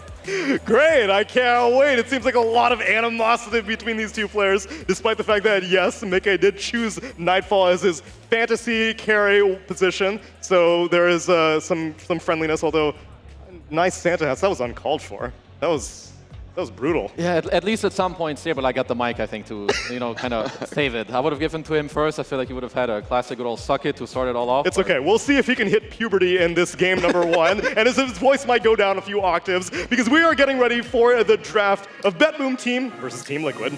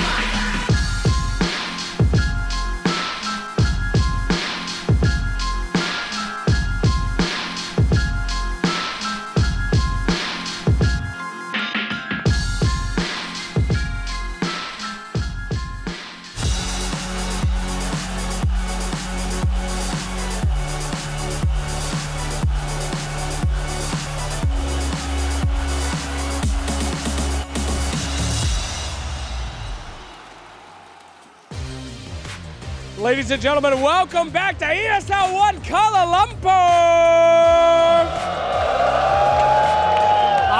My friends, you've been with me all day here today, seeing some of the best Dota 2 we have ever seen before. And everybody at home is wondering, have you finally gotten tired? Have you finally gotten fatigued? Can we tell them at home, are we still awake? As always, and you are about to wake up even more, my friends, as I will bring you one of the best matches we have seen so far. Two legends of the under bracket going head to head, but only one will be moving forward. To start things off, allow me to introduce a team that you all know and love. We have seen made it through so many tournaments to get to this stage, but they have some big opposition coming their way. Please put your hands together for the millionth time on an ESL stage, heading in to some grand finals last day action. Ladies and gentlemen, Team Liquid!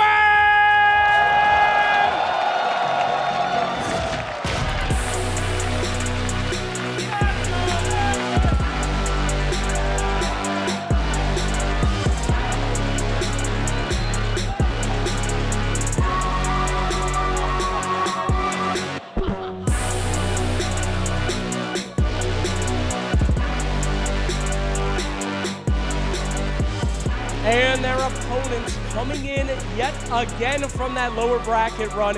These guys can play aggressive like no one's ever seen, but they can also play carefully. It seems like the patch has not affected them at all. In fact, they said it's the same old Dota, but we will find out if they can do the same old, or change everything that we have seen so far. Ladies and gentlemen, welcome to the stage, BetBoom!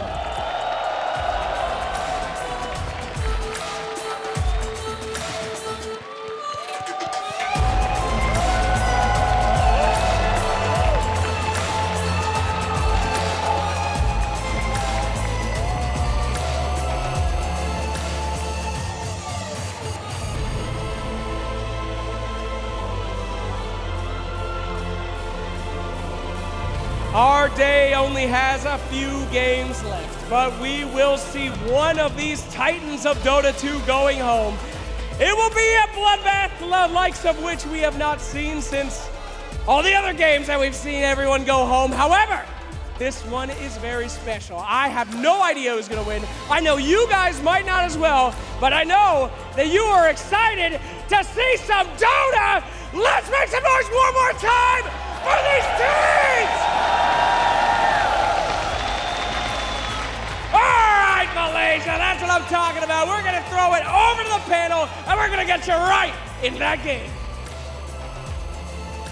Thank you very much. Just Flax, let's get these players into their booths. And while you may have just been saying it, it actually is a little bit of a special matchup between these two, because despite being very, very competitive throughout the year, this is the first time they've actually met up in bracket. They've met up in group stages previously. In Lima, they split. In Berlin, they split. In Riyadh's group stage, BetBoom took it, and at TI's group stage, Liquid took it, but they have never played a best of 3 against each other. And BetBoom seem like they love BO3s. You know, you put them in group stage, they're just gonna split all the series. You put them in a BO3, well then they're in their element. Yeah, I feel like BetBoom, they're kind of on a hot streak right now, right? They did really well in both their last 2 series already. I would say that G2IG and Tundra both didn't really threaten them as much as I would have liked, especially in the early game. So I feel like this time around, Liquid are better equipped when it comes to gameplay and how they overall strategize. So I'm kind of looking for a more chaotic and a more aggressive early game in this next game. And I agree that Liquid is sitting in a good position, but I feel like usually that BetBoom usually kind of flames out of a tournament where they kind of play like a slow play style. So their previous match gives me a lot of confidence in them as a squad, but I feel like they're moving forward. They're not just sitting around the map and continuing to farm. They're like getting levels on Storm, pairing them with the support, and getting kills constantly. They did a really good job with that, with the Dawnbreaker with the Storm and the Dark Willow. So maybe the Storm is the problem. He gives you too many tools, but I have a really good expectation out of BetBoom in this series. Yeah, I'm going in this series just thinking about how Liquid's going to win, because otherwise there's no Liquid versus GG finals. Then the script will be broken. Yeah, history has told me that that's exactly what's going to happen. But on a serious note, I do believe this is going to be my highlighted series so far of the main event. Like, I'm really looking forward to these two teams going at it on a new patch. I think they're incredibly equally matched, and I don't know what I'm going to see today other than maybe a Leshrac ban and a Storm ban. Yeah, I don't want to have too many expectations because the last 2 times I had them in Azure Ray against Gaming Gladiators and G2IG as well against Bedboom. Those games they didn't turn out to be good. So this time around, I'll just not have too many thoughts. Well, we'll just have to inverse your thoughts then, Kazu. We get ready for the draft, and we see how much respect is being given. Respect is thrown to GPK's Storm. It is the first ban taken out, and Liquid also take out the Phoenix Bedboom team. They take out the Chen, Boxy's Nature's Prophet, the Slardar, and maybe the Leshrac. Where is the Leshrac? Okay. There it is. Okay, okay. Respect! That's what we expected. And yeah, Prophet is a great first phase ban as well. That was something Liquid prioritized in their previous match, and it worked quite well for them. The only thing so I like Liquid's bans. The only thing is, everyone else, when you play against Bedboom, you need to ban saves heroes. His Kato is insane, as is his Dark Willow, and whatever. And in all of the other games, you usually have those heroes banned out. They pair very well with their offlaners. They pair very well with their mid heroes too. So yeah, Liquid are doing different bans, which I think are good, but it will open up some of the Bedboom heroes that they love to play. I like the Magnus ban though. I was thinking they would go for the Dark Willow because they'll just pair it with a different Initiator mid, but the Magnus applied a lot of pressure, both guaranteeing them a lot of farm, but also making it hard to high ground because you have to worry about the skewer backs. So definitely valid.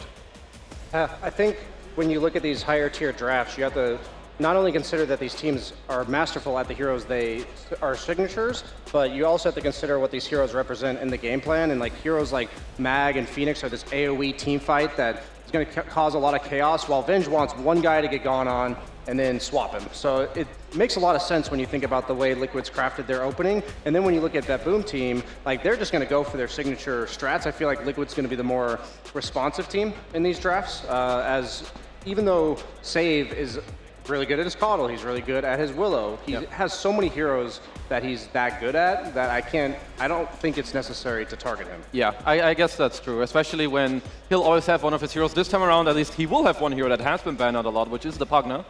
In response to the Venge, at least when it comes to the laning stage, I don't think that Venge enjoys this lane at all, unless you can craft a carry to get on top of the Pugna and maybe kill him. Because if you can't play for that, this saves Pugna. He's going to beat your ass the entire laning stage.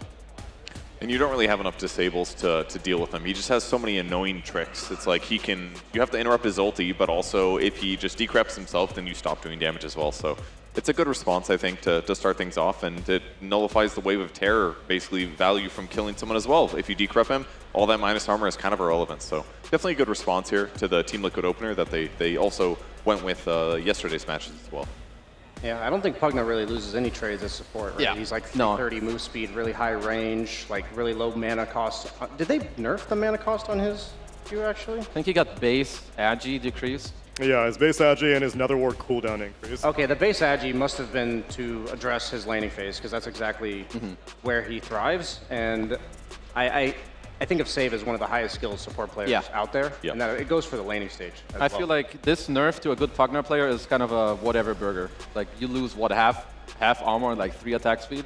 Yeah, so I think this shouldn't really touch the hero too much, unless you can kind of craft this lane to kill him, which honestly I think is it's just not an easy task against this little goblin who runs with like, what, 330 movement speed? It's just a hard hero to catch.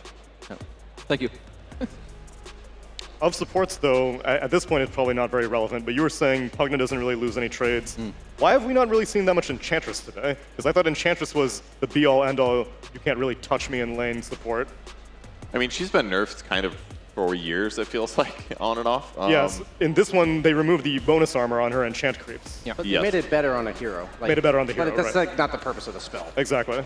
For sure, yeah. I mean, she's good at trading by all means, but it was more like impetus was god tier plus you'd have creeps. Now it's like you're healing yourself. Your hero's base stats are not that incredible, but the heal kind of makes the trade good. So it's more about your creeps getting a lot done than it is the main hero. So Pugna kind of just still does better. I love the Shadow Demon pick because first off, Grimstroke and Pugna are an insanely powerful aggressive combo with the double all of Pugna spells, right? The double decrep, the double ulti, and then the decrep plus the phantom from Grimstroke means that you can't remove it if you're the one that it's on. And then also at the same time, the Inkswell and the decrep, so you can save from the aggression, excuse me, but you can also dispel those abilities on whoever they're throwing them on to be saved or to be aggressive. So Shadow Demon just counters those two heroes entirely, but it's going to come down to that Boom team drafting something that's meant to jump the Shadow Demon. So I like the Centaur, and then plus one other hero to join him. I would really like that a lot. Yeah, I do think that this SC pick is brilliant for all the reasons that Brian already pointed out, like just having this kind of combo break against the Pugna Grim.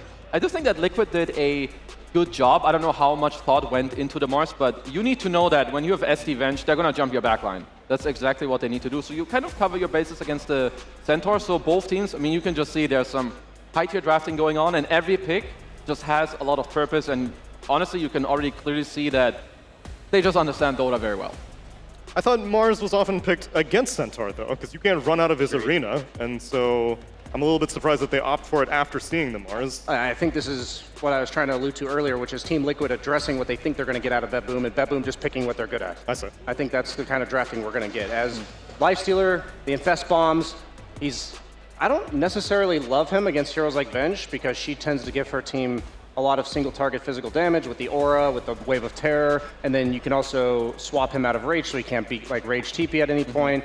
So I think it's more, once again, of good for the lane against the Shadow Demon plus the Mars should survive the harass, and then it goes well with the concept that BetBoom team is running in their team fights.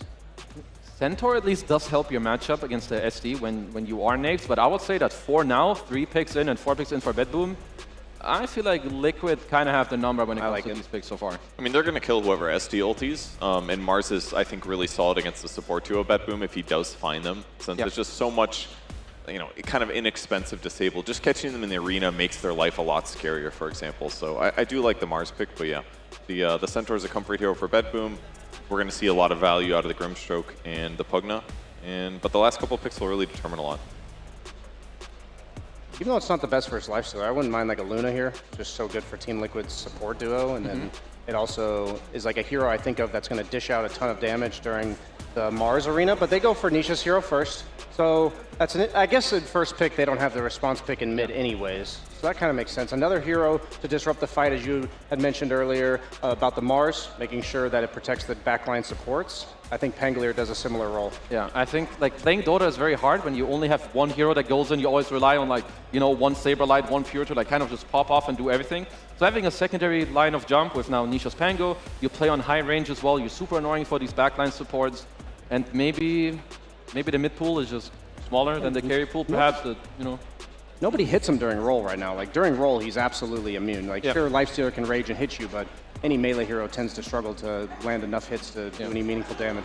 The only other good thing they've got is the Grimstroke ulti, right? So you can leash him to stop make his roll a little bit weaker. Pandering. I love it.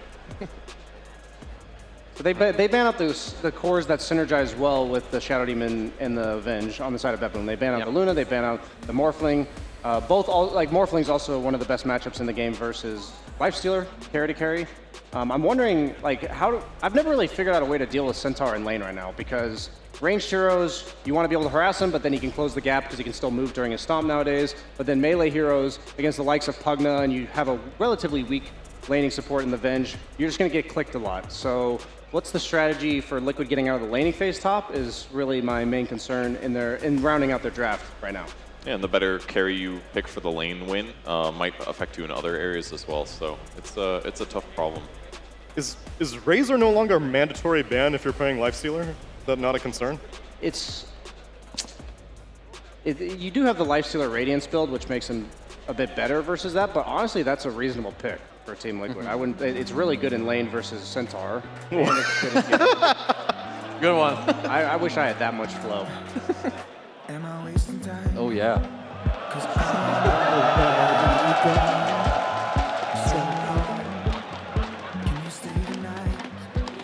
We need this guy once every panel. I mean, ooh, again? I know you feeling different when you stressed out. But even with no makeup, you still stand out. Even Medusa's ugly, and no one makes me feel the way you do now. What's GPK picking? I was really What's hoping that was a razor, because this is electricity going on. I thought they were going to pick the way that he moves that mid lane, make you like a hobby. Every time that he picks Storm, it's electricity. Nice one, Neil. Do we need a mana burner? What do we need on this mid lane? Queen of Pain's taken out. Huskar's taken out. Mid anti-mage. I'd be on board with it. I'm kidding. Relax, everyone. The Pango's already on the other side.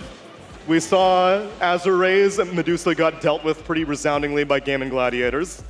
But that was just by playing fast, so maybe we just pick someone who can push early. Maybe Lina.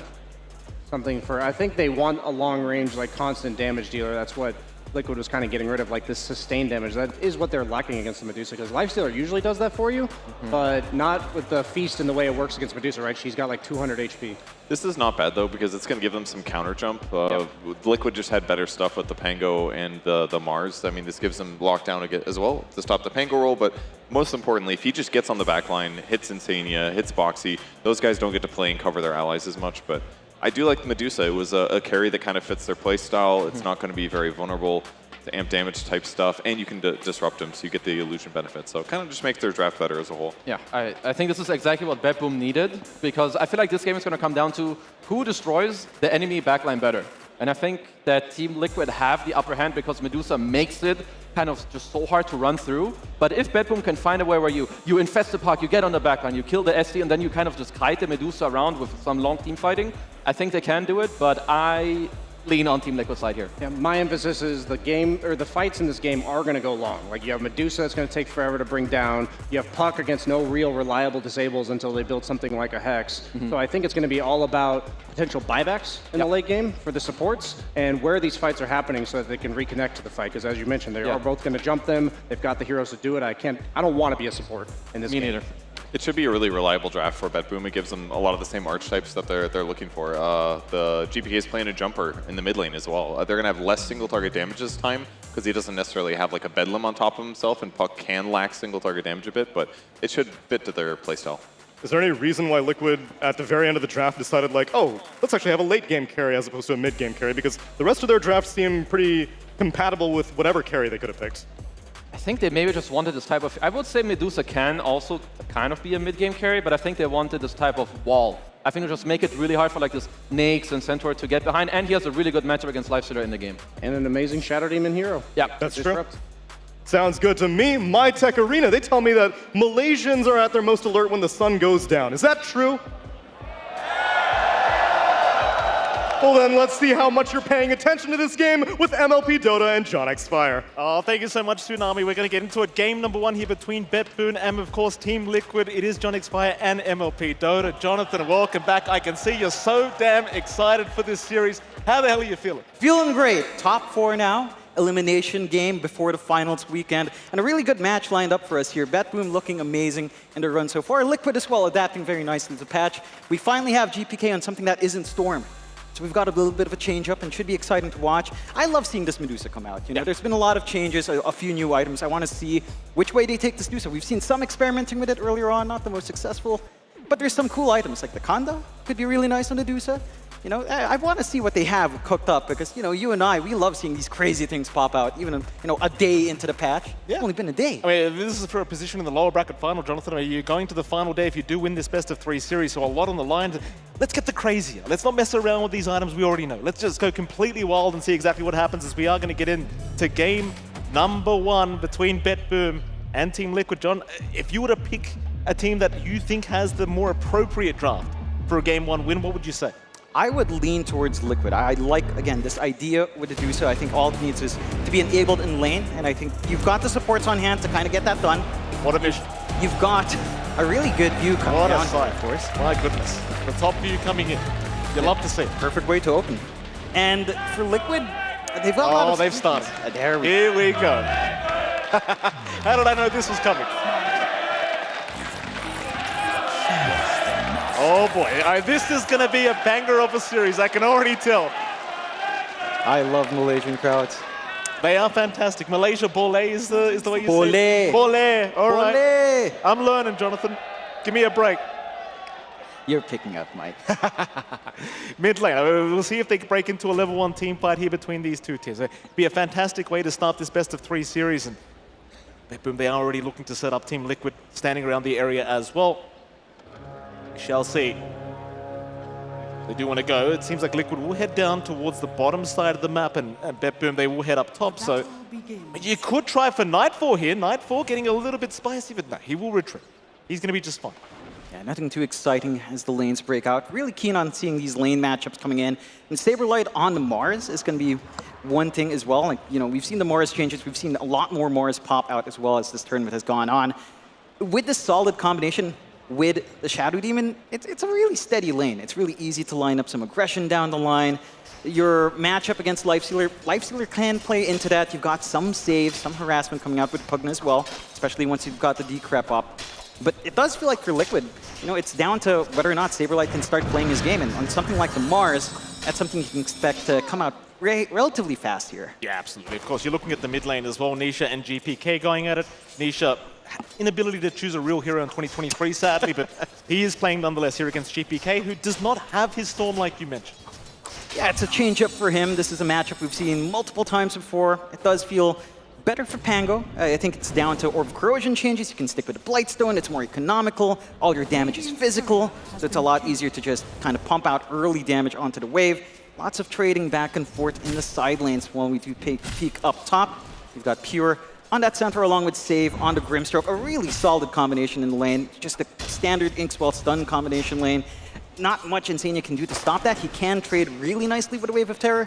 And it is a pretty nice lane for Dedusa, or at least a good partnership for Dedusa down the line. Once you've got the value points in Vengeance Warrior, that takes quite a few levels for the Venge. But there's some good scaling lined up for Mike. He just has to watch his spacing. And again, I'm really keen to see what build-up we'd expect here from Mike. Will we see something new like the Kanda down the line? We shall see. Only time will tell.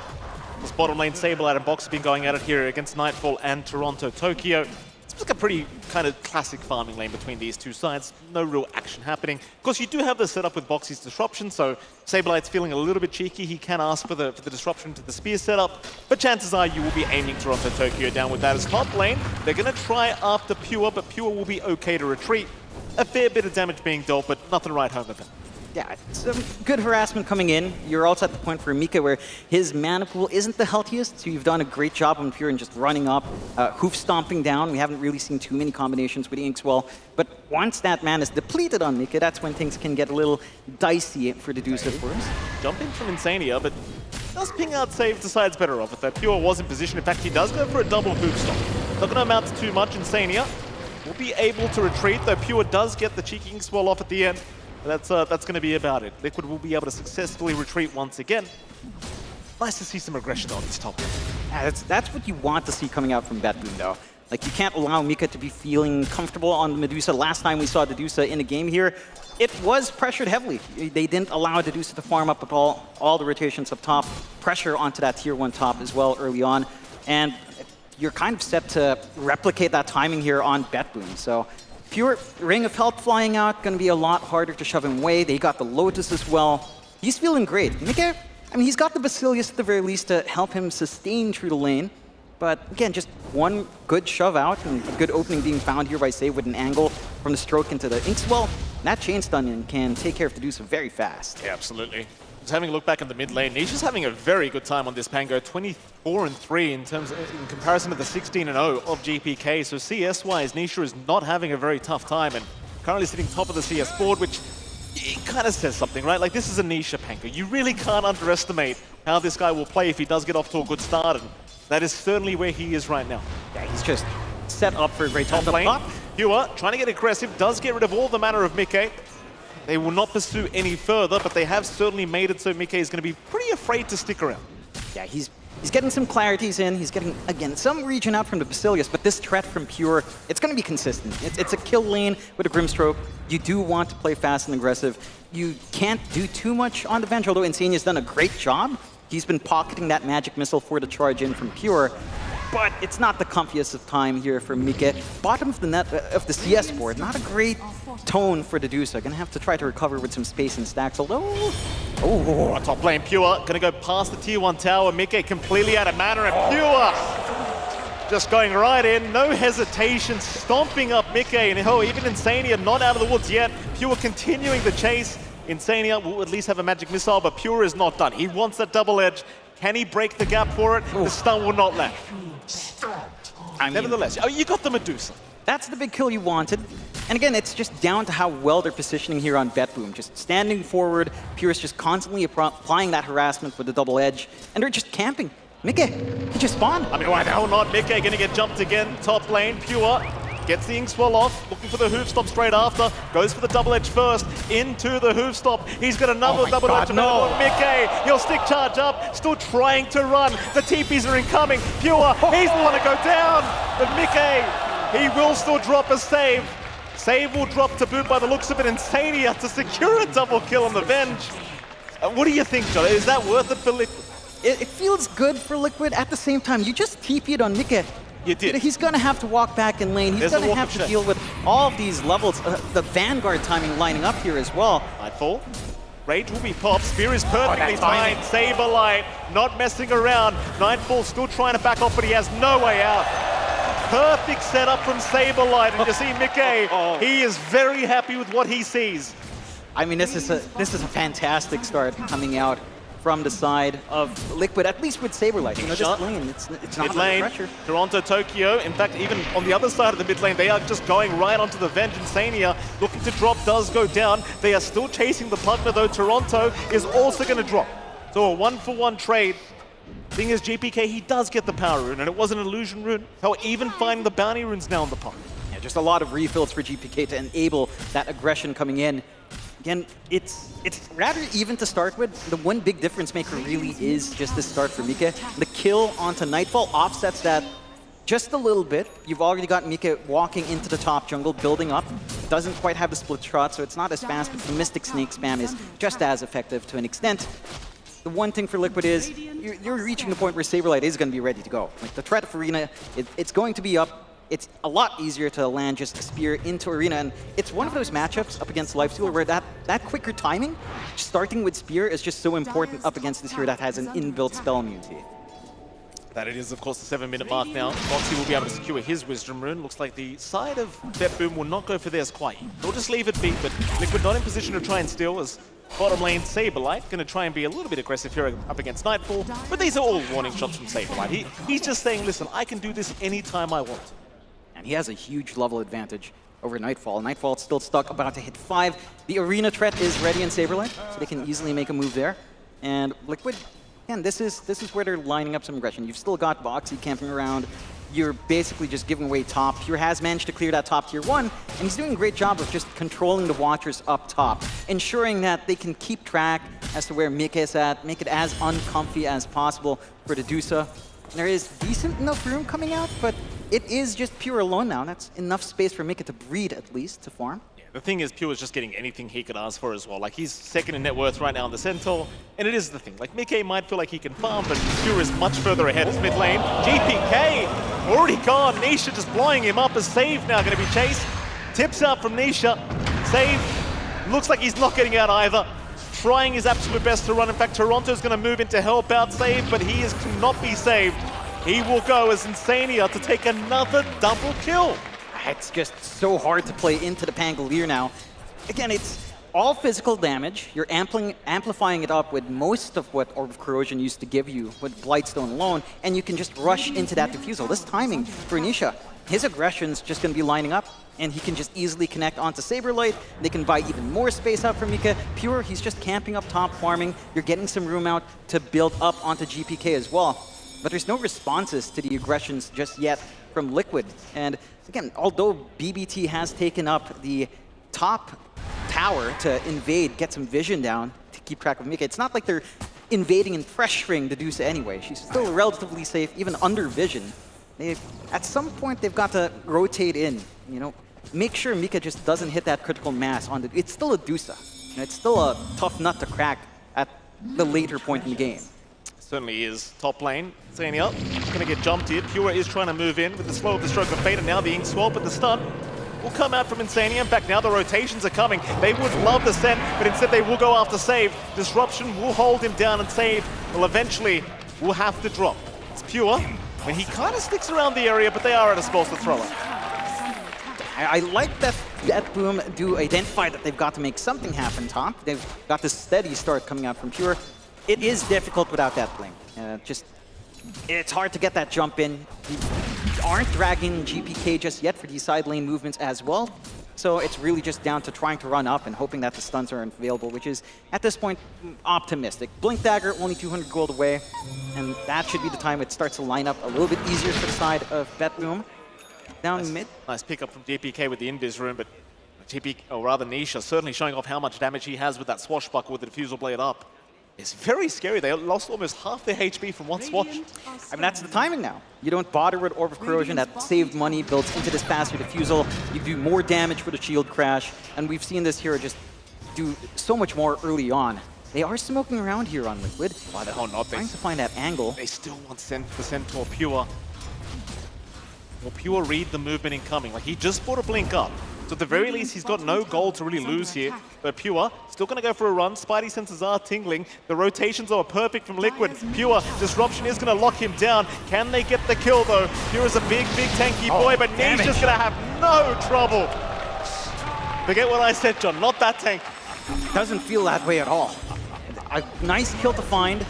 Good movement finally coming out with that smoke and buying some space out. Again, there's no attention being dragged onto the side lanes at the very least for BetBoom, so you've got a free area for Nightfall to farm. But you're also, again, you're allowing Mika to play this arms race. This Dusa, after a slower start, it's eclipsed Nightfall on a very free lane in terms of build-up. It's just the matchup, the way it works. You know, you're going to be clearing caps faster on the Dusa. You're so much more efficient jumping through those areas. Nightfall can't really achieve that same farming pace. They will try to get some movement out now on BetBoom's side. And they, again, have this fresh blink up on Pure. That wasn't revealed with his death.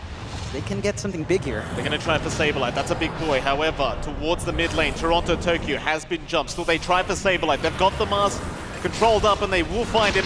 Toronto still running, still buying space. Will drop eventually, but it is not the best trade for Liquid. BetBoom should be much happier with this. Certainly so. Great smoke coming out.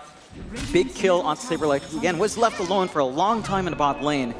GPK purges out. They know the orb is on cooldown there. He will be able to pounce away with the Waning Rift, and now with the Dream Coil locking down 3, there is no chase to be had. Or even popping the Stampede just in case GPK needed it. I mean, it's a good save. You do get concerned when you're having to pop all your big team fight spells to just escape, but it's early enough in the game that it's worth the use. You're going to be sitting back and farming up more often than not. They will reconnect for another smoke. It's the dynamic duo of Save and Pure now. They need to maximize this blink timing. On the hunt, could try onto Saberlight again, but they'll go through the gate. If they find Mika, that would be a bigger target for sure. And they've lost the forward vision, but they've got a really good idea while he's clearing out these creep waves. Mika gonna try and retreat. Pure gonna wrap around the long way through the Dai jungle. And oh, Mika, he's going up the high ground. The jump is there. They've got the Medusa, and they've certainly got the damage. Mika is fallen. Nightfall will be able to secure the killing, because that is an extremely scary combination to have to deal with. And it's just so much output, so much durability here as well for BetBoom team, having the Infest vehicle on that Centaur. It's a lot more HP than the side of Liquid can really try to rip apart at this moment, even with Nisha around, if he was even around. Liquid, they're looking around down bot, eyes on GPK, but the slippery puck can be a harder target to kind of pin down here. Saberlight still waiting for his own blink timing to kick in now, only a few 100 gold away. And that should lead to Liquid trying to replicate some of that movement that BetBoom has been getting done. Again, the good news for Liquid was Mika is getting some good farm. That does offset it a little bit. You are equalizing now with Nightfall. His armlet's up. Once that Radiance is up, it's going to be a little bit painful for Liquid. You're not going to be too comfy sitting up front and just hitting on the Dusa and just trying to get that damage out. The vision game coming out from BetBoom is also really nice defensively. Just watching these areas they want to camp and build up. Liquid having a few forward wards by the Watcher down bot. Not something they're utilizing yet, but again, we saw them camping around the area, just needing that blink up so Saberlight can start making some plays. Where's the blink up now? They do have the initiation available on the Mars whenever they want to try and use it. Smoke has been brought out here from Boxy rather, and they are going to group up mid lane. So it seems as though they want to try and get a surprise reveal on this blink. Nisha showing himself mid lane on the creep wave, almost baiting the side of BetBoom in. Nobody taking that bait quite yet. It seems as though it's rather obvious. So Nisha going to group up with his team, it seems, and perhaps join the smoke. Where do you go, though? Up towards the top lane, perhaps. You are already leaving the area. But you've still got Nightfall around the corner on that lifesteal. That's the big target they really want. Cutting through the river. Save is in position to try and break the smoke first, but Boxy is going to wrap around by the seams of it towards the height. No, never mind. They're going to jump in. They found the Grimstroke. A very nice tank of the gank here from Save. Nightfall is going to be able to TP away. So I'd say overall, BetBoom, probably okay with that. Very okay with that. You don't lose anything too big. That's a lot of time invested out from Liquid to group up so tightly just for that Grimstroke kill. And you're getting the build-up you'd want here on BetBoom. BKB being formed up by Pure. You've got a Maelstrom up and running on GPK. So he's aiming to just get a lot of damage coming out here and clear out these waves a lot better, of course. Get some farm going. I'm rather curious where he goes with the Maelstrom. He's going to go for something like the Gleipnir here. Hold on. She finds a spear into the Lifestealer, but Nightfall still going to be okay to just walk away. I mean, it was just Saberlight jumping in, kind of threatening him, maybe trying to get some D wards out here from BetBoomers. They are still chasing. Spear is back up. If they could catch Nightfall somehow with this, it would be such a great kill. Saberlight, though, not quite quick enough. The Rage will be there. Still the swap out now from Insania. The Rage is gone, and he is down. Oh boy, tips out from Saberlight. Oh, Nightfall, maybe just a little bit too confident. He had Infest. He had every moment to just take a creep, run away, and save himself. Maybe not expecting the backup. Again, there's no vision for BetBoom up around the top area. They did plant one in the river, but that was before that entire movement. Oh, Miko. Surround down at the bottom lane. This is the one target you really want if you're BetBoom. However, he does have Boxy behind him to help out. BetBoom, they seem to realize that they do have some very deep vision past the tier 1 tower. And with that, they'll see the rotation from the Shadow Demon, and they've seen enough. BetBoom will leave the area, understanding they have not got the open. Yeah, it's a little bit of time expended, but you're still happy. Again, you're getting some movement out. You're getting the build-up you'd want here on the side of BetBoom. All you need to do is just kind of finish up. Once you have that BKB up and running on Pure, he's not going to be too worried about anything. Ideally, you'd have that Radiance up and running as well. Things out towards the top lane again. Saberlight really wants this Lifestealer. You do have Nisha to back you up for the damage, but you need to be able to land that initial stun. Keep in mind, you do have the Veil of Discord now up on Saberlight to boot, and that's obviously a very nice item now for these melee strength cores, especially in that offlane, just so much utility, and the stats are also fantastic for the Mars, so a bit more bonus damage here for Saberlight to boot. Can you initiate is the question. They are lacking a bit of vision on Nightfall right now, and it seems as though he's going to be able to retreat back towards his tier 2 tower. And Liquid, they might just let this one go. Yeah. Just kind of let it be. Scan does spot out that camping movement as well. They're not going to be able to fully utilize that. They've got a nice defensive ward here on the side of BetBoom. If they did decide to invade further on the side of Liquid, they have managed to get a little bit more space out. Bot tier 1 being denied does open up a little bit of map space for the side of BetBoom. So they've got a little bit more room to play with. And again, while they're just kind of hanging around, you are getting that farm on Pure. He's the one getting the space on that Centaur. You have built up quite nicely on Mikado. Manta up, Butterfly next. Gonna be hitting much harder up front, so nothing too drastically different for our Dusa here, which is, I mean, it's to be expected, but I kind of wanted to see something like the Conda. Yeah? You know, something different. They got a double damage rune on GPK now. Amplify damage. Excuse me, amplified damage. I mean, if you look at the bottled rune, it does say double damage. So there you go. Literally unplayable. Beta game. Literally unplayable here as BB. BetBoom, they're going to move in. The 3-man smoke out. The Radiant jungle they go. Rather the Radiant triangles. They'll see Nisha in a moment. GPK trying to jump in. Actually goes onto Insania first. Insania already blown up, but they do find Save. The Grimstroke though gets the spellbind off, but here comes Saberlight with the arena down, locking Toronto Tokyo in. It will be a 2-for-1 trade. No course to drop quite yet. It's not the worst result for the side of BetBoom. I'm having to pop Soulbind, but also forcing out Arena and the roll just for supports. It's not too bad for Liquid. They're going to be happy with that. They take a tier 1. They're going to go back. They get some activity out from Mika as well in that movement. And again, they get themselves some more map space to play with. BetBoom have done a pretty good job of just being patient. Right? They're trying to get movement out. At the same time, they're not committing all in. They're using GPK. They know how mobile he is, how hard he is to pin down. They're not dragging out Pure and Nightfall just yet. wait for that BKB, wait for that Radiance, start to play around with that Infest Bomb combination once more. Liquid is just working the map though. 4K up, the movement has been on point from the side of Liquid.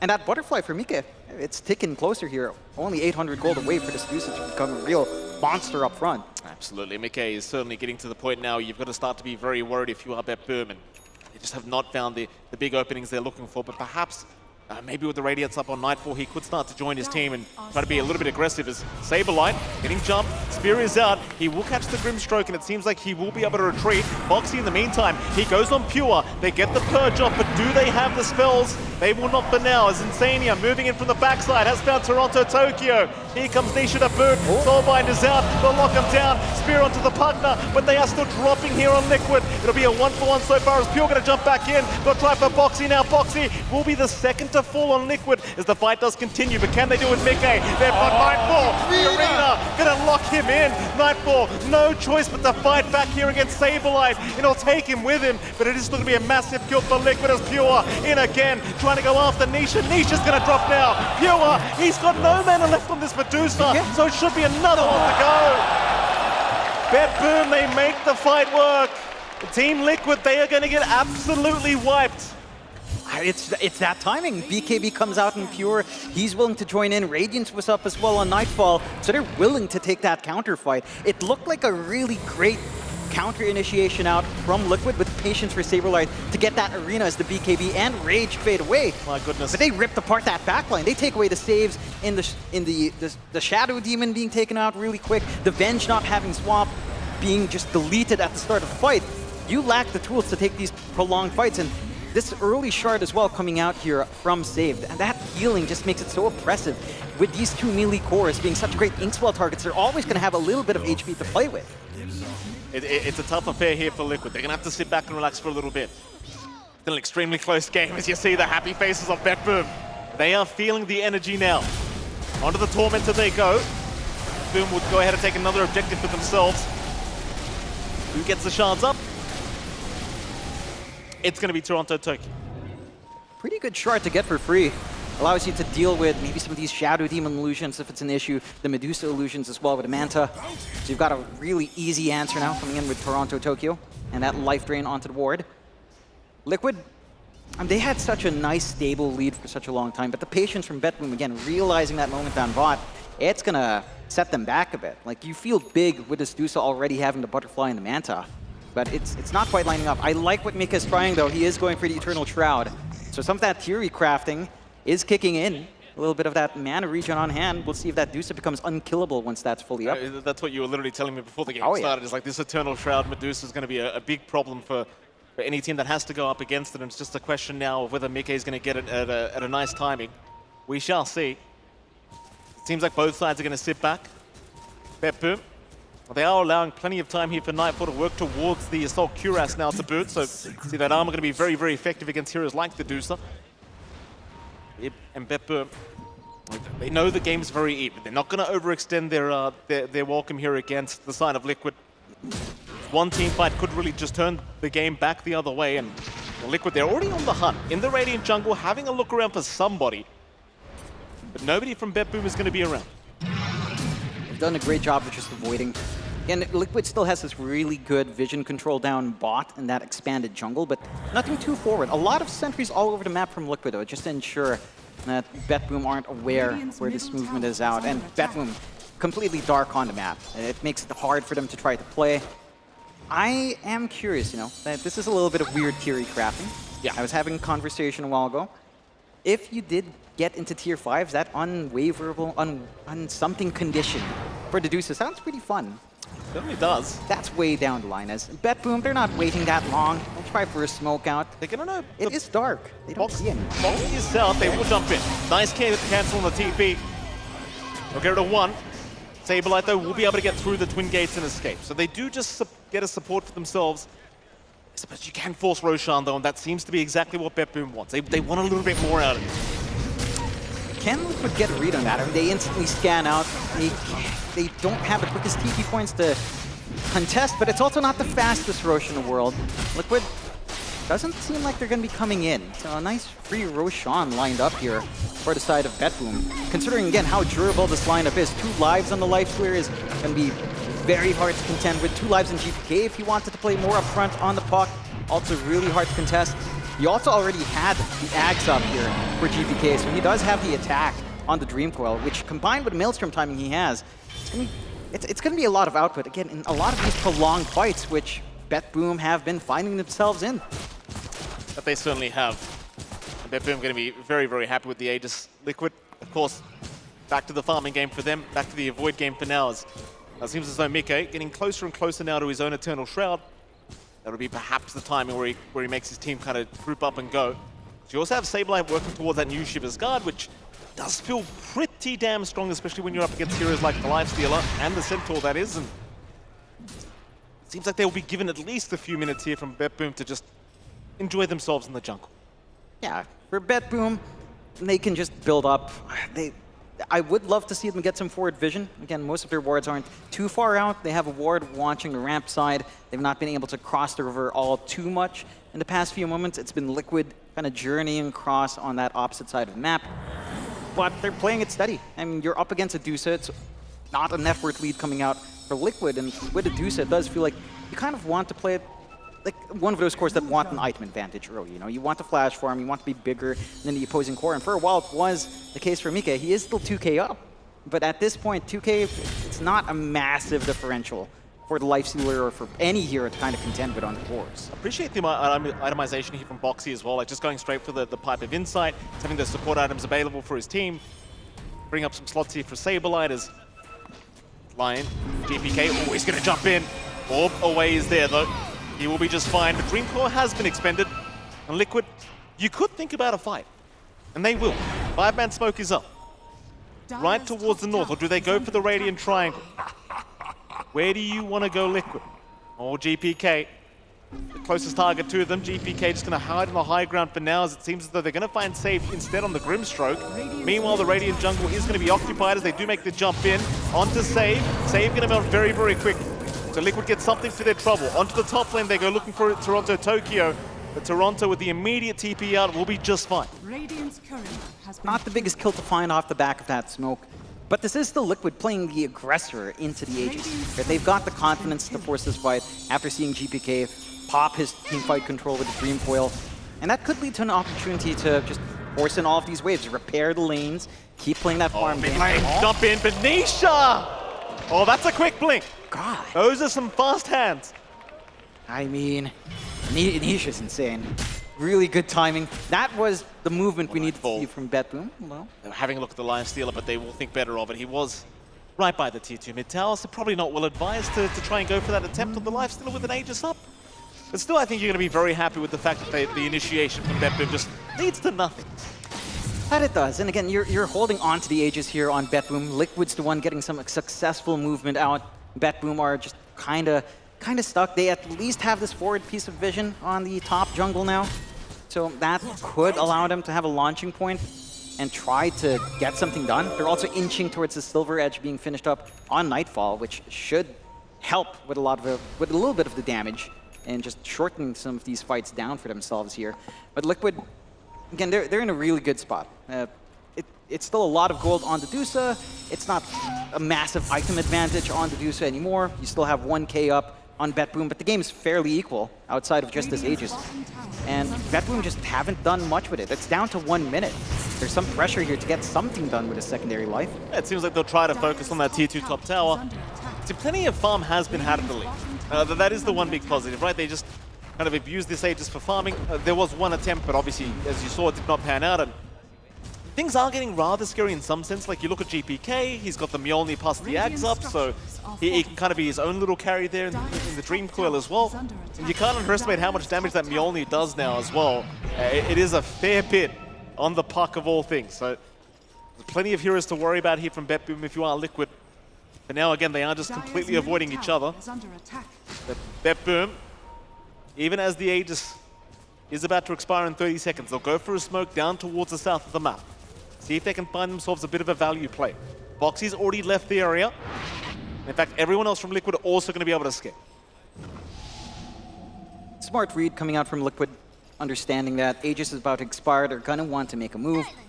It's rather unfortunate for BetBoom that some of these items aren't lining up with when this Aegis was up, right? Like, the Ags for save is still about 600 gold away. Silver Edge, about 1,000 gold away, so it needs a little bit more time to cook up, and that's just allowing Liquid to play their game. If they've been keeping track of that clock, they should know. The lifestealer is manageable right now without that secondary life. They just need to get that angle of initiation right. They can't afford to lose their supports. Like, the moment you lose Shadow Demon and Venge, it's going to be messy for Liquid. 5-man smoke here. Liquid, they see GPK at that top rune spot. He'll orb the other way. They'll find a damage amp rune. Spot on rune spot. Mickey is going to take the bottle and fill it up for himself, as they will see the puck orb going through. Mickey, he could really, really use himself a team fight right now with all the damage he does have, but the only person they find is going to be saved once again. It's a kill, but it's not what Liquid really want. No, they actually did pop the double damage, or the amplify damage rune for that. They're not going to have that, but it should enable a little bit of a shove. Oh, they got a gem out of that. There is a bit of extra value. A little bit of value. Again, not the big kills you'd want, but popping this amplify damage, they're just going to poke onto the objective and just get some decent damage going here. The side of BetBoom, not looking to defend. Again, just working the map, shoving out the other lanes, shoving up top with Nightfall, bot here with GPK, willing to take the tier 2 hit. It's an equal map on paper. 2 tier 2 still stand for both sides. Roche access is going to be the next focal point for both sides. Still ways off until that next respawn. And as this game scales on, it's a rather interesting head-to-head. Like, you are dealing with Medusa. You don't have the best way of bringing down her mana. At the same time, you've got a puck trying to scale for right clicks with some damage coming out with the Dream Coil. You've got a Lifestealer who's going to start to do a lot of damage, and the Radiance is still a nuisance for a lot of these heroes, especially as the BKBs fade, if any at all. And you've got this ultra-durable Centaur that's just going to be taking points. So there's a lot to play with on both sides. I don't think there's a timer necessarily for either side. It's just going to be down to execution. Like, it's really incredible how close the game is as well here, John. Like 3K, I know you already kind of said this, but 52% win probability here for BetBoom. It's only a 2% difference between these two, and that 2% may not matter, as Saberlight going to try and find Pure, will miss out. Spear was already committed, he had no other cancel. Yeah, miss out on that opportunity. And just dragging some space away once more. BetBoom and Liquid. It's going to be an arms race. I'm a little bit surprised we don't have as much vision around the pits, or at least around the gates. It's going to be the next focal point for sure for both sides. Ags is up for save. Oh boy. And that Dark Portrait of Dusa is going to do a ton of work. That hurts. If it positions correctly from save. So this is a big spike for BetBoom. If they wanted to force that fight now, they've got a lot of tools to play with. They want to go straight away into the Dyad Triangle. They'll get some vision down. They'll just control that area of the map. Liquid, they are hanging by the mid-tier 2 tower. Of course, they do not know about the eggs on the Grimstroke, so they won't know about that Dark Portrait yet, as Mickey is going to jump in. Pure will be able to jump away with the Ogre Seal Totem. Now GPK looking to jump in onto the Dusa. They have at least silenced him up for now. In comes Liquid, prepping for the team fight, and it seems to BetBoom. They are still sticking around. Here comes Pure. He gets a hoop slap off, but no, it's cancelled. Meanwhile, Saberlight misses a spear onto the Lifestealer. They'll get a Soulbind onto 2. Pure is in pretty big danger. He is trapped between a rock and a hard place, but the BKB allows him to get away. Dreamcore committed, but nobody is dying in this team fight. Nobody's dying. Everyone's just alive. Everyone just gets the hell out. A Save is the one to go down. Again. Poor old Save. How ironic. You call yourself Save, and the only person you can't save is yourself. I mean, it happens. Purest of Ironies coming out here. A nice big engagement to break out, but the damage is just not enough. You get the Dark Portrait going. It's kind of just tickling at this moment, especially, and it does melt really fast if there's no one else to back it up. The movement out from BetBoom. You are. Up is there, Nisha. They've got the Yules out. Saberlight, he gets the spear off. This will be a much bigger kill. Pure has the Ogre Steel Totem. Will try to jump in. The arena is down. Nightfall, he moved in to help out, but they've already lost the Centaur. Nightfall, though, will be able to rage and just walk out of the arena as now GPK moves in. So does Toronto, but Toronto's getting slowed up and is in huge trouble, and he has got to boot. Oh, here we go, Team Liquid.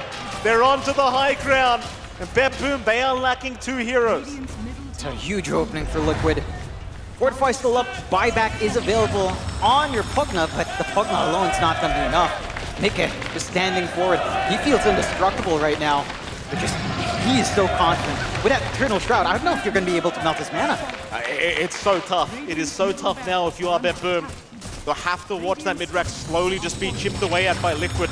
They are still trying to chip away the HP pools. They do go for the Soulbind. They'll try onto Mickey. Mickey already quite low on mana, but is still perfectly fine as a swap out. Is there, in fact, no disruption. We'll be able to save at least GPK. Getting trapped in that. Now Saberlight moving in on to save. We'll find the Grimstrike once again. Save is down. Now GPK. He got stunned for a moment. Can they get him a second time? Nisha, he's having a look around, but it seems as though they might have to leave. But no, Nisha wants to go back in, but eventually will retreat with the Rolling Thunder. This BetBoom, they will not be able to punish Liquid. They get away for free.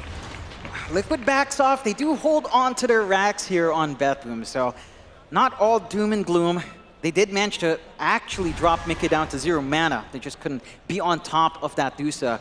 So there is still a way of kind of dealing with that mana pool, dealing with a little bit of that regen coming in. It will get tougher though, once this Dusa has the full disperser, even more agi coming out, even more damage. Bit of a double-edged sword with a good Dark Portrait. Again, it does feel, at this point, it's a lot easier for Liquid to play the games. Now they can come in with a Rolling Thunder, they can storm in with the Arena, whereas for BetBoom, your big tool really is Dream Coil. You can maybe count the Hoof Stomp Blink with the Infest. It's just massively risky in comparison to what Liquid has. As long as their backline hugs so far back, you'll always have save, you'll always have disruption. Bursting these heroes on Liquid just feels a lot tougher. It seems like it's all about Roshan now. 36 minutes in. BetBoom, they will be able to set up for the Roshan play. Wards are down on the high ground of the Twin Gates. Liquid, they do have a little bit of vision towards the south, but that is about it as Roshan. It is going to be obvious it's happening. Roshan does roar. Liquid, do they decide to go? That's the big question. Roshan, less than half HP, is looking like it's just gone. The smoke is out from Liquid. Are they going to keep the fight going? It seems like they are maybe going to give it a crack. BetBoom, the ones trying to retreat. Liquid, though, hesitating just a little bit. Still waiting for the angle. They do get a nice courier of GPK. That was the Daedalus gone. And Saberlight, he is still looking around. It's BetBoom. They do have a few heroes still around this area. But there's no vision, at least for Liquid. Only for BetBoom. Liquid, they will retreat towards their own vision now. Not feeling safe. They'll see Saberlight for a moment, though Saberlight does manage to blink away. BetBoom still so patient, waiting by their own vision, just hoping Liquid runs into them, but that is just not going to be the case. BetBoom will leave. They back off. Liquid actually rather fortunate inside of BetBoom didn't choose to force the envelope out. Mickey being very close to that ramp in a really delicate area. Taking away that Daedalus on the puck is actually massive. 2.5 minutes when you don't have that huge damage, the insane damage with the Dream Coil coming in yet. So it overlaps quite a fair bit with the Aegis, which makes it tougher for BetBoom. We've seen again in these fights, they can drag down the Dusa low enough, but they need more damage.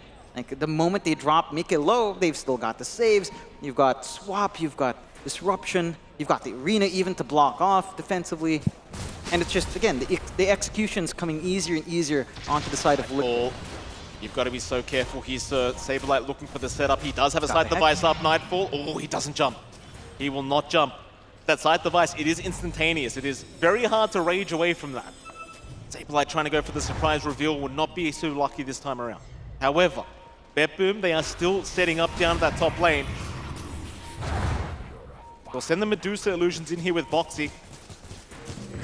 And it kind of forced BetBoom to make a decision. Are we going to defend this top tier 2 or are we leaving? Saberlight, he's looking towards a lifestealer, but no. Once again, does retreat, not seeing the opening he was looking for. BetBoom, they will go right after that Tormentor. This one will go towards Nightfall now, so you do have the open wounds available. It's a rather interesting thing for BetBoom. With the Aegis, they're still forced to play very defensively, respecting that fight potential coming out from Liquid. Again, the net worth disparity is not that big. It's mainly just on the Dusa. Everyone else, you're feeling pretty good on the side of BetBoom. They've got the Infest ready on GPK, a minute away from that Courier. If they wanted to be patient, honestly, they'll still have time to try this play with the Daedalus up in the puck. And that will mitigate some of these damage issues they're facing. They're doing a great job of just leaving Liquid up top and constantly shoving back this wave. But eventually, this tower will just fall. Absolutely. I mean, it's just nothing you can do about it. Even with the Aegis and Cheese, you just don't want to take the fight. I'm not sure if they actually scouted out the Hex there on Saberlight, but if they did, obviously, now feeling very, very uncomfortable against this Mars. Nightfall. Go back to farming. Looks like he is going to have his MKB up rather soon. Needs about 1.2k gold for that. Scan is out from BetBoom. They are going to know exactly where Liquid are hiding at the moment, and that is in the Radiant Triangle. Liquid. The thing is, you have Shadow Demon Medusa, so you can play the slow siege here with the Disruption Illusions, and well, that's exactly what they're going to do. In fact, Mickey will even go and start chipping away, telling BetBoom, you better come and fight us. That's a really damn quick push. You've got to stop this. Fortify force down, one more move in. That's going to be another lane open for the taking here. At least GPK is trying to creep skip, but does eventually TP back towards the bases. He does now have the Daedalus up. Swap is out. Oh, they've got the Aegis. Oh, that is one life. Here we go.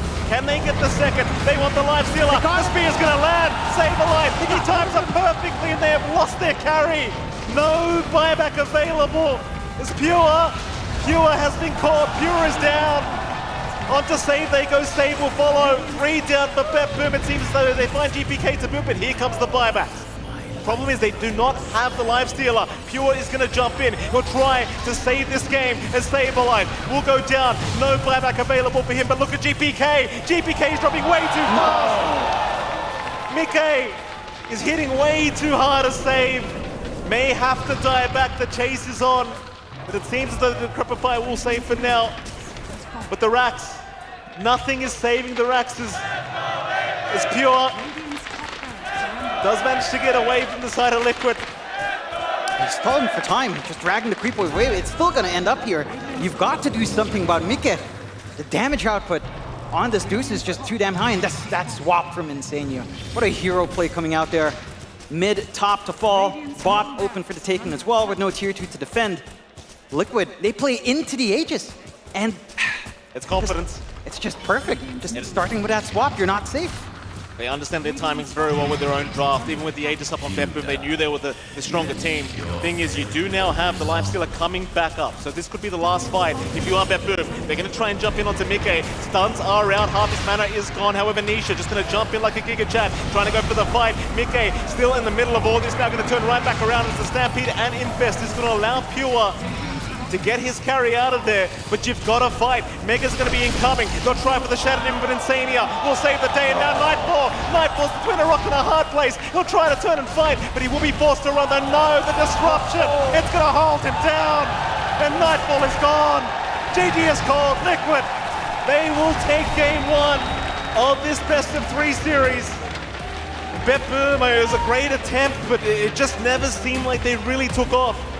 I mean, they had such a solid start coming in. They've got this really good timing coming out from GPK, having that full Ags up, trying to apply pressure. But I have to say, they did play into the slower game plan of Liquid. They rotated a couple of times onto Mickey on top, but it's not like the last game where we saw the Deuce just have absolutely no game. Mickey had room to breathe, and that farm investment paid off. Saberlight as well, just playing out of his mind, getting these good spears coming in, just getting that instant lockdown, just the buffs, you know, being able to start with the spear consistently into the arena makes it so much easier to pin down that Lifestealer. He just had no easy way of backing off. Yeah, and I wonder what BetBoom does now to reset up that game 1. Obviously now 1 game down. You lose this series, you do still place top 4, but you'd love to get through the lower bracket final if you are BetBoom. Or if you're Liquid, you are now 1 game away from achieving exactly that. You've got to be happy if you are a Liquid fan right now, as you probably heard from this crowd. Oh yeah, I mean, Liquid on a good trajectory to perhaps get another rematch down the line. Oh, they get of course. through here and then get through the lower bracket final. The classic matchup that we've had for almost a full year. Maybe it changes in this new year. I doubt it, Jonathan. We'll find out. We do have our panel on hand ready to go, so let's see what they have to say about this game number 1.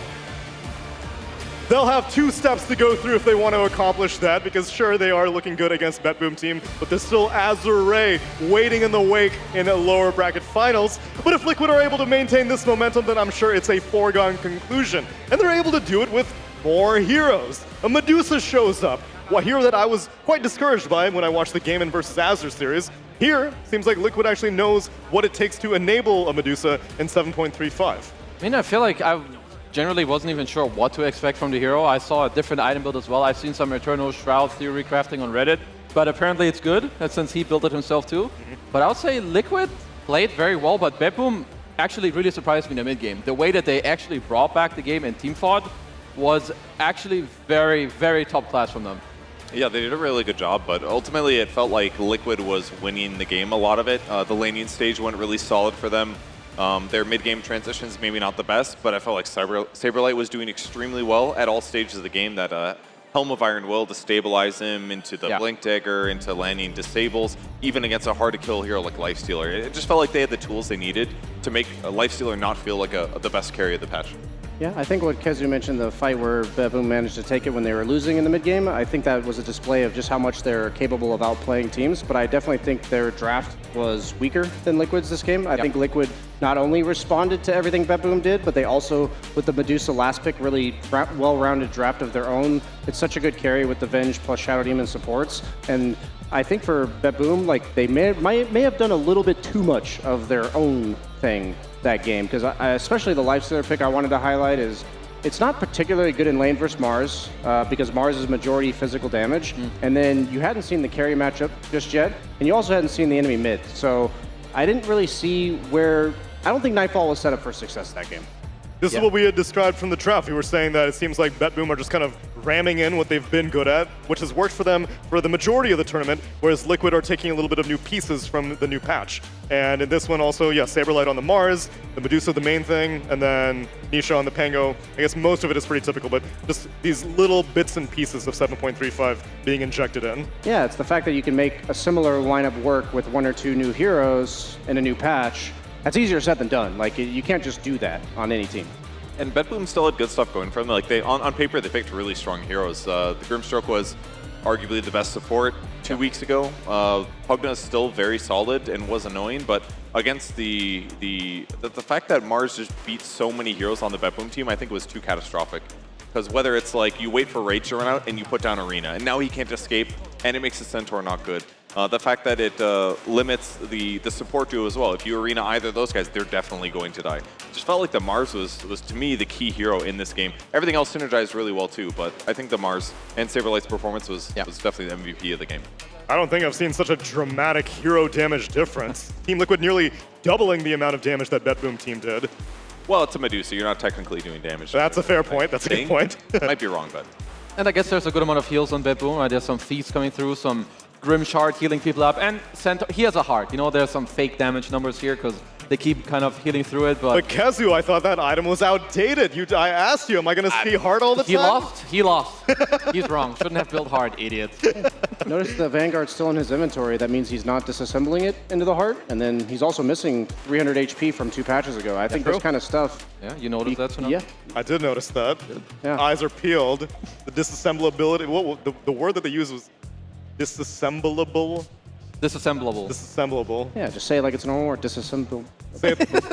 Great job. Good job, Brian. Assemblable. Okay, so then if we look forward, then we're hoping that BetBoom team at least step out of the box a little bit. For as good as they've been doing, they've won 4 games straight on the main stage. Now it's starting to look like they're maybe telegraphing things a little bit too much. You can't pick what you've been picking all group stage long and expect it to work at this stage of the tournament. Maybe Team Liquid kind of got them a little bit by opening up the heroes that they haven't had for a few games. I feel like them going to Pugna Grim so early on, Liquid fully abused it. The SD, Brian even called it in the draft already, it was a really damn good pick. The Mars as well, alongside with kind of the gameplay that Liquid showed us. I think BetBoom need to tweak that just at least a little bit for the next game, I think. I think they had limited initiation options that game. Puck can jump people, but he's more of like a solo kill them with the Ags type thing, and it didn't really feel like a huge threat for the majority of that game, honestly. If you can't get solo kills or get kills with a small amount of hero resources, it really limits like the map plays that you can make and like the pressure that you're putting on the game. And I just didn't feel like enough impact from the Puck that match, from my perspective. Yeah. Whenever you have a carry like Medusa, the most important thing is you don't die first on everybody else because she's just the last target the enemy team ever wants to go on because she's a Medusa. So I really love watching Liquid's itemization. Boxy with the triple Wraith Band and Pipe, guess the hero for that one. And then Nisha goes for the Wind Waker, a relatively early purchase of that item against the Puck Ags. Pretty all-in combo coming out from BetBoom. So I really like the vision that Team Liquid had for that game, and I think it makes sense why it was such like a smooth transition from maybe 30 minutes onward. And the hero that may have built more traditionally for our 7.35 was Saberlight on the Mars for our Acer Predator head-to-head as he built a Shiva's, which I don't think 5 days ago, if you saw Shiva's this early in a Mars inventory, you'd be like, what is this dude smoking right now? Yeah, but now it's the Veil build-up. It was great in the lane. I think Kevin already touched on it earlier. It helped him to kind of maintain this laning stage against Nightfall. And overall, I think he had a banger performance. Like this, you get to see more and more of this the further you go down in the tournament. Now we only have a couple teams left. There were a lot of clutch plays. Like down bottom, they disrupt Nightfall, bait the spear and get the rage out and then kill him after, alongside with getting a Hex later and just making very clean plays. Honestly, I think both teams played very well, but Saberlight, I said it before, this guy needs to be a stand-in forever. It's his magic sauce, all right. And the other really cool thing about Veil and Shiva's Guard in that game is that there isn't that much magic damage actually coming from the Betboom side. So, and Puck's going for like damage items, Ags type stuff. So if he's getting 20 armor and his passive is reducing the physical damage he's taken from the front, in that bottom fight that you're referencing, he just sat there and tanked the Lifestealer for like 5 hits when he had 10% HP. That's like really good teamfight elongation that gives your team the chance to win the fight. I think Mars as an offlaner is one of the... He gets absolutely owned by Silver Edge, and so it's something that's hard to consider in a new patch, but I think Silver Edge was the most nerfed item out of every carry item in the game. Okay. No longer having a crit. It's basically the same item without a crit. Yeah. So it's significantly less DPS, which means that if Mars is bad against it, I feel like Nightfall felt like he still had to buy that Silver Edge, and it's just not as impactful as it used to be. So mentioning the extra armor on Shivas, little things like this, we keep saying, like They late matter. game, like you're suddenly not critting him when you go on him anymore. It's gonna make the difference. Excited to see how Betboom then adapt this, because we have to go like way back in the archives. Are we giving like pure, maybe his Doom? Doom may be a little bit more trendy, although we haven't really seen him too much since post-patch. I think Doom is definitely playable, especially if Lesh will ever get through, which maybe right now it doesn't. But for Betboom, I would start with the support duo. Okay. I think we mentioned it pretty nicely in the draft. Like that, maybe give a little more space between, like maybe take another core who won't get counted as easily. But then, a quick question that Liquid also started with their support duo. They started with Avenge Shadow Demon. I feel like the Betboom support duo was just less flexible at getting things done because they didn't have the right core to play around. That's the issue. If there's like a Storm Spirit and he's being backed up by like Pugna and Grim, I'm pretty darn happy because you have that reach and that solo kill potential, and those supports are gonna make him better. But Puck is a little bit vulnerable. It's a little bit more disable heavy than damage right now, so maybe those pieces didn't quite fit together perfectly. As we, I guess, also consider the final of the carry pools. Are we sold on Medusa yet, BSJ? Because now we've seen 2 different performances of it on main event. One from Azure where it didn't really seem fully enabled. This one, it was also a last pick situation, so probably not relevant enough to pick second phase of the draft. You also remember Liquid lost a game in like 9 times on Medusa patches, so they've probably had to learn when to pick Medusa in the draft. So also it goes really well with their supports. I highlighted that, and it's also a good matchup against Lifestealer because the Feast just does no damage to you because you have so little HP pool. So I don't necessarily believe Medusa's like broken or anything, but I think that it's going to be pickable, and it's a hero that has always been kind of cheese in the sense that you can either deal with it or you can't. And so they have to keep it in their mind moving into the last picks of the draft. She's a kind of a strange hero. I don't really know where to put her, but I would say this is a good Medusa game. It had good matchups. The ult was also very good to protect your team. So all in all, I think this just goes back to showing Liquid. They seem more free when it comes to drafting. Someone's like, yeah, this hero's good. I want to play it. I feel like this is the one game. Okay, let's go.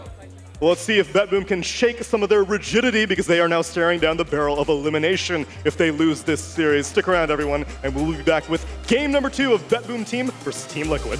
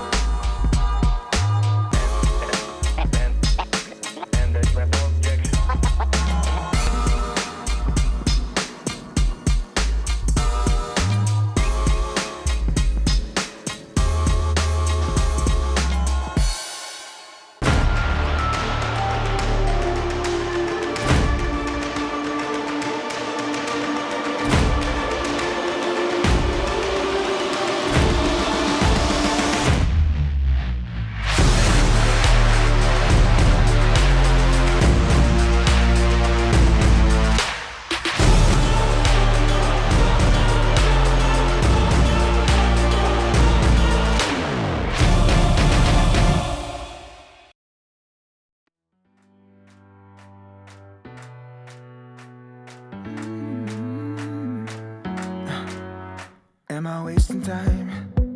'Cause I'm already gone. So long, can you stay the night? 'Cause you're the thing I want.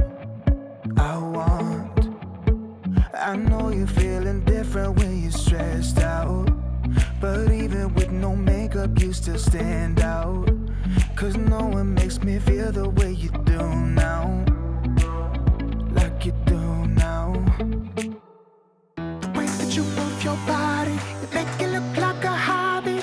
Every time that you touch me, it's electricity. Things we discovered underneath last night's covers. Everything came so easy. It's electricity.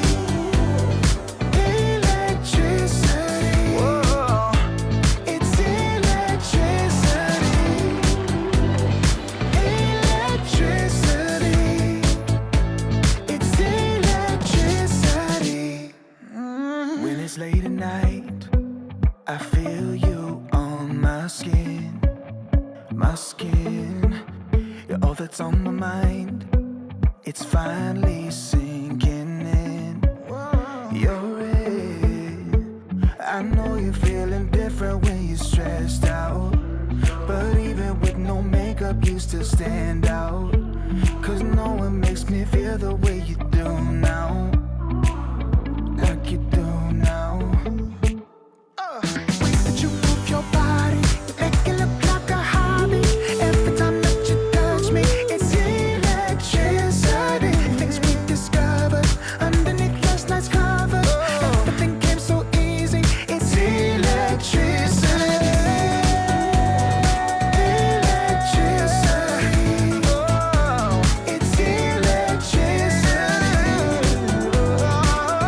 Electricity. It's electricity.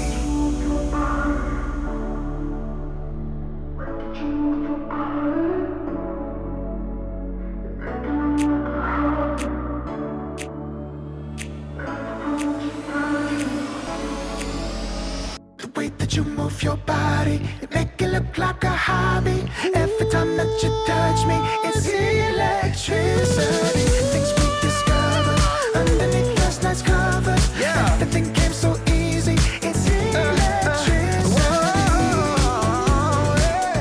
Electricity. It's electricity. You move your body.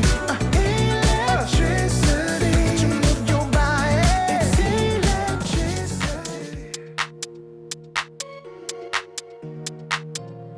Ich sitz auf meiner Fensterbank, die Nacht zieht vorbei. Ich blick über den Tellerrand, trinke Sekt auf Eis. Ein Teufel und ein Engel tanzen auf dem Parkett. Vielleicht sind wir unsterblich, müssen nie wieder weg. Ich sitz auf meiner Fensterbank, die Nacht zieht vorbei. Ich blick über den Tellerrand, trinke Sekt auf Eis. Ein Teufel und ein Engel tanzen auf dem Parkett. Vielleicht sind wir unsterblich, müssen nie wieder weg. Backpack, Kippen und Drinks gegen Tristess. Großstadtbild, komm mir nicht weg. Kopf fragt, mach kein Pisstest, nein. Ich will nicht auf deine Party gehen, nein. Engel und Teufel tanzen schwanzig.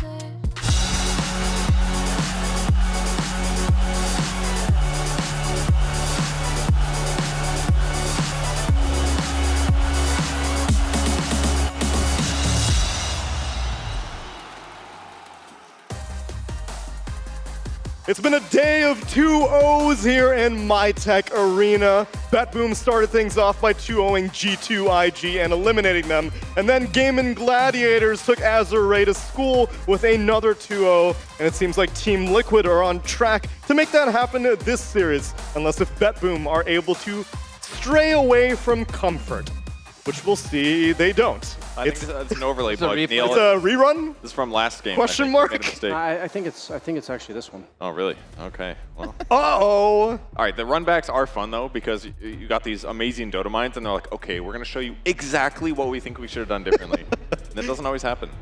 Well, so far, nothing has changed. Everything is literally the exact same as the previous draft. Yeah.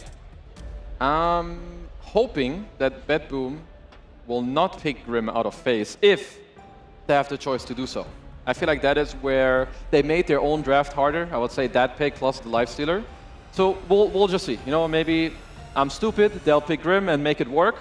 No. But I feel like it is a little bit, it's very volatile. It could be both of those things, by the way. It doesn't have to be They're not mutually exclusive. Thank you, guys. It's true. You guys have any great points to make, Brian? Nah, that's all I got. No, I'm expecting a Monkey King ban. Hot take. Hot take. Yeah, Liquid stick with the same bans for the second phase as well. The TB and the Tusk taken out. Oh, Jake, now they think they can make it work if they're going to pick Grimstroke then. So Shadow Demon was the issue, apparently. It was a very good pick. It was a good pick. But it was a pick that they saw very early on, and yet they still picked a Lifestealer into it. They still picked a Centaur into it. But now we'll see if the Grim maybe seems more appealing. I mean, it will definitely make it better if they were to go for it. So it's at least like one way of covering your bases. I mean, if it basically would make Grim a lot better offensively because you just actually get to play around his best spell with the Ink Swell. But it was still really effective. The most underrated skill, the second one, Disseminate, just amplifying damage effectively that you're doing. There's so many tanky heroes on the enemy squad. Makes your carry better. You get the save. So yeah, the SD was really, really powerful last game, but they're going to run it back. I don't think it's a mistake. I think the Shadow Demon like completely shit on this concept. So I'm down for them to run it back without it in the equation. Yeah, and the Pugna too, of course, though, with the Decrep. So can we get replacement Dispels? Can we get an Oracle or something? Can we get an Enchantress? I think that's too, like, obviously the Dispel is really powerful, but I don't think it's like as straightforward of a counter with other heroes. I think if you want as Liquid, you could go, I think at least you want a backline jump and like to deal with the two supports, because we see already it's like streaming, you need to deal with these two heroes. Like I could see Mars plus Dark Willow. You don't necessarily have to get a purge from your support, but I think getting added benefits of team fighting and damage I think would work a lot. Or just like overall team fight, but Phoenix would have been my go-to. He's banned. I think Dark Willow, maybe Snapfire is kind of one of the next go-tos. More damage in the arena against the crap as well. You know what they can't do anything about with these two supports? Is a magic immune guy draining you. Boxy Lion. Oh, baby! Sorry. You called it, Brian. The Lion shows up. And he will be a magic immune guy draining, but can he jump the backlines? No, but whose suck is stronger? That's all I care about. If they suck each other. Well, if they're sucking each other, then the Pugnas isn't very good, because he's magic immune on Lion, so it's not going to do any damage. Yeah, it's actually way better, and he's never going to go full HP on Pugna. I don't think. Actually, you probably do gain think about more. it. If Lion's sucking Pugna, but Pugna's sucking somebody else, then Pugna's going to remain full HP while doing damage. So in that case, Pugna's winning. Great point. Neil, what do you think? I feel hot and bothered right now. Let's see if BetBoom are going to continue with the Centaur and the Lifestealer that they thought about picking up last draft at this stage. I mean, Liquid's disables right now with these first three are like amazing. Tons of BKB. BKB piercing swap. The arena's still going to be amazing against these two supports. Netherward's maybe a little bit more powerful, but Lion is not a bad hero here, and we do know that Playmill's maybe good on Lion, but Wraithband's also very good, and Boxy loves buying those, so he's going to be hard to kill. I would prefer different heroes compared to the Centaur and the Nakes that they had last time around. I don't know about carries, but there's something, I mean, Brian, you can correct me, but maybe a mid-game hero who will look to buy a BKB, like some, I don't know, Razors, Lunas. It has to be melee, I think, is the problem, because Mars is just so good against all ranged heroes because of the arena. Also, most range carries rely on Hurricane Pike, which is not good against Mars. So I'd be fine with Centaur again, but not necessarily the same carry. I would like something different. How about Alchemist? How does he deal with Mars in the Alchemist would be nice. I think Alk is actually very good. Yeah, Alk would be much nicer here. I think he fits well with the Grim. He's going to buy an early BKB. Okay, CK. My only concern with Alk is that he usually needs the supports to supply the damage in the early game when it comes to killing the offlaner, but with CK, he's going to do that for you. So I think it's more enabling the supports to come to that bottom lane and kill Mars once or twice. Yeah. Because last game, Nightfall being 2 levels behind in the laning phase, I think was a pretty essential part of Liquid's success. I think this pick is great. Obviously, it was one of the most powerful carries the last patch, but it's a great at identifying that they are not, those supports don't have very good AoE basically. So if you do jump them, they're going to explode. Yeah. Any Pango fans? I don't see why Liquid wouldn't rerun that hero when it's now. I feel like it's even better against CK than it is against Lifesaver. Yeah, I agree. I think Pango is equally good this game as he was last game. Yeah, we're really good at calling these heroes. CK, He gives you the burst, but the hesitation I have now is that I think Swap is like insanely good this game, and because they're so single target heavy on BetBoom, like they're gonna go on you with Centaur, they're gonna go on you with CK. That person's meant to die. So is Insania good at clicking hero portraits in order to swap? Because there's gonna be a lot of shit on top of the guy he's swapping. But if that swap comes in, I think BetBoom's entire team fight is dismantled. And Solarcrest is amazing against CK. He still does do a crap load of damage, but that extra physical survivability against either support would be great. I mean, so do BetBoom, they really think this, so the entire last game, in their mind at least, it was up to the SD, which ruined their draft, which, yeah, I'm not opposed to that. And tweaking out the nakes for the Chaos Knight, I'm okay with that too. I would like to see if they still want to run back a Puck. I think the hero was pretty good. At least they're going to force Liquid to show them a different carry as well. Yep, Medusa gets banned out. I think the most important thing for Liquid's carry is that it doesn't... It allows the supports to help him, like last game where Mickey was getting pressured underneath his tier 2, but we saw, like, Centaur's a really strong laner still, Centaur Grim, like, I don't know any carries that are happy to lane against this. All the melee guys aren't going to be getting kills with Venge, all the ranged people are going to be dying, so I think it's really important that this hero has recovery farm. Like, they left Luna in the pool, I don't think they need to ban Morph this time, so maybe BetBoom team likes to ban that, but I think any hero that can recover like that, Sven, comes to mind for Liquid. Anything like that. I would be happy with Luna, personally. I think with the shard, it changes your matchup a little bit. JK, it's out. Well, in pub stat-wise, says Naga's the worst matchup for CK. Illusion, basically, you can reset fights if he pops his ulti, cover your allies a little bit. You can definitely mess with the backlines, too. I mean, there's still Pugna-Suck with Shard or whatever, but... I think you're absolutely right if it wasn't Mickey. I haven't seen him play Naga in the last, like, year. That's true. Well, as far as Mickey heroes go, how about Monkey King? Oh, that's true. That was banned last game, so maybe they forgot about it on the side of BetBoom team. I think Monkey is very good. The only thing I mean, I guess the Monkey versus Centaur lane, would you say it's volatile? I feel like it is. I personally would not pick a hero that's meant to win its lane here. That's my only concern. Like, you could do that, and Monkey King would probably be the best hero to win this lane if they wanted to try, but I think that would require Boxy to rotate out, and I really don't think that's going to happen this game, because CK, if I'm an offlaner and my support's gone and I'm against CK, I can't even walk up usually, so I think Boxy's going to be glued to bottom lane. I think Mickey's hero is going to be jungling level 4 or 5 no matter what happens, so I'd really like to see a hero that is fine with that happening. One more ban to GPK's pool needs to come out from Liquid. They took out the Huskar again to protect the Pango. Let's see if they're afraid of the Puck again. I can't find this pick for Liquid right now. I really think it's Sven. I'd be surprised if they don't. They pick Sven when he's off meta. Like, they're one of the Sven teams. I can kind of see Sven. I like a lot the fact that you're mentioning you kind of want a hero, I think, who can recover and like kind of get through the jungle. And I think also having like huge DPS come out and like, you know, you're gonna have roll, you're gonna have arena, you have all these lockdowns. You just need someone who like gets straight through them and gets them killed in like just a couple seconds. You even swung your arms like a Sven just now. That was really good roleplay for sure. How about Slardar is banned? I feel like there could have been another carry that could have actually worked. Oh, they take the life stealer. Interesting. That hero does not jungle, so they are trying to win top lane.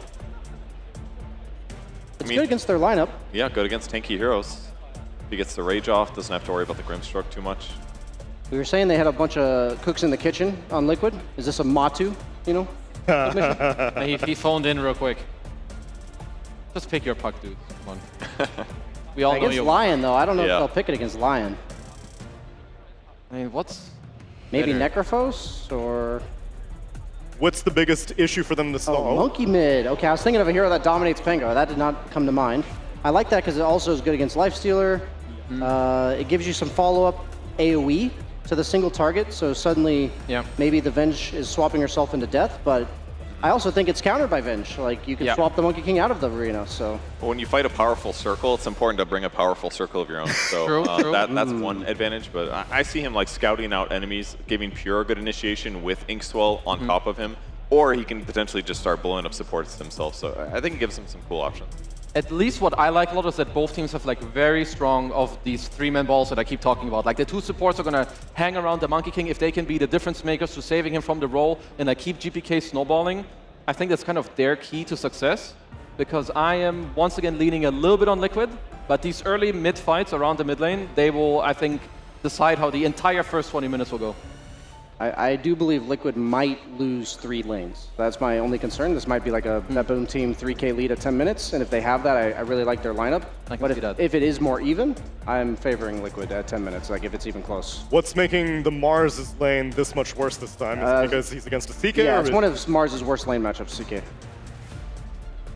And let's see if he can deal with that. Purge, you leaning one way or the other after seeing these drafts? I mean, the Liquid lineup looks a little bit more cohesive together, much like Game 1. BetBoom's lineup maybe isn't the most obvious on paper, but yeah, if their lanes, if they win their lanes and they start turning out kills on the map, which they have better tools to do that this game, then yeah, I could see them really commanding the lead and keeping it going until they win. A lot is going to be contingent on making sure these 3 lanes don't fall to pieces in the first few minutes. So let's start watching the first few minutes of game number 2 with MLP Dota and John X Fire. Oh, thank you so much, Tsunami. We do get into it. Game number 2 here between BetBoom and Team Liquid set to get underway. Jonathan, you've seen the new I say new drafts, they're not exactly very new. There are some differences. John, what are you thinking?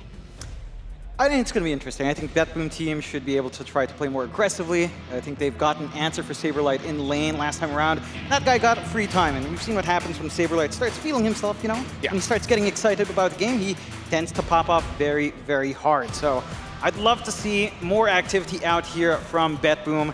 Start to play faster, get a lot more coming along here with GPK on the mid monkey. It's going to be an interesting matchup up against the Pango. I think that is a lane that is fairly manageable for Monkey. At the same time, Pangolier doesn't care about it too much. And again, all of his output being physical now, Blightstone timing in lane just feels pretty rough. Although, at the least, the Monkey King does have decent enough starting armor that you're not going to be completely shoved away. And again, you can kind of play with your melee range in this matchup, at least. Yeah, absolutely. You're glad to see that the hero puddle has increased as well for GPK. Slowly but surely, it is sprinkling here and the puddles are increasing. I mean, he could have played Puck. It was still there. Moving on. They'll move into Insania. Insania will just back his way up. It is probably going to be a 2-for-2 anyway. Saberlight going to be able to secure the second as Nightfall. It did try for a Chaos Bolt, but doesn't really have the opportunity to steal away as tips fly out already from both sides. Good to see they're both still in very good spirits. Yeah, you know, Saberlight just getting God's Rebuke off, gets tips, it's fine, you know. He's a very chill guy, maybe trying to get into their heads, but I don't think he's going to mind too much. Whilst we do take a look at that mid lane. GPK on that Monkey King, Nisha on the Pangolier once more. And this lane can get pretty nice for GPK if he does decide to push it a lot more. Play around with the Jingu, start to harass out Nisha. It is still not a bad lane for Pango, though. Again, this is something with the Pangolier that frankly has carried over for so many patches now. This hero just never sucks at mid. GPK pretending to be a creep there for a moment. Always good to see. Certainly feels like GPK should have a pretty big advantage here in the mid lane, but we shall see. Because Nisha, well, last game around versus the Puck, he obviously had a very good time.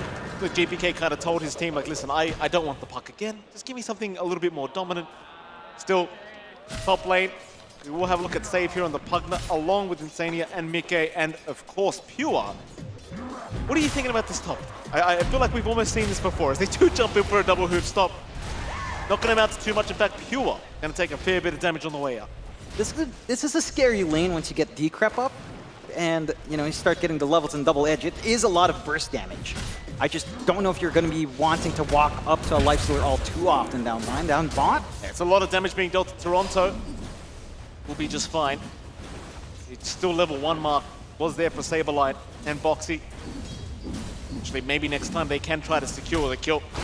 Nightfall, gonna get hexed up there, gonna try and make the jump in. The Rift, though, is not gonna be within range here for Boxy, and Boxy has put their hand up and waves them a goodbye. Yeah, maybe a bit optimistic, really quick onto the Hex there for Boxy. Of course, that forces Line into a 1-1 build. Without the mana drain, you're not going to be able to trade too much without that sustainable mana. Maybe a 1-1-1 build corrects, but then your damage output with Earth Spike doesn't feel as great. So that's a little bit of a win for BetBoom there. On top lane, Mickey. That is a lot of damage being dealt towards the lifestealer, and Mickey is gone. Pure, once again, able to secure first blood at the top lane. Sets a good tone. BetBoom just playing with that outstanding amount of magic damage they do have on hand. Lifestealer, sure, you have Rage. You don't want to level it in lane so early. It doesn't do nearly enough for you in comparison to your passives and just farming up. And mind you, this is saved without Decrep. That's just the Nether Ward being dropped to prevent the spell spam. Once you amplify the damage, things go southbound very fast for any sort of matchup there. The burst damage is just insane, and that's going to lead to that faster ring of health timing as well here for Pure. So he's going to hit that same point of sustainability, provide some space for Save to start working his way around the map. And Pugna not the best to rotate around, but there is some room for it if you find some opportunities to do so, or at least get a push out at some point. Absolutely. Now 1-0. Has been a lot of aggression from these side lanes. No kills coming out after that initial one we did see. Looks like Nisha mid lane also getting quite low himself in the Pango, but that was to be expected considering you are up against the Monkey King as a Pango. The GPK really trying to abuse this matchup quite a lot, and Anisha's only at 7 CS compared to the 20 and 10 of GPK. I'm not sure if I was quite expecting it to be this one-sided, but of course the hero matchup is certainly not very favorable for Nisha. No, certainly not. And you're getting the most out of it for GPK. He's got a really stable hold on the mid. He's going to have really good water rune control as well. With the supports tied into their side lanes, I mean, you're going to have a good time. The Monkey's just going to be able to deny off one or grab one away. Nisha, he is inching towards the Blightstone, or at least the boots, to kind of increase that spacing between him and the Monkey. But as long as these supports are tied in, again, just kind of going back to line not having Drain to sustain and just not being able to leave this life stealer alone, the mid lane matchup for GPK will just constantly snowball further and further away. Top lane, Chase is on again. Pure trying to get aggressive. Save, trying to get within range to help out. Pure not going to actually throw out the hoof stomp though. Just decide better of it instead, still chasing down Mike. Perhaps that's why he holds out.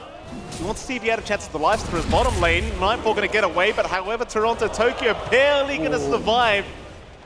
We'll make it out, but my god, this bottom lane getting a little bit scary here for BetBoom.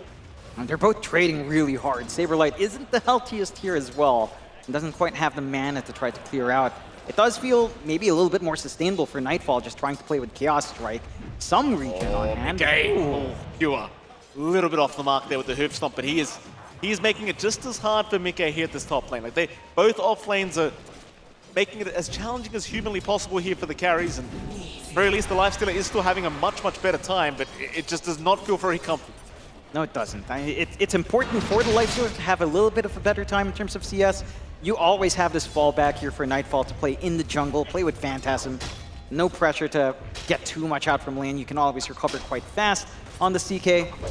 A rather static time. Like, no one's able to really rotate. You're stuck in your side lanes, which it does feel maybe marginally better here for the side of BetBoom, purely because you're getting more for GPK. Like, this Monkey's timings are going to be on point. Orb Corrosion already up with a rework with the healing reduction on hand. Power Tread's not too far off. You've got the option for the Echo Saber down the line. GPK has a lot of room to start playing once he gets some of these initial items up. He can just rotate elsewhere and get that activity going. Oh, Save. Oh, gets caught out mid lane. Does get the Fairy Fire off, but it won't matter. Still GPK. He's trying to get some damage off into Insania. With a nice Boundless, he will trade. Not bad whatsoever. GPK still establishing dominance here in the mid lane against Nisha, just forcing him away. It's kind of the thing. You get a kill onto Save, but it doesn't really mean that Nisha can farm. Yeah, it's a much needed kill to find at the least, but not enough to really offset this lane. They even still have to keep Boxy around as well. At least there's a bottle refill for Nisha to play with. And he does have his brown boots up, so he can kind of run away a little bit, disengage better from GPK, but again, you're having a great time in Monkey, no pressure there even with supports. You freed up the side lanes for just a moment for BetBoom. Allows them to farm up even further. And Pure, Vanguard already up, he has nothing to be scared of. He can just always run up to Mika and trade back with a double edge, and he doesn't care. Absolutely. Pure, still having a great old time. Mika, though, not too concerned by it. Mid lane, GPK will get jumped. Nisha, he's got the Rolling Thunder, and they will commit for this. There can be TPs to come in by the tier 1 tower, but they don't have the damage anyway. They really don't as Insania. Will get jumped now by GPK. GPK getting rather aggressive. Nisha will be able to help out just a little bit, but now the balance does come out. But they are having so much trouble dealing with the Monkey King. Yeah, it's just too much. The output's not quite there in the Pango. That diffusal timing's not there. You don't even have that Blightstone. BK may get pincered in. Toronto Tokyo is also around the top lane, so they want to dive the tier 1 tower. Rage is out, and now the double Earth Spike! Boxy, he saves the days. Mickey's going to be able to get out. Pure the one to go down. Perfect Earth Spike here from the Lion. That was just set up for them. They had such a perfect start as well. Phantom's Embrace flying out, but just the timeliest Rage from Mike, allowing him to turn around and get that cleanup. A lot of resources expended top. Like, again, you're dragging all of this to try to pressure out this lifestealer of Mike. He gets to live. You're giving room out for Saberlight to just play the solo lane up against your CK. And again, Nightfall, he can catch up, but this is still not, it's not a good start for your CK when you're kind of behind the lane, which was really tough for Mika. Like, this matchup up against Mars theoretically is pretty sound. Doesn't feel like they're getting the most out of it. Not playing, they're having a look at the Grimstroke again. Senior will go in. Hex is out from Boxy. They don't really change the stuns too well, and Pure will go back in onto Insania now, looking for the Vengeance. Seems as though he will have his way with it. Nice turnaround as now GPK shows up. With a damage amp rune, there is no getting away from the Monkey Kick. That is a little bit miscalculated out from Liquid. Hex comes out, not enough mana for the Earth Spike, but not enough time to really channel the mana drain as well to get you to that point where you get the chain control.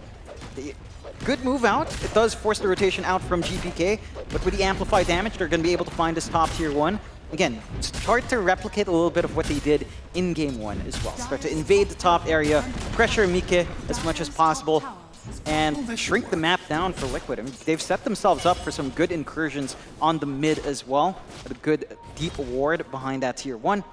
So they can look to start playing a little bit of that shove with the Nether Blast at level 3. They're lining up down bot just a bit. They do have the control with Boxy if they wanted to try on the Night. Now going to give it a crack. They'll jump in onto the Mars, but the Earth Spike again from Boxy. Going to save. It's Nightfall. Maybe going a little bit too far because now Insania has rotated. The arena is perfect from Saberlight, right on the edge. And they pick up the kill onto Nightfall. Beautiful rotations up from the supports of Liquid. And Boxy's just everywhere at the right time. Coming in with a saving stun, preventing that instant pop to be comfy, preventing that burst. No Phantasm flying out, no attempt at the play here from Nightfall to dodge out, just knowing that he'd rather probably just reset, go back to farm, and just try to catch up. The network just isn't there for that safe lane. This time he might be too far, but Insania is there to back him up if necessary, and Betboom not feeling safe, though Nisha, he wants to go after GPK, trying to secure the power rune, will miss out, a save will deny it off, but Nisha may just try to take his life. Meanwhile, Saberlight shows up onto the Grimstroke now, still trying to chip away at Toronto and GPK. In they go, again onto Toronto. Nobody's down yet though. Boxy, he'll secure one, but they are trying to go move onto the line as they do lose save to boot. Boxy, he does finally go down. The issue is they cannot deal with the Monkey King, though maybe they can. The turnaround is here, GPK, he's still alone. In comes the CK, Nightfall's around to try and help out, but GPK, he's dropping a little bit too low. He needs to be faster. GPK, gonna turn back around, and Saberlight, he's the one to go down, but Nisha will at least find the MK as now in goes the CK once again onto Insania, trying to find a little bit more value. Is Insania, oh, here come the TPs, Nightfall may have gone too far. Nisha, does he want to keep the fight going? Swashbuckle away, Nightfall. No. Oh, he's into the tier 1 tower. Do they have the disables from Boxy? Yes, they do. The finger round. Oh, Boxy flips him off on the way. Oh my, Betboom trying to match the aggression from Liquid, but it's just not possible at the moment, it seems. That fight drags on for so long, 4 for 2 in the trade. As the TP in comes from Boxy, again, always at the right place at the right time. TP's in, Nisha drops the bottle to be refilled as well. So if need be, if that fight even went sideways for a moment, he'd have a little bit of mana to play with, a little bit of HP to balance out. They don't even need it. Liquid are just finding all of these advantages for themselves lining up. And Betboom, I do appreciate that they are trying to take this aggressive stance, right? Like last game, it felt like they started to idle around the 10-minute mark. They are still keeping that aggression going here. They've got that blink. They can find at least Insania on the bench, but no, they're going to try for Nisha. Swash away, not going to be quite away though. Insania with a nice swap away is going to give him a chance back in life as Pure now. Pure's the one in danger. Insania, he will drop it. Here come the rotations. Liquid, no, they will cancel. The TP away from the Lifestealer. Seeing the Stampede was committed, they did not want to continue as Nisha really playing with fire for this power rune. GPK, he'll oblige, but here comes Boxy. He will hold down GPK. It's Pure. Oh, Wukong's command committed. Soulbind now out as well, but here comes Saberlight. Onto Pure. They've got the arena down. Pure trapped up, but where's the damage? The Decrepify. It's going to keep the Centro alive as they'll move in onto the Grimstroke into Toronto. He's the one to go down. They will at least get Pure out of it. They could have lost so much more on the side of BetBoom. Again, they've got this good understanding of their timing. They've got this blink and pure. They feel the need to start playing around, using the vision that GPK can provide, along with the Inkswell combos you have on the Monkey and the Scent. But it's constantly focusing on the mid where Liquid have the numbers anyway. They're not able to rotate outside that area. And this position, Boxy is just so quick with the reflexes. The moment the jump's in, it's just, you can't get anything out. And the forced out Wukongs, no one to hold. Pure had to be a little bit quicker. They have to connect as a unit to get this combination off. It's a pretty tough affair here for BetBoom, just never able to find the positive end of these trades. We are going to see another 3-man smoke now from Liquid. Arena is down, but they won't seem to mind. They just still have the setup for the spear. Everyone going to leave the top area here from BetBoom, head down towards the south instead. If you are Liquid, you do have the opportunity to go through the twin gate, of course, and go to the opposite side of the map, but it seems as though Liquid, they're going to fight over this 14-minute Wisdom Room, perhaps. See if they can find an easy support kill. BetBoom, they have not sent anyone over. Instead, they're going to try and head over to the opposite side and find the opposing Wisdom Room. Boxy's setting up. That's a nice ward. They've got plenty of vision. Here come the TPs. It's a trap. Liquid, they set it perfectly. Pure in so much trouble as now the arena, it comes out. Saberlight, he blocks the exit. He has blocked the exit. Pure has no way out of the scenario. He is gone. Oh no. What a trap set up by Boxy. I'll tell you, John, this Lion, he knows what he's doing. This is just god-tier gameplay coming out from Boxy. The vision set up, the fact that they ran down, they didn't see anyone. So Boxy got that idea, the coordination of Liquid to make that play across the map. Because they got the read, no one's down bot. Oh, it's perfect. Just gonna find it. And the immediate just hex out onto the Centaur, ensuring there was no stun to fly in. I love the teamwork. They save, like, he just blocks the way. Takes the easier kill, but knows that Pure just cannot escape the situation. And they end up with everything. They get the Wisdom Rune on both sides. They get the kills they want. Like, everything's lining up. It's a tough time for BetBoom. The map is shrinking. The aggression's lining up from Liquid. They do keep going for these movements. Another smoke out. Like, they've got this really good idea. Again, they've got this control. They've got this damage. They just need to find the right targets. I mean, they're going to group up again. BetBoom, they are not looking to retreat. They see Nisha on the Pango, but Nisha has Insania right around the corner with the swap available. He could move in for the Pango. Nisha's still alive. Swap out from Insania will save the day. They'll soulbind, but it's only Insania that's been caught, and they still haven't got the kill. They are still trying, and they will take it, but Insania, he won't mind. And Venge with a swap. Like, even at level 1, it's not the longest range. It's long enough. They're always in position. I love this read from Liquid. Insania's not leaving Nisha alone at all.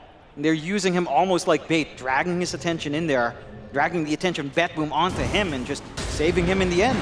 Wasting time, allowing space to just farm up. For Saberlight, for Mika. Mika's been left untouched in this Life Stealer. You know, he hasn't joined in. He's got the Maelstrom. He's not going for the Radiance this game, which is appreciated, even though it would be effective to an extent with a CK. Top lane, BetBoom is still trying to find a target, and Mike, he is the big one. They'll jump in with the rage out. Mike giving no chance, as now this Giga Chat wanted to go for the 1v3 fight, and it's BetBoom that run. They do not want it.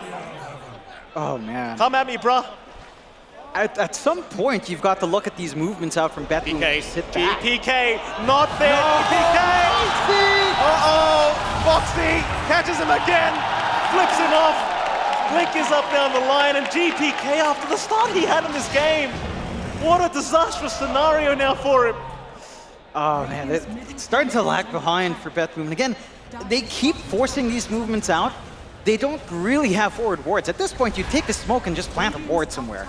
Go beyond, go into, they've got the triangle, they've got the top, but they need more. It's all defensive right now on the side of BetBoom. Liquid, they're just baiting them in. They know that this lineup is just looking to play with Inkswell blink in and even dragging GPK. Like, you're getting decent space out for your CK. He's got Midas. He's going into the BKB. Lane, Zania was looking for a swap. Not gonna quite find it. Hill was able to get away. It's so tough again, like you had this perfect start on GPK. You tell your team, listen guys, we can go. I am the strongest hero on the map. But it is now not the case. No. Not even close. And again, this for a monkey team. Yeah, he's going to find out the hard way. Sablelight's right around the corner. He's trying for a TP play up, but there's just no chance. Tips in from Mickey. Toronto. Well, at least he's been offered a cheers here as Toronto's going to go down. Boxy, not messing around. Tips out from Saberlight. That's your classic line pub right there. Absolutely. Kill secure, I believe is the way they like to say it. Yeah, and you do it with style with the Earth Spike, not even the finger. You know, I've seen that a couple of times. It does happen. You know, Boxy is a worthwhile investment. There goes the Wraith Band. Okay. Well, GPK, but GPK on the MK going to be a little bit too hard instead mid lane. Boxy with the mana trade out onto Pure. It's always it just makes me laugh at how much damage this stupid spell does now. Hey, what did I tell you about the level 25 talent? It's nice. Now it's default. Yeah. And your level 25 talent multiplies that by 2. Apparently IceFrog thought it was nice as well, John. GPK, this could be really bad. GPK, this could be really unnice. The Saberlight here. And GPK, he is down. The swap right back into the arena. He popped the Wukongs. What do you do? What do you do? Doesn't feel like you can do too much. Just split lane, Toronto, they are getting smothered. They are drowning against Liquid. They're just on top of BetBoom every single step. The aggression's coming out from them. They've got the siege coming in. They're playing so well with his tempo. And it's just down to how well that they utilize the map. You know, they just play off the back of Nisha. And Senya just hugs the guy. Just plays with another swap. Just gets that good position in the rear and ensures that none of those jumps panned out. Side of BetBoom, I mean, at some point, Nightfall will be ready to go. I mean, Echo Saber's up, BKB's coming out next. I just don't know if that's enough at this point. It doesn't feel like it. Like, you're gonna line that up with the damage out of Mika finally joining in. You've got the AoE clear anyway, to an extent with a Pangolier. You've always got swap to save. That's the big issue. They need to scout out this Venge or line, honestly. Any one of these supports has got to go. Mid lane. Another group up from Liquid, BetBoom, doing the exact same. They've got vision around this area, so they'd love a fight if Liquid were to oblige. Nisha is going to get jumped. Pure going to try and initiate, but Boxy is there to save. A double stun with the Inkswell though. Nisha, he may just get blown up. BetBoom, they find the opening. 2 down for Liquid. What can they get out of this? How can they capitalize here, BetBoom? It's still a fairly quick response. Their siege isn't the fastest as well, outside of just spamming with the Nether Blast. They're just going to sit back, farm up. They've got some good boards set up defensively. Again, they've got this good position on their bot jungle. You are not safe still, but a nice blink away. He's all right. Really playing on the edge here is Pure. It's a fantastic kill, just not an easy one to translate into an objective. It does balance the game out a little bit more for BetBoom, of course. And that's the one moment Insania is just not next to Nisha. You know? The one time they're not sticking as a duo, they get that open. BetBoom, they're gonna need to try to find more of that. If they can find a way to just keep Insania away with the saves, they do still have that burst. They do still have that mobility on hand. And that aggression can line up. BKBs are closing in for GPK as well. So more tools to play with. Aside of Liquid, they just need to wait for their own BKB, honestly. Like, they're getting it onto Saberlight. Ags being formed up by Nisha, so his output starts to get pretty damn big. Oh, it's such a close game anyway, though, right? Like, you point out these items, like even the win probability right now is sitting at 59% here for Liquid. It's still anyone's game, and that seems to be the storyline of this best of 3 series. Like, even last game around, what was it, 52% around this point? It's just, it's ridiculous the fact that BetBoom, even though they keep running at a brick wall, they're still so close when it comes to being against Liquid. Yeah, they're making it work to an extent. Yeah. It's also down to the fact that Liquid, despite finding some of these wins, haven't been able to exert that pressure on the map either. They take that tier 2 top, they haven't lined up for Roshan. You know, there is some, again, decent enough forward vision here from BetBoom to watch one Rosh entrance, although is fading. They've got the smoke up. They certainly do. BKB available on Nightfall. They want to try and get the surprise reveal off. Mickey's going to show on the bot wave, so they do know that there probably is a few heroes from Liquid around that area. And Pure, he's going to find a haste rune. That is the perfect rune for this initiation, if you can just find the right target. But I think you probably want Boxy. Mickey is a little bit too challenging when the support's right behind him, but they are Mickey is the only one they really see here. So he will retreat. I'm still patiently waiting, but Liquid now going for the counter smoke. It was underneath vision of BetBoom, so BetBoom are very well aware. Keep in mind, GPK just bought his own BKB. Liquid, they'll head straight south towards the Roshan pit. Maybe this is where you force the fight. Do you start Roshan? BetBoom, they're gonna re-smoke. They want the fight real bad. I mean, these BKB timings are massive here for BetBoom. This is such an awkward position. Tier 1 still holds, so Liquid can't scout into that area. Oh, they're so close they can smell each other now. They're just ring-a-rosy here between these two teams. Saberlight looking to jump in. GPK, he'll break the smoke. Saberlight, he'll get an arena down, but the BKBs are out. GPK dropping low, but he's all right. The Soulbind is out now as they rush towards the Roshan pit. They need some defense, and it seems like for now, it's Pure. Pure's the one to get caught on the Centaur. He has been left behind. That's one down, and I believe for Liquid, it might just... Oh, never mind. Never mind, we're going again. I appreciate that. They found one, but it's not enough to be fully comfy. Respawns are short. They did force out pretty big spells. Soulbind's down, Phantasm down for a little bit. Oh, GPK, not him. Not GPK. He's going to try and head towards the mid lane. Nisha has a blink up, and he's going to find him. Nisha, he has spotted the primary target. GPK, can you get away from this scenario? I don't know if he can. He'll head to the tree line, but GPK gets swapped out, and Liquid, they have got the MK. GPK will try to man up, but it is no good. Toronto will also get caught. And Liquid now with 3 down. Pure will respawn. Save has also been caught. Pure's trying to rush over. In fact, no, he's not. Save is gone. And BetBoom, they would try to split push the side lanes. So how do you stop Liquid? They're just such a strong unit now. It's difficult. They need to find these supports on BetBoom. Right, that's where the success comes in. You kill off or immediately control both Boxy or Insania. They saw Pure. They know where the Centaur is. Saberlight hunting around. Arena up in 1 second. Pure, he knows something is a little bit awry. They will miss out for now. The Centaur is okay. Walked right under the tier 2. Saberlight, does he keep checking? That's the question. He's got Arena up and Pure. Saberlight! What a spear! Saberlight! You monster! Pure's caught out and he is gone. Oh, I mean, sometimes you just got to check. Into the mid lane they go. They're onto the C key now. Nightfall, he will BKB and just get the hell away. Oh, the confidence, Jonathan. The confidence. Just casually chucking a spear down the tree line. Finds that freebie. BetBoom. I mean, he had no vision. Just that's art. This is cinema. This is cinema right here. It's Kino. It's Kino right there. He's finding it. Not playing. GPK got spotted there for a second. Insania trying to chase him down. He'll hide as a tree. Yeah, I would make the same face if I was in their position. GPK, he's okay. In fact, they're going to group up again. BetBoom, they are not done fighting. It is a very bloody game number 2 between these two teams. It seems like they are going to retreat for now. Only Toronto Tokyo will stick around. Roshan is still up and Mickey will get started. They're in a good position. For the side of BetBoom, they wanted to contest.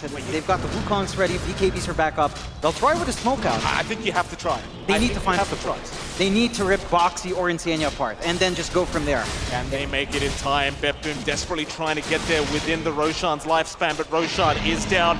Do they keep going for the fight? GPK will get some vision. Saberlight looking around for the Monkey King. Will pop his BKB. Pure going a little bit too far. Does get caught by the spear, though. Pure will be okay for now. Instead, Nisha, he's getting chased down, but there's not enough damage. GPK in the middle of all this will pop the Wukongs. The swap out from Insania as Box. He's going to go down to Toronto. He will closely follow as now Nisha. He will control up the MK. Meanwhile, Saberlight deals with save on the Pugna. GPK has still been left behind. Nisha, he will just man up. It's a 1v1, but no! Pure's going to interrupt, but here comes Saberlight.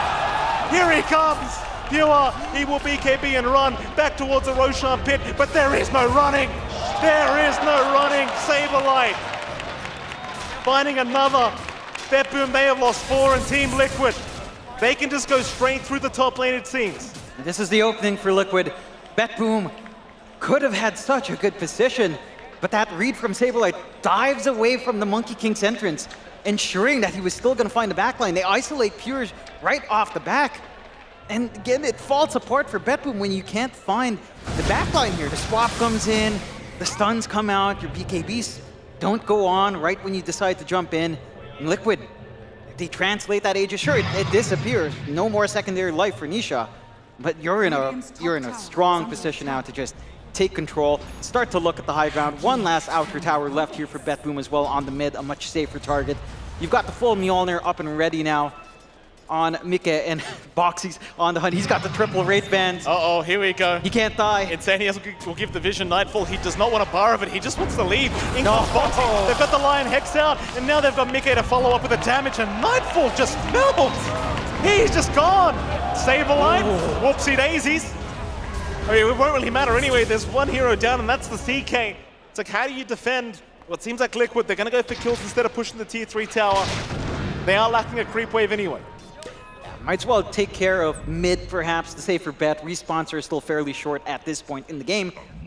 And just get this forward vision. They've got good wards watching that bot jungle. Both entrances on the old jungle and the new jungle area. And again, very secure.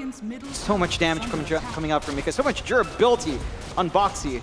Legitimately. This triple Wraith Band plus Blink plus the Shard. No one's jumping him in the backline. You're jumping in with BKB. Oh, DPK! He's all right.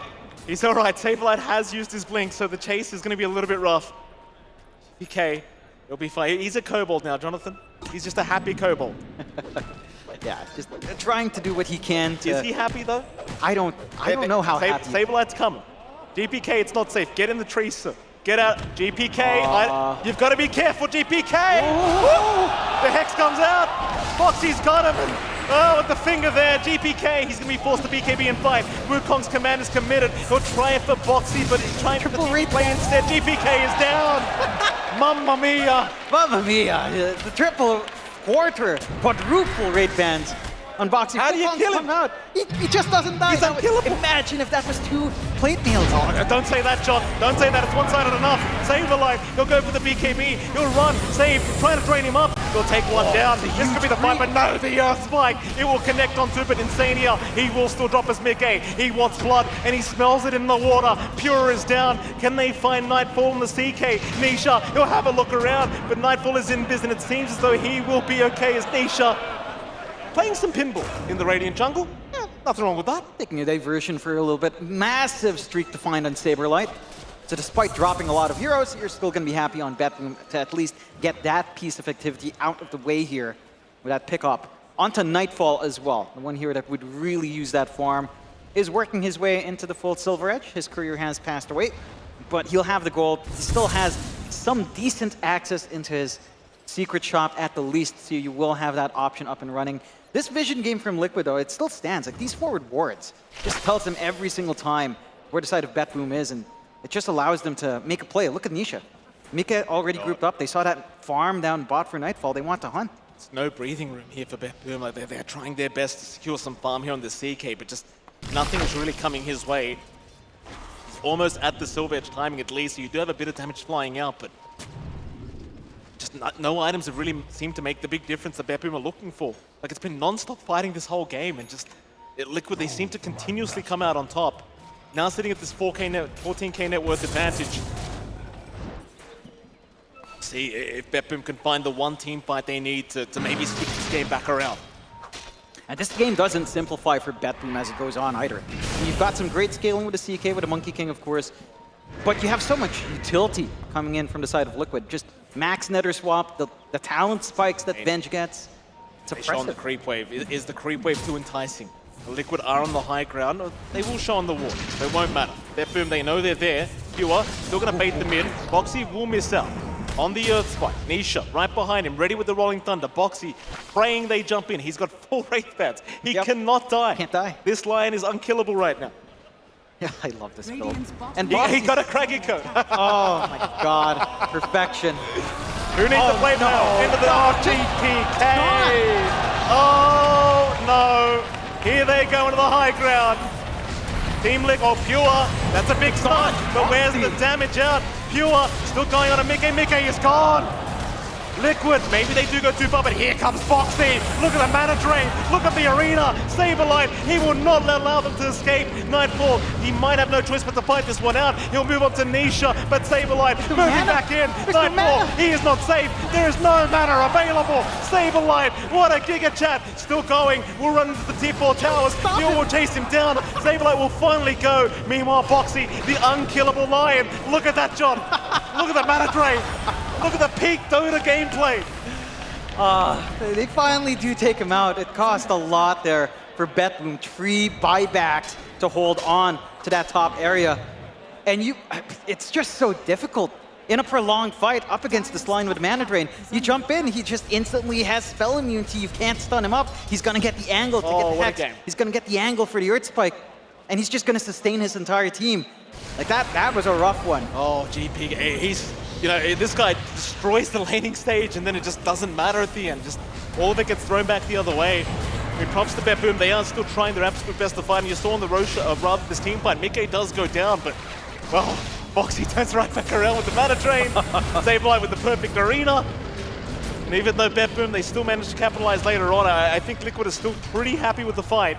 Though it is still very, very even between these two teams. That it is. It's an opening for the side of BetBoom, but they have to get something done with these buybacks. Roshan still half a minute away, and that's going to be the safest bet for them. They need that Roche. They've committed way too much buying back to defend a high ground. Oh, Mickey, that's a big target. If they see him north, they might be able to catch the lifestealer. He's going to show up in the creep wave. This could be a prime opportunity if BetBoom can find the initiation, but they're wrapping around the other way. Nisha, he'll break the smoke. In they go. Pure, he'll drop Saberlight. He'll try to blow up the Mars. Saberlight, though, he's a tanky boy. And now the swap comes out with the infest. Saberlight, he'll survive another day. Insania, he saved the day. And Nightfall is gone. Nightfall is gone. That's a full team wipe for Liquid. Just swept across. Oh, my goodness. Just dumped. Oh, just nothing's working. Nothing's working for BetBoom. It's just too much. The response from Liquid. There's no buyback. No buybacks. There's no buyback. The high ground. Liquid. Can they just end? Maybe they can. Maybe they can go for the GG push. We'll see how confident they are. I mean, they don't really have that much damage, surely. They should at least be able to get away with 2 Raxes. In they go. Mid-tier 3 tower is gone. They'll go for the Rax. They want the safer play. The glyphs are still available. Keep in mind, you've still got Arena up after that team fight. So this defense, if Liquid stick around and push for the Megas, it could still be a very, very dangerous fight for BetBoom if they get caught. BKBs will still be unavailable for about 30 seconds here for the CK, so he has to be ultra careful. Same for Pure. He will not have it for another 20. Onto the bot racks they go. They'll go for the secondary. BetBoom slowly respawning. They need about 5 seconds for everyone to be back up. The question is, will Liquid stick? Are they going to commit for the GG push? Mickey is looking confident. Saberlight going to jump in. Has found the Grimstroke save. In trouble. Toronto trying to save the day, but the arena is going to be down. Pure looks for an end to this team fight. They'll get the Wukongs off GPK. He might be able to defend. Saberlight still surviving. Does go down to Pure and Toronto. That's a good start here for the side of BetBoom. Liquid, they are not done yet though. They want more. They'll find Nightfall. They'll find Toronto. They'll find GPK and GG is called. GG is called Liquid. Another lower bracket final. And BetBoom, I mean, they gave it their absolute best, but what the hell can you do? Liquid, they just proved to be way too good today. Just way too instinct. At the right place, at the right time. BetBoom, they tried to play aggressive. They play upbeat. They keep dragging GPK in for all of these moves as soon as that blink is up and Pure. But Liquid was ready. They're camping mid. They've got the swap in Insania. This bench. Solar press. It just feels impossible. Too many barriers. What a well-oiled machine this side of Liquid. Is Saberlight really a stand-in? It does feel like. Is he a stand-in or not? He's a mercenary. 33's disguised as Saberlight. Something else is going on here. That they're playing way too well. And could you imagine? I mean, we might have that rematch. If they can beat Azure Ray in that lower bracket final, we might have the rematch. Maybe Saberlight's the key to changing how the result ends. Maybe. You know, we're entering a new year. Almost. 2024, this could set that new storyline for Liquid, overcoming the past year's struggle. Who knows? They still have Azure, of course, lined up, and unfortunately for BetBoom, despite such a great showing here, despite such amazing plays, especially from GPK, Liquid does put a stop to it. Apparently just banning Storm in first phase is a big tool here, right? Yeah, absolutely fantastic performance again. I mean, props to BetBoom. They put on a real hell of a show here for this game too, and the series overall. They try their absolute best. Sure they don't win the game, but they sure as hell make it entertaining as all hell, and that's all you can ask for if you're a viewer. Just this kind of bloodbath sort of game on a new patch is what everyone wants, and as you can see, the crowd very, very happy to see Team Liquid making it through to top 3 once again. Yeah. It's such a great atmosphere here, such a great crowd in Malaysia, of course, and such a great way to close out the night for Team Liquid. Certainly is. I'm sure they'll be having a nice dinner tonight after this one. Hopefully we'll be as well, Jonathan. Who the hell knows? We do actually have Slacks on the stage ready with the side of Team Liquid, so let's head over to Slacks and see what Liquid have to say. Thank you so much for an incredible cast. Ladies and gentlemen, we have the official interview tanker from Team Liquid, Saberlight!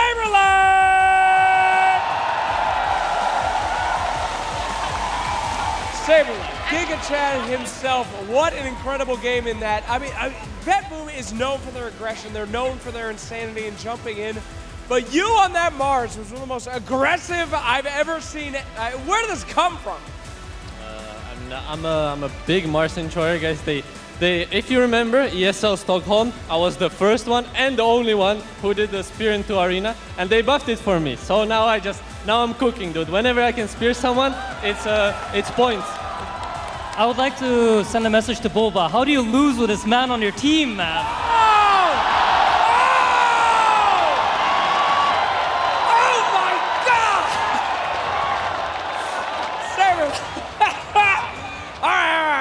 Get back to business here, okay?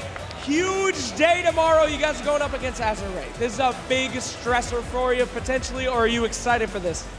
Very excited. Also, very excited for gaming if we get there. They're a good team. Much respect. I think Azure is going to be also insane series. I'm just super happy to be playing, especially with these guys. It's a lot of fun. It's nice to win, and we're just having a good time. I mean, Saberlight, for you, this is just a win-win situation. I mean, for the rest of your team, you guys go into grand finals and you actually beat Gaimin as Team Liquid. You're the one who did it. Are you gonna shit talk these guys for the rest of your life? I mean, you're the one who beat Gaming Gladiators with Liquid. That is true. I mean, we'll cross that bridge when we get there. Okay, if we win finals, ask me this question again. It's gonna be like a foreshadowing for that. All right, that's what we like very much. Okay, now I know I should be upset that no one else will take an interview, but I have such a great time with you. I sadly love it because I get to do this. Ladies and gentlemen, can you put your hands together one more time for the man himself? Because we will be seeing this man tomorrow fight for his life against Azure. Thank you again for another incredible interview, another great one, and we'll send it back to the panel. Bing bongs all around as Team Liquid and Saberlight conquer BetBoom team, send them home, unfortunately, and move forward throughout ESL One Kuala Lumpur 2023, where they will face off against Azure tomorrow. A quick day, gentlemen. 2-0s all over the place. I thought that BetBoom team getting their 2-0 against G2IG meant that this series would be a little bit more competitive, but Liquid are just on another level. I mean, I thought so too, but I feel like Liquid they're playing too good, We also figured out Saberlight was not the problem.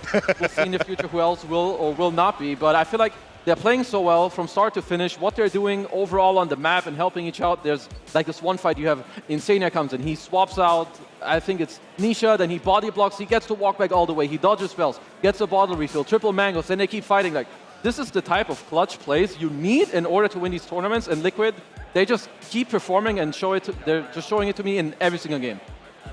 I mean, their tempo was super high from the beginning of the game to the end, and the fact that it was basically the same draft 2 times in a row with like some slight hero modifications, you could really feel the morale breaking for BetBoom in the second game because they just got so many kills and so much pressure and saved so many heroes. CK did not look like the same hero anymore, was vulnerable, was dying easily. It just was an outclass this game.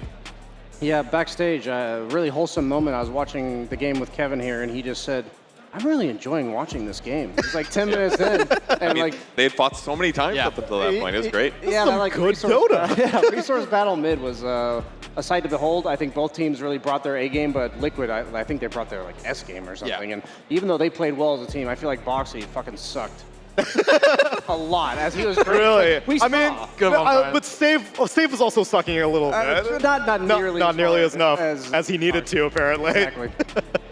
Yeah, Liquid have been able to find success yet again, even with this stand-in thing. But it seems like Saberlight's just getting the zoomies right now on this new roster that he's been a part of, and I guess that more and more of the ideas are filtering in. His Mars has been a signature of his for years at this point, and him being able to flex it on this main stage in front of this arena, he's feeling himself. I'm so happy for his growth. I remember even like just 2 years ago or 2.5 years ago, Nightfall specifically he would make fun of Saber like said like, oh, you're a laughing stock, like you're garbage. He's grown so much. He's just owning. Every time I see this guy play, he's like top 10. He's kind of pogging off, Sphere Arena, finding people on their own, going in, playing nicely. I mean, I must say that the whole of Liquid, they played phenomenal. If they play like this tomorrow, I legit think Azure Raid don't stand a chance. Yeah, I would agree with that. And everybody on Team Liquid did play great, but I actually think the support duo were the best players for this series for Team Liquid. I think Insania played fantastic. Boxy was consistently like hexing heroes before they cast spells. His plays around setting up the Wisdom Rune fight where they killed Centaur. It just felt like Pure didn't get to have a game this match. They had like a couple good engagements, but there just weren't enough for them to be competitive. I also have to tip my hat to Nisha in the sense that, you saw him own game 1 on Pango, but game 2 he's thrown to the wolves in terms of getting last pick Monkey King, and he's losing by 2 levels in the mid lane, and they still managed to scrape together that whole like 5 to 10 minute stage that we were talking about. So I just like to see players like that be able to own in a game where they're not set up for success early game with the counter coming out. I would say that goes a little bit back also to the point you made, Kevin, about the supports. Generally, when you do have a hard time in mid, and I mean, your Mars isn't going to gank for you, nor is your Lifestealer. So it's more about like your supports. Can they come help in mid? Can they come make space on the side lanes? And I think, yeah, they absolutely did just that. Well, for all the highs that Liquid have experienced, there were also, unfortunately, some lows, as BetBoom team are now eliminated, and we have Slacks standing by with Save for an exit interview. Thank you so much, Tsunami. Yes, I am here with Save. Save, incredible showing that you guys have had so far at the tournament. You guys have just been absolutely destroying everyone in front of you, except for this last series. In short, what went wrong here? I don't know. I feel like they were just the better team today, honestly. Like, we played very bad. What can you do? Yeah, I mean, you guys have been playing fantastically before this. A little bit of fatigue potentially coming in from that series, or you really seem to have your minds on the, the meta. What do you think you can improve on after that series? I mean, we can improve on a lot of things, like laning phase, for example. This game thing went really bad, so at least this. Say we've gone through interviews before like this, and if you don't mind me saying, it seems like this one's really affecting you. Is there a reason why you're so bummed out on this one in particular? I don't know, man. Just losing sucks, Absolutely. Well, thank you so much for your time. I know I can at least do this for you. You have a huge amount of fans in the crowd, and a lot of people are super excited to see you and have been cheering for you. So can we give them one more? Well, thank you. You guys have a great bunch of fans out there that are still rooting for you, and I'm sure we're going to see you again extremely soon. Thank you so much for your time.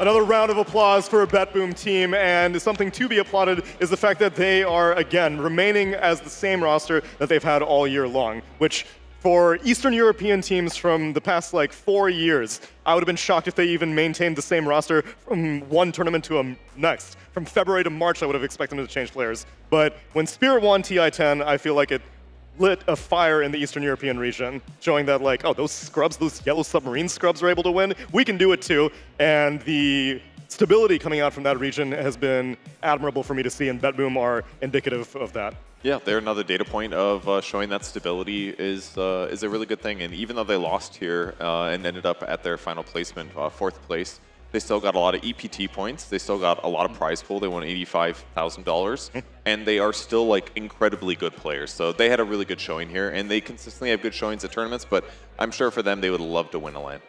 The journey does end at 4th place for them, but we still need to figure out the remainder of our journey here at ESL One Kuala Lumpur, as we have filled in more blanks and only 2 series remain here. As earlier today, G2IG fell to BetBoom team in a pretty rapid 2-0, followed up by Game & Gladiators and Azure making their debut here at the MyTech Arena and making it in a very, very confident fashion for Game & Gladiators as they sweep Azure and make their way to yet another grand finals. Meanwhile, Azure were waiting now and watching that series, I imagine, and thinking, what the hell do we do against a Team Liquid like that? Dude, this can't be again, man. Like, I can't watch this grand final again, guys. Are you serious? I mean, at this point, I'm into it. You know, 2023. I'm not. What other way to like? It's I'm a ready. storybook finish. Yeah, it's like you listen to the song that you think is you thought was good like 4 times, and then you thought it was annoying for a while, and now you've listened to it so long that you like it again. That's where I'm at. I'm through the cringe. No, this is like one of those songs on YouTube where you're listening and you're thinking, oh, it's my jam, and then it's one of like the abridged versions that just completely the radio edit. Yeah, like 30 seconds in. So that's what's going to happen this time. We're going to get there. We're all going to be bummed that it's the same finals, and then Liquid's going to take it, you know, and then we're going to be like, oh. I'm living for this timeline. Maybe we're getting a little ahead of ourselves. I mean, Azure, they got their cheeks clapped pretty hard by Gaming Gladiators. So I hope that, you know, until tomorrow, they can learn a bit, cook up something, you know, maybe change some heroes. Maybe don't give Liquid Venge, because that looked really good. Because, yeah, I would prefer not to watch the same grand finals, but we'll see. You don't need to mince words, Kazu. I'd say Azure, they kind of sucked in that upper bracket final. In fact, there's been so much sucking going on at this tournament, we actually had to compile all of it for you guys.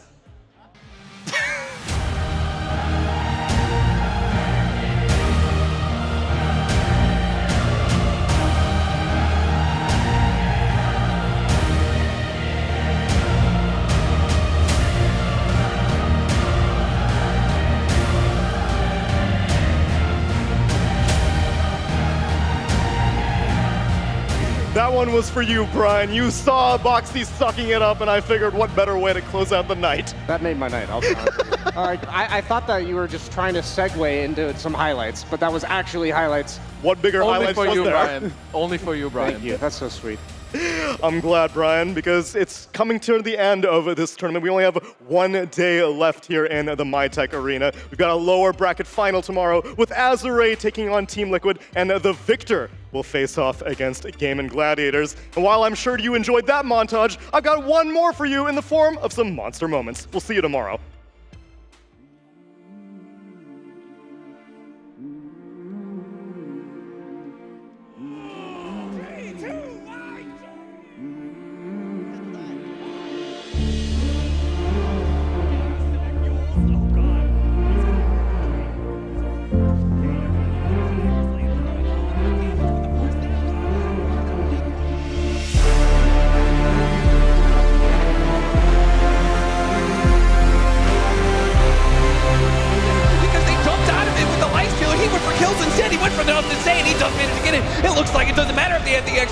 Monet gets cut down by just your pleasure. And thank you. Thank you. Thank you. Thank you. Thank you, bro. Thank you. I'm gonna see you again. Thank you. Ladies and gentlemen, so there you have it, our cosplayers. I haven't smiled that much in years. That was such a joy. Such amazing cosplays going out from Malaysia yet again. So please, give me your all. One more round of applause for our incredible cosplayers. Closing up the Scoochie, gets the bugs out. It's a lot of minus armor. XM's got the ult to control him. The kisses, the cookie. Can they punish Durancio? Durancio is still alive. Gets the kill, but he will die. Blitz there. As XXS has rotated over, they have the exorcism. They've got to punish this, but Quinn is fine. The Wild Wind Ripper play there for Celery, pushing Quinn back to safety. Dream coming out from Xingqiu. Says jump on towards Jianming. They've got the Hex on the way. It's mana pretty much. Xingqiu pretty much entirety of Ace's mana. It's freaking cool! Vegas and the fight does continue, but can they do it with Mickey? They've got Nightfall. The arena gonna lock him in. Nightfall, no choice but to fight back here against Saberlight. It'll take him with him, but it is going to be a massive kill for Liquid as Pure in again, trying to go after Nisha. Nisha's gonna drop now. Pure, he's got no mana left on this Medusa, so it should be another one to go. After Mars Saberlight, though, he's a tanky boy, and now the swap comes out with the Infest. Saberlight, he'll survive another day.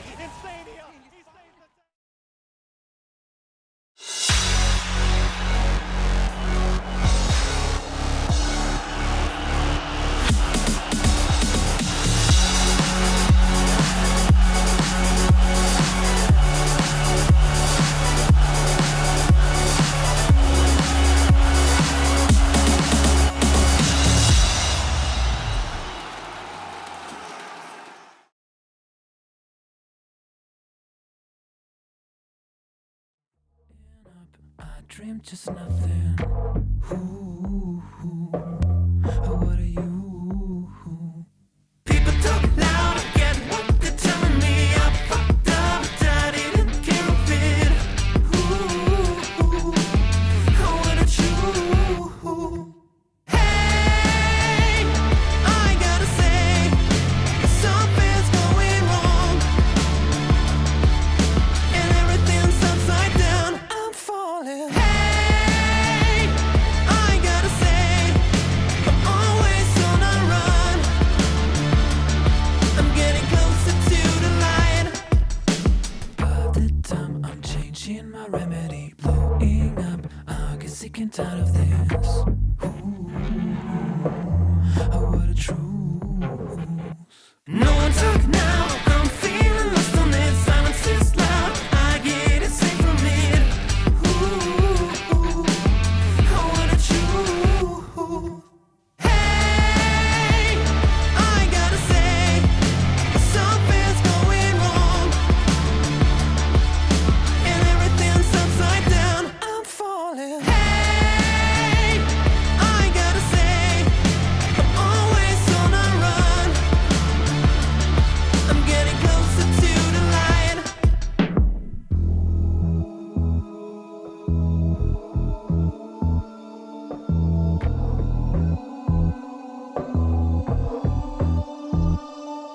And everything's going down.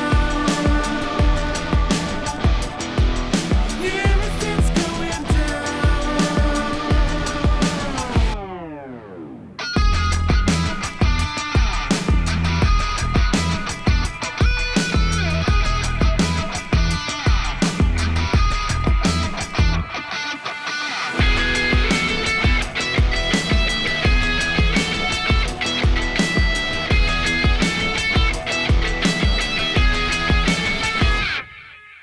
Hey, I gotta say, something's going wrong,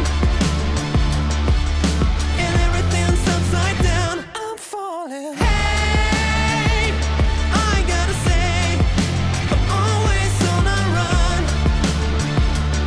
I'm getting closer to the light, and everything's going down. Yeah, everything's going down. And everything's going down. Yeah, everything's going down.